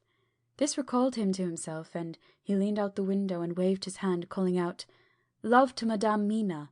I shall write so soon as ever I can." Dr. Seward's Diary, 26 September. Truly there is no such thing as finality. Not a week since I said fini, and yet here I am, starting fresh again, or rather going on with the same record. Until this afternoon I had no cause to think of what is done. Renfield had become to all intents as sane as he ever was. He was already well ahead with his fly business, and he had just started in the spider line also, so he had not been of any trouble to me. I had a letter from Arthur written on Sunday, and from it I gather that he is bearing up wonderfully well. Quincey Morris is with him, and that is much of a help, for he himself is a bubbling well of good spirits. Quincey wrote me a line too, and from him I hear that Arthur is beginning to recover something of his old buoyancy, so as to them all my mind is at rest. As for myself, I was settling down to my work with the enthusiasm which I used to have for it, so that I might fairly have said that the wound which poor Lucy left on me was becoming cicatrized. Everything is, however, now reopened, and what is to be the end God only knows. I have an idea that Van Helsing thinks he knows too, but he will only let out enough at a time to whet curiosity. He went to Exeter yesterday, and stayed there all night. Today he came back, and almost bounded into the room at about 5:30 o'clock, and thrust last night's Westminster Gazette into my hand. "What do you think of that?" he asked as he stood back and folded his arms. I looked over the paper, for I really did not know what he meant, but he took it from me and pointed out a paragraph about children being decoyed away at Hampstead. It did not convey much to me until I reached a passage where it described small punctured wounds in their throats. An idea struck me, and I looked up. "Well," he said. "It is like poor Lucy's." "And what do you make of it?" "Simply that there is some cause in common. Whatever it was that injured her has injured them." I did not quite understand his answer. "That is true indirectly, but not directly." "How do you mean, Professor?" I asked. I was a little inclined to take his seriousness lightly, for after all 4 days of rest and freedom from burning, harrowing anxiety does help to restore one's spirits. But when I saw his face it sobered me. Never, even in the midst of our despair about poor Lucy, had he looked more stern. "Tell me," I said. "I can hazard no opinion. I do not know what to think, and I have no data on which to found a conjecture." "Do you mean to tell me, friend John, that you have no suspicion as to what poor Lucy died of, not after all the hints given, not only by events but by me? Of nervous prostration following on great loss or waste of blood, and how the blood lost or waste?" I shook my head. He stepped over and sat down beside me and went on. "You are a clever man, friend John. You reason well, and your wit is bold, but you are too prejudiced. You do not let your eyes see, nor your ears hear, and that which is outside your daily life is not of account to you. Do you not think that there are things which you cannot understand, and yet which are, that some people see things that others cannot? But there are things, old and new, which must not be contemplated by men's eyes, because they know, or think they know, some things which other men have told them. Ah, it is the fault of our science that wants to explain all, and if it explain not, then it says there is nothing to explain. But yet we see around us every day the growth of new beliefs, which think themselves new, and which are yet but the old, which pretend to be young, like the fine ladies at the opera. I suppose now you do not believe in corporeal transference, no? Nor in materialization, no? Nor in astral bodies, no? Nor in the reading of thought, no? Nor in hypnotism? "Yes," I said. "Charcot has proved that very well." He smiled as he went on. "Then you are satisfied as to it? Yes? And of course when you understand how to act, and can follow the mind of the great Charcot." "Yes," I said. "Charcot has proved that pretty well." He smiled as he went on. "Then you are satisfied as to it? Yes? And of course then you understand how it act, and can follow the mind of the great Charcot, alas that he is no more, into the very soul of the patient that he influence, no? Then, friend John, am I to take it that you simply accept fact, and are satisfied to let from premise to conclusion be a blank? No? Then tell me, for I am student of the brain, how you accept the hypnotism and reject the thought of reading. Let me tell you, my friend, that there are things done day to day in electrical science which would have been deemed unholy by the very men who discovered electricity, who would themselves not so long before have been burned as wizards. There are always mysteries in life.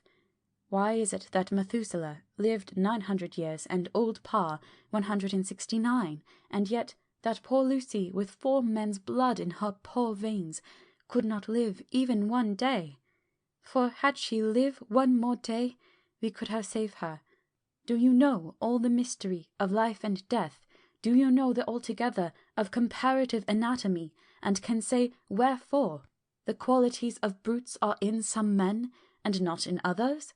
Can you tell me why, when other spiders die small and soon, that one great spider lived for centuries in the tower of the old Spanish church, and grew, till on descending he could drink the oil of all the church lamps?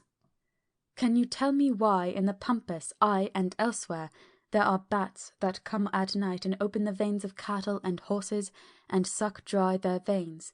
how in some islands of the western seas there are bats which hang on the trees all day, and those who have seen describe as like giant nuts or pods, and that when sailors sleep on the deck, because that it is hot, flit down on them, and then in the morning are found dead men, white as even Miss Lucy was." "Good God, Professor," I said, starting up, "do you mean to tell me that Lucy was bitten by such a bat, and that such a thing is here in London in the 19th century?" He waved his hand for silence and went on. "Can you tell me why the tortoise lives more long than generations of men, why the elephant goes on till he have seen dynasties, and why the parrot never die only of bite of cat or dog or other complaint? Can you tell me why men believe in all ages and places that there are some few who live on always if they be permit, that there are men and women who cannot die? We all know, because science has vouched for the fact, that there have been toads shut up in rocks for thousands of years, shut in one so small hole that only hold him since the youth of the world. Can you tell me how the Indian fakir can make himself to die and have been buried, and his grave sealed and corn sowed on it, that the corn reaped and be cut and sown and reaped again, and then men come and take away the unbroken seal, and that there lie the Indian fakir, not dead, but that rise up and walk amongst them as before?" Here I interrupted him. I was getting bewildered. He so crowded on my mind his list of nature's eccentricities and possible impossibilities that my imagination was getting fired. I had a dim idea that he was teaching me some lesson, as long ago he used to do in his study at Amsterdam, but he used to then tell me the thing, so that I could have the object of thought in my mind all the time, but now I was without this help. Yet I wanted to follow him, so I said, "Professor, let me be your student again. Tell me the thesis, so that I may apply your knowledge as you go on. At present I am going in my mind from point to point as a madman, and not a sane one follows an idea. I feel like a novice lumbering through a bog in a mist, jumping from one tussock to another in the mere blind effort to move on without knowing where I am going." "That is good image," he said. "Well, I shall tell you. My thesis is this. I want you to believe." "To believe what?" "To believe in things that you cannot. Let me illustrate. I heard once of an American who so defined faith, that faculty which enables us to believe things which we know to be untrue. For one, I follow that man. He meant that we shall have an open mind, and not let a little bit of truth check the rush of a big truth, like a small rock does a railway truck. We get the small truth first, good. We keep him, and we value him, but all the same we must not let him think himself all the truth in the universe." "Then you want me not to let some previous conviction injure the receptivity of my mind with regard to some strange matter. Do I read your lesson aright?" "Ah, you are my favourite pupil still. It is worth to teach you. Now that you are willing to understand, you have taken the first step to understand. You think then that those so small holes in the children's throats were made by the same that made the hole in Miss Lucy?" "I suppose so." He stood up and said solemnly, "Then you are wrong. Oh, would it were so! But alas, no. It is worse. Far, far worse." "In God's name, Professor Van Helsing, what do you mean?" I cried. He threw himself with a despairing gesture into a chair, and placed his elbows on the table, covering his face with his hands as he spoke. "They were made by Miss Lucy." Chapter 15. Dr. Seward's Diary continued. For a while sheer anger mastered me. It was as if he had, during her life, struck Lucy on the face. I smote the table hard, and rose up as I said to him, "Dr. Van Helsing, are you mad?" He raised his head and looked at me, and somehow the tenderness of his face calmed me at once. "Would I were," he said, "madness were easy to bear compared with truth like this. Oh, my friend, why, think you, did I go so far round, why take so long to tell you so simple a thing? Was it because I hate you, and have hated you all my life? Was it because I wished to give you pain? Was it that I wanted, now so late, revenge for that time when you saved my life, and from a fearful death? Ah, no!" "Forgive me," said I. He went on, "My friend, It was because I wished to be gentle in the breaking to you, for I know that you have loved that so sweet lady, but even yet I do not expect you to believe. It is so hard to accept at once any abstract truth, that we may doubt such to be possible when we have always believed the no of it. It is more hard still to accept so sad a concrete truth, and of such a one as Miss Lucy.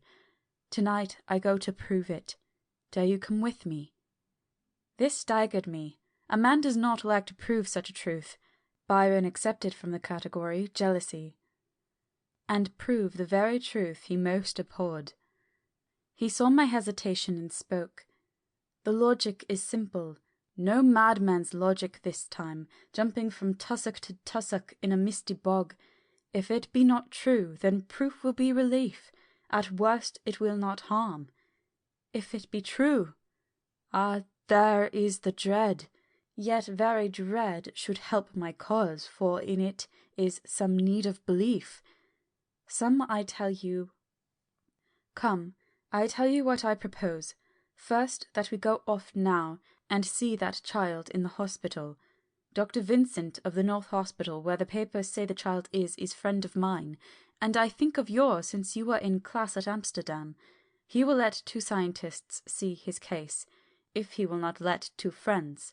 We shall tell him nothing, but only that we wish to learn, and then he took a key from his pocket and held it up. And then we spent the night, you and I, in the churchyard where Lucy lies. This is the key that locked the tomb. I had it from the coffin man to give to Arthur. My heart sank within me, for I felt that there was some fearful ordeal before us. I could do nothing, however, so I plucked up what heart I could and said that we had better hasten, as the afternoon was passing. We found the child awake. It had had a sleep and taken some food, and altogether was going on well. Dr. Vincent took the bandage from its throat and showed us the punctures. There was no mistaking of the similarity to those which had been on Lucy's throat. They were smaller, and the edges looked fresher, that was all. We asked Vincent to what he attributed them, and he replied that it must have been a bite of some animal, perhaps a rat, but, for his own part, he was inclined to think that it was one of the bats which are so numerous on the northern heights of London. Out of so many harmless ones, he said, there may be some wild specimen from the south, of a more malignant species. Some sailor may have brought one home, and it managed to escape, or, even from the zoological gardens, a young one may have got loose. Or one be bred there from a vampire. These things do occur, you know. Only 10 days ago a wolf got out, and was, I believe, traced up in this direction. For a week after, the children were playing nothing but Red Riding Hood on the heath and in every alley in the place until this Bloofer lady scare came along, since when it has been quite a gala time for them. Even this poor little mite, when he woke up today, asked the nurse if he might go away. When she asked him why he wanted to go, he said he wanted to play with the Bloofer lady. I hope, said Van Helsing, that when you are sending the child home you will caution its parents to keep strict watch over it. These fancies to stray are most dangerous, and if the child were to remain out another night it would probably be fatal. But in any case, I suppose you will not let it away for some days. Certainly not. Not for a week at least, longer if the wound is not healed. Our visit to the hospital took more time than we had reckoned on, and the sun had dipped before we came out. When Van Helsing saw how dark it was, he said, "There is no hurry. It is more late than I thought. Come, let us seek somewhere that we may eat, and then we shall go on our way." We dined at Jack Straw's castle, along with a little crowd of bicyclists, and others who were genially noisy. About 10 o'clock we started from the inn. It was then very dark, and the scattered lamps made the darkness greater when we were once outside their individual radius. The professor had evidently noted the road we were to go, for we went on unhesitatingly, but, as for me, I was in quite a mix-up as to locality. As we went further, we met fewer and fewer people, till at last we were somewhat surprised when we met even the patrol of horse police going their usual suburban round. At last we reached the wall of the churchyard, which we climbed over. With some little difficulty, for it was very dark, and the whole place seemed so strange to us, we found the Westenra tomb. The professor took the key, opened the creaky door, and standing back politely, but quite unconsciously, mentioned to me to precede him. There was a delicious irony in the offer. in the courtliness of giving preference on such a ghastly occasion. My companion followed me quickly and cautiously drew the door to, after carefully ascertaining that the lock was a falling and not a spring one. In the latter case we should have been in a bad plight. Then he fumbled in his bag, and taking out a matchbox and a piece of candle, proceeded to make a light. The tomb in the daytime, and when wreathed with fresh flowers, had looked grim and gruesome enough, but now, some days afterwards, when the flowers hung lank and dead, their whites turning to rust and their greens to browns, when the spider and the beetle had resumed their accustomed dominance, when time-discoloured stone and dust-encrusted mortar and rusty dank iron and tarnished brass and clouded silver plating gave back the feeble glimmer of a candle, the effect was more miserable and sordid than could have been imagined. It conveyed irresistibly the idea that life, animal life, was not the only thing that could pass away. Van Helsing went about his work systematically, holding his candle so that he could read the coffin plates, and so holding it that the sperm dropped off in white patches which congealed as they touched the metal. He made assurance of Lucy's coffin, another search in his bag, and he took out a turnscrew. "What are you going to do?" I asked. "To open the coffin. You shall yet be convinced." Straightway he began taking out the screws, and finally lifted off the lid, showing the casing of lead beneath. The sight was almost too much for me. It seemed to be as much an affront to the dead as it would have been to have stripped off her clothing in her sleep whilst living. I actually took hold of his hand to stop him. He only said, "You shall see," and again fumbling in his bag, took out a tiny fret saw. Striking the turnscrew through the lead with a swift downward stab which made me wince, he made a small hole which was, however, big enough to admit the point of the saw. I had expected a rush of gas from the weak old corpse. We doctors who have had to study our dangers have to become accustomed to such things, and I drew back towards the door. But the professor never stopped for a moment. He sawed down a couple of feet along one side of the lead coffin, and then across and down the other side. Taking the edge of the loose flange, he bent it back towards the front of the coffin, and holding up the candle to the aperture, motioned to me to look. I drew near and looked. The coffin was empty. It was certainly a surprise to me, and gave me a considerable shock, but Van Helsing was unmoved. He was now more sure than ever of his ground, and so emboldened to proceed in his task. "Are you satisfied now, friend John?" he asked. I felt all the dogged argumentativeness of my nature awake within me as I answered him. "I am satisfied that Lucy's body is not in that coffin, but that only proves one thing." "And what is that, friend John?" "That it is not there." "That is good logic," he said, "as far as it goes. But how can you, account for it not being there?" "Perhaps a body snatcher," I suggested. "Some of the undertaker's people may have stolen it." I felt that I was speaking folly, and yet it was the only real cause which I could suggest. The professor sighed. "Ah, well," he said, "we must have more proof. Come with me." He put on the coffin lid again, gathered up all his things, and placed them in the bag, blew out the light, and placed the candle also in the bag. We opened the door and went out. Behind us he closed the door and locked it. He handed me the key, saying, "Will you keep it? You had better be assured." I laughed. It was not a very cheerful laugh, I am bound to say, as I motioned him to keep it. "A key is nothing," I said. "There may be duplicates, and anyhow it is not difficult to pick a lock of that kind." He said nothing, but put the key in his pocket. Then he told me to watch at one side of the churchyard whilst he would watch at the other. I took up my place behind a yew tree, and I saw his dark figure move until the trees hid it from my sight. It was a lonely vigil. Just after I had taken my place, I heard a distant clock strike 12, and in time came 1 and 2. I was chilled and unnerved, and angry with the professor for taking me on such an errand, and with myself for coming. I was too cold and too sleepy to be keenly observant, and not sleepy enough to betray my trust, so altogether I had a dreary, miserable time.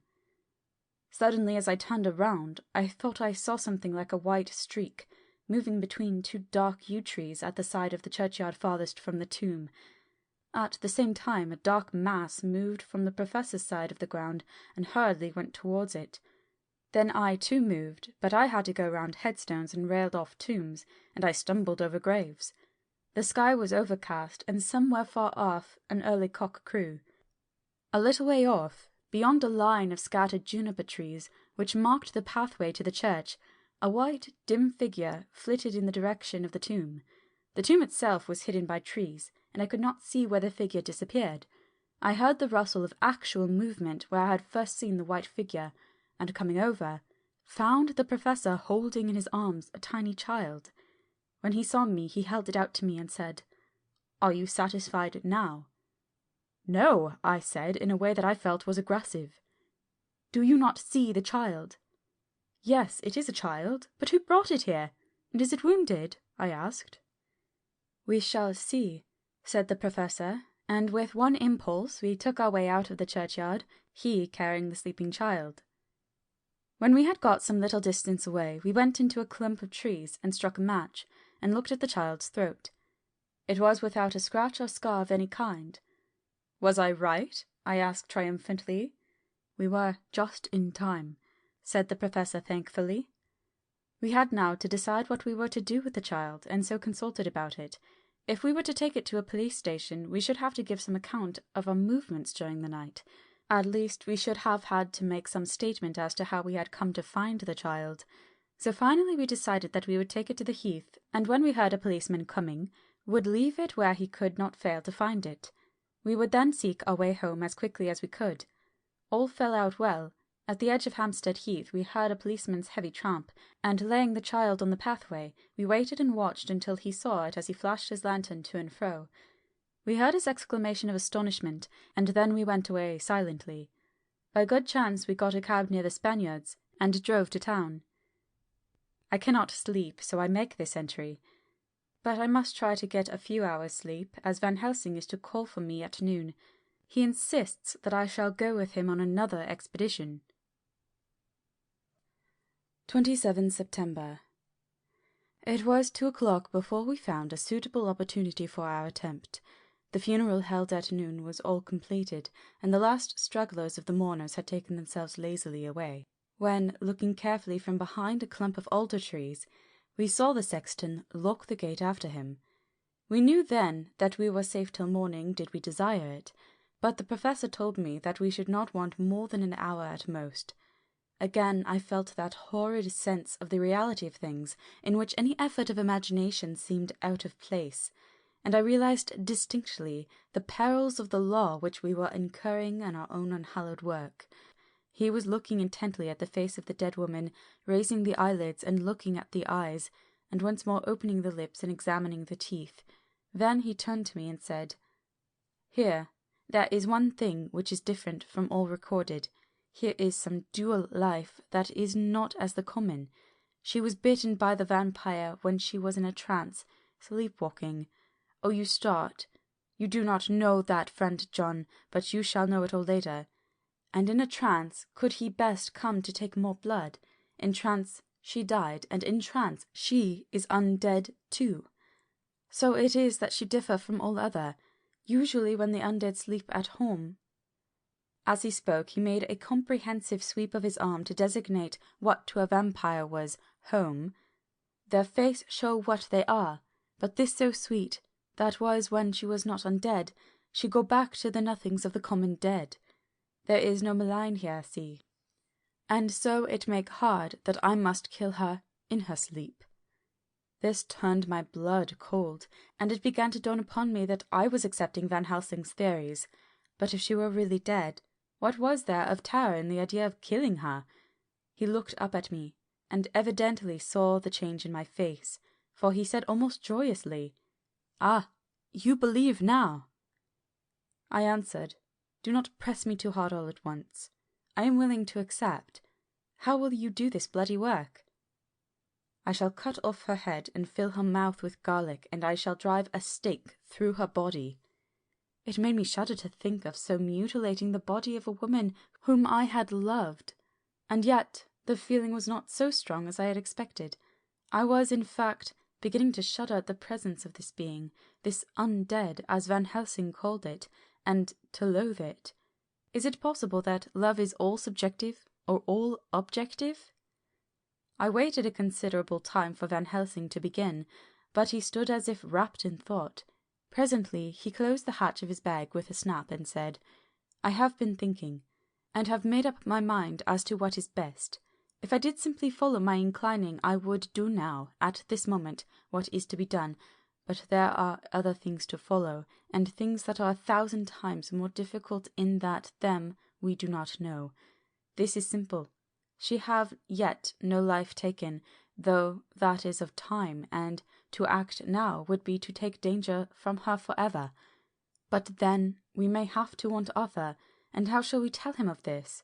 If you, who saw the wounds on Lucy's throat, and saw the wounds so similar on the child's at the hospital, if you, who saw the coffin empty last night, and full to-day with a woman who have not changed only to be more rose and more beautiful in a whole week after she die, if you know of this, and know of the white figure last night that brought the child to the churchyard, and yet of your own senses you did not believe, how, then, can I expect Arthur, who know none of these things, to believe?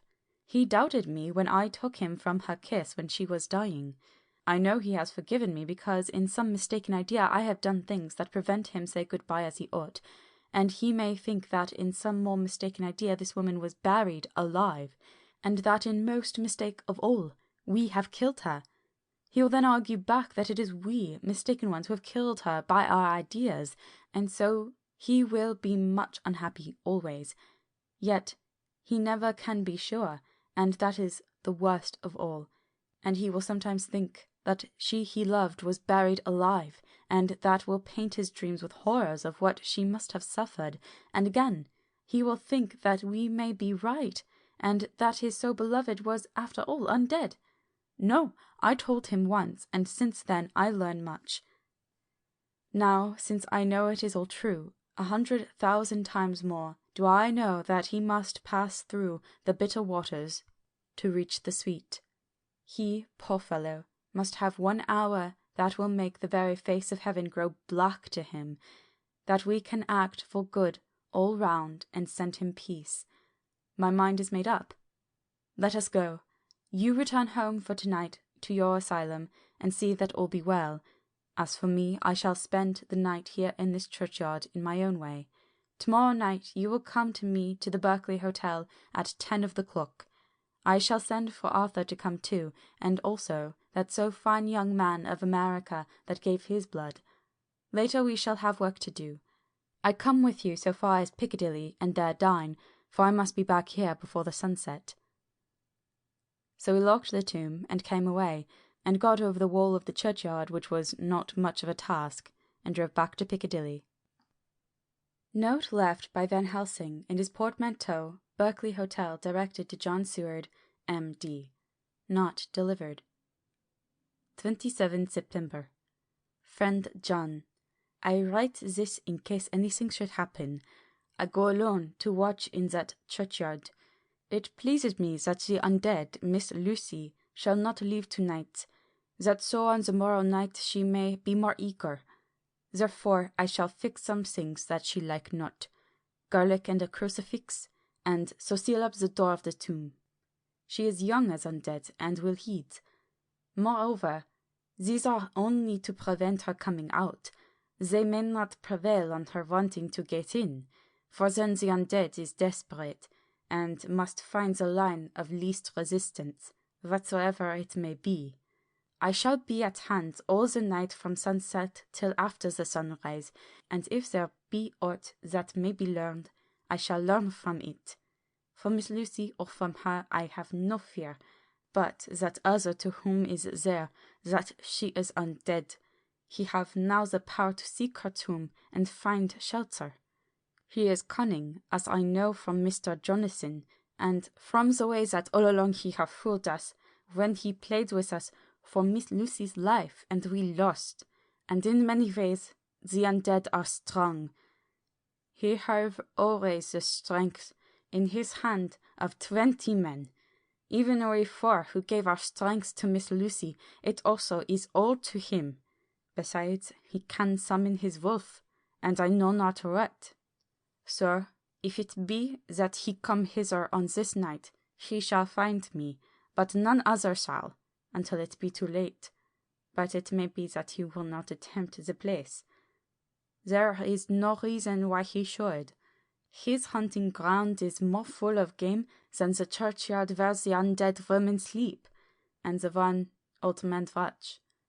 Therefore I write in this case, take the papers that are with this, the diaries of Harker and the rest, and read them, and then find this great undead and cut off his head and burn his heart or drive a stake through it, so that the world may rest from him. If it be so, farewell. Van Helsing. Dr. Seward's Diary. 28 September. It is wonderful what a good night's sleep will do for one. Yesterday I was almost willing to accept Van Helsing's monstrous ideas, but now they seem to start out lurid before me as outrages on common sense. I have no doubt that he believes it all. I wonder if his mind can have become in any way unhinged. Surely there must be some rational explanation of all these mysterious things. Is it possible that the professor can have done it himself?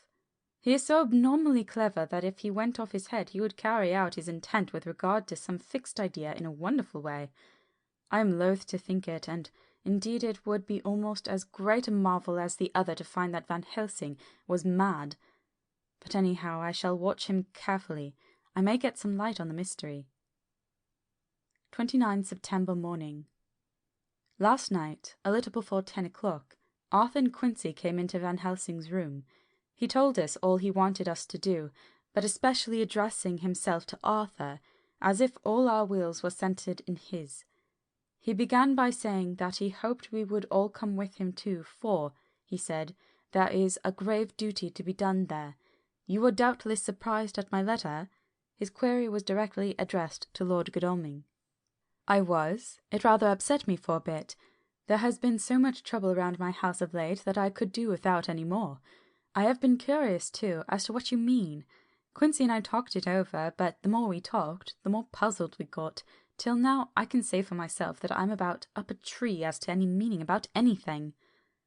Me too, said Quincy Morris laconically. Oh, said the professor, then you are near the beginning, both of you, than friend John here, who has to go a long way back before he can even get so far as to begin. It was evident that he recognized my return to my old doubting frame of mind without my saying a word. Then, turning to the other two, he said with intense gravity, I want your permission to do what I think good this night. It is, I know, much to ask, and when you know what it is I propose to do you will know, and only then, how much.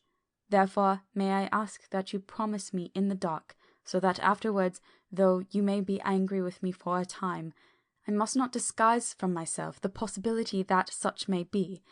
You shall not blame yourselves for anything. That's frank anyhow, broke in Quincy. I'll answer for the professor. I don't quite see his drift, but I swear he's honest, and that's good enough for me. I thank you, sir, said Van Helsing proudly. I have done myself the honour of counting you one trusting friend, and such endorsement is dear to me. He held out a hand, which Quincy took. Then Arthur spoke out. Dr. Van Helsing, I don't quite like to buy a pig in a poke, as they say in Scotland, and if it be anything in which my honour as a gentleman or my faith as a Christian is concerned, I cannot make such a promise. If you can assure me that what you intend does not violate either of these two, then I give my consent at once, though for the life of me I cannot understand what you are driving at. I accept your limitation, said Van Helsing, and all I ask of you is that if you feel it necessary to condemn any act of mine, you will first consider it well, and be satisfied that it does not violate your reservations. Agreed, said Arthur, that is only fair. And now that the pourparlers are over, may I ask what it is we are to do? I want you to come with me, and to come, in secret, to the churchyard at Kingstead. Arthur's face fell as he said in an amazed sort of way, Where poor Lucy is buried." The Professor bowed. Arthur went on. "And when there?" "To enter the tomb." Arthur stood up. "Professor, are you in earnest, or is it some monstrous joke? Pardon me, I see that you are in earnest."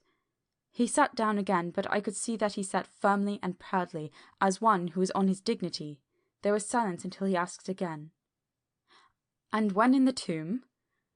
"To open the coffin." "This is too much," he said, angrily rising again. "I am willing to be patient in all things that are reasonable, but in this desecration of the grave of one who—" He fairly choked with indignation. The Professor looked pityingly at him. "If I could spare you one pang, my poor friend," he said, "God knows I would. But this night our feet must tread on thorny paths, or later and forever the feet you love must walk in paths of flame." Arthur looked up with set white face and said, "Take care, sir, take care." "Would it not be well to hear what I have to say?" said Van Helsing. "And then you will at least know the limit of my purpose. Shall I go on?" "That's fair enough," broke in Morris. After a pause, Van Helsing went on, evidently with an effort. "Miss Lucy is dead. Is it not so?" "Yes." "Then there can be no wrong in her. But if she be not dead—" Arthur jumped to his feet. "Good God!" he cried. "What do you mean? Has there been any mistake? Has she been buried alive?" He groaned in anguish that not even hope could soften. "I did not say she was alive, my child. I did not think it. I go no further than to say that she might be undead." "Undead? Not alive? What do you mean? Is this all a nightmare, or what is it?" "There are mysteries which men can only guess at, which, age by age, they may solve only in part. Believe me, we are now on the verge of one, but I have not done. May I cut off the head of dead Miss Lucy?" "Heavens and earth, no!" cried Arthur in a storm of passion.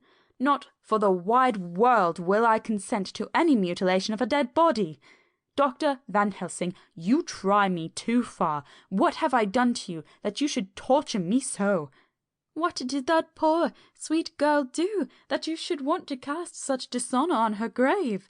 Are you mad that speak of such things, or am I mad to listen to them? Don't dare to think more of such a desecration. I shall not give my consent to anything you do, and I have a duty to do in protecting her grave from outrage, and by God I shall do it." Van Helsing rose up from where he had all the time been seated, and said gravely and sternly, "My Lord of Godalming, I, too, have a duty to do, a duty to others, a duty to you, a duty to the dead, and, by God, I shall do it. All I ask you now is that you come with me, that you look and listen, and if, when later I make the same request, you do not be more eager for its fulfilment even than I am, then I shall do my duty, whatever it may seem to me, and then, to follow of your lordship's wishes, I shall hold myself at your disposal to render an account to you, when and where you will." His voice broke a little, and he went on with a voice full of pity. "But I beseech you, do not go forth in anger with me. In a long life of acts which were often not pleasant to do, and which sometimes did wring my heart, I have never had so heavy a task as now. Believe me that if the time comes for you to change your mind towards me, one look from you will wipe away all this so sad hour, for I would do what a man can to save you from sorrow.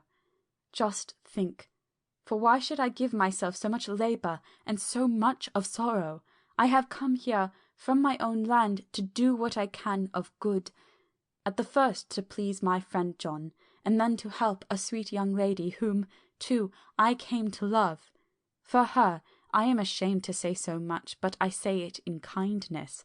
I gave what you gave, the blood of my veins, I gave it. I, who was not, like you, her lover, but only her physician and her friend. I gave to her my nights and days, before death, after death, and if my death can do her good even now, when she is the dead undead, she shall have it freely." He said this with a very grave, sweet pride, and Arthur was much affected by it. He took the old man's hand, and said in a broken voice, "Oh, it is hard to think of it, and I cannot understand. But at least I shall go with you and wait." Chapter 16. Dr. Seward's Diary, continued. It was just 12:15 when we got into the churchyard over the low wall. The night was dark, with occasional gleams of moonlight between the rents of heavy clouds that scudded across the sky. We all kept somehow close together, with Van Helsing slightly in front as he led the way. When we had come close to the tomb, I looked well at Arthur, for I feared that the proximity to a place laden with so sorrowful a memory would upset him, but he bore himself well. I took it that the very mystery of the proceeding was in some way a counteractant to his grief. The professor unlocked the door, and seeing a natural hesitation amongst us for various reasons, solved the difficulty by entering first himself. The rest of us followed, and he closed the door. He then lit a dark lantern and pointed to the coffin. Arthur stepped forward hesitatingly. Van Helsing said to me, "You were here yesterday. Was the body of Miss Lucy in the coffin?" It was. The professor turned to the rest, saying, "You hear, and yet there is no one who does not believe with me." He took his screwdriver and again took off the lid of the coffin. Arthur looked on, very pale but silent. When the lid was removed, he stepped forward. He evidently did not know that there was a leaden coffin, or at any rate had not thought of it. When he saw the rent in the lead, the blood rushed to his face for an instant, but as quickly fell away again, so that he remained of a ghastly whiteness. He was still silent. Van Helsing forced back the leaden flange, and we all looked in and recoiled. The coffin was empty. For several minutes no one spoke a word. The silence was broken by Quincey Morris. "Professor, I answered for you. Your word is all I want. I wouldn't ask such a thing ordinarily. I wouldn't so dishonour you as to imply a doubt. But this is a mystery that goes beyond any honour or dishonour. Is this your doing? I swear to you by all that I hold sacred that I have not removed nor touched her. What happened was this. 2 nights ago, my friend Seward and I came here, with good purpose, believe me. I opened that coffin, which was then sealed up, and we found it, as now, empty. We then waited, and saw something white come through the trees. The next day we came here in daytime, and she lay there. Did she not, friend John?" "Yes." "That night we were just in time. One more so small child was missing, and we find it, thank God, unharmed amongst the graves. Yesterday I came here before sundown, for at sundown the undead can move.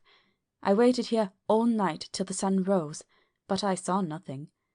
It was most probable that it was because I had laid over the clumps of those doors garlic, which the undead cannot bear, and other things which they shun.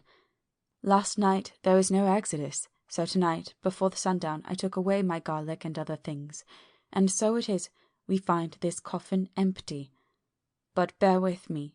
So far there is much that is strange. Wait you with me outside, unseen and unheard, and things much stranger are yet to be. So," here he shut the dark slide of his lantern, "now to the outside." He opened the door, and we filed out, he coming last and locking the door behind him. Oh, but it seemed fresh and pure in the night air after the terror of the vault. How sweet it was to see the clouds race by, and the passing gleams of the moonlight between the scudding clouds crossing and passing, like the gladness and sorrow of a man's life. How sweet it was to breathe the fresh air, that had no taint of death and decay. How humanizing to see the red lighting of the sky beyond the hill, and to hear far away the muffled roar that marks the life of a great city. Each in his own way was solemn and overcome. Arthur was silent, and was, I could see, striving to grasp the purpose and the inner meaning of the mystery. I was myself tolerably patient, and half inclined again to throw aside doubt and to accept Van Helsing's conclusions. Quincy Morris was phlegmatic in the way of a man who accepts all things, and accepts them in the spirit of cool bravery, with hazard of all he has to stake. Not being able to smoke, he cut himself a good-sized plug of tobacco, and began to chew. As to Van Helsing, he was employed in a definite way. First he took from his bag a mass of what looked like thin, wafer-like biscuit, which was carefully rolled up in a white napkin. Next he took out a double handful of some whitish stuff like dough or putty. He crumbled the wafer up fine and worked it into the mass between his hands. This he then took, and rolling into thin strips, began to lay them into crevices between the door and its setting in the tomb. I was somewhat puzzled in this, and being close, asked him what it was that he was doing. Arthur and Quincy drew near also, as they too were curious. He answered, "I am closing the tomb, so that the undead may not enter." "And is that stuff you have put there going to do it?" asked Quincy. "Great Scott! Is this a game?" "It is." "What is that which you are using?" This time the question was by Arthur. Van Helsing reverently lifted his hat as he answered, "The host. I brought it from Amsterdam. I have an indulgence." It was an answer that appalled the most sceptical of us, and we felt individually that the presence of such earnest purpose as the Professor's, a purpose which could thus use to him most sacred of things, was impossible to distrust. In respectful silence we took the places assigned to us close round the tomb, but hidden from the sight of any one approaching. I pitied the others, especially Arthur. I had myself been apprenticed by my former visits to this watching horror, and yet I, who had up to an hour ago repudiated the proofs, felt my heart sink within me. Never did tombs look so ghastly white, never did cypress or yew or juniper so seem the embodiment of funereal gloom. Never did tree or grass wave or rustle so ominously, never did bough creak so mysteriously, and never did the far-away howling of dogs send such a woeful presage through the night. There was a long spell of silence, a big aching void, and then from the Professor a keen "Tss." He pointed, and far down the avenue of yews we saw a white figure advance, a dim white figure which held something dark at its breast. The figure stopped, and at the moment a ray of moonlight fell upon the masses of driving clouds and showed in startling prominence a dark-haired woman, dressed in the cerements of the grave. We could not see the face, for it was bent down over what we saw to be a fair-haired child. There was a pause, and a sharp little cry, such as a child gives in sleep, or a dog as it lies before the fire and dreams. We were starting forward, but the Professor's warning hand, seen by us as he stood behind a yew tree, kept us back, and then as we looked the white figure moved forwards again. It was now near enough for us to see clearly, and the moonlight still held. My own heart grew cold as ice, and I could hear the gasp of Arthur as we recognized the features of Lucy Westenra. Lucy Westenra, but yet how changed! The sweetness was turned to adamantine, heartless cruelty, and the purity to voluptuous wantonness. Van Helsing stepped out, and, obedient to his gesture, we all advanced too. The four of us ranged in a line before the door of the tomb. Van Helsing raised his lantern and drew the slide. By the concentrated light that fell on Lucy's face, we could see that the lips were crimson with fresh blood, and that the stream had trickled over her chin and stained the purity of her long death-robe. We shuddered with horror. I could see by the tremulous light that even Van Helsing's iron nerve had failed. Arthur was next to me, and if I had not seized his arm and held him up, he would have fallen. When Lucy, I call the thing that was before us Lucy because it bore her shape, saw us, she drew back with an angry snarl such as a cat gives when taken unawares.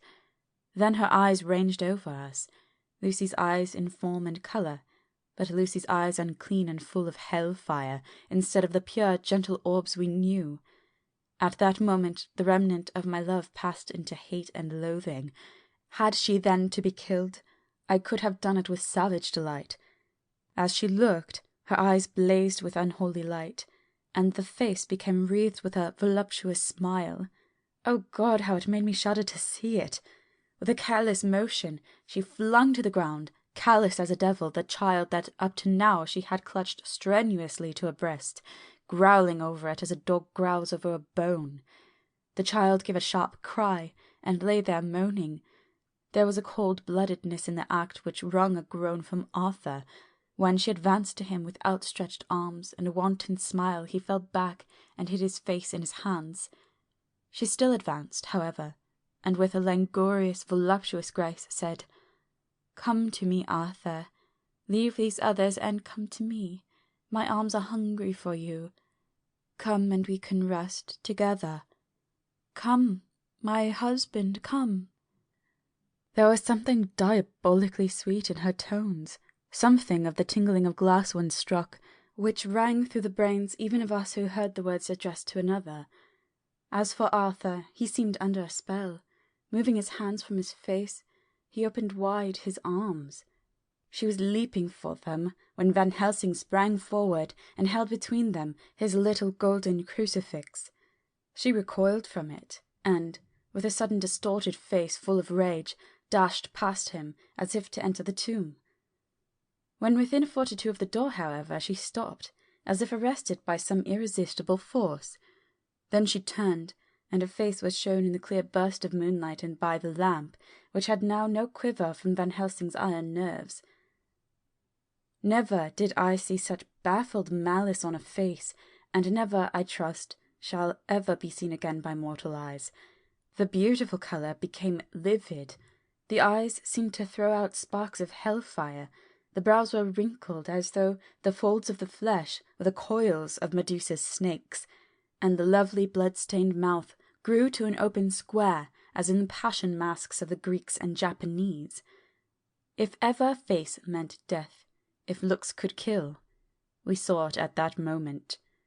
And so, for full half a minute, which seemed an eternity, she remained between the lifted crucifix and the sacred closing of her means of entry.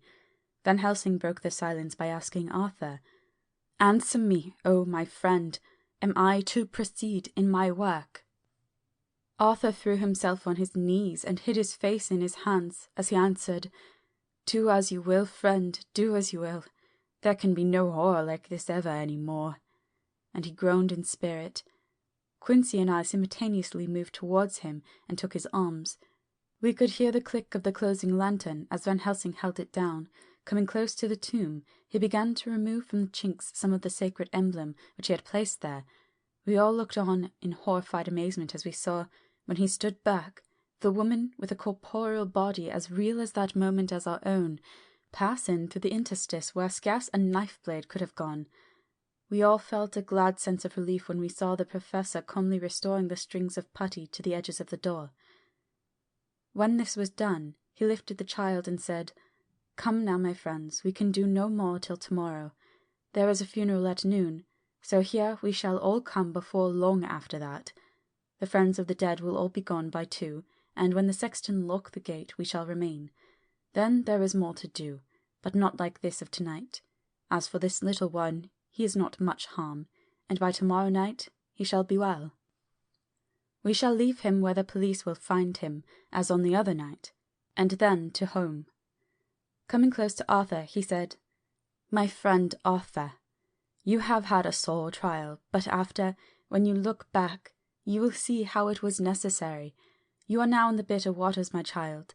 By this time tomorrow you will, please God, have passed them, and have drunk of the sweet waters. So do not mourn overmuch. Till then, I shall not ask you to forgive me." Arthur and Quincy came home with me, and we tried to cheer each other on the way. We had left the child in safety, and we were tired, so we all slept with more or less reality of sleep. 29 September, night. A little before 12 o'clock, we 3, Arthur, Quincy Morris, and myself, called for the professor. It was odd to notice that by common consent we had all put on black clothes.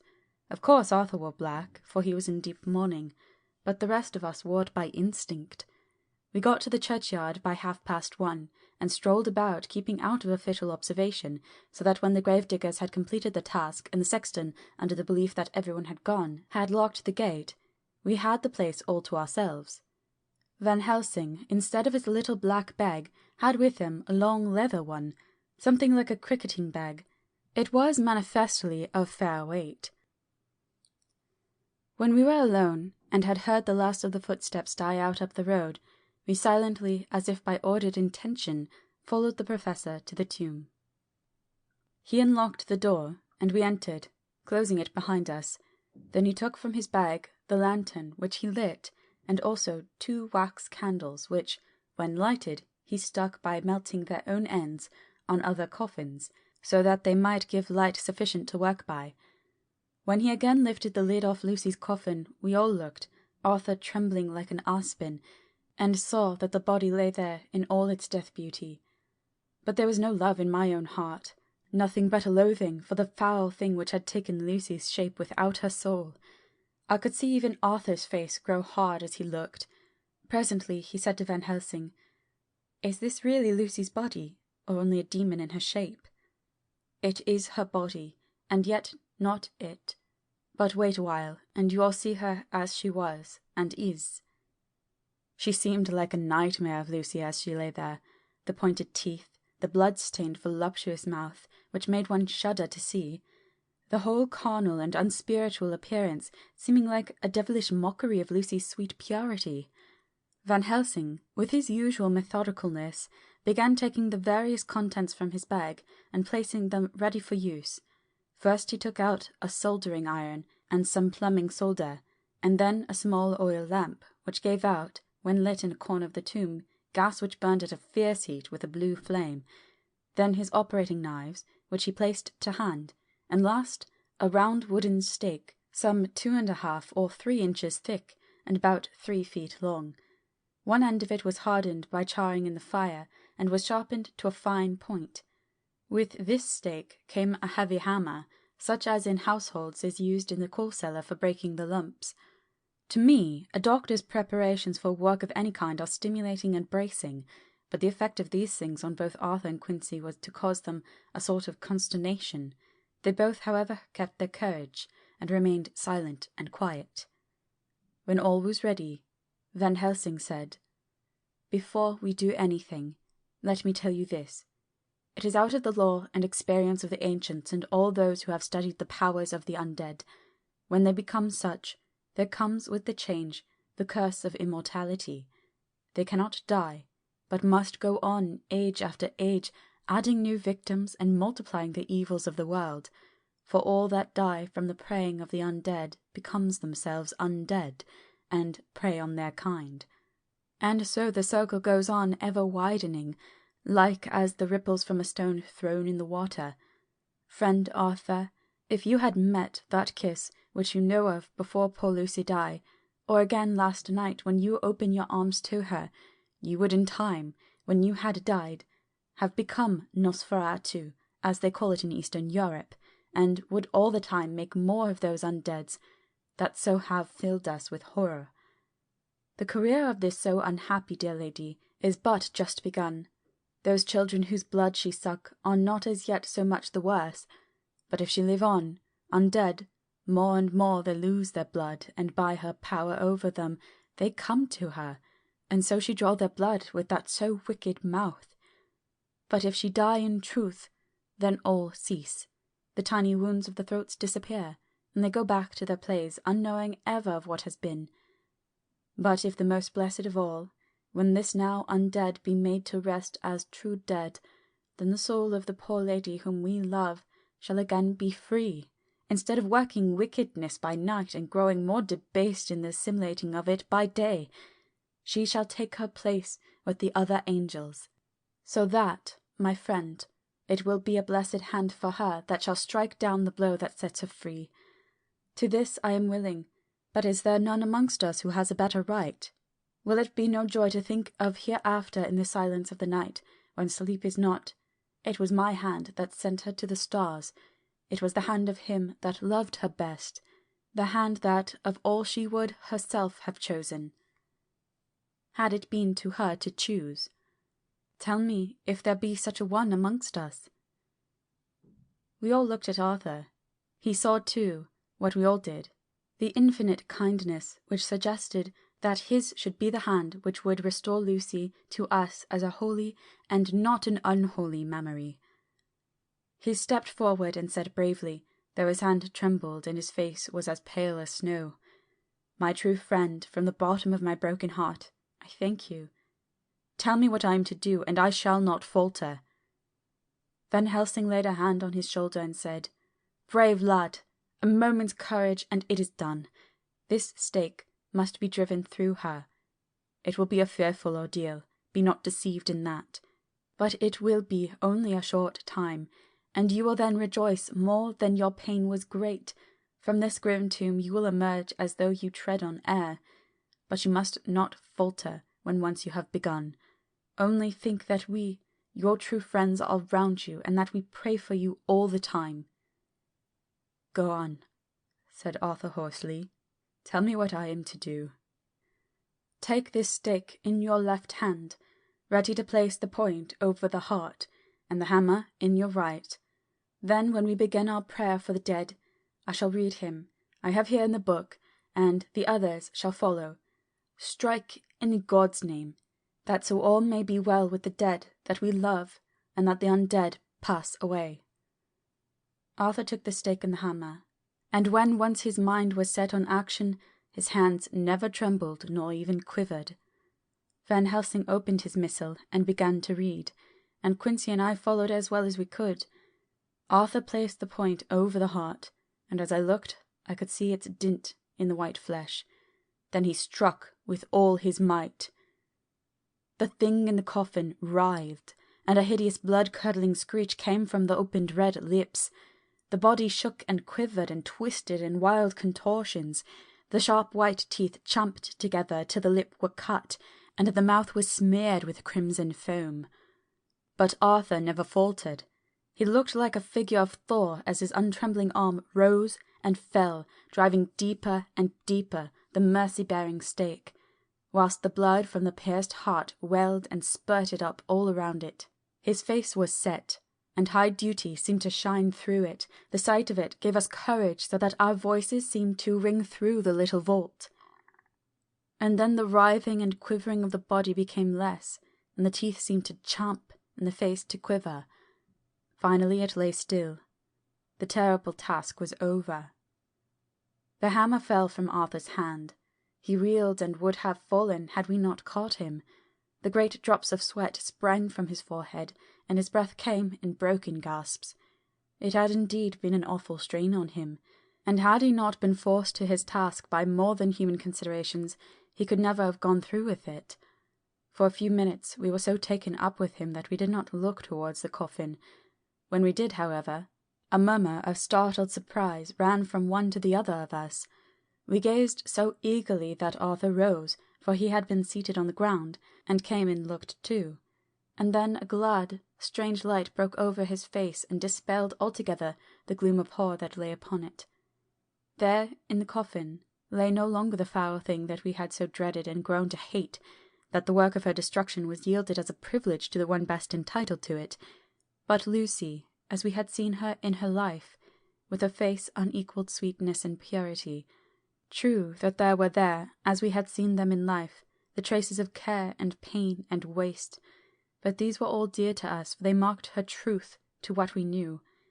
One and all we felt that the holy calm that lay like sunshine over the wasted face and form was only an earthly token, and a symbol of the calm that was to reign for ever. Van Helsing came and laid his hand on Arthur's shoulder, and said to him, "And now, Arthur, my friend, dear lad, am I not forgiven?" The reaction of the terrible strain came as he took the old man's hand in his, and raising it to his lips pressed it and said, "Forgiven! God bless you that you have given my dear one her soul again, and me peace." He put his hands on the professor's shoulder, and laying his head on his breast, cried for a while silently, whilst we stood unmoving. When he raised his head, Van Helsing said to him, "And now, my child, you may kiss her. Kiss her dead lips if you will, as she would have you to, if for her to choose. For it is not a grinning devil now, not any more a foul thing for all eternity. No longer is she the devil's undead. She is God's true dead, whose soul is with him." Arthur bent and kissed her, and then we sent him and Quincy out of the tomb, and the professor and I sawed off the top of the stake, leaving the point of it in the body. Then we cut off the head and filled the mouth with garlic. We soldered up the lid and coffin, screwed on the coffin lid, and gathering up our belongings, came away. When the professor locked the door, he gave the key to Arthur. Outside, the air was sweet, the sun shone, and the birds sang, and it seemed as if all nature were tuned to a different pitch. There was a gladness and mirth and peace everywhere, for we were at rest ourselves on one account, and we were glad, though it was with a tempered joy. Before we moved away, Van Helsing said, "Now, my friends, one step of our work is done, one the most harrowing to ourselves, but there remains a greater task. To find out the author of all this our sorrow, and to stamp him out.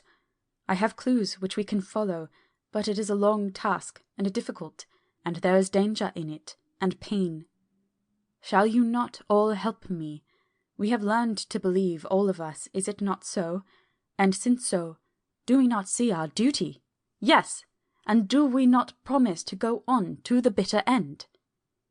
Each in turn we took his hand, and the promise was made. Then said the professor as we moved off, "2 nights hence you shall meet with me and dine together at 7 of the clock with friend John. I shall entreat 2 others, 2 that you know not as yet, and I shall be ready to all our work show and our plans unfold. Friend John, you come with me home, for I have much to consult about, and you can help me. Tonight I leave for Amsterdam, but shall return tomorrow night, and then begins our great quest. But first I shall have much to say, so that you may know what is to do and to dread. Then our promise shall be made to each other anew, for there is a terrible task before us, and once our feet are on the ploughshare, we must not draw back." Chapter 17. Dr. Seward's Diary continued. When we arrived at the Berkeley Hotel, Van Helsing found a telegram waiting for him. "Am coming up by train. Jonathan at Whitby. Important news. Mina Harker." The professor was delighted. "Ah, that wonderful Madame Mina," he said. "Pearl among women. She arrive, but I cannot stay. She must go to your house, friend John. You must meet her at the station. Telegraph her en route, so that she may be prepared." When the wire was dispatched, he had a cup of tea. Over it he told me of a diary kept by Jonathan Harker when abroad, and gave me a typewritten copy of it, as also Mrs. Harker's diary at Whitby. "Take these," he said, "and study them well. When I have returned you will be master of all the facts, and we can then better enter our inquisition. Keep them safe, for there is in them much of treasure. You will need all your faith, even you who have had such an experience as that of today. What here is told," he laid his hand heavily and gravely on the packet of papers as he spoke, "may be the beginning of the end to you and me and many another, or it may sound like the knell of the undead who walk the earth. Read all, I pray you, with the open mind, and if you can add in any way to the story here told, do so, for it is all important. You have kept a diary of all these things so strange, is it not so? Yes, then we shall go through all these together when we meet." He then made ready for his departure, and shortly after drove off to Liverpool Street. I took my way to Paddington, where I arrived about 15 minutes before the train came in. The crowd melted away, after the bustling fashion common to arrival platforms, and I was beginning to feel uneasy, lest I might miss my guest, when a sweet-faced, dainty-looking girl stepped up to me and, after a quick glance, said, "Dr. Seward, is it not?" "And you are Miss Harker," I answered at once, whereupon she held out her hand. "I knew you from the description of poor dear Lucy, but—" She stopped suddenly, and a quick blush overspread her face. The blush that rose to my own cheeks somehow set us both at ease, for it was a tacit answer to her own. I got her luggage, which included a typewriter, and we took the Underground to Fenchurch Street, after I had sent a wire to my housekeeper to have a sitting-room and a bedroom prepared at once for Mrs. Harker. In due time we arrived. She knew, of course, that the place was a lunatic asylum, but I could see that she was unable to repress a shudder when we entered. She told me that, if she might, she would come presently to my study, as she had much to say. So here I am, finishing my entry in my phonograph diary whilst I await her. As yet I have not had the chance of looking at the papers which Van Helsing left with me, though they lie open before me. I must get her interested in something, so I may have an opportunity of reading them. She does not know how precious time is, or what a task we have in hand. I must be careful not to frighten her. Here she is. Mina Harker's Journal. 29 September. After I had tidied myself, I went down to Dr. Seward's study. At the door I paused a moment, for I thought I heard him talking with someone. As, however, he had pressed me to be quick, I knocked at the door, and on his calling out, "Come in," I entered. To my intense surprise, there was no one with him. He was quite alone, and on the table opposite him was what I knew at once from the description to be a phonograph. I had never seen one, and was much interested. "I hope I did not keep you waiting," I said, "but I stayed at the door as I heard you talking and thought there was someone with you." "Oh," he replied with a smile, "I was only entering my diary." "Your diary?" I asked him in surprise. "Yes," he answered, "I keep it in this." As he spoke, he laid a hand on the phonograph. I felt quite excited over it, and blurted out, "Why, this beats even shorthand! May I hear it say something?" "Certainly," he replied with alacrity, and stood up to put it in train for speaking. Then he paused, and a troubled look overspread his face. "The fact is," he began awkwardly, "I only keep my diary in it, and as it is entirely, almost entirely, about my cases, it may be awkward. That is, I mean—" He stopped, and I tried to help him out of his embarrassment. "You helped to attend dear Lucy at the end. Let me hear how she died. For all that I know of her, I shall be very grateful. She was very, very dear to me." To my surprise, he answered, with a horror-struck look on his face, "Tell you of her death? Not for the wide world!" "Why not?" I asked, for some grave terrible feeling was coming over me. Again he paused, and I could see that he was trying to invent an excuse. At length he stammered out, "You see, I do not know how to pick out any particular part of the diary." Even while he was speaking, an idea dawned upon him, and he said with unconscious simplicity, in a different voice, and with the naivety of a child, "That's quite true upon my honour, honest Indian." I could not but smile, at which he grimaced. "I gave myself away that time," he said. "But do you know that, although I have kept the diary for months past, it never once struck me how I was going to find any particular part of it in case I wanted to look it up?" By this time my mind was made up that the diary of a doctor who attended Lucy might have something to add to the sum of our knowledge about that terrible being, and I said boldly, "Then, Dr. Seward, you had better let me copy it out for you on my typewriter." He grew to a positively deathly pallor as he said, "No, no, no! Not for all the world! I wouldn't let you know that terrible story." Then it was terrible. My intuition was right. For a moment I thought, and as my eyes ranged the room unconsciously looking for something or some opportunity to aid me, they lit on a great batch of typewriting on the table. His eyes caught the look in mine, and, without his thinking, followed their direction. As they saw the parcel, he realized my meaning. "You do not know me," I said. "When you have read those papers, my own diary and my husband's also, which I have typed, you will know me better. I have not faltered in giving every thought of my own heart in this case, but, of course, you do not know me, and I must not expect you to trust me so far." He is certainly a man of noble nature. Poor dear Lucy was right about him. He stood up and opened a large drawer, in which were arranged in order a number of hollow cylinders of metal covered with dock wax, and said, "You are quite right. I did not trust you because I did not know you. But I know you now, and let me say that I should have known you long ago. I know that Lucy told you of me. She told me of you too. May I make the only atonement in my power? Take the cylinders and hear them. The first half-dozen of them are personal to me, and they will not horrify you. Then you will know me better.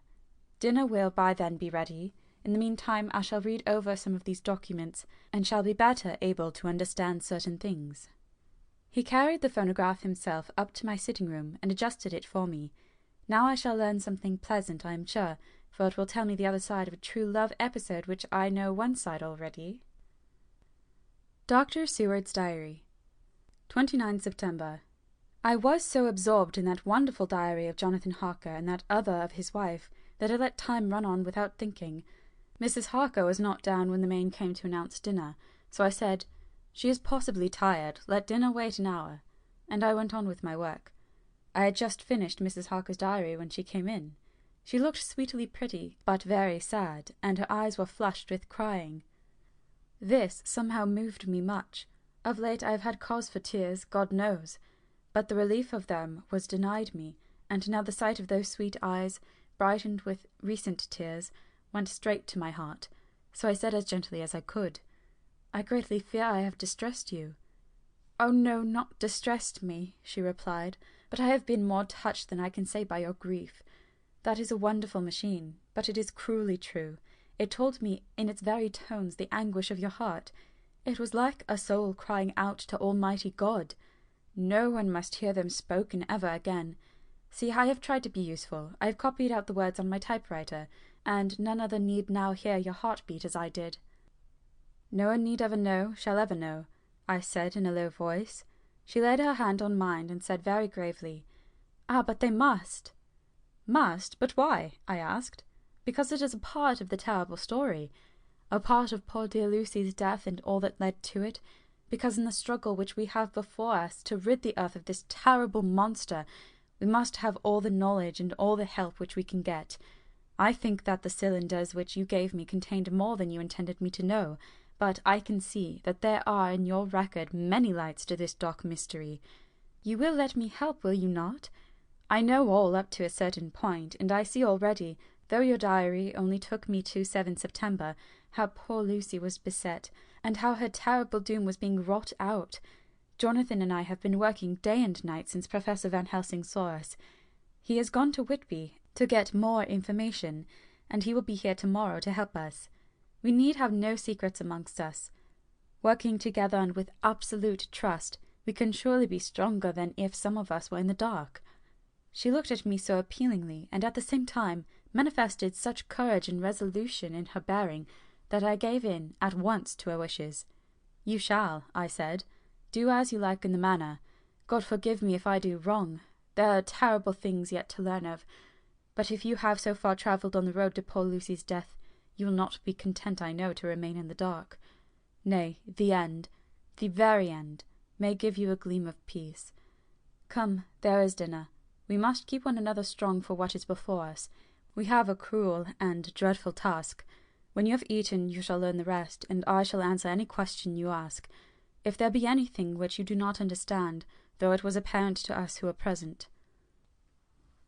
Mina Harker's Journal.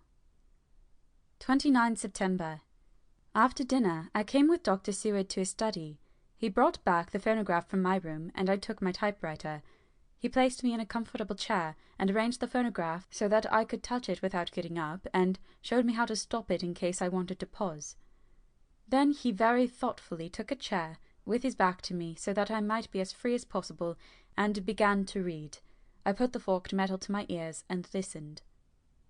When the terrible story of Lucy's death and all that followed was done, I lay back in my chair, powerless. Fortunately, I am not of a fainting disposition.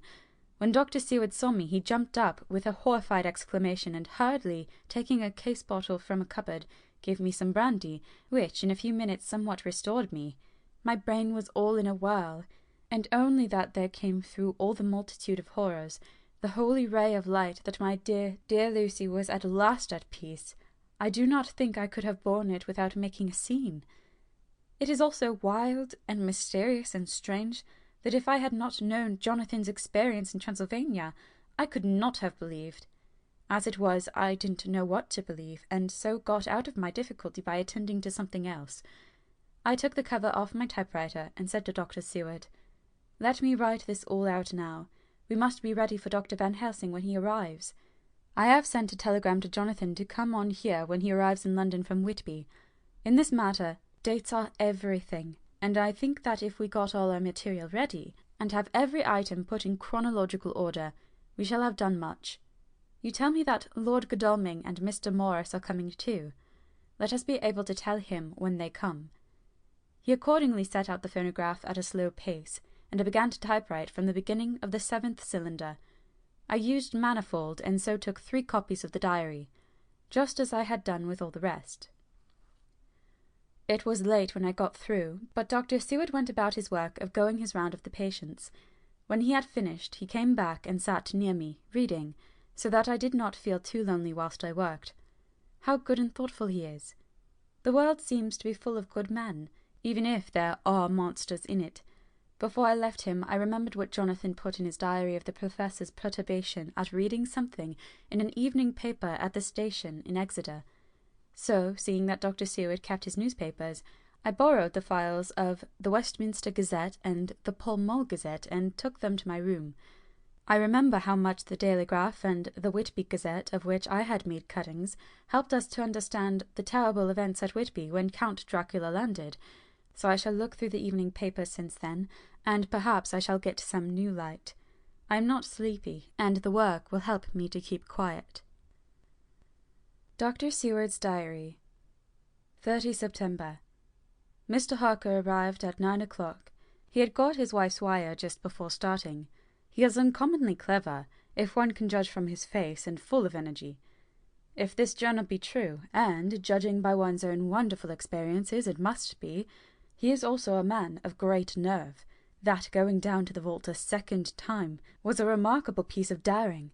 After reading his account of it, I was prepared to meet a good specimen of manhood, but hardly the quiet, business-like gentleman who came here today. Later. After lunch, Harker and his wife went back to their own room, and as I passed a while ago I heard the click of the typewriter. They are hard at it. Mrs. Harker says they are knitting together in chronological order every scrap of evidence they have. Harker has got the letters between the consignee of the boxes at Whitby and the carriers in London who took charge of them. He is now writing his wife's typescript of my diary. I wonder what they make out of it. Here it is. Strange that it never struck me that the very next house might be the Count's hiding-place. Goodness knows that we have had enough clues from the conduct of the patient Renfield. The bundle of letters relating to the purchase of the house were with the typescript. Oh, if we had only had them earlier, we might have saved poor Lucy. Stop, that way madness lies. Harker has gone back and is again collating his material. He says that by dinner-time they will be able to show the whole connected narrative. He thinks that in the meantime I should see Renfield, as hitherto he has been a sort of index to the coming and going of the Count. I hardly see this yet, but when I get at the dates I suppose I shall. What a good thing that Mrs. Harker put my cylinders into type! We could never have found the dates otherwise. I found Renfield sitting placidly in his room with his hands folded, smiling benignly. At the moment he seemed as sane as anyone I ever saw. I sat down and talked with him on a lot of subjects, all of which he treated naturally. He then, of his own accord, spoke of going home, a subject he has never mentioned, to my knowledge, during his sojourn here. In fact, he spoke quite confidently of getting his discharge at once. I believe that, had I not had the chat with Harker and read the letters and the dates of his outbursts, I should have been prepared to sign for him after a brief time of observation. As it is, I am darkly suspicious. All these outbreaks were in some way linked with proximity of the Count. What then does this absolute content mean? Can it be that his instinct is satisfied as to the vampire's ultimate triumph? Stay, he is himself Zoophagous, and in his wild ravings outside the chapel door of the deserted house he always spoke of master. This all seems confirmation of our idea. However, after a while I came away. My friend is just a little too sane at present to make it safe to probe him too deep with questions. He might begin to think, and then... So I came away. I mistrust these quiet moods of his, so I have given the attendant a hint to look closely after him, and to have a straight waistcoat ready in case of need. Jonathan Harker's Journal, 29 September. In train to London. When I received Mr. Billington's courteous message that he would give me any information in his power, I thought it best to go down to Whitby and make, on the spot, such inquiries as I wanted. It was now my object to trace that horrid cargo of the Count's to its place in London. Later, we may be able to deal with it. Billington Jr., a nice lad, met me at the station and brought me to his father's house, where they had decided that I must stay the night. They are hospitable, with true Yorkshire hospitality. Give a guest everything, and leave him free to do as he likes. They all knew that I was busy and that my stay was short, and Mr. Billington had ready in his office all the papers concerning the consignment of boxes. It gave me almost a turn to see again one of the letters which I had seen on the Count's table before I knew of his diabolical plans. Everything had been carefully thought out, and done systematically and with precision. He seemed to have been prepared for every obstacle which might be placed by accident in the way of his intentions being carried out. To use an Americanism, he had taken no chances, and the absolute accuracy with which his instructions were fulfilled was simply the logical result of his care. I saw the invoice and took note of it. 50 cases of common earth, to be used for experimental purposes. Also the copy of letter to Carter Peterson, and their reply. Of both these I got copies. This was all the information Mr. Billington could give me, so I went down to the port and saw the coastguards, the customs officers and the harbour master. They had all something to say of the strange entry of the ship, which is already taking its place in local tradition, but no one could add to the simple description 50 cases of common earth. I then saw the station master, who kindly put me in communication with the men who had actually received the boxes. The tally was exact with the list, and they had nothing to add except that the boxes were main and mortal heavy, and that shifting them was dry work. One of them added that it was hard lines that there wasn't any gentleman, such as yourself, squire, to show some sort of appreciation of their efforts in a liquid form. Another put in a rider that the thirst then generated was such that even the time which had elapsed had not completely allayed it. Needless to add, I took care before leaving to lift, for ever and adequately, this source of reproach. 30 September. The station master was good enough to give me a line to his old companion, the station master at King's Cross, so that, when I arrived there in the morning, I was able to ask him about the arrival of the boxes.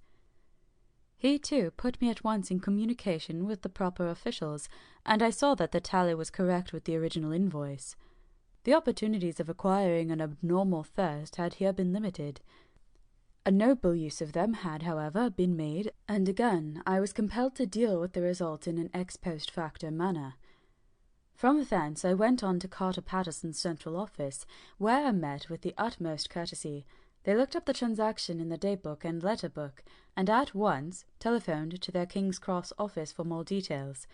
By good fortune, the men who did the teaming were waiting for work, and the official at once sent them over, sending also by one of them the way-bill and all the papers connected with the delivery of the boxes at Carfax. Here again I found the tally agreeing exactly. The carrier's men were able to supplement the paucity of the written words with few details. These were, I shortly found, connected almost solely with the dusty nature of the job, and of the consequent thirst engendered in the operators. On my affording an opportunity, through the medium of the currency of the realm, of the allaying, at a later period, this beneficial evil, one of the men remarked, "That 'ere house, governor, is the roomiest I ever was in. Blime me, but it ain't been touched since 100 years. There was just that thick in the place that you might have slept on it without hurting out your bones, and the place was that neglected that you might have smelled old Jerusalem in it. But the old chapel, that took the kike, that did. Me and my mate, we thought we wouldn't never get out quick enough. Lor, I wouldn't take less nor quit a moment to stay there arter dark." Having been in the house, I could well believe him, but if he knew what I know, he would, I think, have raised his terms. Of one thing I am now satisfied, that all the boxes which arrived at Whitby from Varna in the Demeter were safely deposited in the old chapel at Carfax. There should be 50 of them there, unless any have since been removed, as from Dr. Seward's diary, I fear. I shall try to see the carter who took away the boxes from Carfax when Renfield attacked them. By following up this clue, we may learn a good deal. Later. Mina and I have worked all day, and we have put all the papers into order. Mina Harker's Journal. 30 September. I am so glad that I hardly know how to contain myself. It is, I suppose, the reaction from the haunting fear which I have had, that this terrible affair and the reopening of his old wounds might act detrimentally on Jonathan. I saw him leave for Whitby with as brave a face as I could, but I was sick with apprehension. The effort has, however, done him good. He was never so resolute, never so strong, never so full of volcanic energy as at present. It is just as that dear, good Professor Van Helsing said. He is true grit, and he improves under strain that would kill a weaker nature. He came back full of life and hope and determination. We have got everything in order for tonight. I feel myself quite wild with excitement. I suppose one ought to pity anything so hunted as the Count. That is just it. This thing is not human, not even beast. To read Dr. Seward's account of poor Lucy's death, and what followed, is enough to dry up the springs of pity in one's heart. Later. Lord Godalming and Mr. Morris arrived earlier than we expected. Dr. Seward was out on business, and had taken Jonathan with him, so I had to see them. It was to me a painful meeting, for it brought back all poor dear Lucy's hopes of only a few months ago. Of course they had heard Lucy speak of me, and it seemed that Dr. Van Helsing too has been quite blowing my trumpet, as Mr. Morris expressed it. Poor fellows, neither of them is aware that I know all about the proposals they made to Lucy. They did not quite know what to say or do, as they were ignorant of the amount of my knowledge, so they had to keep on neutral subjects. However, I thought the matter over, and came to the conclusion that the best thing I could do would be to post them in affairs right up to date. I knew from Dr. Seward's diary that they had been at Lucy's death, her real death, and that I need not fear to betray any secret before the time. So I told them, as well as I could, that I had read all the papers and diaries, and that my husband and I, having typewritten them, had just finished putting them in order. I gave them each a copy to read in the library. When Lord Godalming got his and turned it over, "It does make a pretty good pile," he said. "Did you write all this, Mrs. Harker?" I nodded, and he went on. "I don't quite see the drift of it, but you people are all so good and kind, and have been working so earnestly and so energetically that all I can do is to accept your ideas blindfold and try to help you. I have had one lesson already in accepting facts that should make a man humble to the last hour of his life. Besides, I know you loved my poor Lucy." Here he turned away and covered his face with his hands. I could hear the tears in his voice. Mr. Morris, with instinctive delicacy, just laid a hand for a moment on his shoulder, and then walked quietly out of the room. I suppose there is something in woman's nature that makes a man free to break down before her and express his feelings on the tender or emotional side without feeling it derogatory to his manhood. For when Lord Godalming found himself alone with me, he sat down on the sofa and gave way utterly and openly. I sat down beside him and took his hand. I hope he didn't think it forward of me, and that if he ever thinks of it afterwards he will never have such a thought. There I wrong him. I know he never will. He is too true a gentleman. I said to him, for I could see that his heart was breaking, "I loved dear Lucy, and I know what she was to you, and what you were to her. She and I were like sisters, and now she is gone.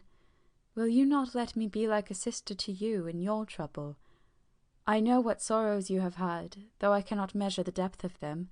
If sympathy and pity can help in your affliction, won't you let me be of some little service, for Lucy's sake?" In an instant the poor dear fellow was overwhelmed with grief. It seemed to me that all that he had of late been suffering in silence found a vent at once. He grew quite hysterical, and raising his open hands, beat his palms together in a perfect agony of grief. He stood up and then sat down again, and the tears rained down his cheeks. I felt an infinite pity for him, and opened my arms unthinkingly. With a sob he laid his head on my shoulder and cried like a wearied child, whilst he shook with emotion. We women have something of the mother in us that makes us rise above smaller matters when the mother spirit is invoked. I felt this big sorrowing man's head resting on me, as though it were that of the baby that some day may lie on my bosom, and I stroked his hair as though he were my own child. I never thought at the time how strange it all was. After a little bit his sobs ceased, and he raised himself with an apology, though he made no disguise of his emotion. He told me that for days and nights past, weary days and sleepless nights, he had been unable to speak with anyone, as a man must speak in his time of sorrow. There is no woman whose sympathy could be given to him, or with whom, owing to the terrible circumstances with which his sorrow was surrounded, he could speak freely. "I know now how I suffered," he said as he dried his eyes, "but I do not know even yet, and none other can ever know, how much your sweet sympathy has been to me today. I shall know better in time, and believe me that, though I am not ungrateful now, my gratitude will grow with my understanding. You will let me be like a brother, will you not, for all our lives, for dear Lucy's sake?" "For dear Lucy's sake," I said as we clasped hands. "Ay, and for your own sake," he added. "For if a man's esteem and gratitude are ever worth the winning, you have won mine today. If ever the future shall bring to you a time when you need a man's help, believe me, you will not call in vain.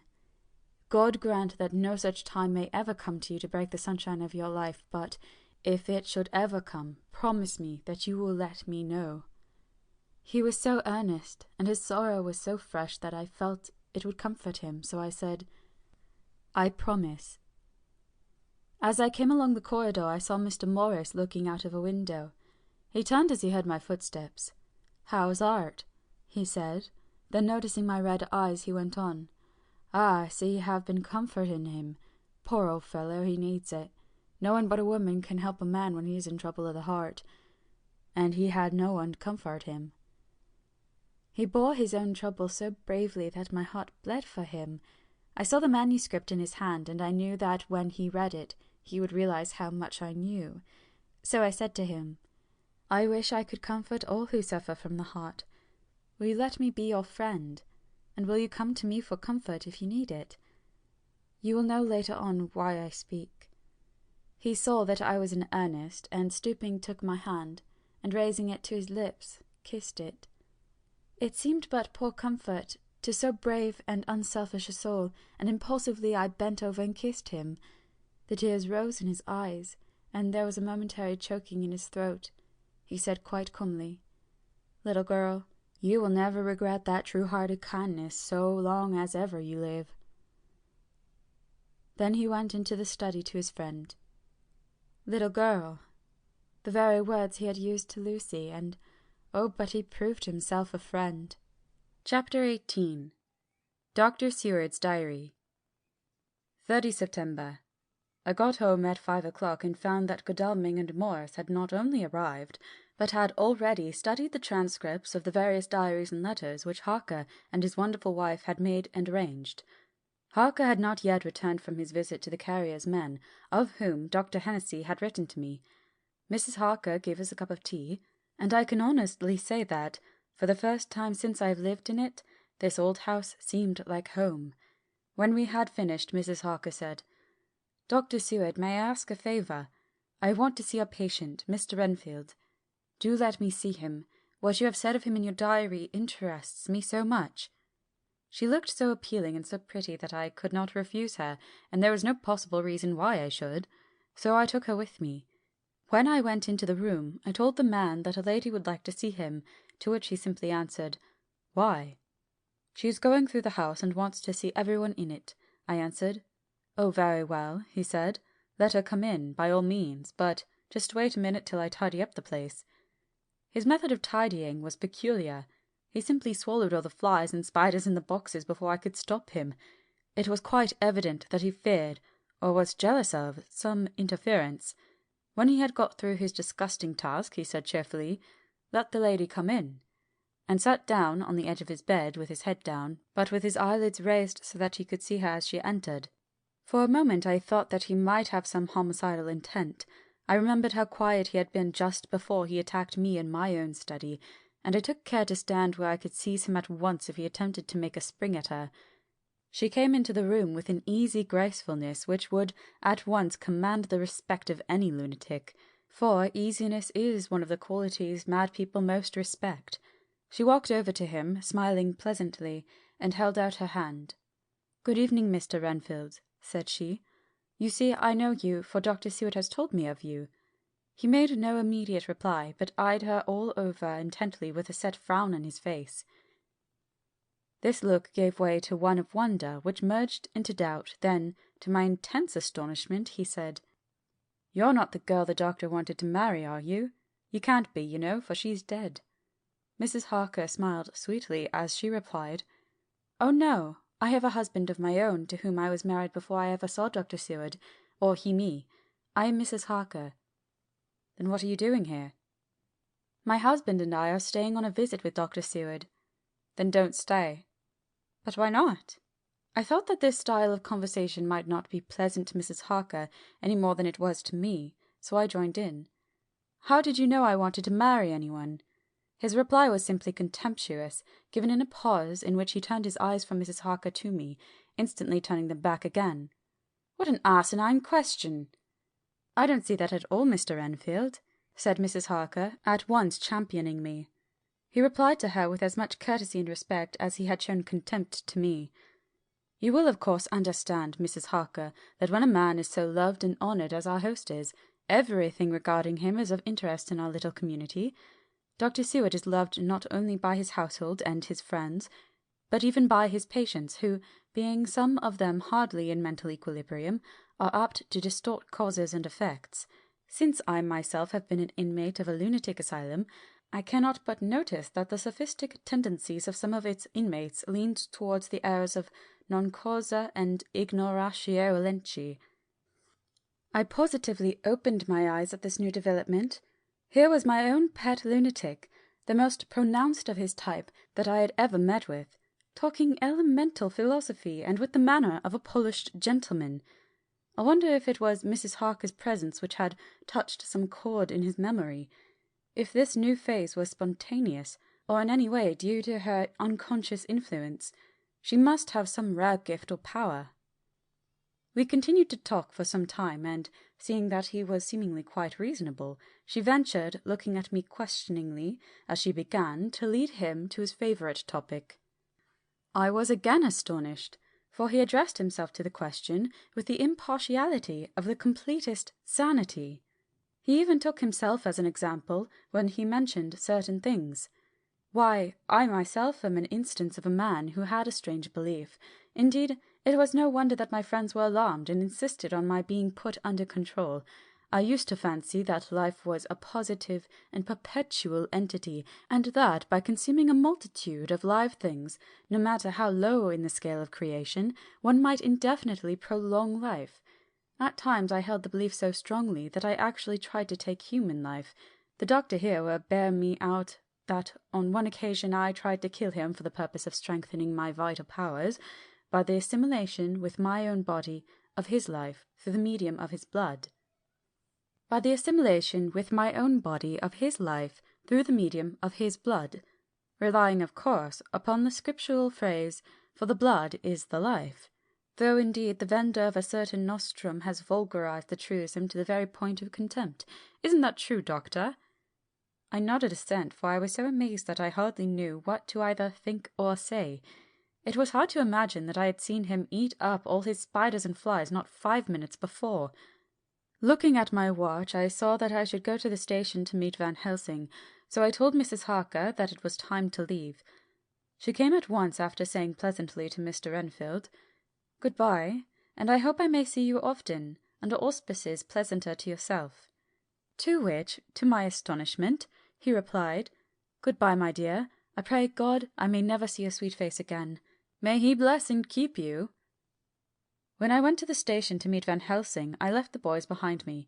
Poor Art seemed more cheerful than he has been since Lucy first took ill, and Quincy is more like his own bright self than he has been for many a long day. Van Helsing stepped from the carriage with the eager nimbleness of a boy. He saw me at once and rushed up to me, saying, "Ah, friend John, how goes all? Well? So, I have been busy, for I come here to stay if need be. All affairs are settled with me, and I have much to tell. Madam Mina is with you? Yes, and her so fine husband?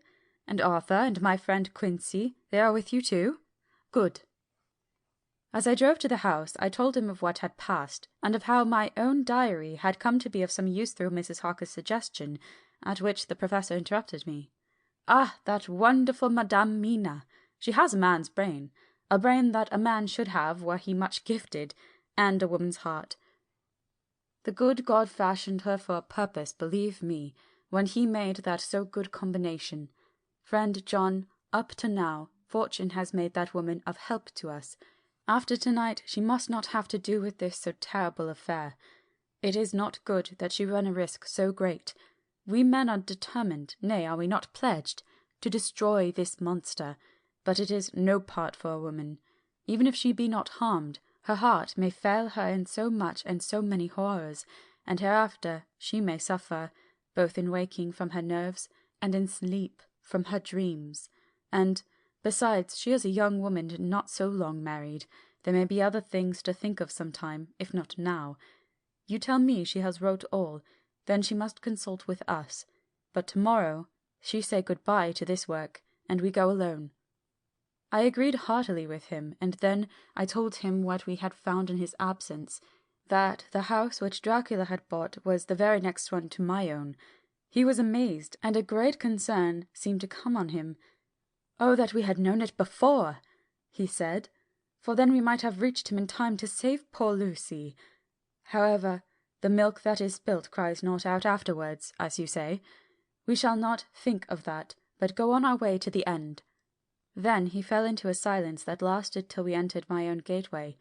Before we went to prepare for dinner, he said to Mrs. Harker, "I am told, Madame Mina, by my friend John, that you and your husband have put up in exact order all things that have been up to this moment."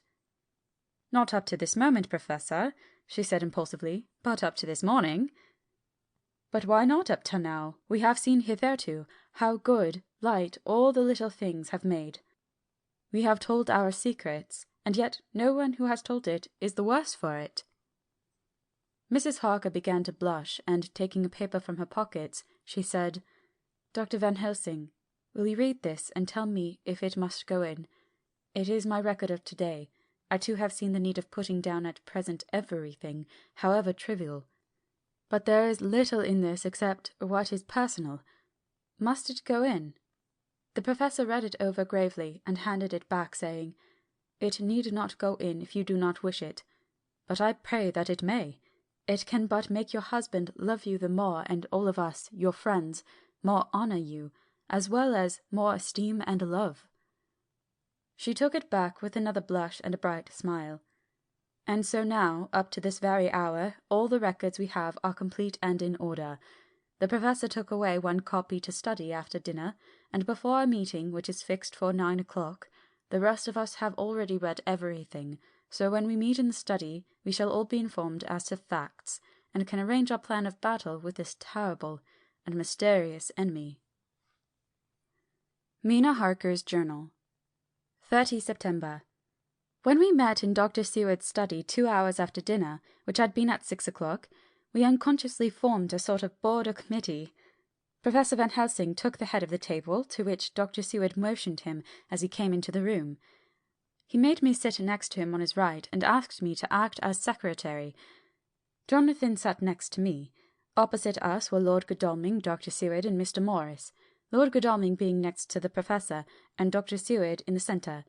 The professor said, "I may, I suppose, take it that we are all acquainted with the facts that are in these papers." We all expressed assent, and he went on. "Then it were, I think, good that I tell you something of the kind of enemy with which we have to deal. I shall then make it known to you something of the history of this man, which has been ascertained for me. So we may then discuss how we shall act, and can take our measure accordingly. There are such beings as vampires. Some of us have evidence that they exist. Even had we not the proof of our own unhappy experience, the teachings and the records of the past give proof enough for sane peoples. I admit that at the first I was sceptic, were it not that through long years I have trained myself to keep an open mind. I could not have believed until such time as that fact thunder on my ear. See, I prove. Alas, had I known at the first what I know now, nay, had I even guessed at him, one so precious life had been spared to many of us who did love her.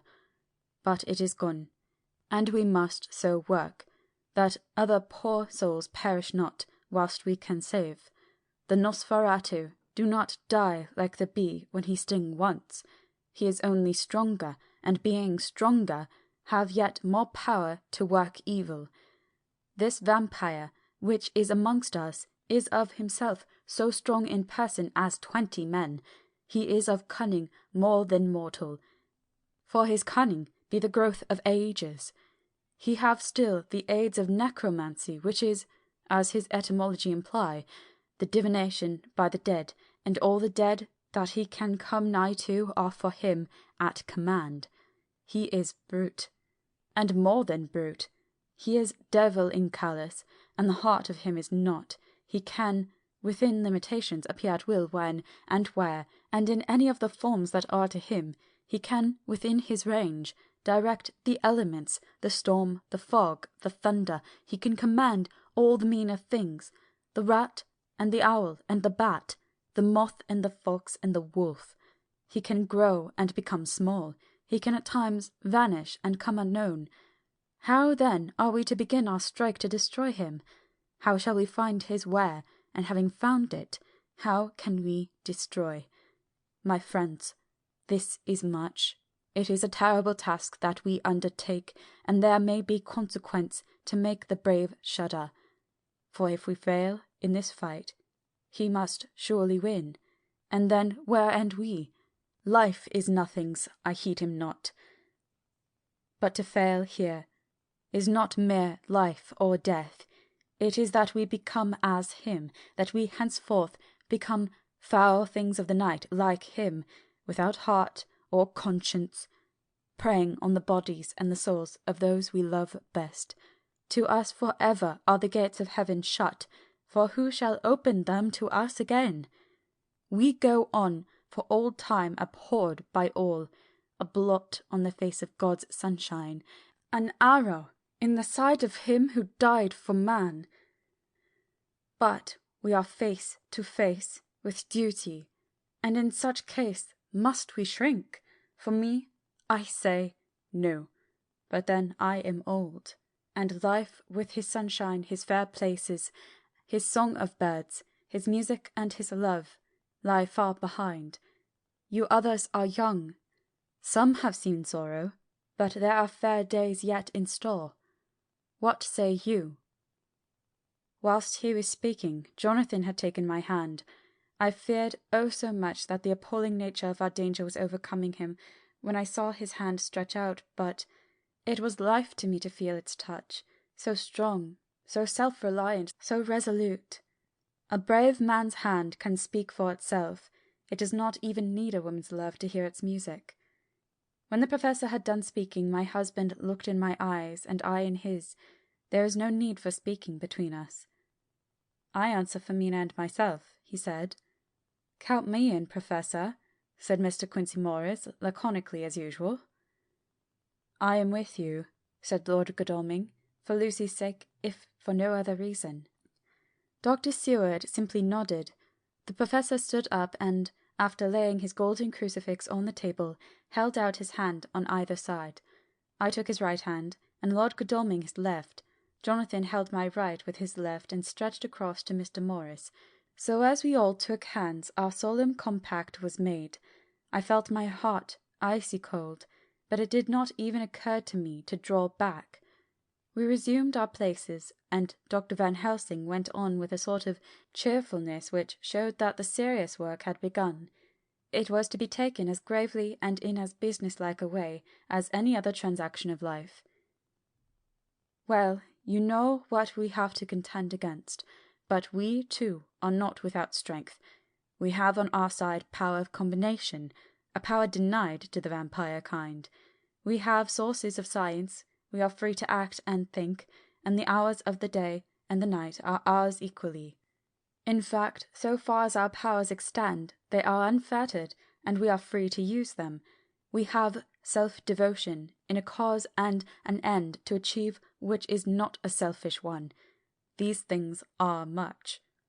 Now, let us see how far the general powers arrayed against us are restrict, and how the individual cannot. In fact, let us consider the limitations of the vampire in general, and of this one in particular. All we have to go upon are traditions and superstitions. These do not at the first appear much. When the matter is one of life and death, nay, of more than either life or death. Yet must we be satisfied, in the first place because we have to be, no other means is at our control, and secondly, because after all, these things, tradition and superstition, are everything. Does not the belief in vampires rest for others, though not, alas, for us, on them? A year ago, which of us would have received such a possibility in the midst of our scientific, sceptical, matter-of-fact 19th century? We even scouted a belief that we saw justified under our very eyes. Take it, then, that the vampire and the belief in his limitations and his cure rest for the moment on the same base. For let me tell you, he is known everywhere that men have been.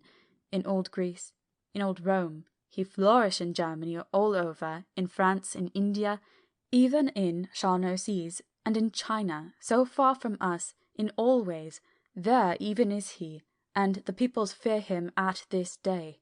We have followed the wake of the berserker Icelander, the devil-begotten Hun, the Slav, the Saxon, the Magyar.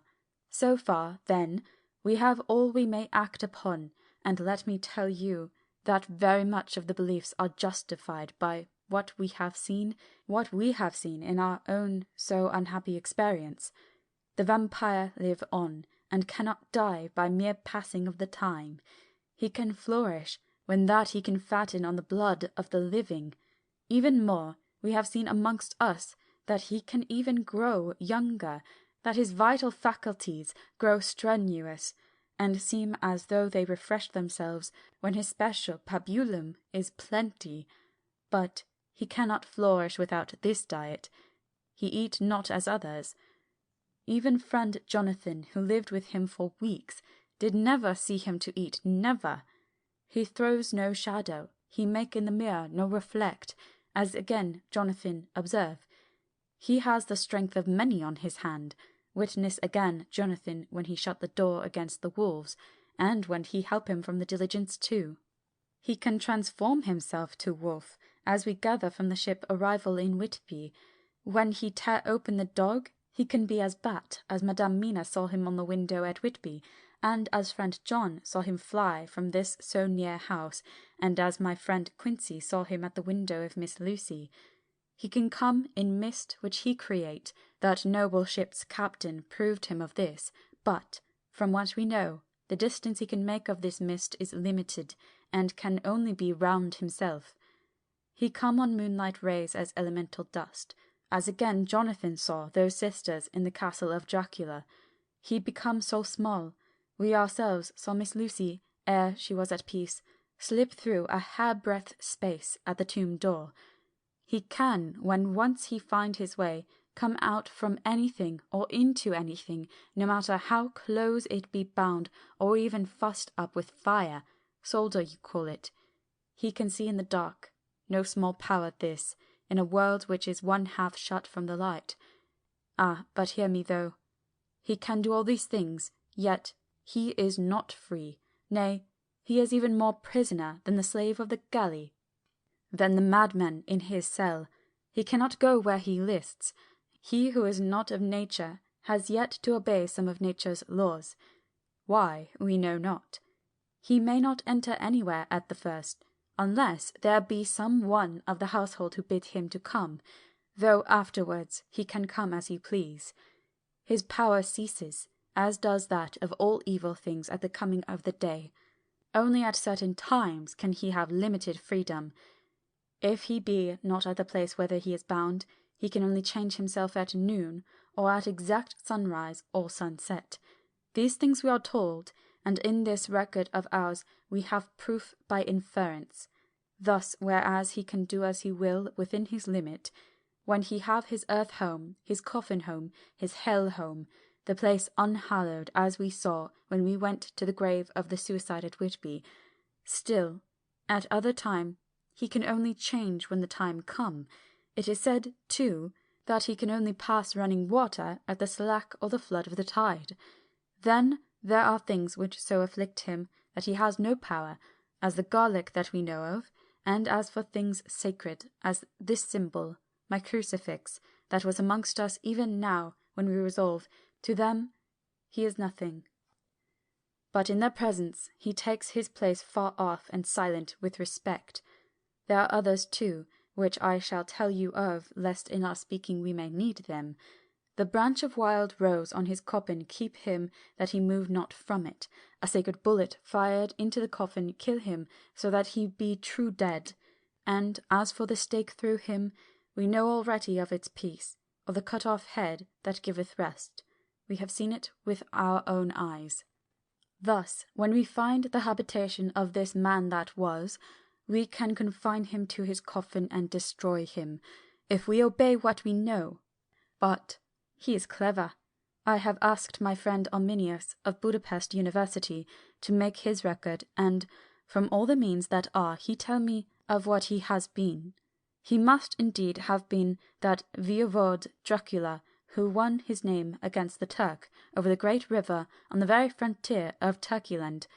If it be so, then he was no common man, for in that time, and for centuries after, he was spoken of as the cleverest and the most cunning, as well as the bravest of the sons of the land beyond the forest. That mighty brain and that iron resolution went with him to his grave, and are even now arrayed against us. The Draculas were, says Arminius, a great and noble race, though now and again were scions, who were held by their covils to have had dealings with the evil one. They learned his secrets in the Scholomance, amongst the mountains over Lake Hermanstadt, where the devil claims the 10th scholar as his due.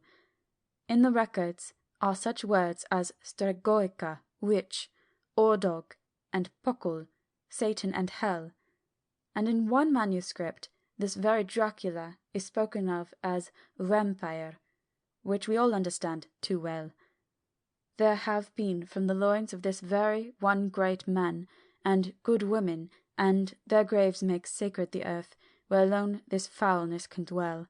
For it is not the least of its towers that this evil thing is rooted deep in all good. In soil barren of holy memories it cannot rest. Whilst they were talking, Mr. Morris was looking steadily at the window, and he now got up quietly and went out of the room. There was a little pause, and the professor went on. And now we must settle what we do. We have here much data, and we must proceed to lay out our campaign.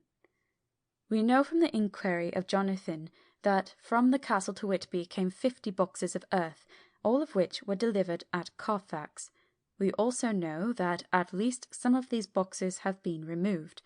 It seems to me that our first step should be to ascertain whether all the rest remain in the house beyond that wall where we look today, or whether any more have been removed.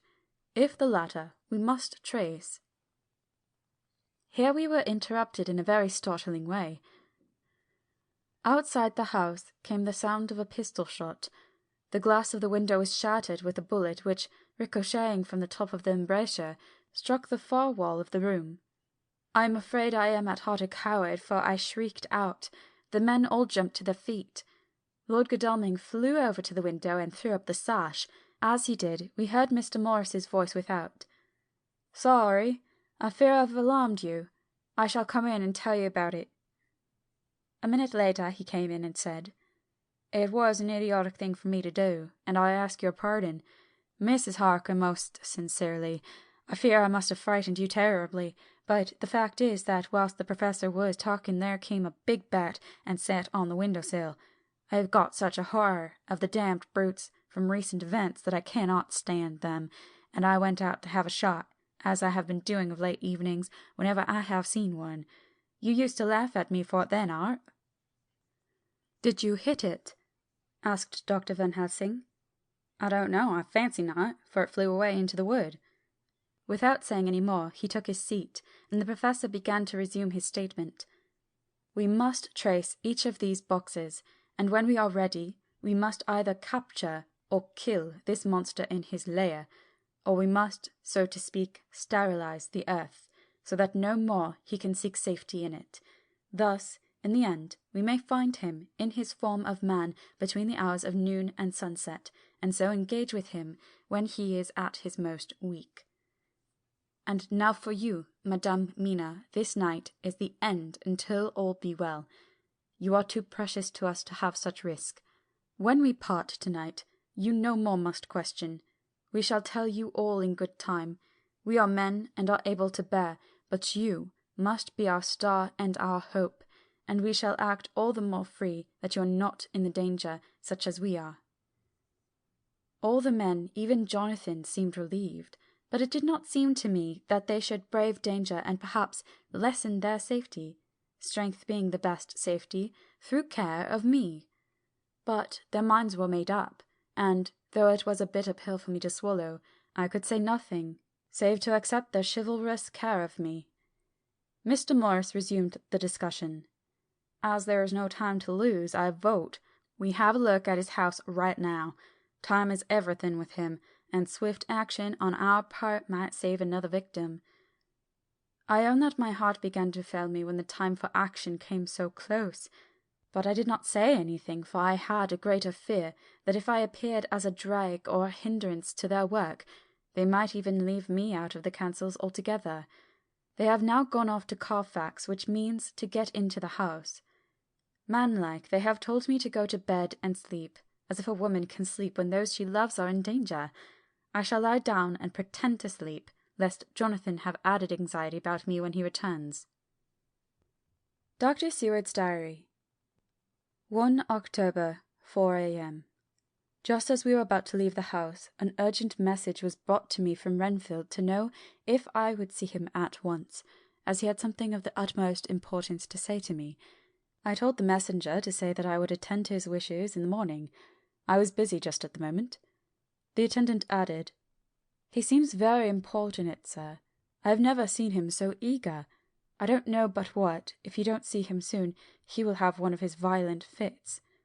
I knew the man would not have said this without some cause, so I said, "All right, I'll go now," and I asked the others to wait a few minutes for me, as I had to go and see my patient. "Take me with you, friend John," said the professor. "His case in your diary interests me much, and it had bearing, too, now and again, on our case.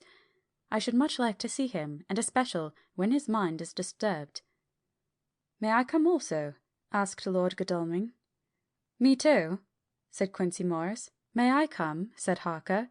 I nodded, and we all went down the passage together. We found him in a state of considerable excitement, but far more rational in his speech and manner than I had ever seen him. There was an unusual understanding of himself, which was unlike anything I had ever met in a lunatic, and he took it for granted that his reasons would prevail with others entirely sane. We all four went into the room, but none of the others at first said anything. His request was that I would at once release him from the asylum and send him home. This he backed up with arguments regarding his complete recovery, and adduced to his own existing sanity. "I appeal to your friends," he said.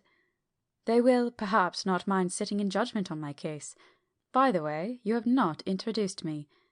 I was so much astonished that the oddness of introducing a madman in an asylum did not strike me at the moment, and, besides, there was a certain dignity in the man's manner, so much of the habit of equality, that I at once made the introduction.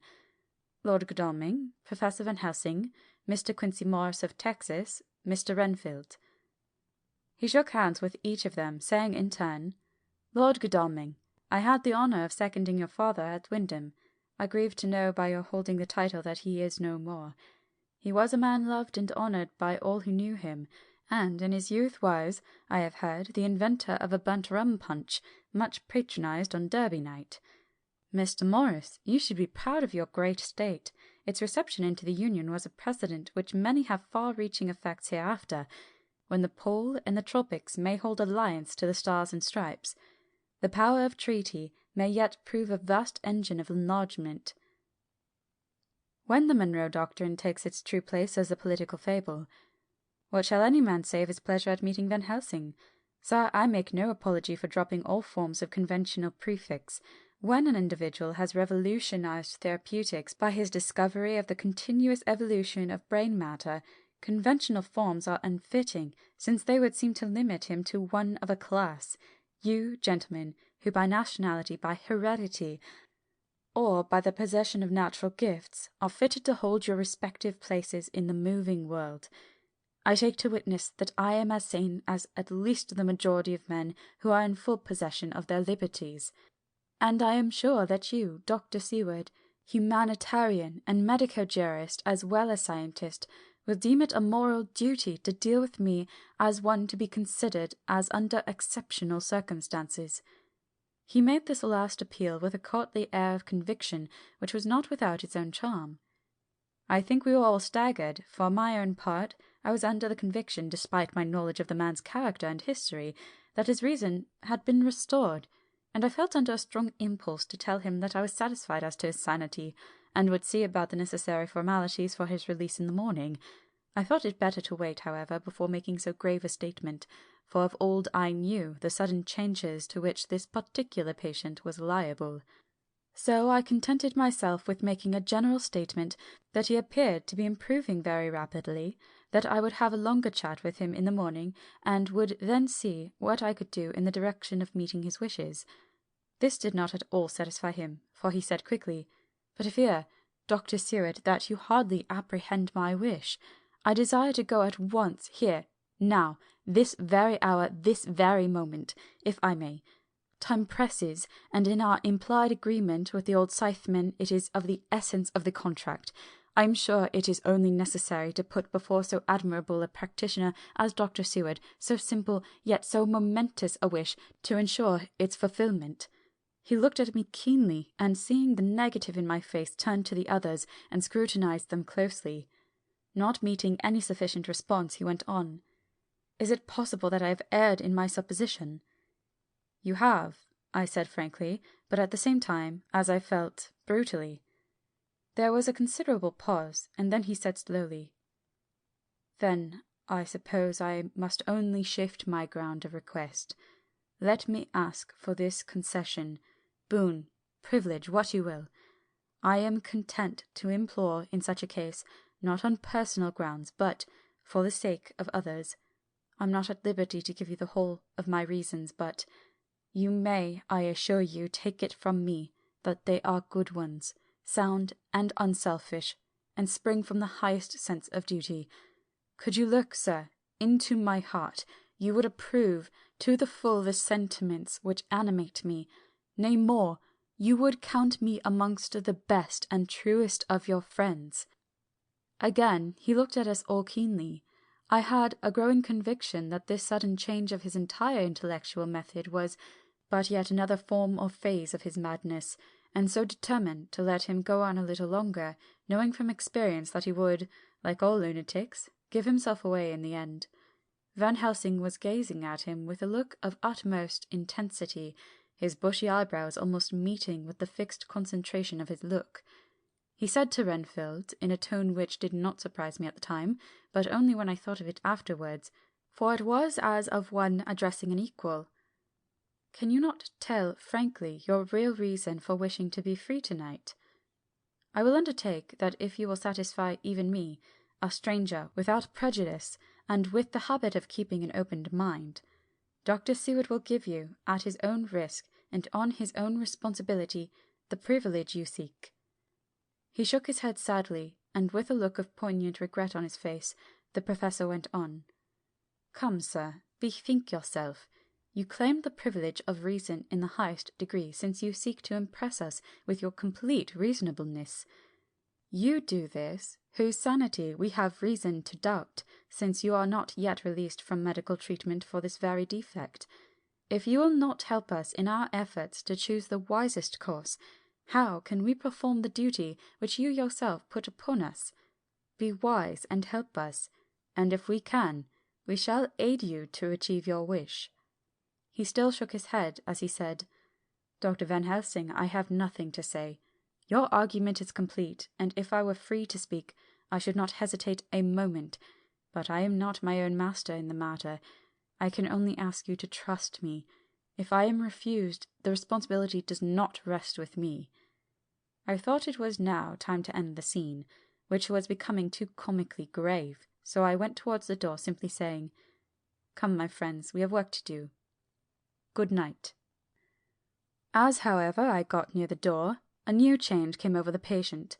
He moved towards me so quickly that for the moment I feared that he was about to make another homicidal attack. My fears, however, were groundless, for he held up his 2 hands imploringly and made his petition in a moving manner. As he saw that the very excess of his emotion was militating against him, by restoring us more to our old relations, he became still more demonstrative. I glanced at Van Helsing and saw my conviction reflected in his eyes, so I became a little more fixed in my manner, if not more stern, and motioned to him that his efforts were unavailing. I had previously seen something of the same constantly growing excitement in him when he had to make some request of which at the time he had thought much, such, for instance, as when he wanted a cat, and I was prepared to see the collapse into the same sullen acquiescence on this occasion. My expectation was not realized, for when he found that his appeal would not be successful, he got into quite a frantic condition.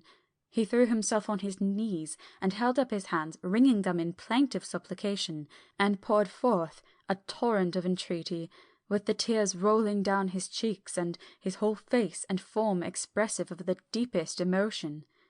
"Let me entreat you, Dr. Seward, oh, let me implore you to let me out of this house at once. Send me away how you will, and where you will. Send keepers with me with whips and chains. Let them take me in a strait waistcoat, manacled and leg ironed, even to a jail. But let me go out of this. You don't know what you do by keeping me here. I am speaking from the depths of my heart, of my very soul. You do not know whom you wrong or how, and I may not tell. Woe is me, I may not tell. By all you hold sacred, by all you hold dear, by your love that is lost, by your hope that lives, for the sake of the Almighty, take me out of this and save my soul from guilt. Can't you hear me, man? Can't you understand? Will you never learn? Don't you know that I am sane and earnest now, that I am no lunatic in a mad fit, but the sane man fighting for his soul? Oh, hear me! Hear me! Let me go! Let me go! Let me go!" I thought that the longer this went on, the wilder he would get, and so would bring on a fit, so I took him by the hand and raised him up. "Come," I said sternly. "No more of this. We have had quite enough already. Get to your bed and try to behave more discreetly." He suddenly stopped and looked at me intently for several moments. Then, without a word, he rose and, moving over, sat down on the side of the bed. The collapse had come, as on former occasion, just as I had expected. When I was leaving the room, last of our party, he said to me in a quiet, well-bred voice, "You will, I trust, Dr. Seward, do me the justice to bear in mind, later on, that I did what I could to convince you tonight." Chapter 19. Jonathan Harker's Journal. 1 October, 5 a.m. I went with the party to the search with an easy mind, for I think I never saw Mina so absolutely strong and well. I am so glad that she consented to hold back and let us men do the work. However, it was a dread to me that she was in this fearful business at all, but now that her work is done, and that it is due to her energy and brains and foresight that the whole story is put together in such a way that every point tells, she may well feel that her part is finished, and that she can henceforth leave the rest to us. We were, I think, all a little upset by the scene with Mr. Renfield. When we came away from his room, we were silent till we got back to the study. Then Mr. Moore said to Dr. Seward, "Say, Jack, if that man wasn't attempting a bluff, he is about the sanest lunatic I ever saw.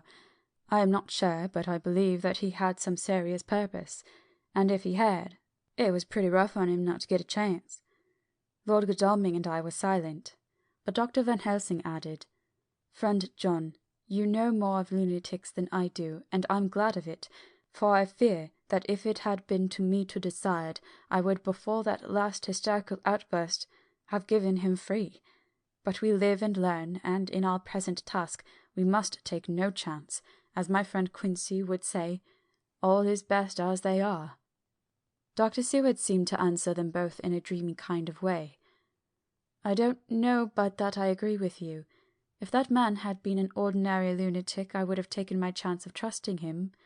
but he seems so mixed up with the Count in an indexy kind of way that I am afraid of doing anything wrong by helping his fads. I can't forget how he prayed with almost equal fervour for a cat, and then tried to tear my throat out with his teeth. Besides, he called the Count Lord and Master, and he may want to get out to help him in some diabolical way. That horrid thing has the wolves and the rats and his own kind to help him, so I suppose he isn't above trying to use a respectable lunatic. He certainly did seem earnest, though. I only hope we have done what is best. These things, in conjunction with the wild work we have in hand, help to unnerve a man. The Professor stepped over, and, laying his hand on his shoulder, said in his grave kindly way, "Friend John, have no fear. We are trying to do our duty in a very sad and terrible case. We can only do as we deem best. What else have we to hope for except the pity of the good God?" Lord Godalming had slipped away for a few minutes, but now he returned. He held up a little silver whistle as he remarked, "That old place may be full of rats, and if so, I've got an antidote on call." Having passed the wall, we took our way to the house, taking care to keep in the shadows of the trees on the lawn when the moonlight shone out. When we got to the porch, the Professor opened his bag and took out a lot of things, which he had laid on the step, sorting them into 4 little groups, evidently one for each. Then he spoke. "My friends, we are going into a terrible danger, and we need arms of many kinds. Our enemy is not merely spiritual. Remember that he has the strength of 20 men, and that our necks or our windpipes are of the common kind, and therefore breakable or crushable. His are not amenable to mere strength.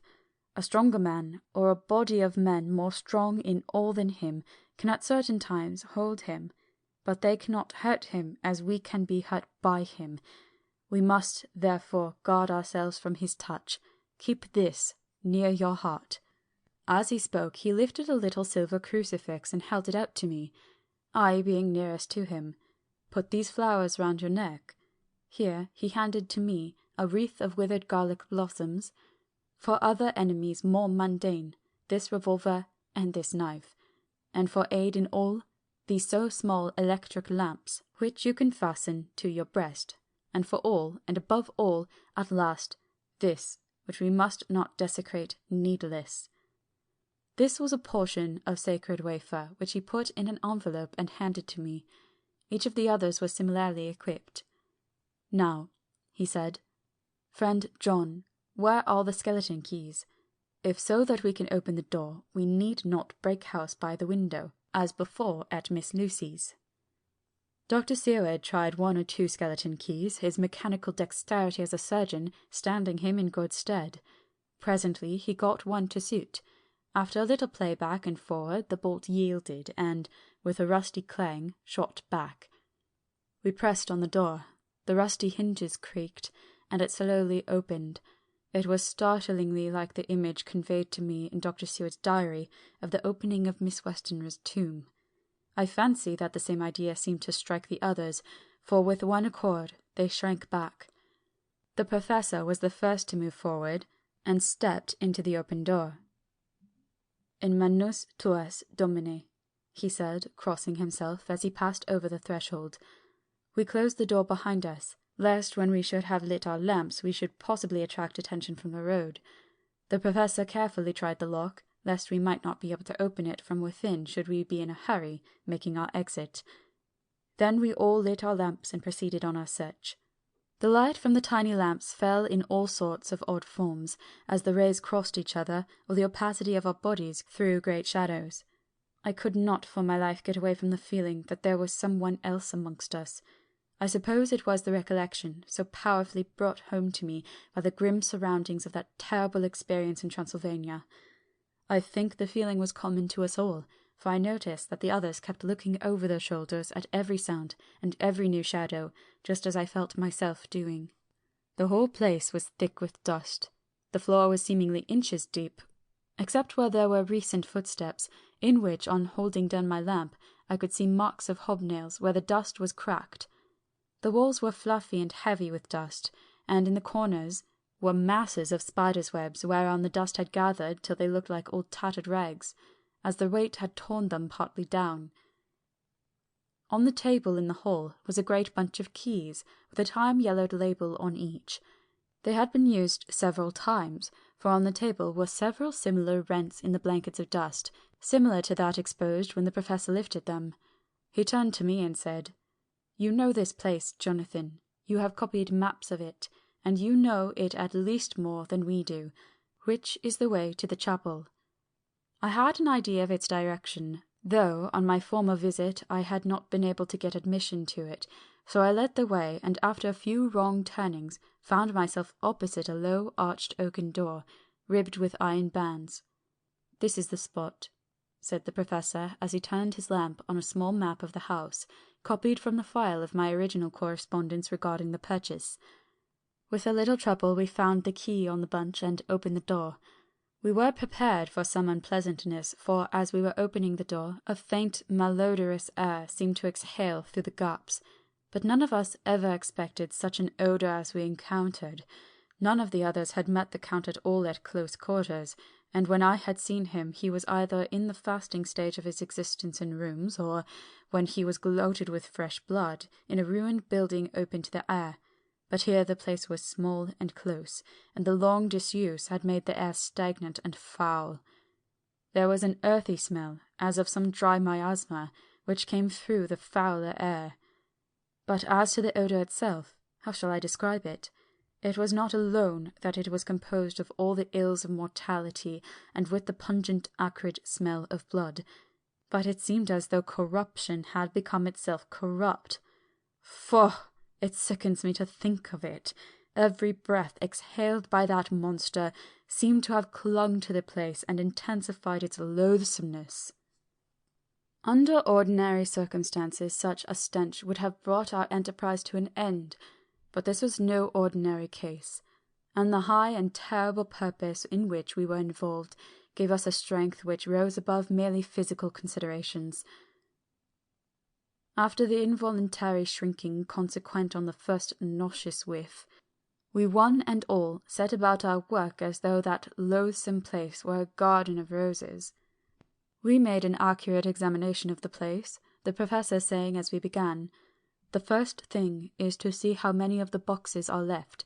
We must then examine every hole and corner and cranny, and see if we cannot get some clue as to what has become of the rest."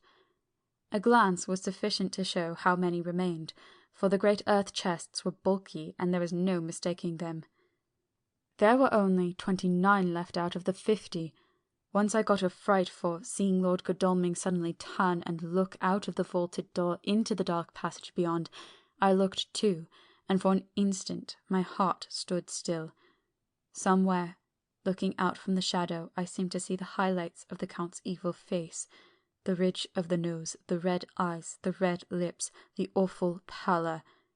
It was only for a moment, for, as Lord Godalming said, I thought I saw a face, but it was only the shadows, and resumed his inquiry. I turned my lamp in the direction and stepped into the passage.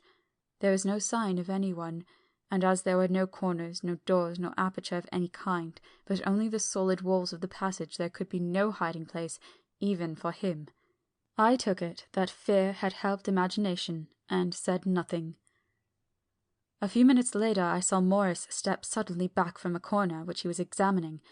We all followed his movement with our eyes, for undoubtedly some nervousness was growing on us, and we saw a whole mass of phosphorescence which twinkled like stars.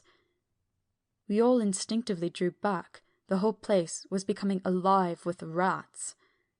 For a moment or two we stood appalled, all save Lord Godalming, who was seemingly prepared for such an emergency. Rushing over to the great iron-bound oaken door which Dr. Seward had described from the outside, and which I had seen myself, he turned the key in the lock, drew the huge bolts, and swung the door open. Then, taking his little silver whistle from his pocket, he blew a low, shrill call. It was answered from behind Dr. Seward's house by the yelping of dogs, and after about a minute 3 terriers came dashing round the corner of the house. Unconsciously we had all moved towards the door, and as we moved I noticed that the dust had been much disturbed. The boxes which had been taken out had been brought this way, but even in the minute that had elapsed the number of rats had vastly increased. They seemed to swarm over the place all at once, till the lamplight, shining on their moving dark bodies and glittering baleful eyes, made the place look like a bank of earth set with fireflies. The dogs dashed on, but at the threshold suddenly stopped and snarled, and then, simultaneously lifting their noses, began to howl in a most lugubrious fashion. The rats were multiplying in thousands, and we moved out. Lord Godalming lifted one of the dogs, and carrying him in, placed him on the floor.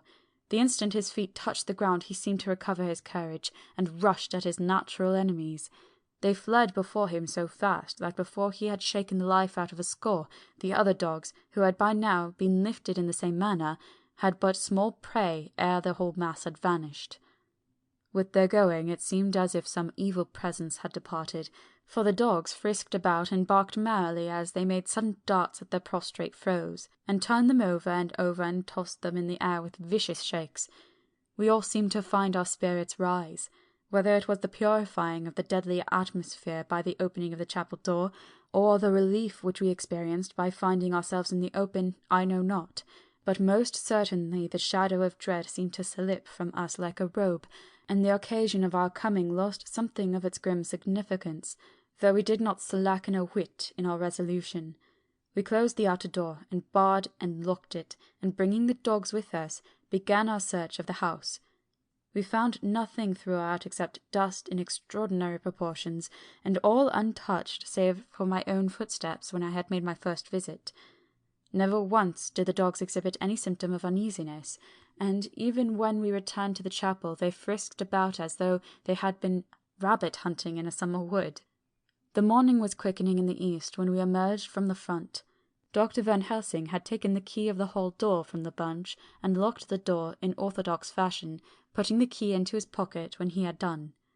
"So far," he said, "our night has been eminently successful. No harm has come to us such as I feared might be, and yet we have ascertained how many boxes are missing. More than all do I rejoice that this, our first, and perhaps our most difficult and dangerous, step has been accomplished without the bringing thereinto our most sweet Madame Mina, or troubling her waking or sleeping thoughts with sights and sounds and smells of horror which she might never forget. One lesson, too, we have learned, if it be allowable to argue a particulari, that the brute beasts which are to the Count's command are yet themselves not amenable to his spiritual power. For look, these rats that would come to his call, just as from his castle top he summoned the wolves to your going, and to that poor mother's cry, though they come to him, they run pell-mell from the so little dogs of my friend Arthur. We have other matters before us, other dangers, other fears, and that monster, he has not used his power over the brute world for the only or the last time. He has not used his power over the brute world for the only or the last time tonight. So be it that he has gone elsewhere. Good. It has given us opportunity to cry check in some ways in this chess game, which we play for the stake of human souls. And now let us go home. The dawn is close at hand, and we have reason to be content with our first night's work. It may be ordained that we have many nights and days to follow, if full of peril, but we must go on, and from no danger shall we shrink. The house was silent when we got back, save for some poor creature who was screaming away in one of the distant wards, and a low, moaning sound from Renfield's room. The poor wretch was doubtless torturing himself after the manner of the insane, with needless thoughts of pain.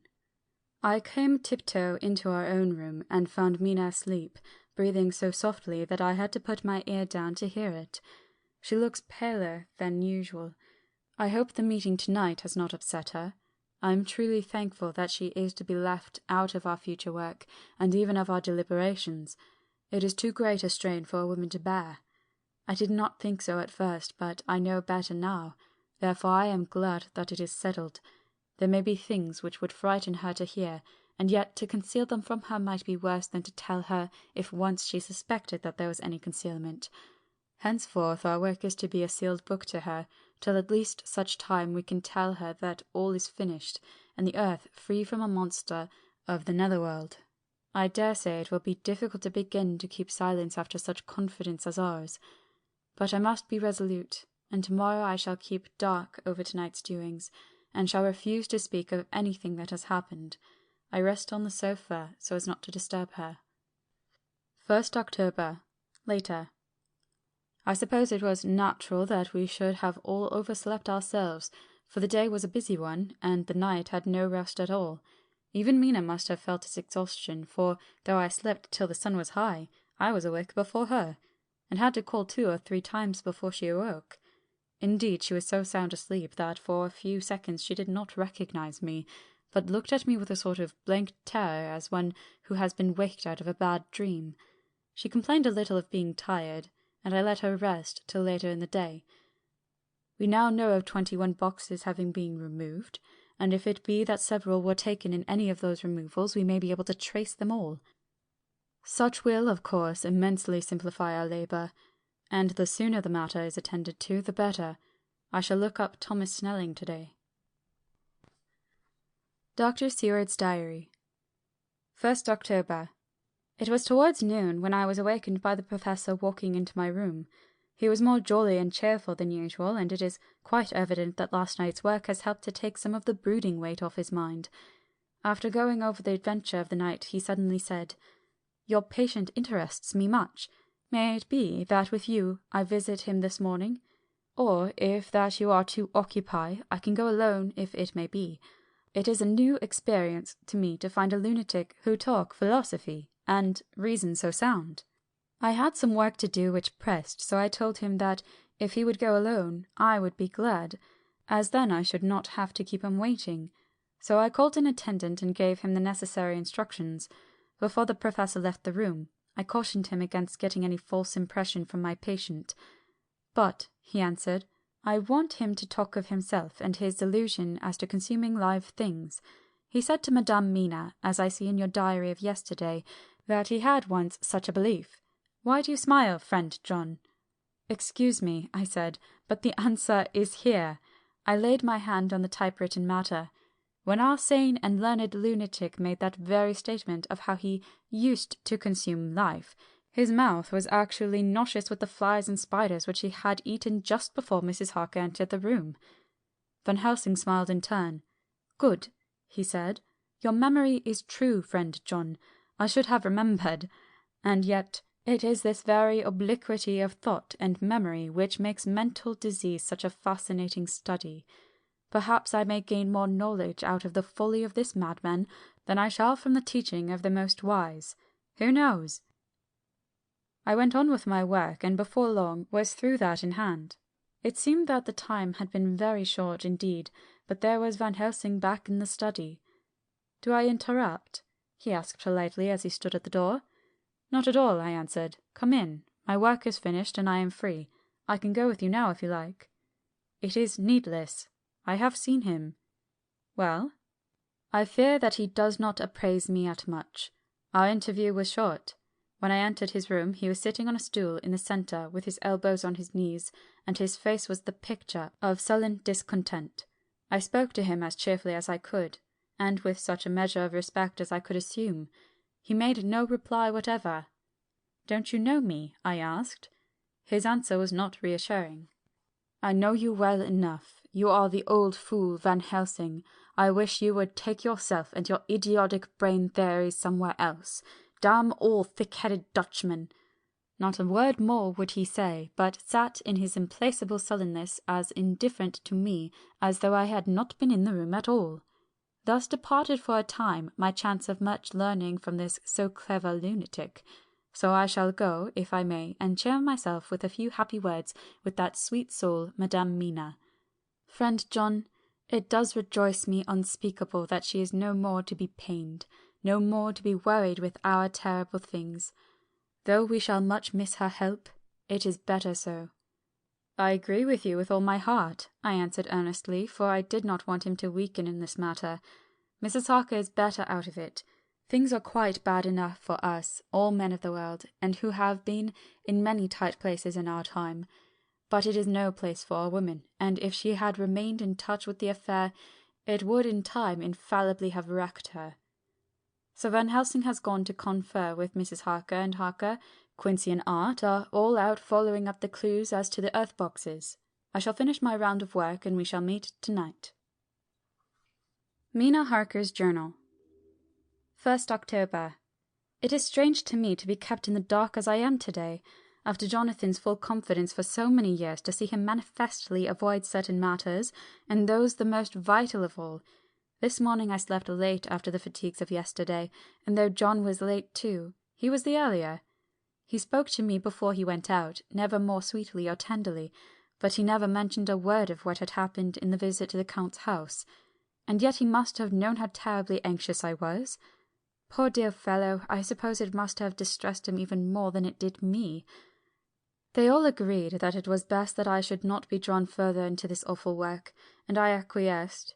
But to think that he keeps anything from me, and now I am crying like a silly fool when I know it comes from my husband's great love, and from the good wishes of those other strong men. That has done me good. Well, some day Jonathan will tell me all, and lest it should ever be that he should think for a moment that I kept anything from him, I still keep my journal as usual.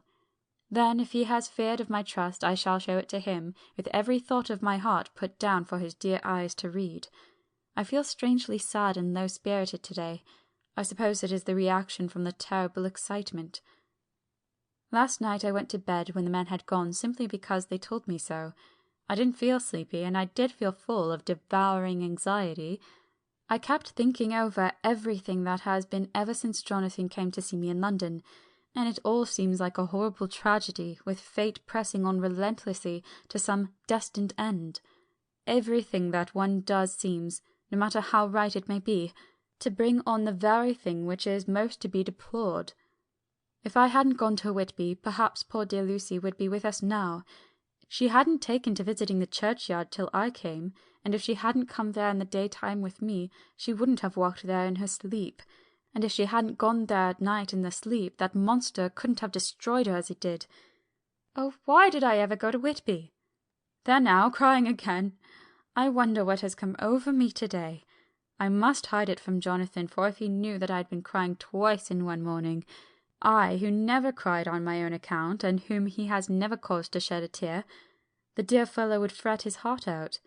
I shall put a bold face on, and if I do feel weepy, he shall never see it. I suppose it is one of the lessons that we poor women have to learn. I can't quite remember how I fell asleep last night.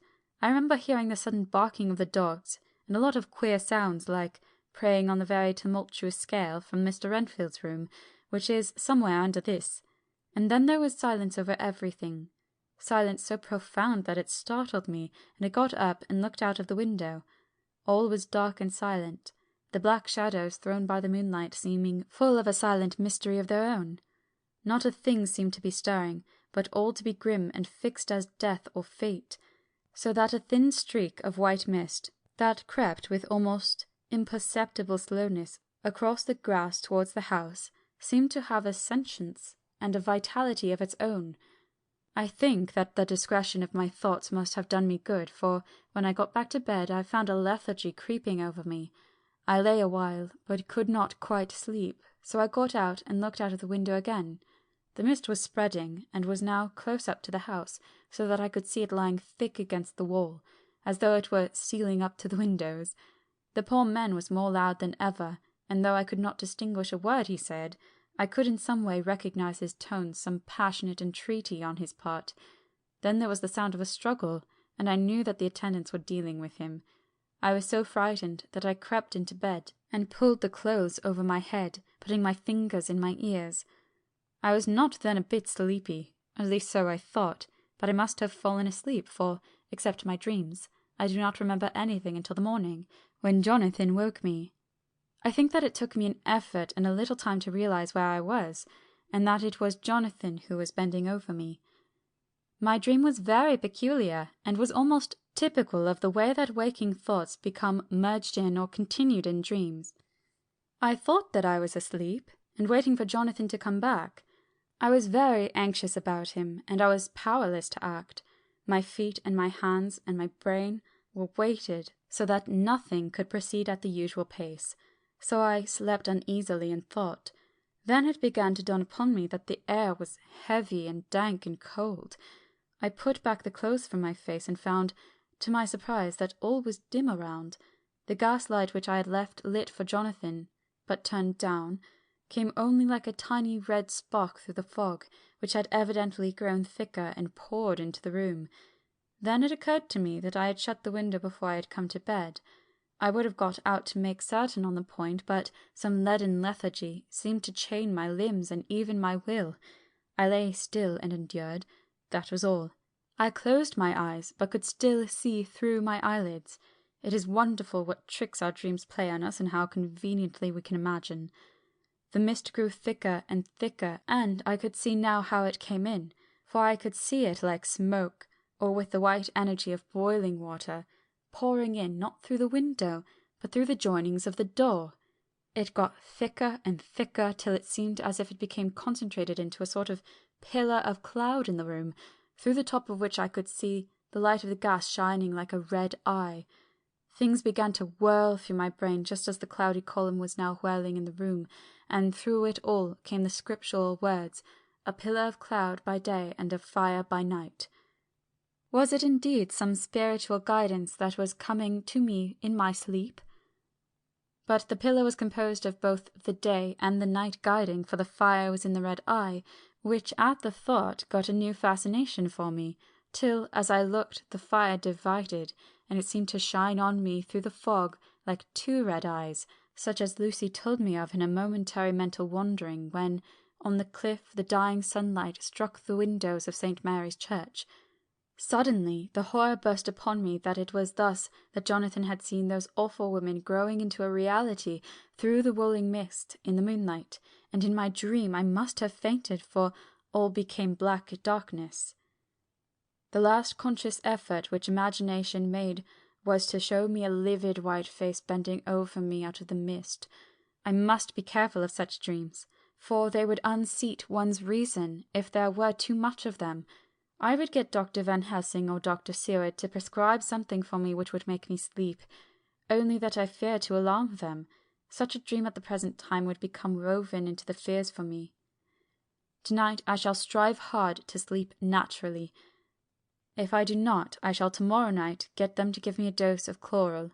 That cannot hurt me for once, and it will give me a good night's sleep. Last night tired me more than if I had not slept at all. 2 October, 10 p.m.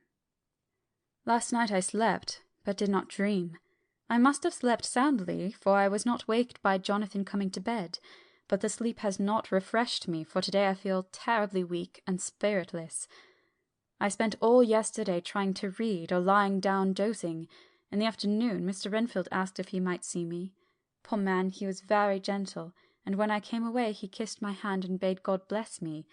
Some way it affected me much. I'm crying when I think of him. This is a new weakness, of which I must be careful. Jonathan would be miserable if he knew I had been crying. He and the others were out till dinner time, and they all came in tired. I did what I could to brighten them up, and I suppose that the effort did me good, for I forgot how tired I was. After dinner they sent me to bed, and all went off to smoke together, as they said, but I knew that they wanted to tell each other of what had occurred to each during the day. I could see from Jonathan's manner that he had something important to communicate. I was not so sleepy as I should have been, so before they went I asked Dr. Seward to give me a little opiate of some kind, as I had not slept well the night before. He very kindly made me up a sleeping draught, which he gave to me, telling me that it would do me no harm, as it was very mild. I have taken it, and am waiting for sleep, which still keeps aloof. I hope I have not done wrong, for as sleeps begin to flirt with me, a new fear comes, that I may have been foolish in thus depriving myself of the power of waking. I might want it. Here comes sleep. Good night. Chapter 20. Jonathan Harker's Journal. 1 October, evening. I found Thomas Snelling in his house at Bethnal Green, but unhappily he was not in a condition to remember anything. The very prospect of beer, which my expected coming had opened to him, had proved too much, and he had begun too early on his expected debauch. I learned, however, from his wife, who seemed a decent poor soul, that he was only the assistant to Smollett, who, of the two mates, was the responsible person. So off I drove to Walworth, and found Mr. Joseph Smollett at home and in his shirt-sleeves, taking a late tea out of a saucer. He is a decent, intelligent fellow, distinctly a good, reliable type of workman, with a headpiece of his own. He remembered all about the incident of the boxes, and from a wonderful dog's-eared notebook, which he produced from some mysterious receptacle about the seat of his trousers, and which had hieroglyphical entries in the thick, half-obliterated pencil, he gave me the destinations of the boxes. There were, he said, 6 in the cartload which he took from Carfax, and left at 197 Chicksand Street, Mile End, Newtown, and another 6 which he deposited at Jamaica Lane, Bermondsey. If then the Count meant to scatter these ghastly refuges of his over London, these places were chosen as the first of delivery, so that later he might distribute more fully. The systematic manner in which this was done made me think that he could not mean to confine himself to 2 sides of London. He was now fixed on the far east of the northern shore, on the east of the southern shore, and on the south. The north and west were surely never meant to be left out of his diabolical scheme, let alone the city itself and the very heart of fashionable London in the south-west and west. I went back to Smollett and asked him if he could tell us if any other boxes had been taken from Carfax. He replied, "Well, governor, you've treated me very handsome. I had given him half a sovereign, and I tell you all I know. I heard a man by the name of Bloxham say 4 nights ago, in the Hare and Hounds in Pincher's Alley, as how he and his mate had a rare dusty job in an old house in Perfect. There ain't a many of such jobs as this here, and I'm thinking that maybe Sam Bloxham could tell you summat." I asked if he could tell me where to find him. I told him that if he could get me the address it would be worth another half-sovereign to him. So he gulped down the rest of his tea and stood up, saying that he was going to begin the search then and there. At the door he stopped and said, "Look here, governor, there ain't no sense in me keeping you here. I may find Sam soon or I mayn't, but anyhow he ain't like to be in a way to tell ye much tonight. Sam is a rare one when he starts on the booze. If you can give me an envelope with a stamp on it and put your address on it, I'll find out where Sam is to be found and post it to you tonight. But you'd better be up arter soon in the morning, or maybe you won't catch him. For Sam gets off main early. Never mind the booze the night afore." This was all practical, so one of the children went off with a penny to buy an envelope and a sheet of paper, and to keep the change. When she came back, I addressed the envelope and stamped it, and when Smollett had again faithfully promised to post the address when found, I took my way home. We're on the track anyhow. I am tired tonight, and want to sleep. Mina is fast asleep and looks a little too pale. Her eyes look as though she had been crying. Poor dear, I've no doubt it frets her to be kept in the dark, and it may make her doubly anxious about me and the others. But it is best as it is. It is better to be disappointed and worried in such a way than to have her nerve broken. The doctors were quite right to insist on her being kept out of this dreadful business. I must be firm, for on me this particular burden of silence must rest. I shall not ever enter on the subject with her under any circumstances. Indeed, it may not be a hard task after all, for she herself has become reticent on the subject, and has not spoken of the Count or his doing ever since we told of our decision. 2 October, evening. A long and trying and exciting day. By the first post I got my directed envelope with a dirty scrap of paper enclosed, on which was written with a carpenter's pencil in a sprawling hand, Sam Bloxham, Cochrane's, 4 Potter's Court, Bartle Street, Walworth. Ask for the Depite. I got the letter in bed, and rose without waking Mina. She looked heavy and sleepy and pale, and far from well. I determined not to wake her, but that, when I should return from this new search, I would arrange for her going back to Exeter. I think she would be happier in her own home, with her daily tasks to interest her, than being here amongst us and in ignorance. I only saw Dr. Seward for a moment, and told him where I was off to, promising to come back and tell the rest so soon as I should have found out anything. I drove to Walworth, and found with some difficulty Potter's Court. Mr. Smollett's spelling misled me, as I asked for Potter's Court instead of Potter's Court. However, when I had found the court, I had no difficulty in discovering Corcoran's lodging-house. When I asked the man who came to the door for the depite, he shook his head and said, "I'd know him. There ain't no such a person here. I never heard of him in all my bloomin' days. Don't believe there ain't nobody of that kind living here or anywheres." I took out Smollett's letter, and as I read it, seemed to me that the lesson of the spelling of the name of the court might guide me. "What are you?" I asked. "I'm the deputy," he answered. I saw at once that I was on the right track. Phonetic spelling had again misled me. A half-crown tip put the deputy's knowledge at my disposal, and I learned that Mr. Bloxham, who had slept off the remains of his beer on the previous night at Corcoran's, had left for his work at Poplar at 5 o'clock that morning. He could not tell me where the place of work was situated, but he had a vague idea that it was some kind of a new-fangled warehouse, and with this slender clue I had to start for Poplar. It was 12 o'clock before I got any satisfactory hint of such a building, and this I got at a coffee shop where some workmen were having their dinner. One of these suggested that there was being erected at Cross Angel Street a new cold storage building, and as this suited the condition of a new-fangled warehouse, I at once drove to it. An interview with a surly gatekeeper and a surlier foreman, both of whom were appeased with the coin of the realm, put me on the track of Bloxham. He was sent for on my suggesting that I was willing to pay his day's wages to his foreman for the privilege of asking him a few questions on a private matter. He was a smart enough fellow, though rough of speech and bearing. When I had promised to pay for his information and given him an earnest, he told me that he had made 2 journeys between Carfax and a house in Piccadilly, and had taken from his house to the latter 9 great boxes, main heavy ones, with a horse and cart hired by him for this purpose. I asked him if he could tell me the number of the house in Piccadilly, to which he replied, "Well, governor, I forgets the number, but it was only a few doors from a big white church, or somethink of the kind, but it was only a few doors down from a big white church, or somethink of the kind, not long built. It was a dusty old house too, though nothing to the dustiness of the house we took the bloomin' boxes from." "How did you get into the houses if they were both empty?" "There was the old party what engaged me a waiting in the house at Purfleet. He helped me to lift the boxes and put them in the dray. Curse me, but he was the strongest chap I ever struck, and him an old feller, with a white moustache, one that thin you'd think he couldn't throw a shatter." How this phrase thrilled through me. Why, he took up his end of the boxes like they was pounds of tea, and me a puffin' and a blowin' afore I could up bend mine anyhow, and I'm no chicken neither. "How did you get into the house in Piccadilly?" I asked. "He was there too. He must have started off and got there afore me, for when I rung of the bell he came and opened the door hisself and helped me to carry the boxes into the hall."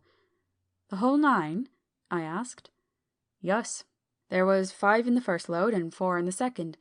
It was main dry work, and I don't so well remember how I got home." I interrupted him. "Were the boxes left in the hall?" "Yus. It was a big hole, and there was nothing else in it." I made one more attempt to further matters. "You didn't have any key?" "Never used no key nor nothink. The old gent he opened the door hisself and shut it again when I drove off. Don't remember the last time, but that was the beer." "And you can't remember the number of the house?" "No, sir, but you needn't have no difficulty about that. It's an iron with a stone front with a bow on it, and I steps up to the door. I know them steps haven't had to carry the boxes up with 3 loafers what come round to earn a copper.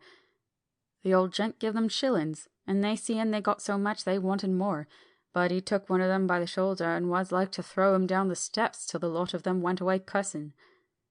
I thought that with this description I could find the house, so, having paid my friend for his information, I started off for Piccadilly. I had gained a new painful experience. The Count could, it was evident, handle the earth boxes himself. If so, time was precious, for, now that he had achieved a certain amount of distribution, he could, by choosing his own time, complete the task unobserved. At Piccadilly Circus I discharged my cab and walked westward.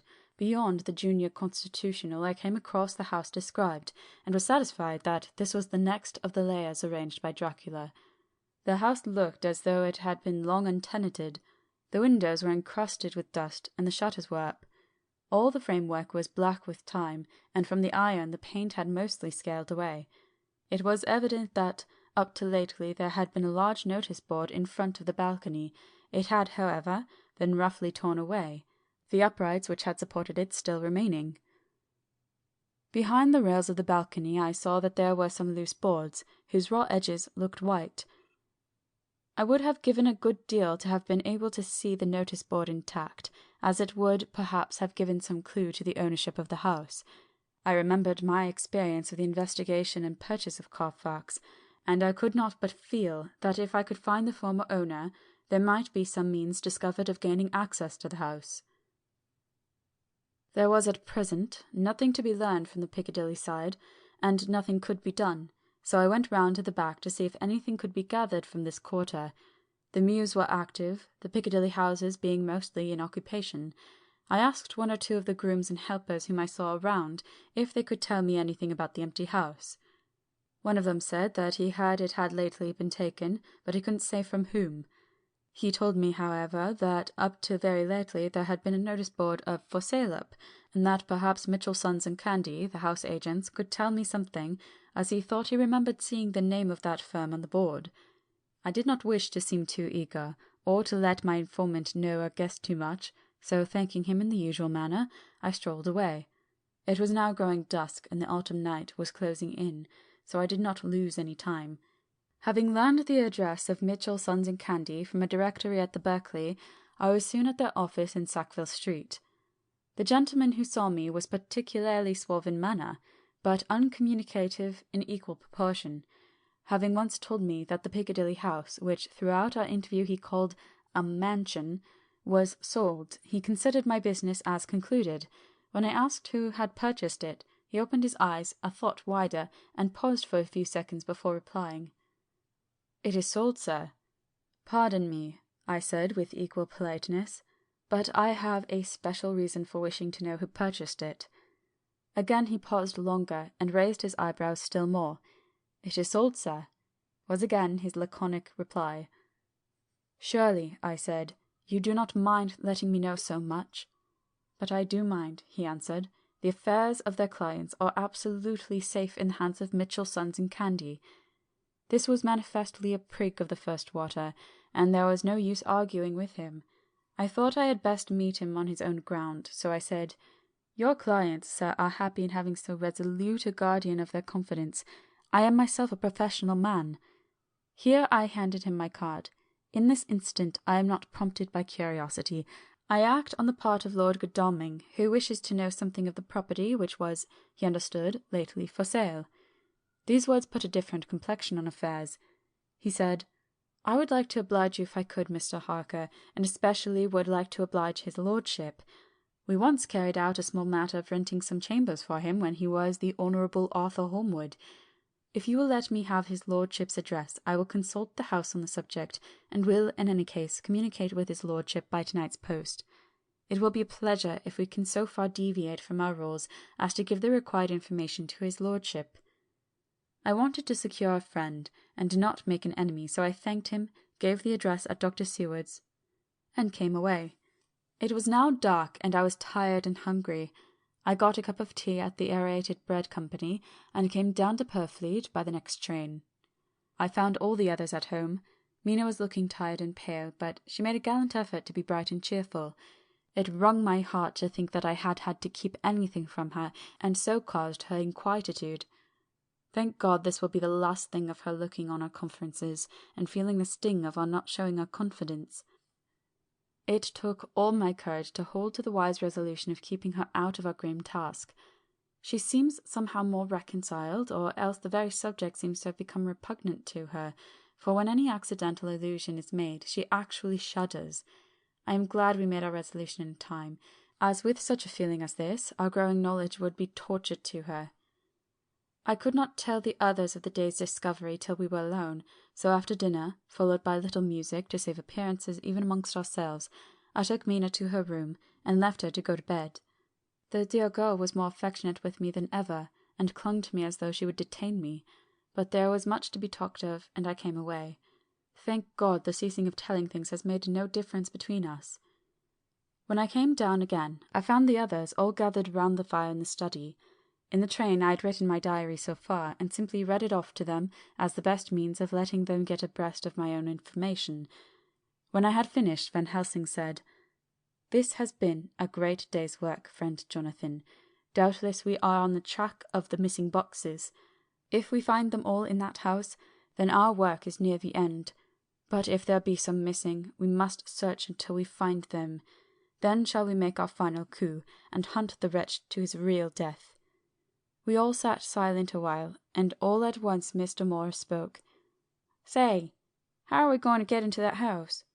"We got into the other," answered Lord Godalming quickly. "But, Art, this is different. We broke house in Carfax, but we had night and a walled park to protect us. It will be a mighty different thing to commit burglary in Piccadilly, either by day or night. I confess I don't see how we are going to get in unless that agency duck can find us a key of some sort. Perhaps we shall know when you get his letter in the morning." Lord Godalming's brows contracted, and he stood up and walked about the room. By and by he stopped and said, turning from one to the other of us, "Quincy's head is level. His burglary business is getting serious. We got off once all right, but we have now a rare job on hand, unless we can find the Count's key basket." As nothing could well be done before morning, and as it would be at least advisable to wait till Lord Godalming should hear from Mitchell's, we decided not to take any active step before breakfast time. For a good while we sat and smoked, discussing the matter in its various lights and bearings. I took the opportunity of bringing this diary right up to the moment. "I am very sleepy, and shall go to bed." Just a line. Mina sleeps soundly, and her breathing is regular. Her forehead is puckered up into little wrinkles, as though she thinks even in her sleep. She is still too pale, but it does not look so haggard as she did this morning. Tomorrow will, I hope, mend all this. She will be herself at home in Exeter. Oh, but I'm sleepy. Dr. Seward's Diary. 1 October. I am puzzled afresh about Renfield. His moods change so rapidly that I find it difficult to keep touch of them, and as they always mean something more than his own well-being, they form more than an interesting study. This morning, when I went to see him after his repulsive Van Helsing, his manner was that of a man commanding destiny. He was, in fact, commanding destiny, subjectively. He did not really care for any of the things of mere earth. He was in the clouds, and looked down on all the weaknesses and wants of us poor mortals. I thought I would improve the occasion and learn something, so I asked him, "What about the flies these times?" He smiled on me in quite a superior sort of way, such a smile as would have become the face of Malvolio, as he answered me, "The fly, my dear sir, has one striking feature. Its wings are typical of the aerial powers of the psychic faculties. The ancients did well when they typified the soul as a butterfly." I thought I would push his analogy to its utmost logically, so I said quickly, "Oh, it is a soul you are after now, is it?" His madness foiled his reason, and a puzzled look spread over his face as, shaking his head with a decision which I had but seldom seen in him, he said, oh no, I want no souls. Life is all I want." Here he brightened up. "I am pretty indifferent about it at present. Life is all right. I have all I want. You must get a new patient, doctor, if you wish to study zoophagy." This puzzled me a little, so I drew him on. "Then you command life. You are a god, I suppose?" He smiled with an ineffably benign superiority. "Oh no! Far be it from me to arrogate myself the attributes of a deity. I am not even concerned in his especially spiritual doings. If I may state my intellectual position, I am, so far as concerns things purely terrestrial, somewhat in the position which Enoch occupied spiritually." This was a poser to me. I could not at the moment recall Enoch's appositeness, so I had to ask a simple question, though I felt that by so doing I was lowering myself in the eyes of the lunatic. "And why with Enoch?" "Because he walked with God." I could not see the analogy, but did not like to admit it, so I harked back to what he had denied.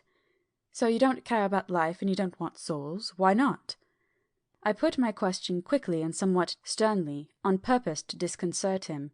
The effort succeeded. For an instant he unconsciously relapsed into his old servile manner, bent low over me, and actually fawned upon me as he replied, I don't want any souls, indeed I don't.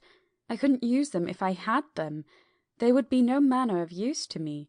I couldn't eat them, or—" He suddenly stopped, and the old cunning look spread over his face like a wind sweep on the surface of the water. "And, doctor, as to life, what is it after all? When you've got all you require, and you know that you will never want, that is all. I have friends, good friends, like you, Dr. Seward." This was said with a leer of inexpressible cunning. "I know that I shall never lack the means of life." I think that through the cloudiness of his insanity he saw some antagonism in me, for he at once fell back on the last refuge of such as he, a dogged silence. After a short time I saw that for the present it was useless to speak with him. He was sulky, and so I came away. Later in the day he sent for me. Ordinarily I would not have come without special reason, but just at present I am so interested in him that I would gladly make an effort. Besides, I am glad to have anything to help to pass the time. Harker is out, following up clues, and so are Lord Godalming and Quincy. Van Helsing sits in my study poring over the record prepared by the Harkers. He seems to think that by accurate knowledge of all details he will light upon some clue. He does not wish to be disturbed in the work without cause. I would have taken him with me to see the patient, only I thought that, after his last repulse, he might not care to go again. There was also another reason. Renfield might not speak so freely before a third person as when he and I were alone. I found him sitting out in the middle of the floor on his stool, a pose which is generally indicative of some mental energy on his part. When I came in, he said at once, as though the question had been waiting on his lips, "What about souls?" It was evident that my surmise had been correct. Unconscious cerebration was doing its work, even with the lunatic. I determined to have the matter out. "What about them yourself?" I asked. He did not reply for a moment, but looked all round him, and up and down, as though he expected to find some inspiration for an answer. "I don't want any souls," he said in a feeble, apologetic way. The matter seemed preying on his mind, and so I determined to use it. To be cruel only to be kind, so I said, "You like life, you want life." "Oh, yes, but that is all right, you needn't worry about that." "But," I said, "how are we to get the life without getting the soul also?" This seemed to puzzle him, so I followed it up. "A nice time you'll have some time when you're flying out there, with the souls of 1,000 flies and spiders and birds and cats buzzing and twittering and meowing all round you. You've got their lives, you know, and you must put up with their souls." Something seemed to affect his imagination, for he put his fingers to his ears and shut his eyes, screwing them up tightly, just as a small boy does when his face is being soaped. There was something pathetic in it that touched me. It also gave me a lesson, for it seemed that before me was a child, only a child, though the features were worn and the stubble in the jaws was white. It was evident that he was undergoing some process of mental disturbance, and, knowing how his past moods had interpreted things seemingly foreign to himself, I thought I would enter into his mind as well as I could and go with him. The first step was to restore confidence, so I asked him, speaking pretty loud so that he would hear me through his closed ears, "Would you like some sugar to get your flies round again?" He seemed to wake up all at once, and shook his head. With a laugh he replied, "Not much. Flies are poor things after all." After a pause he added, "But I don't want their souls buzzing round me all the same." "Or spiders," I went on. "Blow spiders! What's the use of spiders? There isn't anything in them to eat or—" He stopped suddenly, as though reminded of a forbidden topic. So, I thought to myself. This is the second time he has suddenly stopped at the word drink. What does it mean? Renfield seemed himself aware of having made a lapse, for he hurried on, as though to distract my attention from it. "I don't take any stock at all in such matters. Rats and mice and such small deer, as Shakespeare has it, chicken feed of the larder, they might be called. I'm past all that sort of nonsense. You might as well ask a man to eat molecules with a pair of chopsticks as to try to interest me about the lesser carnivora, when I know what is before me." "I see," I said. "You want big things that you can make your teeth meet in. How would you like to breakfast on elephant?" "What ridiculous nonsense you are talking!" He was getting too wide awake, so I thought I would press him hard. "I wonder," I said reflectively, what an elephant's soul is like. The effect I desired was obtained, for he at once fell from his high horse and became a child again. "I don't want an elephant's soul, or any soul at all," he said. For a few moments he sat despondently. Suddenly he jumped to his feet, with his eyes blazing and all the signs of intense cerebral excitement. "To hell with you and your souls," he shouted. "Why do you plague me about souls? Haven't I got enough to worry and pain and distract me already, without thinking of souls?" He looked so hostile that I thought he was in for another homicidal fit, so I blew my whistle. The instant, however, that I did so, he became calm, and said apologetically, "Forgive me, doctor. I forgot myself. You do not need any help. I am so worried in my mind that I am apt to be irritable. If you only knew the problem I have to face, and that I am working out, you would pity and tolerate and pardon me. Pray do not put me in a strait waistcoat. I want to think, and I cannot think freely when my body is confined. I am sure you will understand." He had evidently self-control, so when the attendants came, I told them not to mind, and they withdrew. Renfield watched them go. When the door was closed, he said, with considerable dignity and sweetness, "Dr. Seward, you have been very considerate towards me. Believe me that I am very, very grateful to you." I thought it well to leave him in his mood, and so I came away. There is certainly something to ponder over this man's state. Several points seem to make that the American interviewer calls a story, if one could only get them in proper order. Here they are. Will not mention drinking. Fears the thought of being burdened with the soul of anything. Has no dread of wanting life in the future. Despises the meaner forms of life altogether, though he dreads being haunted by their souls. Logically, all these things point one way. He has assurance of some kind that he will acquire some higher life. He dreads the consequence, the burden of a soul. Then it is a human life he looks to. And the assurance? Merciful God! The Count has been to him, and there is some new scheme of terror afoot. Later. I went after my round to Van Helsing and told him of my suspicion. He grew very grave, and after thinking the matter over for a while, asked me to take him to Renfield. I did so, and as we came to the door we heard the lunatic within singing gaily, as he used to do in the time which now seems so long ago. When we entered, we saw with amazement that he had spread out his sugar as of old. The flies, lethargic with the autumn, were beginning to buzz into the room. We tried to make him talk of the subject of our previous conversation, but he would not attend.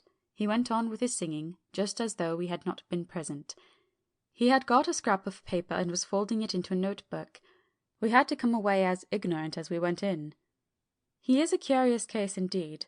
We must watch him tonight. Letter. Mitchell, Sons and Candy to Lord Godalming. 1st October. My lord, we are at all times only too happy to meet your wishes. We beg, with regard to the desire of your lordship expressed by Mr. Harker on your behalf, to supply the following information concerning the sale and purchase of No. 347 Piccadilly. The original vendors are the executors of the late Mr. Archibald Winter Suffield. The purchaser is a foreign nobleman, Count de Ville, who effected the purchase, himself paying the purchase money in notes over the counter, if your lordship will pardon us using so vulgar an expression. Beyond this we know nothing whatever of him. We are, my lord, your lordship's humble servants, Mitchell, Sons and Candy. Dr. Seward's Diary. 2nd October. I placed a man in the corridor last night, and told him to make an accurate note of any sound he might hear from Renfield's room, and gave him instructions that if there should be anything strange he was to call me. When we had all gathered round the fire in the study, Mrs. Harker having gone to bed, we discussed the attempts and discoveries of the day. Harker was the only one who had any result, and we are in great hopes that his clue may be an important one. Before going to bed, I went round to the patient's room and looked in through the observation trap. He was sleeping soundly, and his heart rose and fell with regular respiration. This morning the man on duty reported to me that a little after midnight he was restless, and kept saying his prayers somewhat loudly. I asked him if that was all. He replied that it was all he heard. There was something about his manner so suspicious that I asked him point blank if he had been asleep.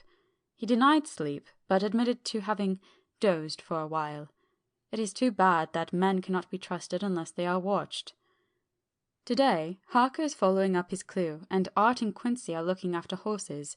Godalming thinks that it will be well to have horses always in readiness, for when we get the information we seek there will be no time to lose. We must sterilize all the imported earth between sunrise and sunset. We shall thus catch the Count at his weakest, and without a refuge to fly to. Van Helsing is off to the British Museum looking up some authorities on ancient medicine. The old physicians took account of things which their followers do not accept, and the professor is searching for witch and demon cures which may be useful to us later. I sometimes think we must be all mad, and that we shall wake to sanity in strait waistcoats. Later. We have met again. We seem at last to be on the track, and our work of tomorrow may be the beginning of the end. I wonder if Renfield's quiet has anything to do with this. His moods have so followed the doings of the Count that the coming destruction of the monster may be carried to him in some subtle way. If we could only get some hint as to what passed in his mind between the time of my argument with him today and his resumption of fly-catching, it might afford us a valuable clue. He is now seemingly quiet for a spell. Is he... That wild yell seemed to come from his room. The attendant came bursting into my room and told me that Renfield had somehow met with some accident. I had heard him yell, and, when he went to him, found him lying on his face on the floor, all covered with blood. I must go at once. Chapter 21. Dr. Seward's Diary. 3rd October. Let me put down with exactness all that happened, as well as I can remember it, since last I made an entry. Not a detail that I can recall must be forgotten. In all calmness, I must proceed. When I came to Renfield's room, I found him lying on the floor in his left side in a glittering pool of blood. When I went to move him, it became at once apparent that he had received some terrible injuries. There seemed none of that unity of purpose between the parts of the body which marks even lethargic sanity. As the face was exposed, I could see that it was horribly bruised, as though it had been beaten against the floor. Indeed, it was from the face wounds that the pool of blood originated. The attendant who was kneeling beside the body said to me as we turned him over, "I think, sir, his back is broken. See, both his right arm and leg and the whole side of his face are paralyzed." How such a thing could have happened puzzled the attendant beyond measure. He seemed quite bewildered, and his brows were gathered in as he said, "I can't understand the two things. He could mark his face like that by beating his own head on the floor. I saw a young woman do it once at the Eversfield Asylum before anyone could lay hands on her. And I suppose he might have broke his neck by falling out of bed if he got in an awkward kink. But for the life of me I can't imagine how the two things occurred. If his back was broke, he couldn't beat his head, and if his face was like that before the fall out of bed, there would be marks of it." I said to him, "Go to Dr. Van Helsing and ask him kindly to come here at once. I want him without an instant's delay." The man ran off, and within a few minutes the professor, in his dressing gown and slippers, appeared. When he saw Renfield on the ground, he looked keenly at him a moment, and then turned to me. I think he recognized my thought in my eyes, for he said very quietly, manifestly for the ears of the attendant, "Ah, a sad accident. He will need very careful watching and much attention. I shall stay with you myself, but I shall first dress myself. If you will remain, I shall in a few minutes join you." The patient was now breathing stertorously, and it was easy to see that he had suffered some terrible injury. Van Helsing returned with extraordinary celerity, bearing with him a surgical case. He had evidently been thinking, and had his mind made up, for almost before he looked at the patient he whispered to me, "Send the attendant away. We must be alone with him when he becomes conscious, after the operation." So I said, "I think that will do now, Simmons. We have done all that we can at present. You had better go your round, and Dr. Van Helsing will operate. Let me know instantly if there be anything unusual anywhere." The man withdrew, and we went into a strict examination of the patient. The wounds of the face were superficial. The real injury was a depressed fracture of the skull, extending right up through the motor area. The professor thought a moment and said, We must reduce the pressure and get back to normal conditions as far as can be. The rapidity of the suffusion shows the terrible nature of his injury. The whole motor area seems affected. The suffusion of the brain will increase quickly, so we must trephine at once, or it may be too late." As he was speaking, there was a soft tapping at the door. I went over and opened it, and found in the corridor without Arthur and Quincy in pyjamas and slippers. The former spoke. "I heard your man call up Dr. Van Helsing and tell him of an accident, so I woke Quincy, or rather called for him as he was not asleep. Things are moving too quickly and too strangely for sound sleep for any of us these times. I've been thinking that tomorrow night we'll not see things as they have been. We'll have to look back, and forward a little more than we have done. May we come in?" I nodded, and held the door open till they had entered, then I closed it again. When Quincy saw the attitude and state of the patient, and noted the horrible pool on the floor, he said softly, "My God! What has happened to him? Poor devil!" I told him briefly, and added that we expected he would recover consciousness after the operation, for a short time at all events. He went at once and sat down on the edge of the bed, with Godalming beside him. We all watched in patience.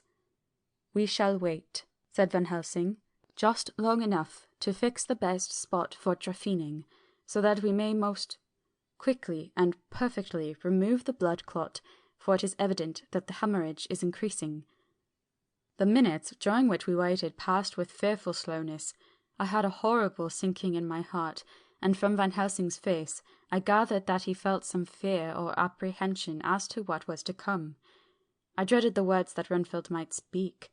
I was positively afraid to think, but the conviction of what was coming was on me, as I have read of men who have heard the death watch. The poor man's breathing came in uncertain gasps. Each instant he seemed as though he would open his eyes and speak, and then would follow a prolonged stertorous breath, and he would relapse into a more fixed insensibility. Inured as I was to sick beds and death, this suspense grew and grew upon me, and could almost hear the beating of my own heart, and the blood surging through my temple sounded like blows from a hammer. The silence finally became agonizing. I looked at my companions one after another, and saw from their flushed faces and damp brows that they were enduring equal torture. There was a nervous suspense over us all, as though overhead some dread bell would peal out powerfully when we should least expect it. At last there came a time when it was evident that the patient was sinking fast. He might die at any moment. I looked up at the professor and caught his eyes fixed on mine. His face was sternly set as he spoke. "There is no time to lose. His words may be worth many lives. I have been thinking so as I stood here. It may be that there is a soul at stake. We shall operate just above the ear." Without another word he made the operation. For a few moments the breathing continued to be stertorous. Then there came a breath so prolonged that it seemed as though it would tear open his chest. Suddenly his eyes opened and became fixed in a wild, helpless stare. This was continued for a few moments, then it softened into a glad surprise, and from the lips came a sigh of relief. He moved convulsively, and as he did so, said, "I'll be quiet, doctor. Tell them to take off the strait-waistcoat. I had a terrible dream, and it has left me so weak that I cannot move. What's wrong with my face? It feels all swollen, and it smarts dreadfully." He tried to turn his head, but even with the effort his eyes seemed to grow glassy again, so I gently put it back.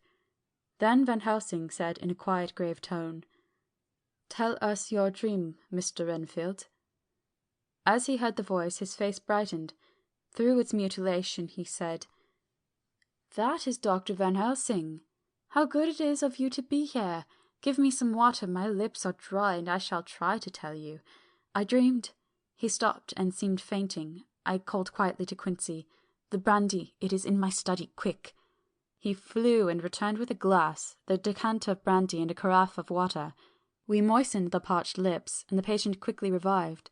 It seemed, however, that his poor injured brain had been working in the interval, for, when he was quite conscious, he looked at me piercingly with an agonized confusion, which I shall never forget, and said, "I must not deceive myself. It was no dream. but all a grim reality. Then his eyes roved around the room. As they caught sight of the two figures sitting patiently on the edge of the bed, he went on. If I were not sure already, I would know from them. For an instant his eyes closed, not with pain or sleep, but voluntarily, as though he were bringing all his faculties to bear. When he opened them, he said, hurriedly, and with more energy than he had yet displayed, Quick, doctor, quick! I am dying. I feel that I have but a few minutes, and then I must go back to death, or worse. Wet my lips with brandy again. I have something I must say before I die, or before my poor crushed brain dies anyhow. Thank you. It was that night after you left me when I implored you to let me go away. I couldn't speak then, for I felt my tongue was tied, but I was as sane then, except in that way, as I am now. I was in an agony of despair for a long time after you left me. It seemed hours. Then there came a sudden peace to me. My brain seemed to become cool again, and I realized where I was. I heard the dogs bark behind our house, but not where he was. As he spoke, Van Helsing's eyes never blinked, but his hand came out and met mine and gripped it hard. He did not, however, betray himself. He nodded slightly and said, Go on, in a low voice. Renfield proceeded. He came up to the window in the mist, as I had seen him often before, but he was solid then, not a ghost, and his eyes were fierce like a man's when angry. He was laughing with his red mouth. The sharp white teeth glinted in the moonlight when he turned to look back over the belt of trees to where the dogs were barking.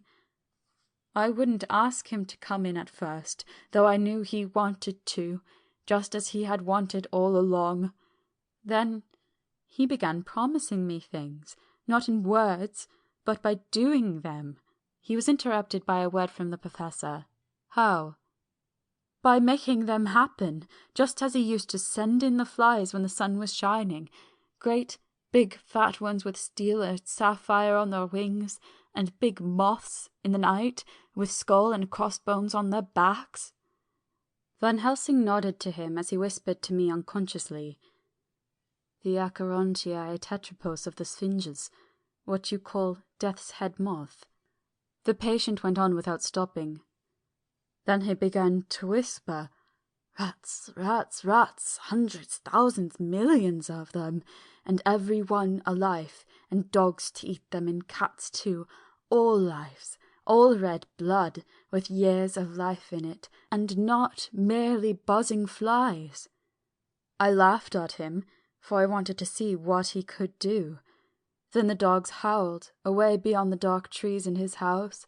He beckoned me to the window. I got up and looked out, and he raised his hands and seemed to call out without using any words. A dark mass spread over the grass, coming on like the shape of a flame on fire, and then he moved the mist to the right and left, and I could see that there were thousands of rats with their eyes blazing red, like his, only smaller. He held up his hand, and they all stopped, and I thought he seemed to be saying, All these lives I will give you, I, and many more and greater, through countless ages, if you will fall down and worship me. And then a red cloud, like the colour of blood, seemed to close over my eyes, and before I knew what I was doing, I found myself opening the sash and saying to him, Come in, Lord and Master. The rats were all gone, but he slid into the room through the sash, though it was only open an inch wide, just as the moon herself has often come in through the tiniest crack and stood before me in all her size and splendour. His voice was weaker, so I moistened his lip with the brandy again, and he continued, but it seemed as though his memory had gone on working in the interval, for his story was further advanced. I was about to call him back to the point, but Van Helsing whispered to me, Let him go on. Do not interrupt him. He cannot go back, and maybe could not proceed at all if he lost the thread of his thought. He proceeded. All day I waited to hear from him, But he did not send me anything, not even a blowfly, and when the moon got up I was pretty angry with him. When he slid in through the window, though it was shut, and did not even knock, I got mad with him. He sneered at me, and his white face looked out of the mist with his red eyes gleaming, and he went on as though he owned the whole place, and I was no one. He didn't even smell the same as he went by me. I couldn't hold him. I thought that, somehow, Mrs. Harker had come into the room.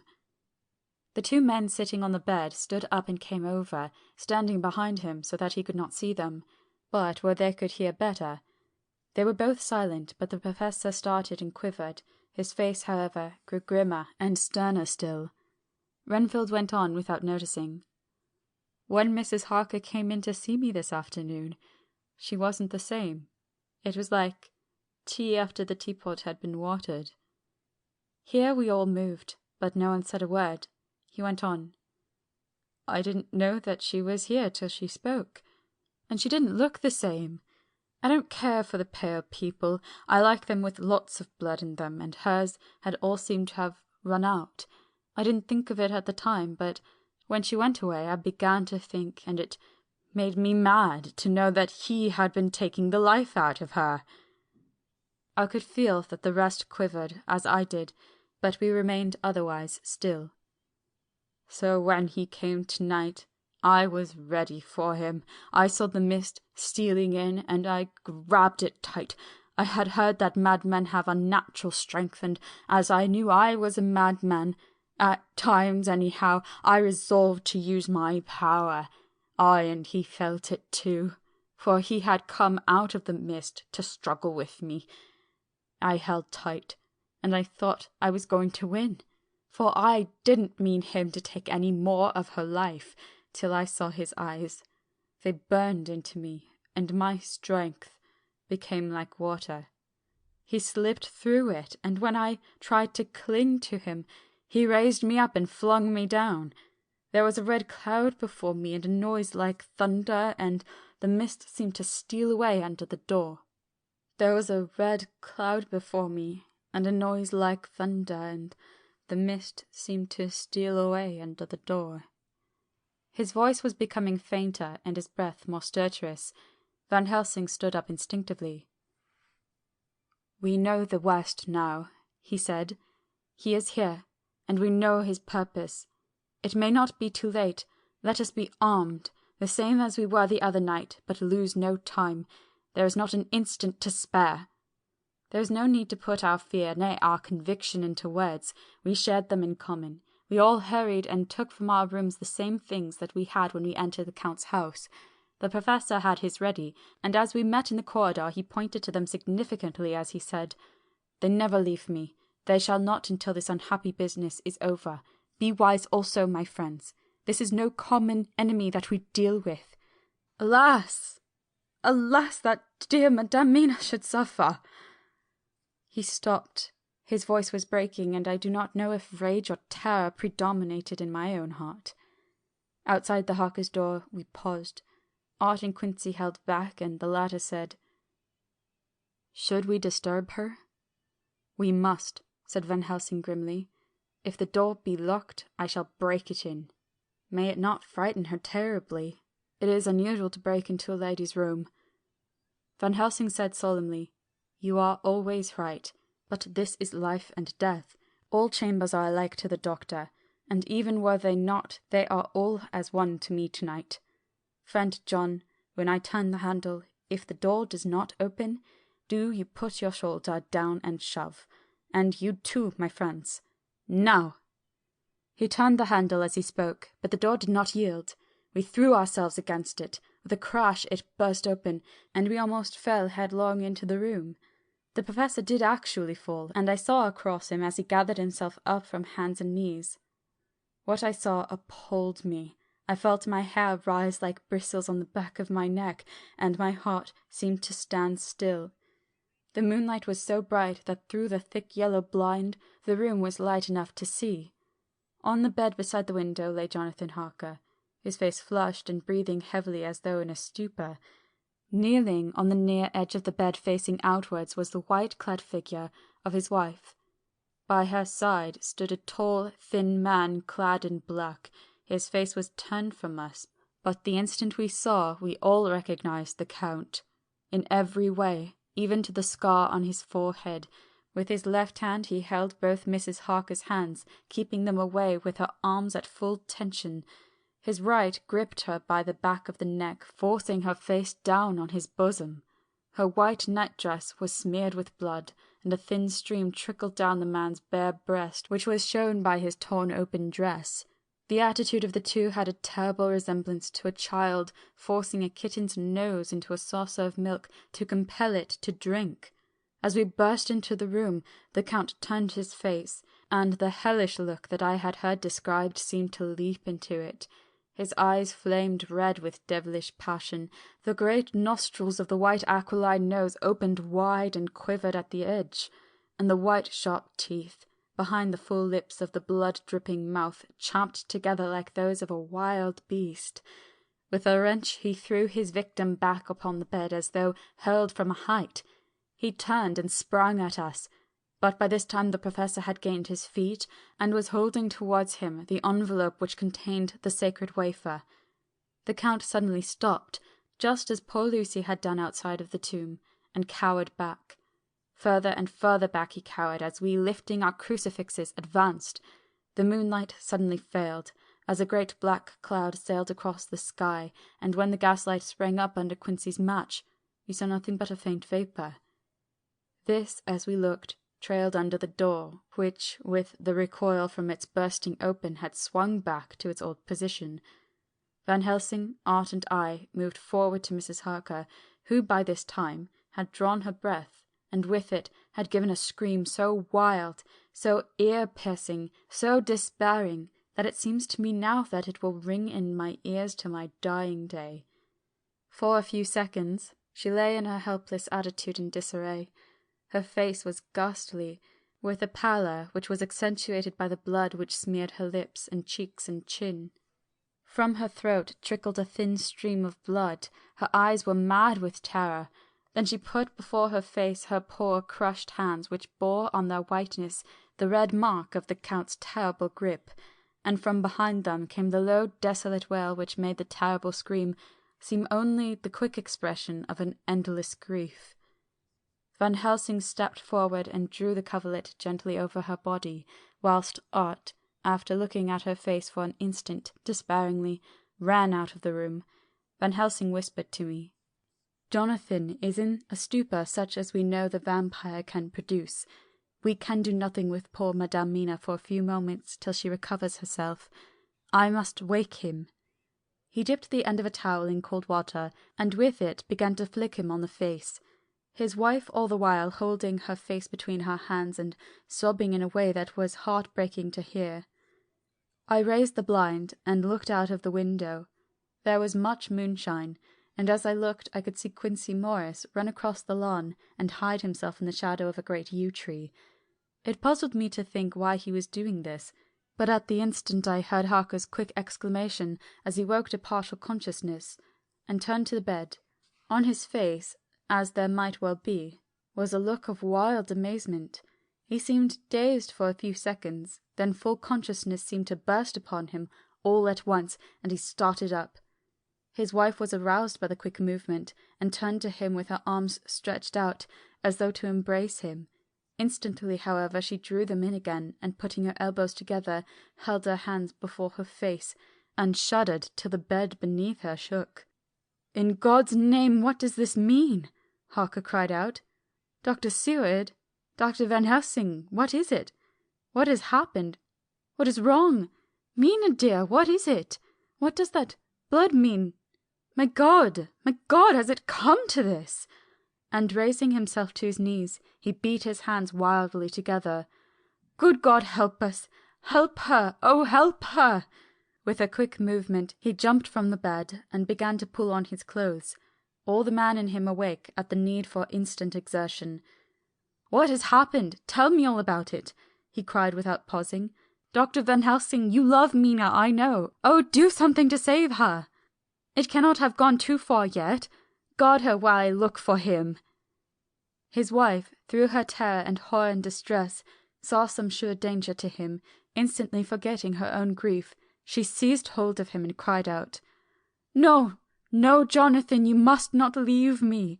I have suffered enough tonight, God knows, without the dread of his harming you. You must stay with me, stay with these friends who will watch over you."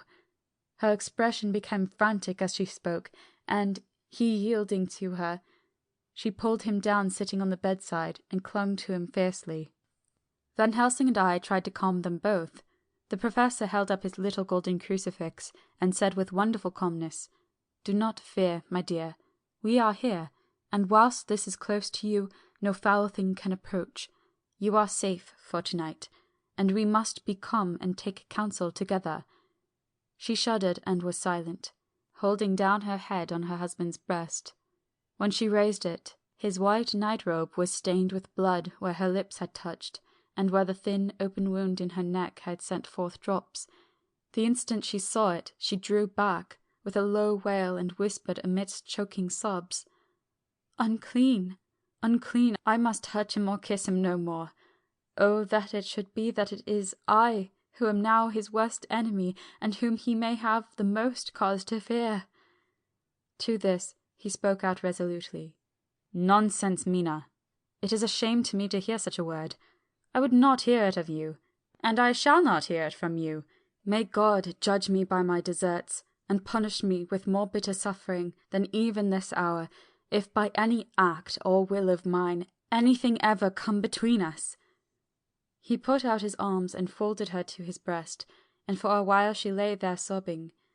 He looked at us over her bowed head, with eyes that blinked damply above his quivering nostrils. His mouth was set as steel. After a while her sobs became less frequent and more faint, and then he said to me, speaking with a studied calmness which I felt tried his nervous power to the utmost, "And now, Dr. Seward, tell me all about it. Too well I know the broad fact. Tell me all that has been." I told him exactly what had happened, and he listened with seeming impassiveness, but his nostrils twitched and his eyes blazed as I told how the ruthless hands of the Count had held his wife in that terrible and horrid position, with her mouth to the opened wound in his breast. It interested me, even at that moment, to see that, whilst the face of the white-set passion worked convulsively over the bowed head, the hands tenderly and lovingly stroked the ruffled hair. Just as I had finished, Quincy and Godalming knocked at the door. They entered in obedience to our summons. Van Helsing looked at me questioningly. I understood him to mean that if we were to take advantage of their coming, to divert if possible the thoughts of the unhappy husband and wife from each other and from themselves. So on nodding acquiescence to him, he asked them what they had seen or done. To which Lord Godalming answered, "I could not see him anywhere in the passage, or in any of our rooms. I looked in the study, but, though he had been there, he had gone. He had, however—" He stopped suddenly, looking at the poor drooping figure on the bed. Van Helsing said gravely, "Go on, friend Arthur. We want here no more concealments. Our hope, now, is in knowing all. Tell freely." So Art went on. He had been there, and though it could have only been for a few seconds, he made rare hay of the place. All the manuscript had been burnt, and the blue flames were flickering amongst the white ashes. The cylinders of your phonograph, too, were thrown on the fire, and the wax had helped the flames. Here I interrupted. "Thank God there is another copy in the safe." His face lit for a moment, but fell again as he went on. I ran downstairs then, but could see no sign of him. I looked into Renfield's room, but there was no trace there except— Again he paused. "Go on," said Harker hoarsely. So he bowed his head, and moistening his lips with his tongue, added, "Except that the poor fellow is dead." Mrs. Harker raised her head, looking from one to the other of us. She said solemnly, "God's will be done." I could not feel that Art was keeping back something, but, as I took it that it was with a purpose, I said nothing. Van Helsing turned to Morris and asked, "And you, friend Quincy, have you any to tell?" "A little," he answered. "It may be much eventually, but at present I can't say. I thought it well to know if possible where the Count would go when he left the house. I did not see him, but I saw a bat rise up from Renfield's window and flap westward. I expected to see him in some shape go back to Carfax, but he evidently sought some other lair. He will not be back tonight, for the sky is reddening in the east, and the dawn is close. We must work tomorrow." He said the latter words through his shut teeth. For a space of perhaps a couple of minutes there was silence, and I could fancy that I could hear the sound of our hearts beating. Then Van Helsing said, placing his hand very tenderly on Mrs. Harker's head, "And now, Madame Mina, poor dear, dear Madame Mina, tell us exactly what happened. God knows that I do not want that you be pained, but it is need that we know all. For now more than ever has all work to be done, quick and sharp, and in deadly earnest. The day is close to us that must end all, if it may be so, and now is the chance that we may live and learn." The poor dear lady shivered, and I could see the tension of her nerves as she clasped her husband closer to her and bent her head lower and lower still on his breast. Then she raised her head proudly and held out one hand to Van Helsing, who took it in his, and after stooping and kissing it reverently, held it fast. The other hand was locked in that of her husband, who held his other arm thrown around her protectingly. After a pause in which she was evidently ordering her thoughts, she began. "I took the sleeping draught which you had so kindly given me, but for a long time it did not act. I seemed to become more wakeful, and myriads of horrible fancies began to crowd in upon my mind, all of them connected with death and vampires, with blood and pain and trouble."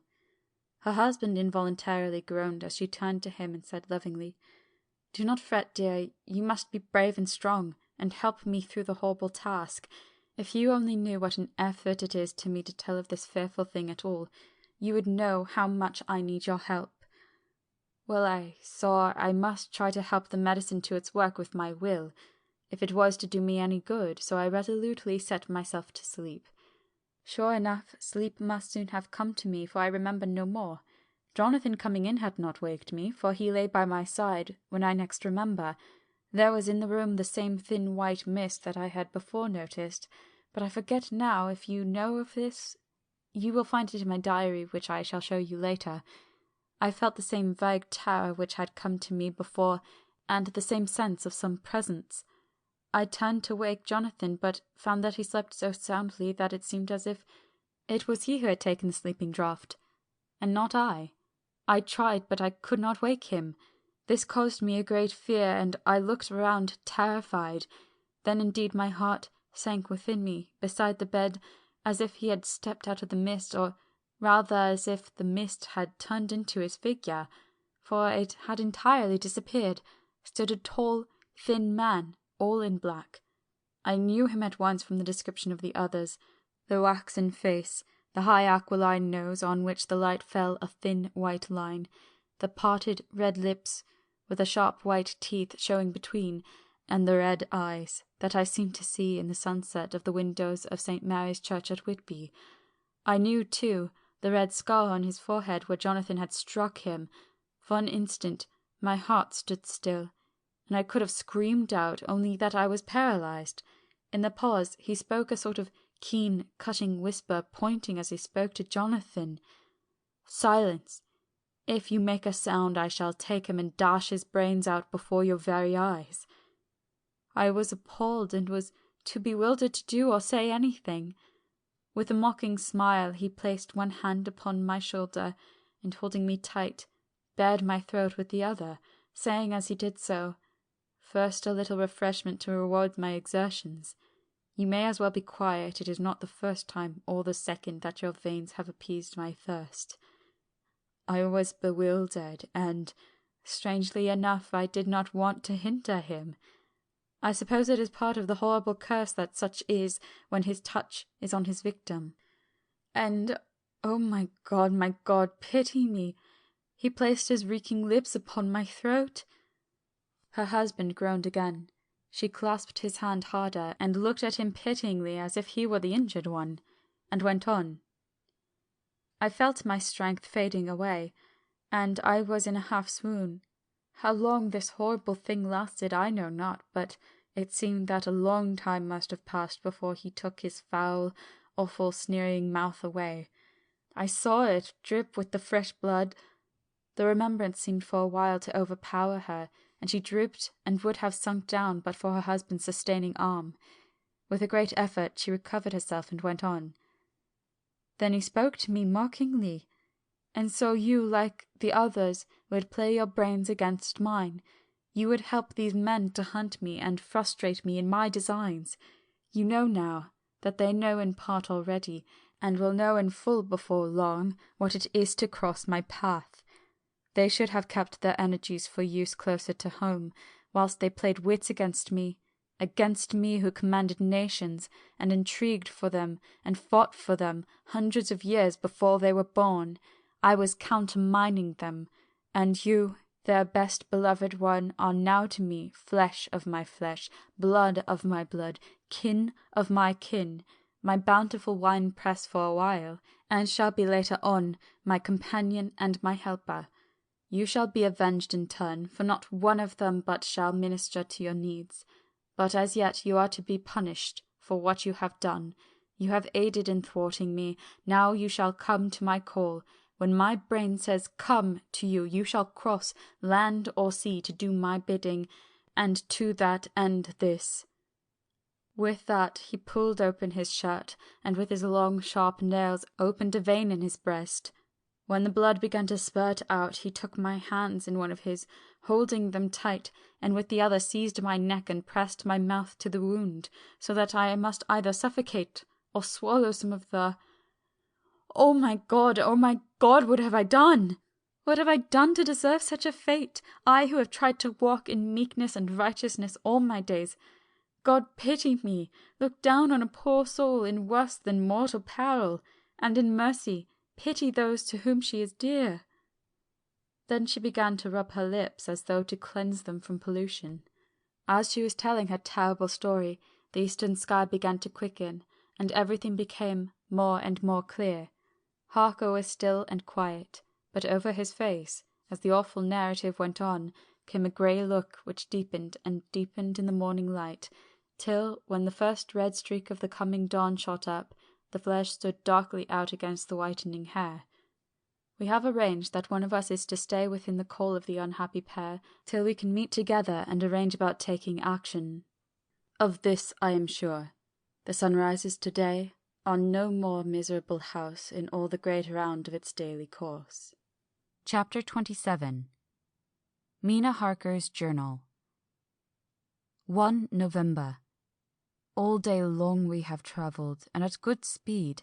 The horses seem to know that they are being kindly treated, for they go willingly their full stage at best speed.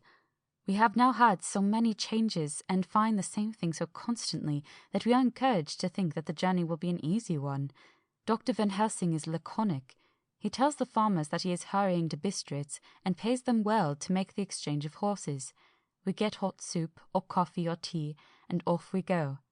It is a lovely country, full of beauties of all imaginable kinds, and the people are brave and strong and simple and seem full of nice qualities. They are very, very superstitious. In the first house where we stopped, when the woman who served us saw the scar on my forehead, she crossed herself and put 2 fingers towards me to keep off the evil eye.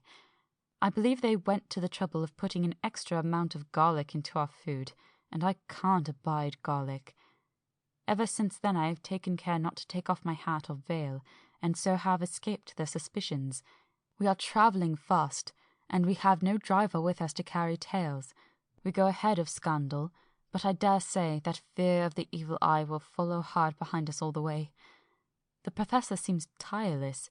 All day he would not make any rest, though he made me sleep for a long spell. At sunset time he hypnotized me, and he says that I answered as usual. Darkness, lapping water, and creaking wood, so our enemy is still on the river. I am afraid to think of Jonathan, but somehow I have now no fear for him or for myself. I write this whilst we wait in a farmhouse for the horses to be got ready. Dr. Van Helsing is sleeping. Poor dear, he looks very tired and old and grey, but his mouth is set as firmly as a conqueror's. Even in his sleep he is instinct with resolution. When we have well started, I must make him rest whilst I drive.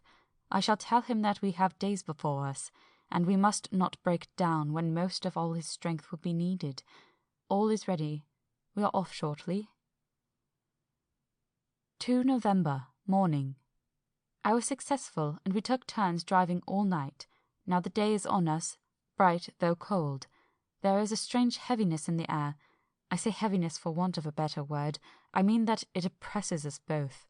It is very cold, and only our warm furs keep us comfortable. At dawn Van Helsing hypnotized me.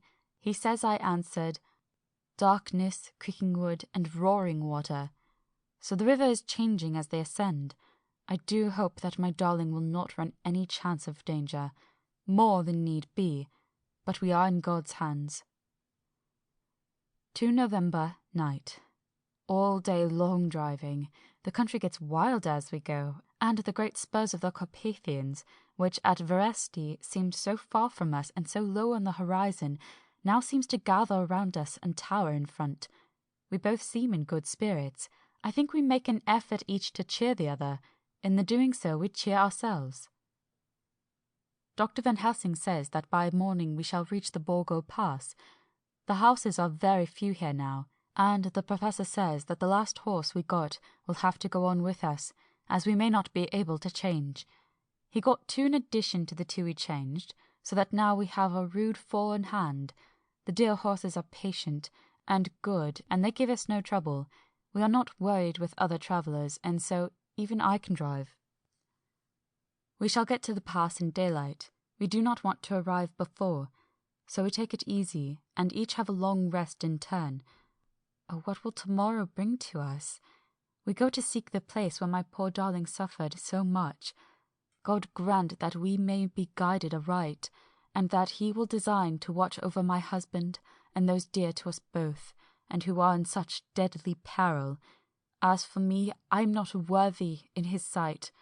Alas, I am unclean to his eyes, and shall be until he may deign to let me stand forth in his sight as one of those who have not incurred his wrath. Memorandum by Abraham Van Helsing. 4 November.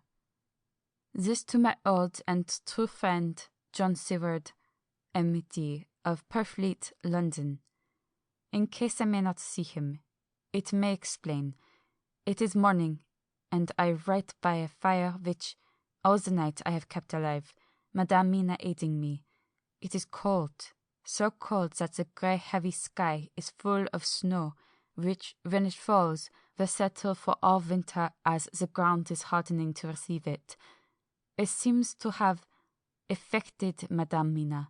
She has been so heavy of head all day that she was not like herself. She sleeps and sleeps and sleeps. She who is unusual so alert have done literally nothing all the day. She even have lost her appetite. She make no entry into her little diary. She who write so faithful at every pause. Something whisper to me that all is not well. However, tonight she is more vif. Her long sleep all day have refresh and restore her, for now she is all sweet and bright as ever. At sunset I try to hypnotize her, but, alas, with no effect. The power has grown less and less with each day, and tonight it failed me altogether. Well, God's will be done, whatever it may be, and whithersoever it may lead.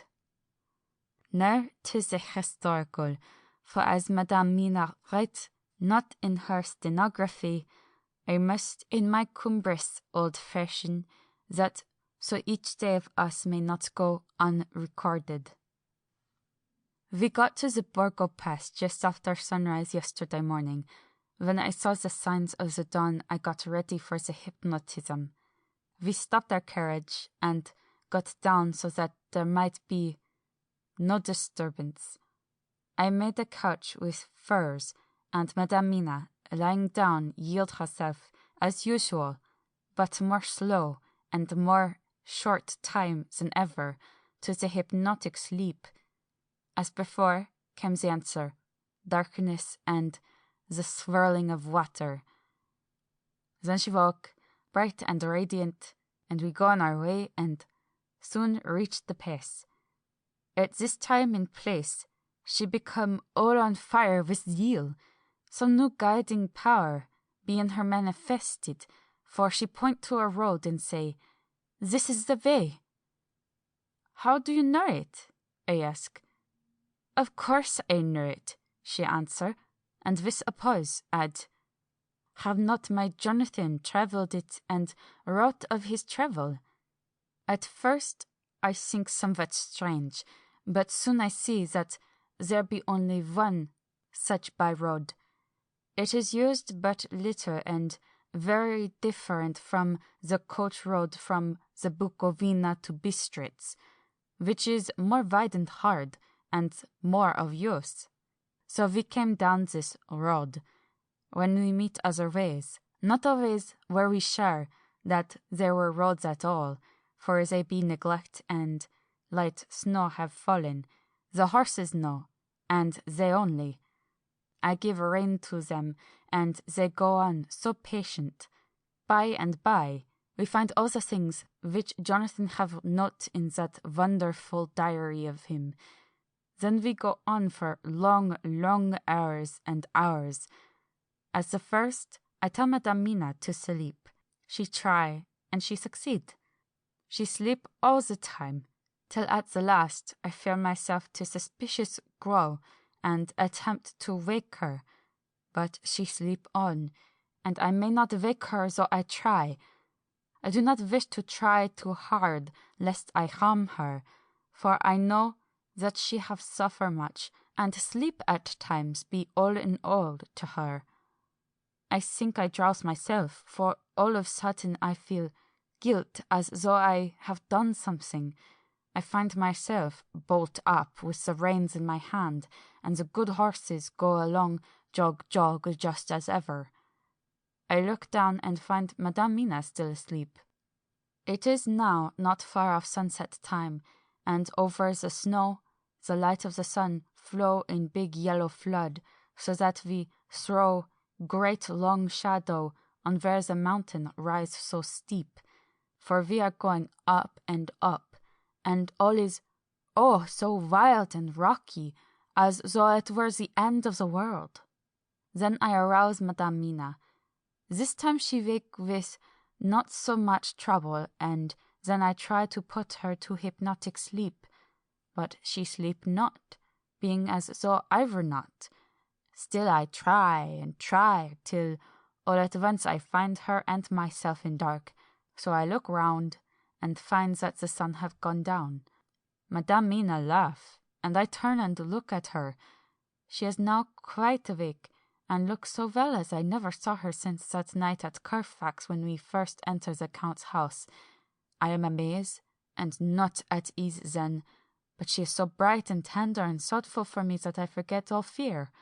I light a fire, for we have brought supply of wood with us, and she prepare food while I undo the horses and set them, tethered and shelter, to feed. Then when I return to the fire, she have my supper ready. I go to help her, but she smile, and she tell me that she have eat already, that she was so hungry that she would not wait.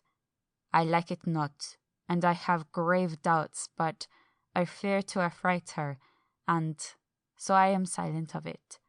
She help me, and I eat alone, and then we wrap in fur and lie beside the fire, and I tell her to sleep while I watch. But presently I forget all of watching, and when I sudden remember that I watch, I find her lying quiet, but awake, and looking at me with so bright eyes. Once, twice more the same occur, and I get much sleep till before morning. When I wake I try to hypnotize her, but alas, though she shut her eyes obedient, she may not sleep. The sun rise up, and up, and up, and then sleep come to her too late, but so heavy that she will not wake. I have to lift her up and place her sleeping in the carriage when I have harnessed the horses and made all ready. Madame still sleep, and she look in her sleep more healthy and more redder than before, and I like it not, and I am afraid. Afraid, afraid! I am afraid of all things, even to think, but I must go on my way. The stake we pay for is life and death, or more than these, and we must not flinch. 5 November, morning. Let me be accurate in everything, for though you and I have seen some strange things together, you may at the first think that I, Van Helsing, am mad, that the many horrors and the so long strain on nerves has at the last turned my brain. All yesterday we travel, ever getting closer to the mountains, and moving into a more and more wild and desert land. There are great frowning precipices and much falling water, and nature seemed to have held sometime her carnival. Madame Mina still sleep, and though I did have hunger and appeased it, I could not waken her, even for food. I begin to fear that the fatal spell of the place was upon her, tainted as she is with that vampire baptism. Well, said I to myself, if it be that she sleep all the day, it shall also be that I do not sleep at night.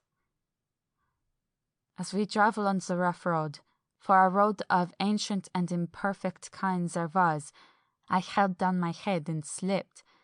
Again I waked with a sense of guilt and of time past, and found Madame Mina still sleeping, and the sun low down, but all was indeed changed.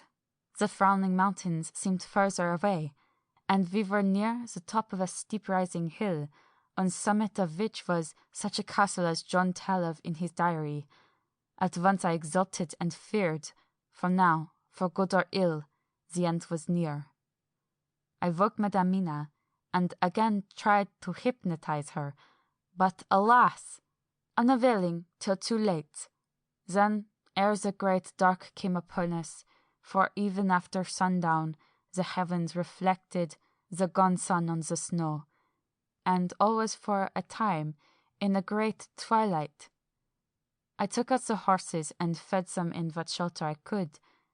Then I make a fire, and near it I make Madame Mina, now awake and more charming than ever, sit comfortable amid her rugs. I got ready food, but she would not eat, simply saying that she had not hunger. I did not press her, knowing her unavailingness. But I myself eat, for I must needs now be strong for all. Then, with the fear on me of what might be, I drew a ring, so big for her comfort, round where Madame Mina sat, and over the ring I passed some of the wafer, and I broke it fine, so that all was well guarded.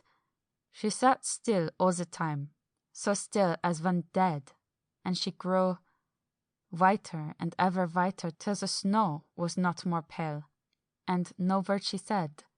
But when I drew near, she clung to me, and I know that the poor soul shook from her head to feet with a tremor that was pain to feel. I said to her presently, when she had grown more quiet, "Will you not come over to the fire?" For I wished to make a test of what she could. She rose obedient, but when she had made a step, she stopped, and stood as one stricken. "Why not go on?" I asked. She shook her head, and, coming back, sat down in her place. Then, looking at me with open eyes, as of one waked from sleep, she said simply, "I cannot," and remained silent. I rejoiced, for I knew that what she could not, none of those we dreaded could. Though there might be danger to her body, yet her soul was safe. Presently the horses began to scream and tore at their tethers till I came to them and quieted them. When they did feel my hands upon them, they whinnied low as in joy, and licked at my hands, and were quiet for a time. Many times through the night did I come to them, till it arrived to the cold hour when all nature is at lowest, and every time my coming was with quiet of them. In the cold hour the fire began to die, and I was about stepping forth to replenish it, for now the snow came in flying sweeps, and with it a chill mist. Even in the dark there was the light of some kind, as there ever is over snow, and it seemed as though the snow flurries and the wreaths of mist took shape as of women with trailing garments. All was in dead, grim silence, only that the horses whinnied and cowered, as if in terror of the worst. I began to fear. Horrible fears. But then came to me the sense of safety in that ring wherein I stood. I began, too, to think that my imaginings were of the night, and the gloom, and the unrest that I have gone through, and all the terrible anxiety. It was as though my memories of old Jonathan's horrid experience were befooling me, for the snowflakes and the mist began to wheel and circle round, till I could get as though a shadowy glimpse of those women that would have kissed him, and then the horses cowered lower and lower, and moaned in terror as men do in pain. Even the madness of fright was not to them, so that they could break away. I feared for my dear Madame Mina, when these weird figures drew near and circled round. I looked at her, but she sat calm, and smiled at me. When I would have stepped to the fire to replenish it, she caught me and held me back and whispered, like a voice that one hears in a dream, so low it was, "No, no, do not go without. Here you are safe." I turned to her and, looking in her eyes, said, "But you, it is for you that I fear." Whereat she laughed, a laugh low and unreal, and said, "Fear for me? Why fear for me? None safer in all the world from them than I am." And as I wondered at the meaning of her words, a puff of wind made the flame leap up, and I see the red scar on her forehead. Then, alas, I knew. Did I not, I would soon have learned, for the wheeling figures of mist and snow came closer, but keeping ever without the holy circle. Then they began to materialize till, if God have not taken away my reason, for I saw it through my eyes, there were before me, in actual flesh, the same 3 women that Jonathan saw in the room when they would have kissed his throat. I knew the swaying round forms, the bright hard eyes, the white teeth, the ruddy colour, the voluptuous lips. They smiled ever at poor dear Madame Mina, and as their laugh came through the silence of the night, they twined their arms and pointed to her, and said in so sweet tingling tones that Jonathan said were of the intolerable sweetness of the water glasses, "Come, sister, come to us, come." In fear I turned to my poor Madame Mina, and my heart with gladness leapt like flame, for oh, the terror in her sweet eyes, the repulsion, the horror, told a story to my heart that was all of hope. God be thanked she was not yet of them. I seized some of the firewood which was by me, and holding out some of the wafer, advanced on them towards the fire. They drew back before me, and laughed their low, horrid laugh. I fed the fire, and feared them not, for I knew that we were safe within our protections. They could not approach me, whilst so armed, nor Madame Mina, whilst she remained within the ring, which she could not leave no more than they could enter. The horses had ceased to moan, and lay still on the ground. The snow fell on them softly, and they grew whiter. I knew that there was for the poor beasts no more of terror. And so we remained till the red of dawn to fall through the snow gloom. I was desolate and afraid, and full of woe and terror, but when that beautiful sun began to climb the horizon, life was to me again. At the first coming of the dawn, the horrid figures melted in the whirling mist and snow. The wreaths of transparent gloom moved away towards the castle and were lost. Instinctively, with the dawn coming, I turned to Madame Mina, intending to hypnotize her, but she lay in a deep and sudden sleep, from which I could not wake her. I tried to hypnotize through her sleep, but she made no response, none at all, and the day broke. I fear yet to stir. I have made my fire and have seen the horses. They are all dead. Neither the levelled weapons, nor the flashing knives of the gypsies in front, nor the howling of wolves behind, appeared to even attract their attention. Jonathan's impetuosity and the manifest singleness of his purpose seemed to overawe those in front of him. Instinctively they cowered aside and let him pass. In an instant he had jumped upon the cart, and with a strength which seemed incredible, raised the great box and flung it over the wheel to the ground. In the meantime, Mr. Morris had had to use force to pass through his side of the ring of Scani. All the time I had been breathlessly watching Jonathan. I had, with the tail of my eye, seen him pressing desperately forward, and had seen the knives of the gypsies flash as he won a way through them, and they cut at him. He had parried with his great bowie knife, and at first I thought that he too had come through in safety, but as he sprang beside Jonathan, who had by now jumped from the cart, I could see that with his left hand he was clutching at his side, and that the blood was spurting through his fingers. He did not delay, notwithstanding this, for as Jonathan, with desperate energy, attacked one end of the chest, attempting to prise off the lid with his great kukri knife, he attacked the other frantically with his bowie. Under the efforts of both men, the lid began to yield.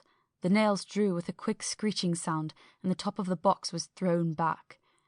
By this time the gypsies, seeing themselves covered by the Winchesters and at the mercy of Lord Godalming and Dr. Seward, had given in and made no resistance. The sun was almost down on the mountain tops, and the shadows of the whole group fell long upon the snow. I saw the Count lying within the box upon the earth, which the rude falling from the cart had scattered over him. He was deathly pale, just like a waxen image, and the red eyes glared with the horrible vindictive look which I knew too well. As I looked, the eyes saw the sinking sun, and the look of hate in them turned to triumph. But on the instant came the sweep and flash of Jonathan's great knife. I shrieked as I saw it shear through the throat, whilst at the same moment Mr. Morris's bowie knife plunged into the heart. It was like a miracle, but before our very eyes, and almost the drawing of a breath, the whole body crumbled into dust and passed from our sight. I shall be glad as long as I live that even in that moment of final dissolution there was in the face a look of peace, such as I could never have imagined might have rested there.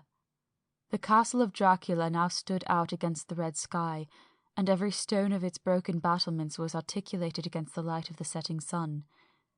The gypsies, taking us as in some way the cause of the extraordinary disappearance of the dead man, turned, without a word, and rode away as if for their lives.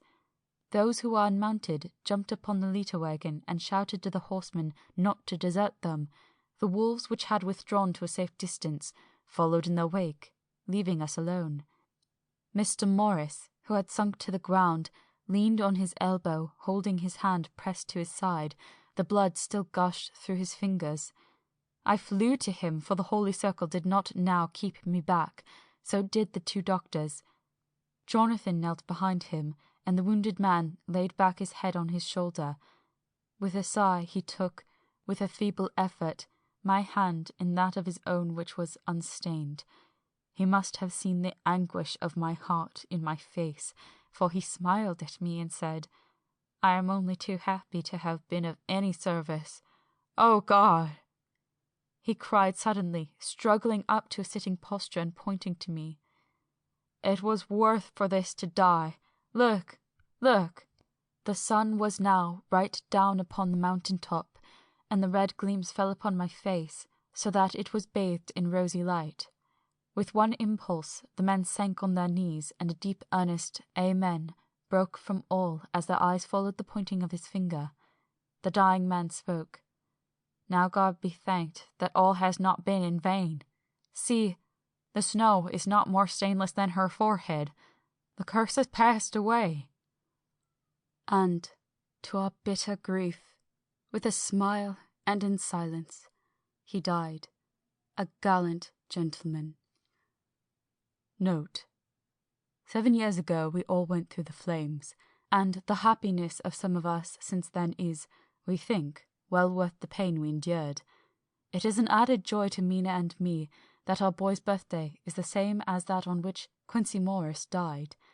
His mother holds, I know, the secret belief that some of our brave friend's spirit has passed into him. His bundle of names links all our little band of men together, but we call him Quincy. In the summer of this year, we made a journey to Transylvania, and went over the old ground which was, and is, to us, so full of vivid and terrible memories. It was almost impossible to believe that the things we had seen with our own eyes and heard with our own ears were living truths. Every trace of all that had been was blotted out. The castle stood as before, reared high above a waste of desolation. When we got home, we were talking of the old time, which we could all look back on without despair, for Godalming and Seward are both happily married. I took the papers from the safe where they had been ever since our return so long ago.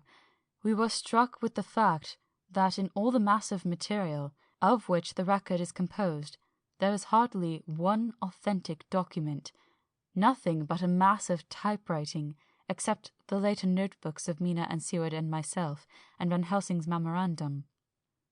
We could hardly ask anyone, even did we wish to accept these as proofs of so wild a story. Van Helsing summed it all up, as he said, with our boy on his knee. We want no proofs, we ask none to believe us. This boy will some day know what a brave and gallant woman his mother is. Already he knows her sweetness and loving care. Later on, he will understand how some men so loved her that they did dare much for her sake. Jonathan Harker. The End.